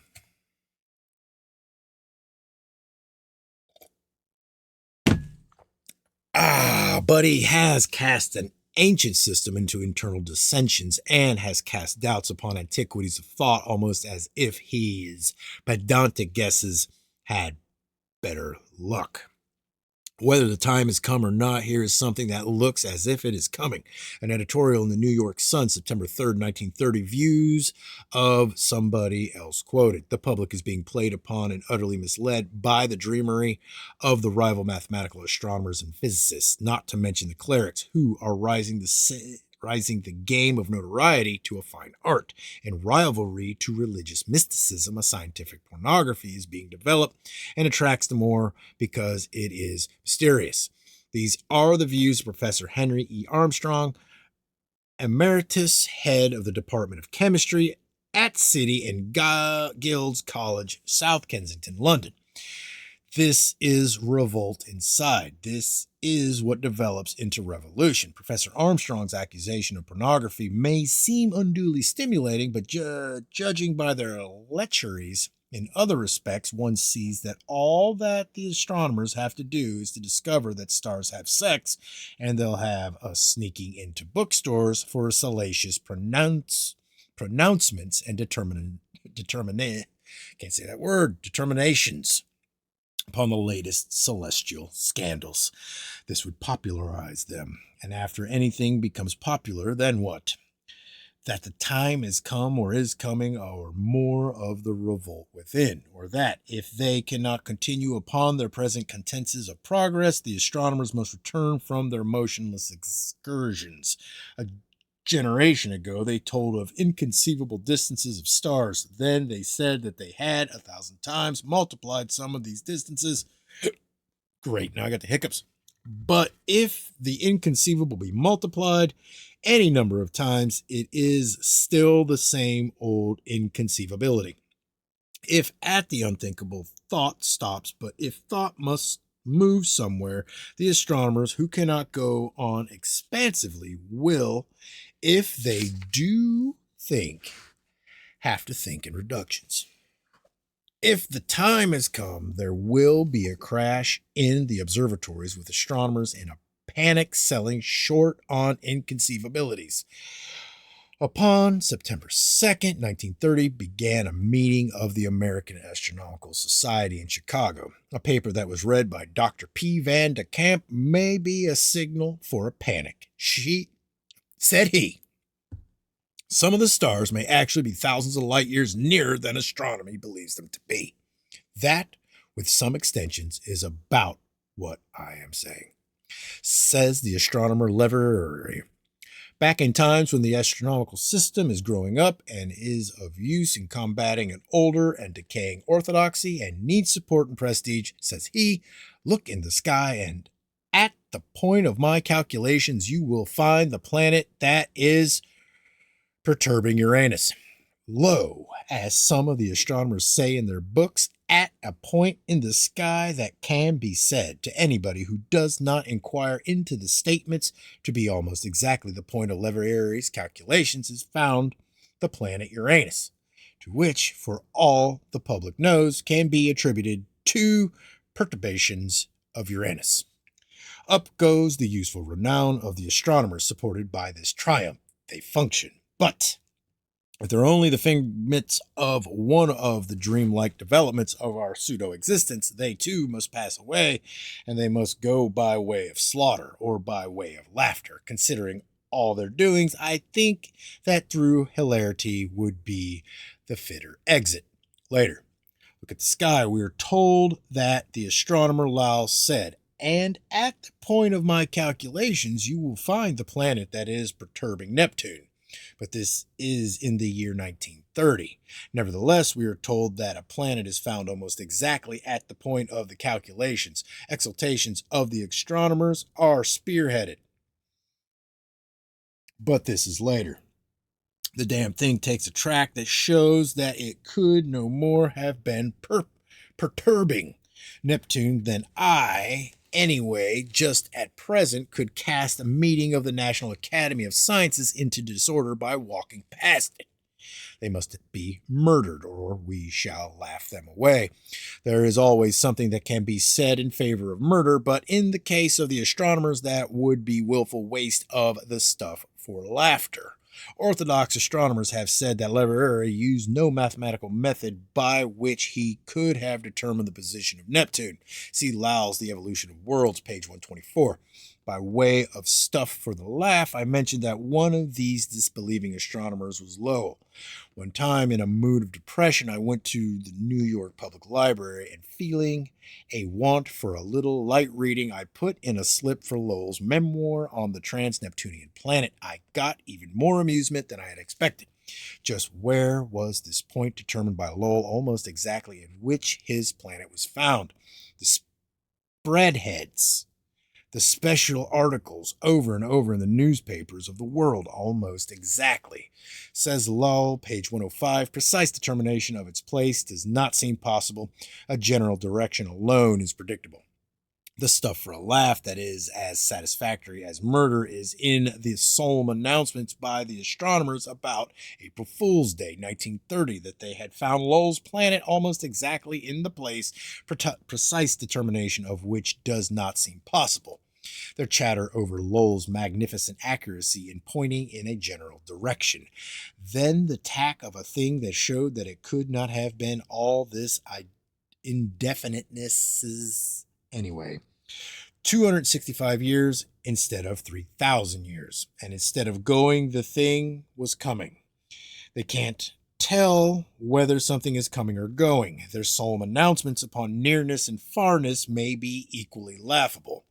If by mathematical means Adams and Leverrier did not determine the position of the planet Neptune, or if it was in an opinion that Lowell quotes a happy accident, how account for such happiness or for this timely and sensational boost to prestige if we suspect that it was not altogether an accident? My expression is that herein I typify my idea of organic control, which, concealed under human vanity, makes us think that we are doing all things ourselves, gives support to human institutions when they are timely and are functioning, and then casts its favorites into rout and fiasco when they have outlived their functioning period. If Leverrier really had powers by which he could have pointed to an unseen planet, that would have been a finality of knowledge that would be supported to a prestige that could never be overthrown. Suppose a church had ever been established upon foundations not composed of the stuff of lies and frauds and latent laughter. Let the churchman stand upon other than gibberish and mummery, and they'd be nothing by which to laugh away his despotisms. Say that whether it be a notion of organic control or not, we accept any theory of growth or development or evolution. Then we accept that the solemnest of our existence's phenomena are of a wobbling tissue, rocks of ages that are only are only hardened muds, or that a lie is the heart of everything sacred. because otherwise there could not be growth or development or evolution. All right, 21. A trek of circumstances that kicks up a dust of details of vast and dirty movement that is powdered with particulars. The gossip of men and women and the yells of brats, whether dinner is ever going to be ready or not, young couples in their nightly sneaks, and what the hell has become of the grease for the wheels. Who's got a match? It's a wagon train that feels out across a prairie. A drink of water, a chaw of tobacco, just where to borrow a cup full of flour. And yet, even though at its time any of these wants comes first, there is something behind all. The hope for Californian gold. The wagon train feels out across the prairie. It traces a path that other wagon trains make more distinct, and then so rolls a movement that to this day can be seen the ruts of its wheels. But behind the visions of gold and the imagined feel of nuggets, there is something else. The gold plays out. A dominant motive turns to something else. Now a social growth feels out. Its material of people who otherwise would have been stationary has been moved to the west. The first faint structures in an embryonic organism are of cartilage. They are replaced by bone. The paths across prairies turn to lines of steel. Or that once upon a time, purposefully to stimulate future developments, gold was strewn in California, and that there had been control upon the depositations, so that only enough to stimulate a development and not enough to destroy a financial system had been strewn. That in other parts of this earth in far back times there had been purposeful plantings of the little yellow slugs that would, when their time should come, bring about other extensions of social growths. But the word purposeful and the word providential are usurped words. They are of the language of theologians and are meant to express an idea of a presiding being ruling existence superior to it, and not of it or not implicit to it. I'd rather go on using these words denying their ownership of any special cult than to coin new words. With no necessity for thinking of an external designer and controller, I can think of design and control and providence and purpose and preparation for future uses. If I can think not loosely of nature, but of a nature as an organic whole. Every being, except for its dependence upon environment, is God to its parts. It is upon the northern parts of this earth that the civilizations that have persisted have grown up, then extending themselves colonially southward. History, like South America and Africa, tapers southward. There is no ruins of temples, pyramids, obelisks in Australia, Argentina, South Africa. Preponderantly, peninsulas are southward droops, as if by design or as if concordantly with an accentuation of lands and peoples in the north. The sun shines about a week longer in the north each year than in the south. The coldness in the less important Antarctic regions is more intense than in the Arctic, and here there is no vegetation like the grasses and flowers of the Arctic in the summertime. Life withers southward, musk oxen, bears, wolves, foxes, lemmings in the far north, but there are only amphibious mammals in the Antarctic. Fields of Arctic poppies in the Arctic summertime, but summer in the Antarctic is gray with straggling lichens. If this earth be top-shaped as some of the geodists think, it is a bloom that is stemmed with desolation. There is no deposits of coal in the southern parts that compare with deposits in the northern part. The greatest abundance of oil supplies is north of the equator. It looks like organic preparation in formative times before human life appeared upon this earth for civilizations that would grow up in the north. For ages, people of this earth were ignorant of the uses of coal and oil upon which their later developments would depend. But so conventionalized are the thoughts of most persons upon the subject that if, for instance, my expression is that gold was strewn in California in preparation for future uses, there must be either a visualization of an aggrandized man who walked about slinging nuggets, or a denial that, except in the mind of a man, there can be purpose or control or design or providence. But the making of a lung in an embryonic being that cannot breathe, but it will breathe. This making of a lung is a preparation for future uses, or the depositions. Is it depositions? DOPI, yeah, of tissues that are muscles that are not, but that will be used. Mechanical foresight, or preparation for future uses, pervades every embryonic being. There is a fortune teller in every womb. Still, not altogether, only theological, have been speculations upon the existence of purpose or design, control, or guidance in nature. There are philosophical doctrines known as orthogenesis and entelechy. Again, we are in a situation that we have noted. If there be orthogenesis or guidance from within what? Heretofore, this doctrine has provided no outlines within which to think. All that is required for thinkableness instead of bafflement is to give up attempted notions upon nature as universality, and conceive of one thinkable sized existence of shape that is representable in thought, and conceive of an organic orthogenesis within that. In the organic sense, there is in the Arctic regions no great need for water. Though the coldness is not so intense here as it is commonly supposed to be, the climate nevertheless prevents much colonization. I have never read of a deluge in the Arctic. Thunderstorms are very uncommon. Some explorers have never seen a thunderstorm in the Arctic regions, and at the same time there are oppressively warm or almost tropical summer days in the Arctic instead of the enormous falls of snow of common suppositions. This fall of snow in the far north is very light. It looks like organically economic neglect of a part that cannot be used, where, as reliefs, thunderstorms are not needed. There are, except as vagaries, no thunderstorms, though the summertime conditions in places of need and no need are much alike. See Halprin's account of his experiences in Greenland, summer days so nearly tropical that pitch melted from the seams of his ship. The alternations that are known as the seasons are beneficial. They have come about accidentally, or they have been worked out by automatic design, or by all-pervasive intelligence, or by equilibration. If that word be preferred to the word intelligence. It looks as if more complexly a problem was solved.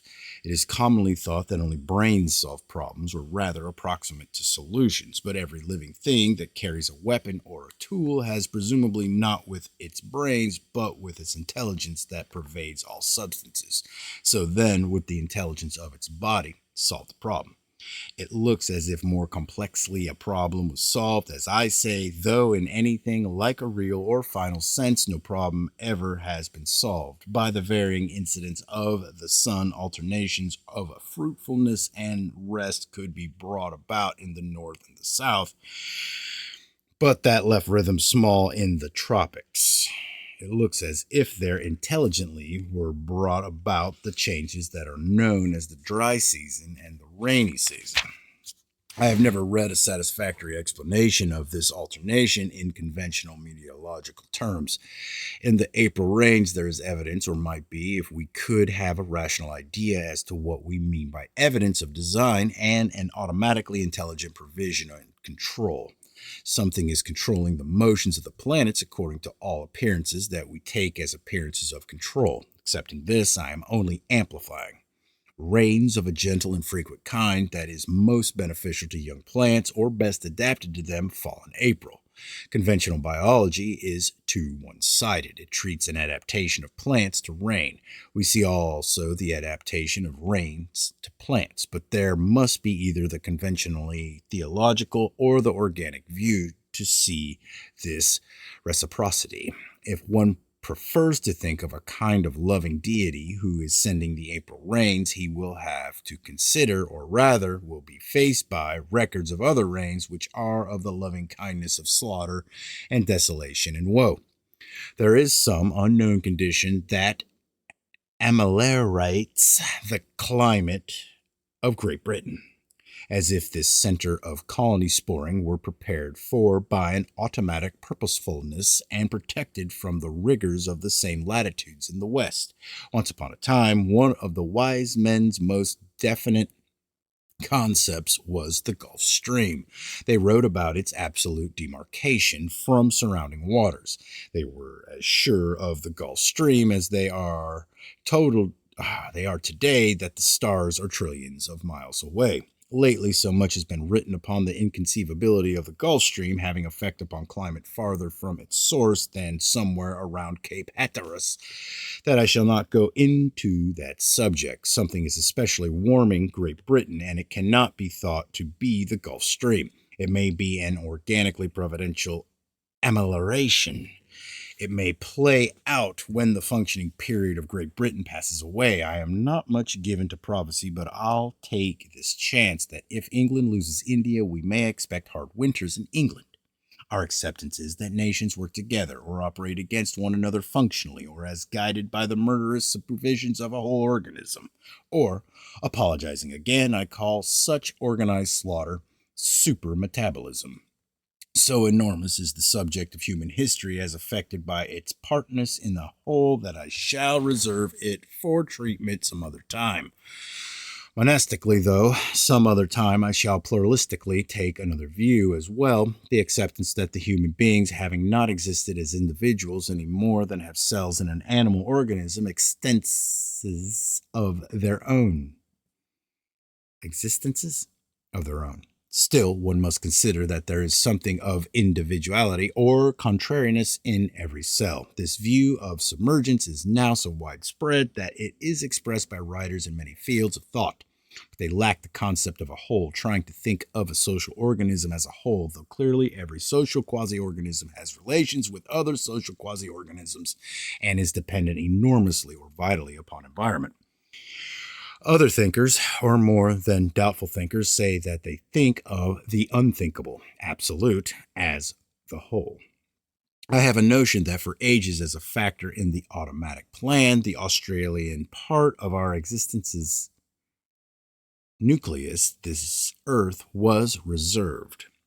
If this be not easy to think, it is equally hard to think why Australia in its fertile parts was not colonized by Asiatics. There was relative isolation, but it was not geographical isolation. The distance between Cape York, Australia, and New Guinea is only 100 miles. There was an approximation to isolation so extreme that one type of animal life grew up and prevailed. This gap was jumped by the marsupials of Australia.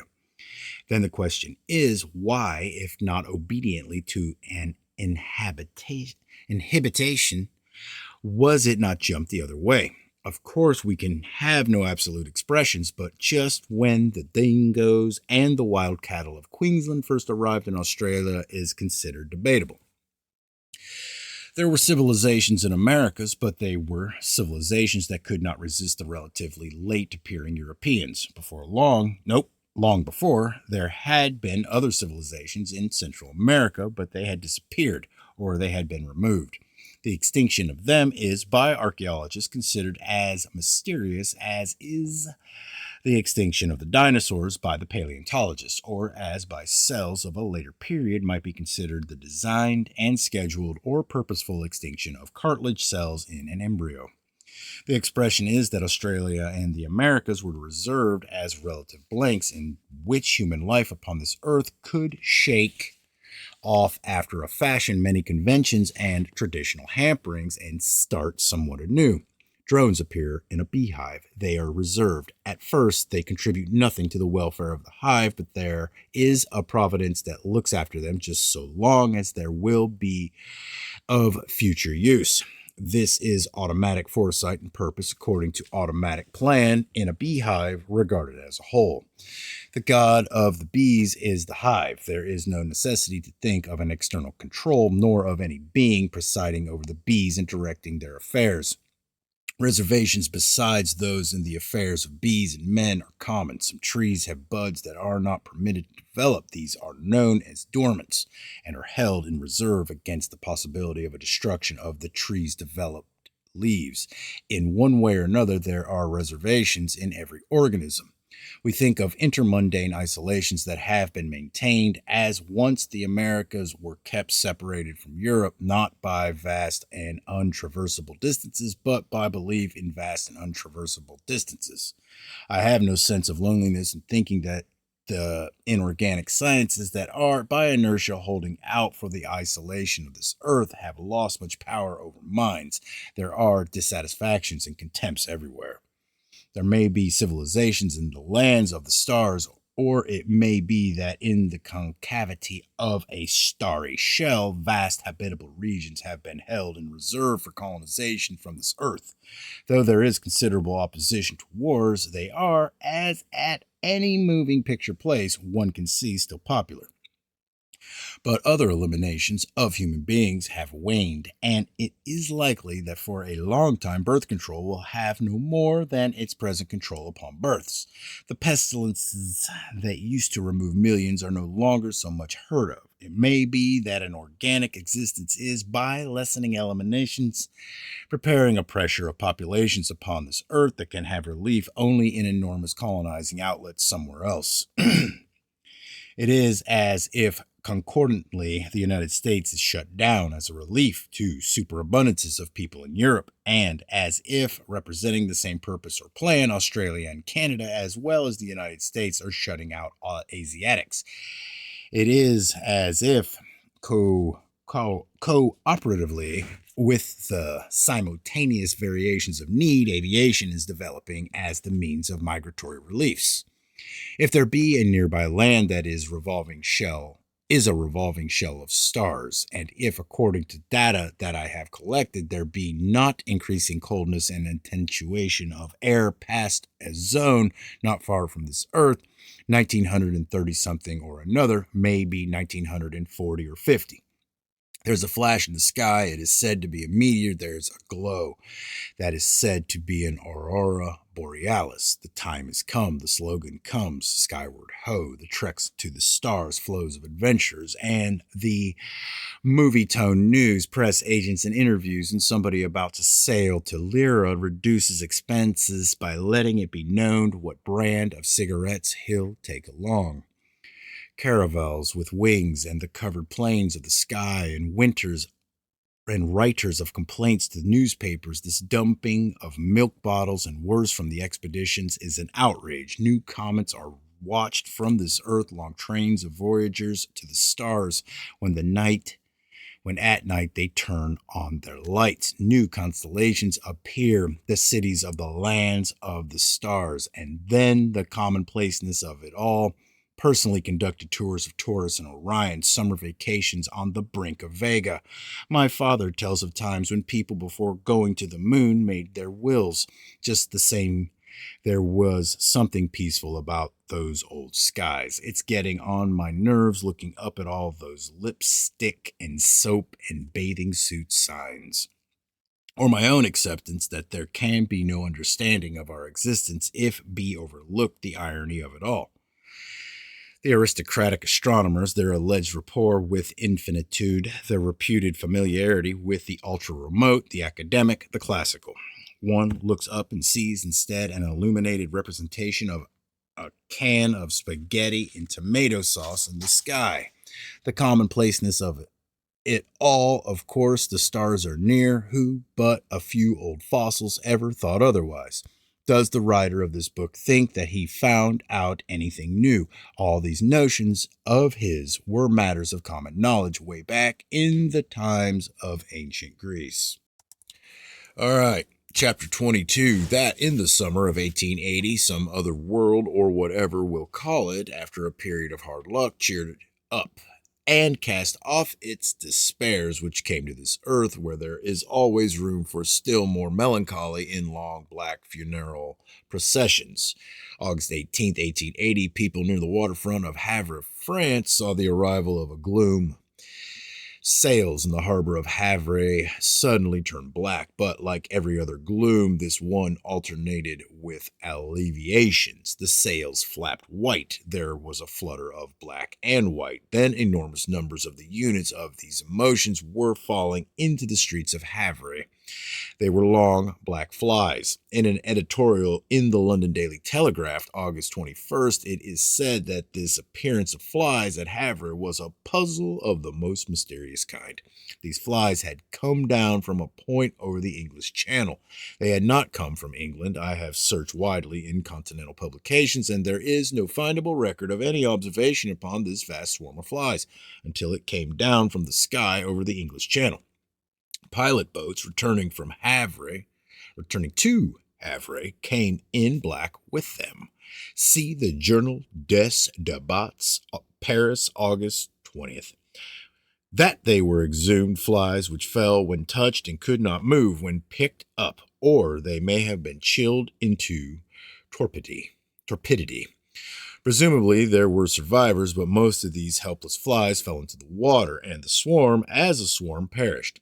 If this is a puzzle of the most mysterious kind, I am going to be baffled for a description as we go along. I don't know what comes after the superlative.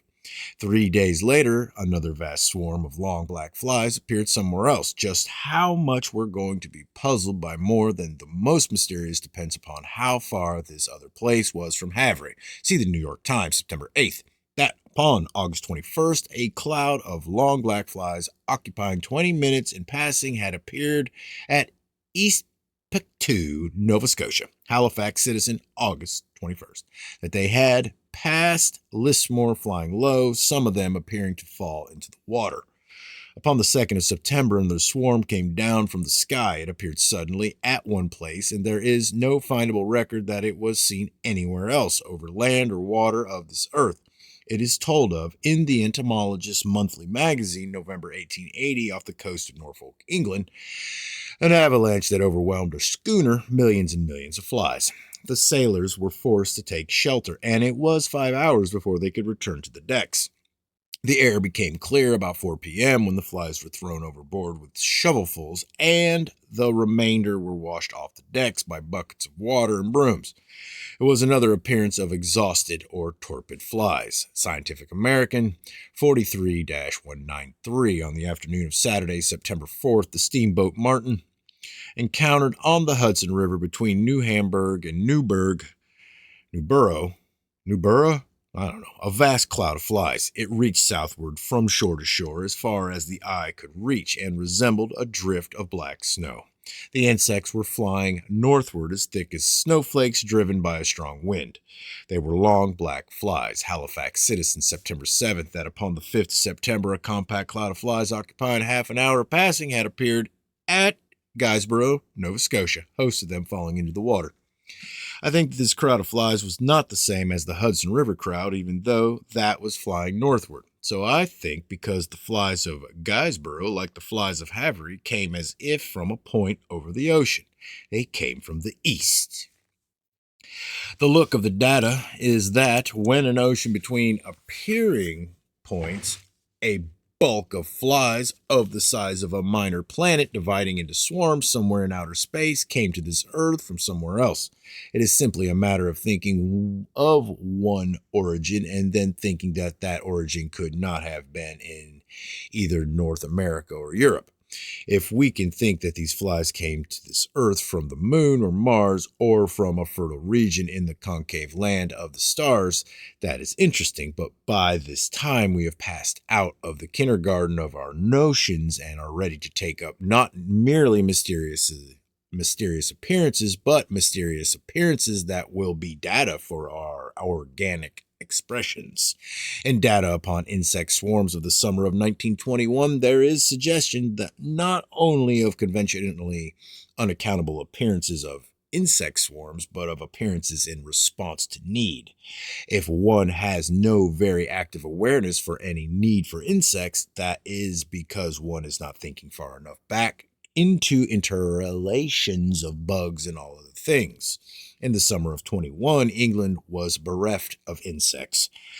The destruction of insects in England by the drought of 1921 was very likely unequaled at any other time anyway for a century or more. The story of dwindling and disappearing is told in Guardian Life, for instance, aphids becoming fewer and fewer, absence of mosquitoes because of the drying of the ponds, not one dragonfly all summer, scarcity of ants, midges almost entirely absent, stricken fields in which not a butterfly was seen, ordinary flies uncommon, and blue bottles exterminated.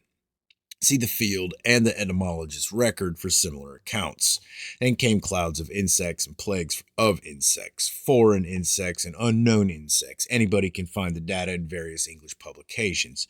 I note here that one of the swarms of exotic insects was of large fireflies that had appeared in Wales. Locusts appeared. I suppose that almost any conventional entomologist will question my statement that vast swarms of unknown insects appeared at this time in England. Nevertheless, in the London Daily Express, September 24th, Professor Lefroy is quoted as saying of a species of stinging insects that it was unknown to him. Destructions that were approaching extermination and then multitudinous replenishments. I have searched without finding one datum for thinking that one of these replenishments was seen crossing the channel. 3 of them were of foreign insects. Once upon a time, according to ancient history, somebody so loved this world that he gave it to his only begotten son. In this year 1921, according to more recent records, something gave to the streets of London its many forgotten women. To starving humans, it gave a dole, but when its insects dwindled away, it bestowed profusions of bugs. All our expressions are in terms of relative importance. In the summer of 1869, in many parts of England, there was a scarcity of insects that was in some ways more remarkable than in 1921. The scarcity was discussed in all entomological magazines of the time and was mentioned in newspapers and other publications. For one of the discussions, see The Field, July 31st, August 14th, 1869. Most widely noticed was the absence of one of the commonest of insects, the small white butterfly, Paris rapae. Some of the other ordinary plentiful species were scarcely findable. In the London Times, July 17th, a correspondent in Ashford, Kent, writes that a tropical or subtropical insect, a firefly, had been caught in his garden. In the Times of the 20th, of the presence of this insect in England is seemingly explained. Someone else writes that upon June 29th at Dover, only 15 miles from Ashford, he had released 12 fireflies, which he had brought in a bottle from Koblenz. But in the same issue of this newspaper, a third correspondent writes that at Caterham, Surrey, had appeared many fireflies. Weekly Dispatch, London. They were so numerous that people called them a nuisance. Even a firefly can't fly its fire without a man with a bottle appearing and saying that he had to let it go. There will be accounts of other swarms. Only titans who had uncorked mammoth caves and mountains of glass could put in claims for letting them go from bottles. The coast of Lincolnshire, and a riddance long and wide. The coast of Norfolk, several miles of tragedy. In the Zoologist, 1869-1839, someone reports belts of water, some a few yards wide, and some hundreds of yards wide, of a thick pea soup appearance, so colored by drowned aphids off the coast of Lincolnshire and off the coast of Norfolk, a band of drowned ladybirds about 10 feet wide and 2 or 3 miles long. Wherever this little dead comet came from, there is no findable record that it had been seen alive anywhere in Europe. Upon the 26th of July, columns of aphids came down from the sky at Bury St. Edmunds, about 60 miles south of the coast of Lincolnshire, massed so that they gave off a rank odor, and so dense that for anybody surrounded by them it was difficult to breathe. Upon the same day at Chelmsford, about 40 miles south of Bury St. Edmunds, appeared masses of these insects equally vast. See Gardner's Chronicle, July 31st, August 7th. Aphids had streaked the oceans, columns of others had come down like vast green stems from their fern-like clouds. Less decoratively, others darkened the sky. A new enormity appeared upon the coast of Essex about the 1st of August. According to correspondence in the Maidstone Journal, August 23rd, frogs of aphids had shut off sunlight. They appeared in other parts of southeastern England. They swarmed to such an extent as to darken the air for days together and to render it almost dangerous to the sight of men and animals to be out of doors. The 9th of August, the first of the ladybirds that reached England alive were reported at Ramsgate. 3 days later, between Margate and Norlight, near the mouth of the Thames, thousands of ladybirds speckled a vessel. This diseased appearance took on a more serious look, with blotches of small yellow black-marked flies, then spread a cosmetic of butterflies. These were vein swarms. Upon the 13th, an invasion was on. I quote chiefly from the London Times. A cloud was seen over the channel, not far from land, moving as if from Calais, reaching Ramsgate, discharging ladybirds upon the town. They drifted into piles in the streets. The town turned yellow. These were not red ladybirds. There would be less mystery if they were. People in the town were alarmed by the drifting piles in the streets, and a new job worth the attention of anybody who collects notes upon odd employments appeared. Ladybird shovelers were hired to throw the drifts into sewers. Clouds streaked countries. They moved northward, reaching London upon the 14th, pelting into the streets and filling gutters. Children scooped them up, filling bags and pails with them, and played store with them. Multitudes went on as far as Worcester. Upon the 14th, a countless multitude of other ladybirds arrived upon the coasts of Kent and Surrey, and these clouds, too, seemed to have come from France. They rattled like colored hail against windows. They were yellow pearls, and the inhabitants were alarmed, fearing of pestilence from accumulations of bodies. Fires were built to burn millions of them, and people who had never shoveled ladybirds before took up the new employment. The next day, an enormous multitude of new arrivals appeared at Dover, coming as if from France. The people who were out in this storm carried umbrellas, which soon looked like huge sunflowers. People stopping to discuss the phenomenon gathered into bouquets or banquets. Look, I think it's a bouquet. The storm abated and umbrellas were closed. All blossomed again. Another cloud rolled in from no place or origin that has ever been found out. These living gushes from the unknown moved on towards London, and in accounts of them in land and water are amusing descriptions of the astonishment they caused. There is a story of 5 hypnotized cats. A multitude alighted upon a lawn. 5 cats sat around, motionless, gazing at the insects. A woman tells of her bewilderment when, looking out at her lines of wash which had been spotless, she saw garments hanging blotched and heavy.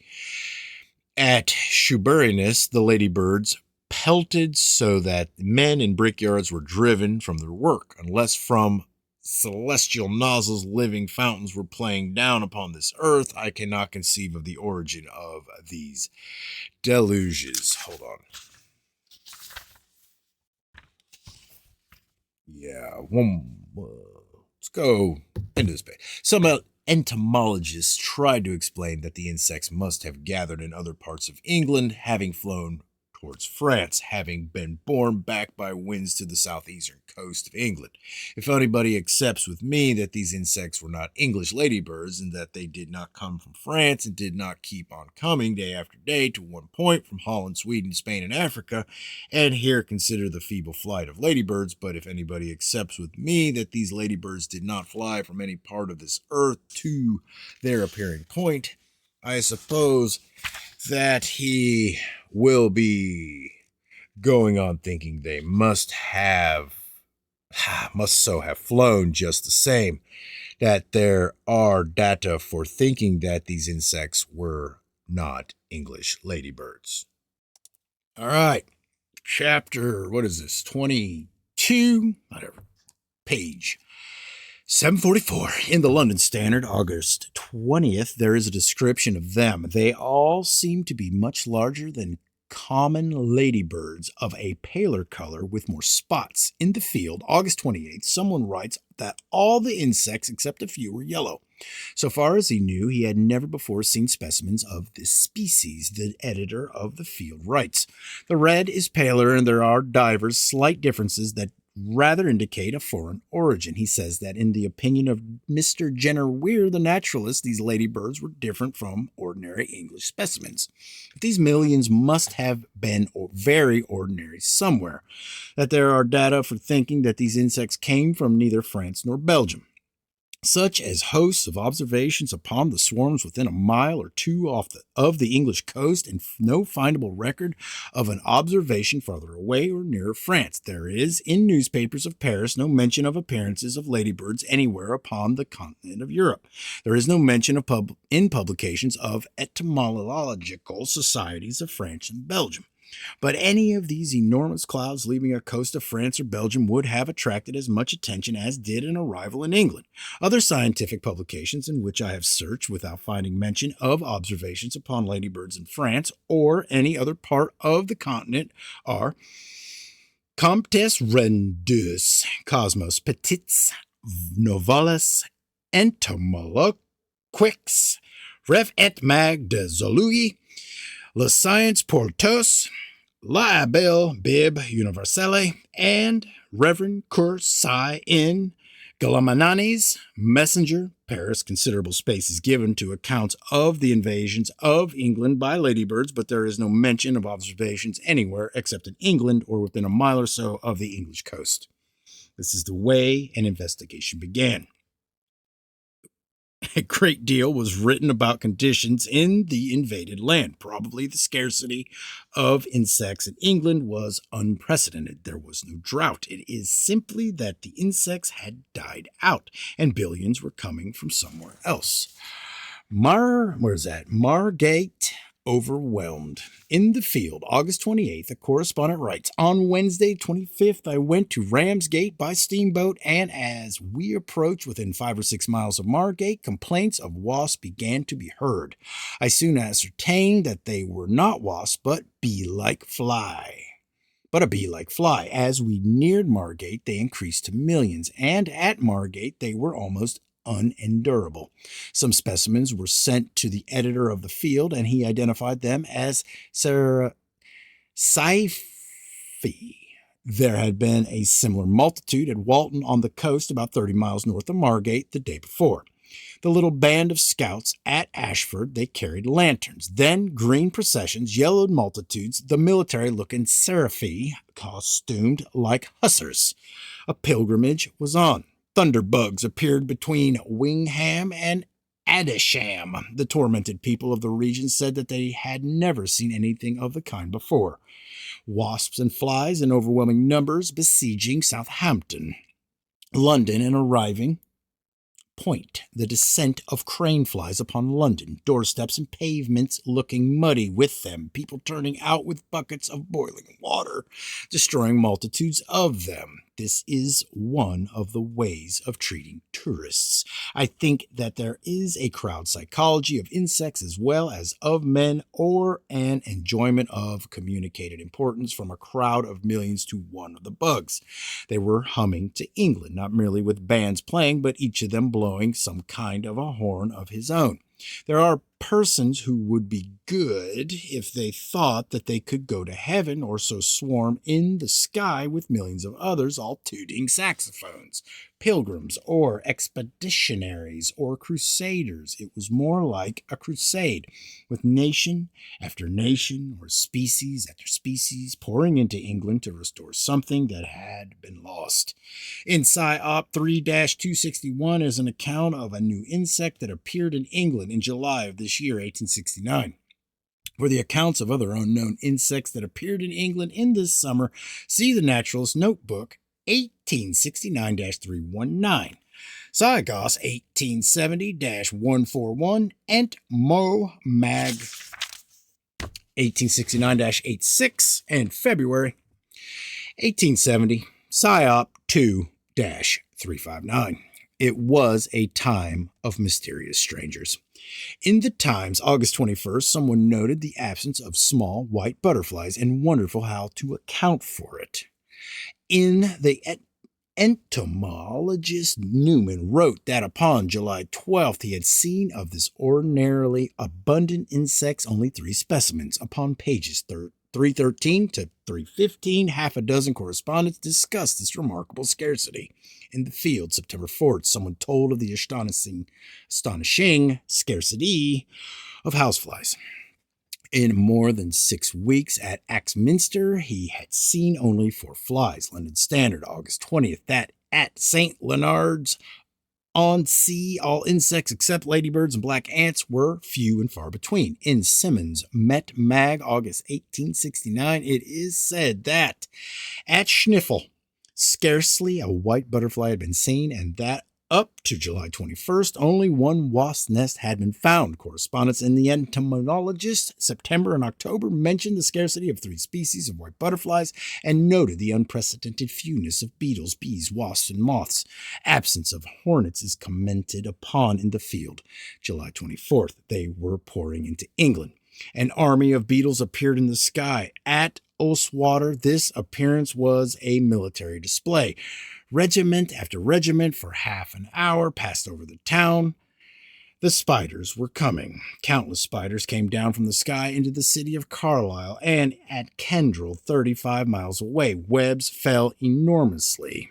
About the 12th of October, a vast number of streamers of spiders, web and spiders came down from the sky. At Tiverton, Devonshire, 280 miles south of Carlisle. See the English Mechanic, November 19th, and the Tiverton Times, October 12th.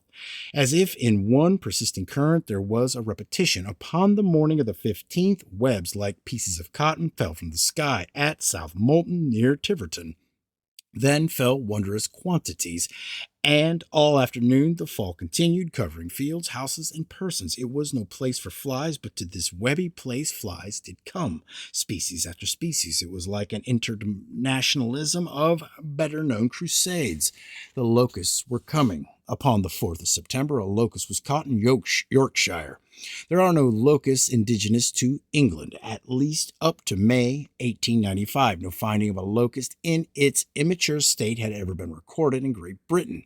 Upon the 8th and 9th of October, locusts appeared in large numbers in some places in Pembrokeshire, Derbyshire, Gloucestershire, and Cornwall. They had the mystery of the ladybirds. They were of a species that, according to records, had never before appeared in England. An entomologist writing in the Journal of the Plymouth Institute 4-15 says that he had never heard of a previous visit to England by this insect. It seems that in all Europe, this species had not been seen before. In the Entma Mag 7.1, it is said that these locusts were new to European fauna and were mentioned in no work upon European orthopteria. At the meeting of the Etymological Society of London, November 15, 1869, it was decided after a discussion that the ladybirds had not come from France, but had flown from places in England and had been carried back by winds to other parts of England. There was no recorded observation to this effect. It was the commonplace ending of a mystery. I add several descriptions that indicate that, in spite of London's most eminent bugmen, the ladybirds were not English ladybirds. Inverness Courier, September 2nd, that they are foreigners, nobody doubts. They are nearly twice the size of the common English lady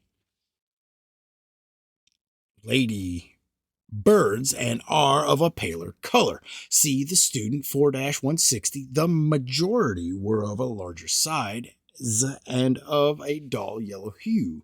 In the London Standard, August 23rd, it is said that some of the insects were almost half an inch long, that the locusts were foreigners was by the I can never say this word, Ethnomological Society of London not discussed. Nothing else was discussed. Crane flies and safari and spiders and all the rest of them, not a mention. I know of no scientist who tried to explain the ladybirds and mentioned locusts. I know of no scientist who tried to explain the locusts and mentioned ladybirds. No scientist who wrote upon a scarcity of insects and mentioned the swarms. No scientist who told of swarms and mentioned scarcity. The spiders, in a localized fall that lasted for hours, arrived as if from a persisting apparent point over a town, and the ladybirds repeatedly arrived as if from an appearing point a few miles from a coast. The locusts came not in one migration, but as if successfully along a persisting path or current, because several had been caught more than a month before large numbers appeared. A mob from the sky at Burnt's Island, Scotland, spinning jennies that were making streets fuzzy with their gatherings on cornices and windowsills. An invasion at Beccles was an experience without precedent. A war correspondent tells of it in the Gardener's Chronicle, September 18th. The invaders were gnats, correspondents trying to write about them from an ink pot filled with drowned gnats, people breathing and eating gnats, near Reading. Clouded yellow butterflies, insects that have never before been recorded in Berkshire, appeared. At Hardwick, many bees of a species that was unknown to the observer was seen. Field, August 21st, and November 20th, swarms of hummingbird hawk moths, as described in Science Gossip 1869-273. There was at Conway a wonderful sight, a flock of hummingbird hawk moths and several species of butterflies. Clouds of insects appeared at Battersea Park, London, hovering over trees in volumes so thick that people thought the trees had been set afire. An invasion at Tiverton, seemingly coming from the spiders. A marvelous swarm of black flies made its headquarters upon the town hall, covering the building, turning it dark inside by setting upon the window glass. At Maidstone, as if having arrived with the ladybirds, a large flight of winged ants was seen. Midges were arriving at Inverness, August 18th. At some points, the cloud was so dense the people had to hold their breath and run through. Thripes suddenly appeared at Scarborough, August 25th. At Long Benton, clouds of thrips descended upon the town, wafting into houses. There they were dusted from the walls and swept from the floors. Also at Long Benton appeared an immense flight of the white butterflies that were so scarce everywhere else, gardeners killing thousands of them. At Stonefield, Lincolnshire, appeared beetles of a species that had never been seen before. It was more than a deluge of bugs. It was a pour of species. It was more than that. It was a pour on a want. Etymologist's record, 1870, that in the summer of 1869 in England there had been such an insect famine that swallows had starved to death.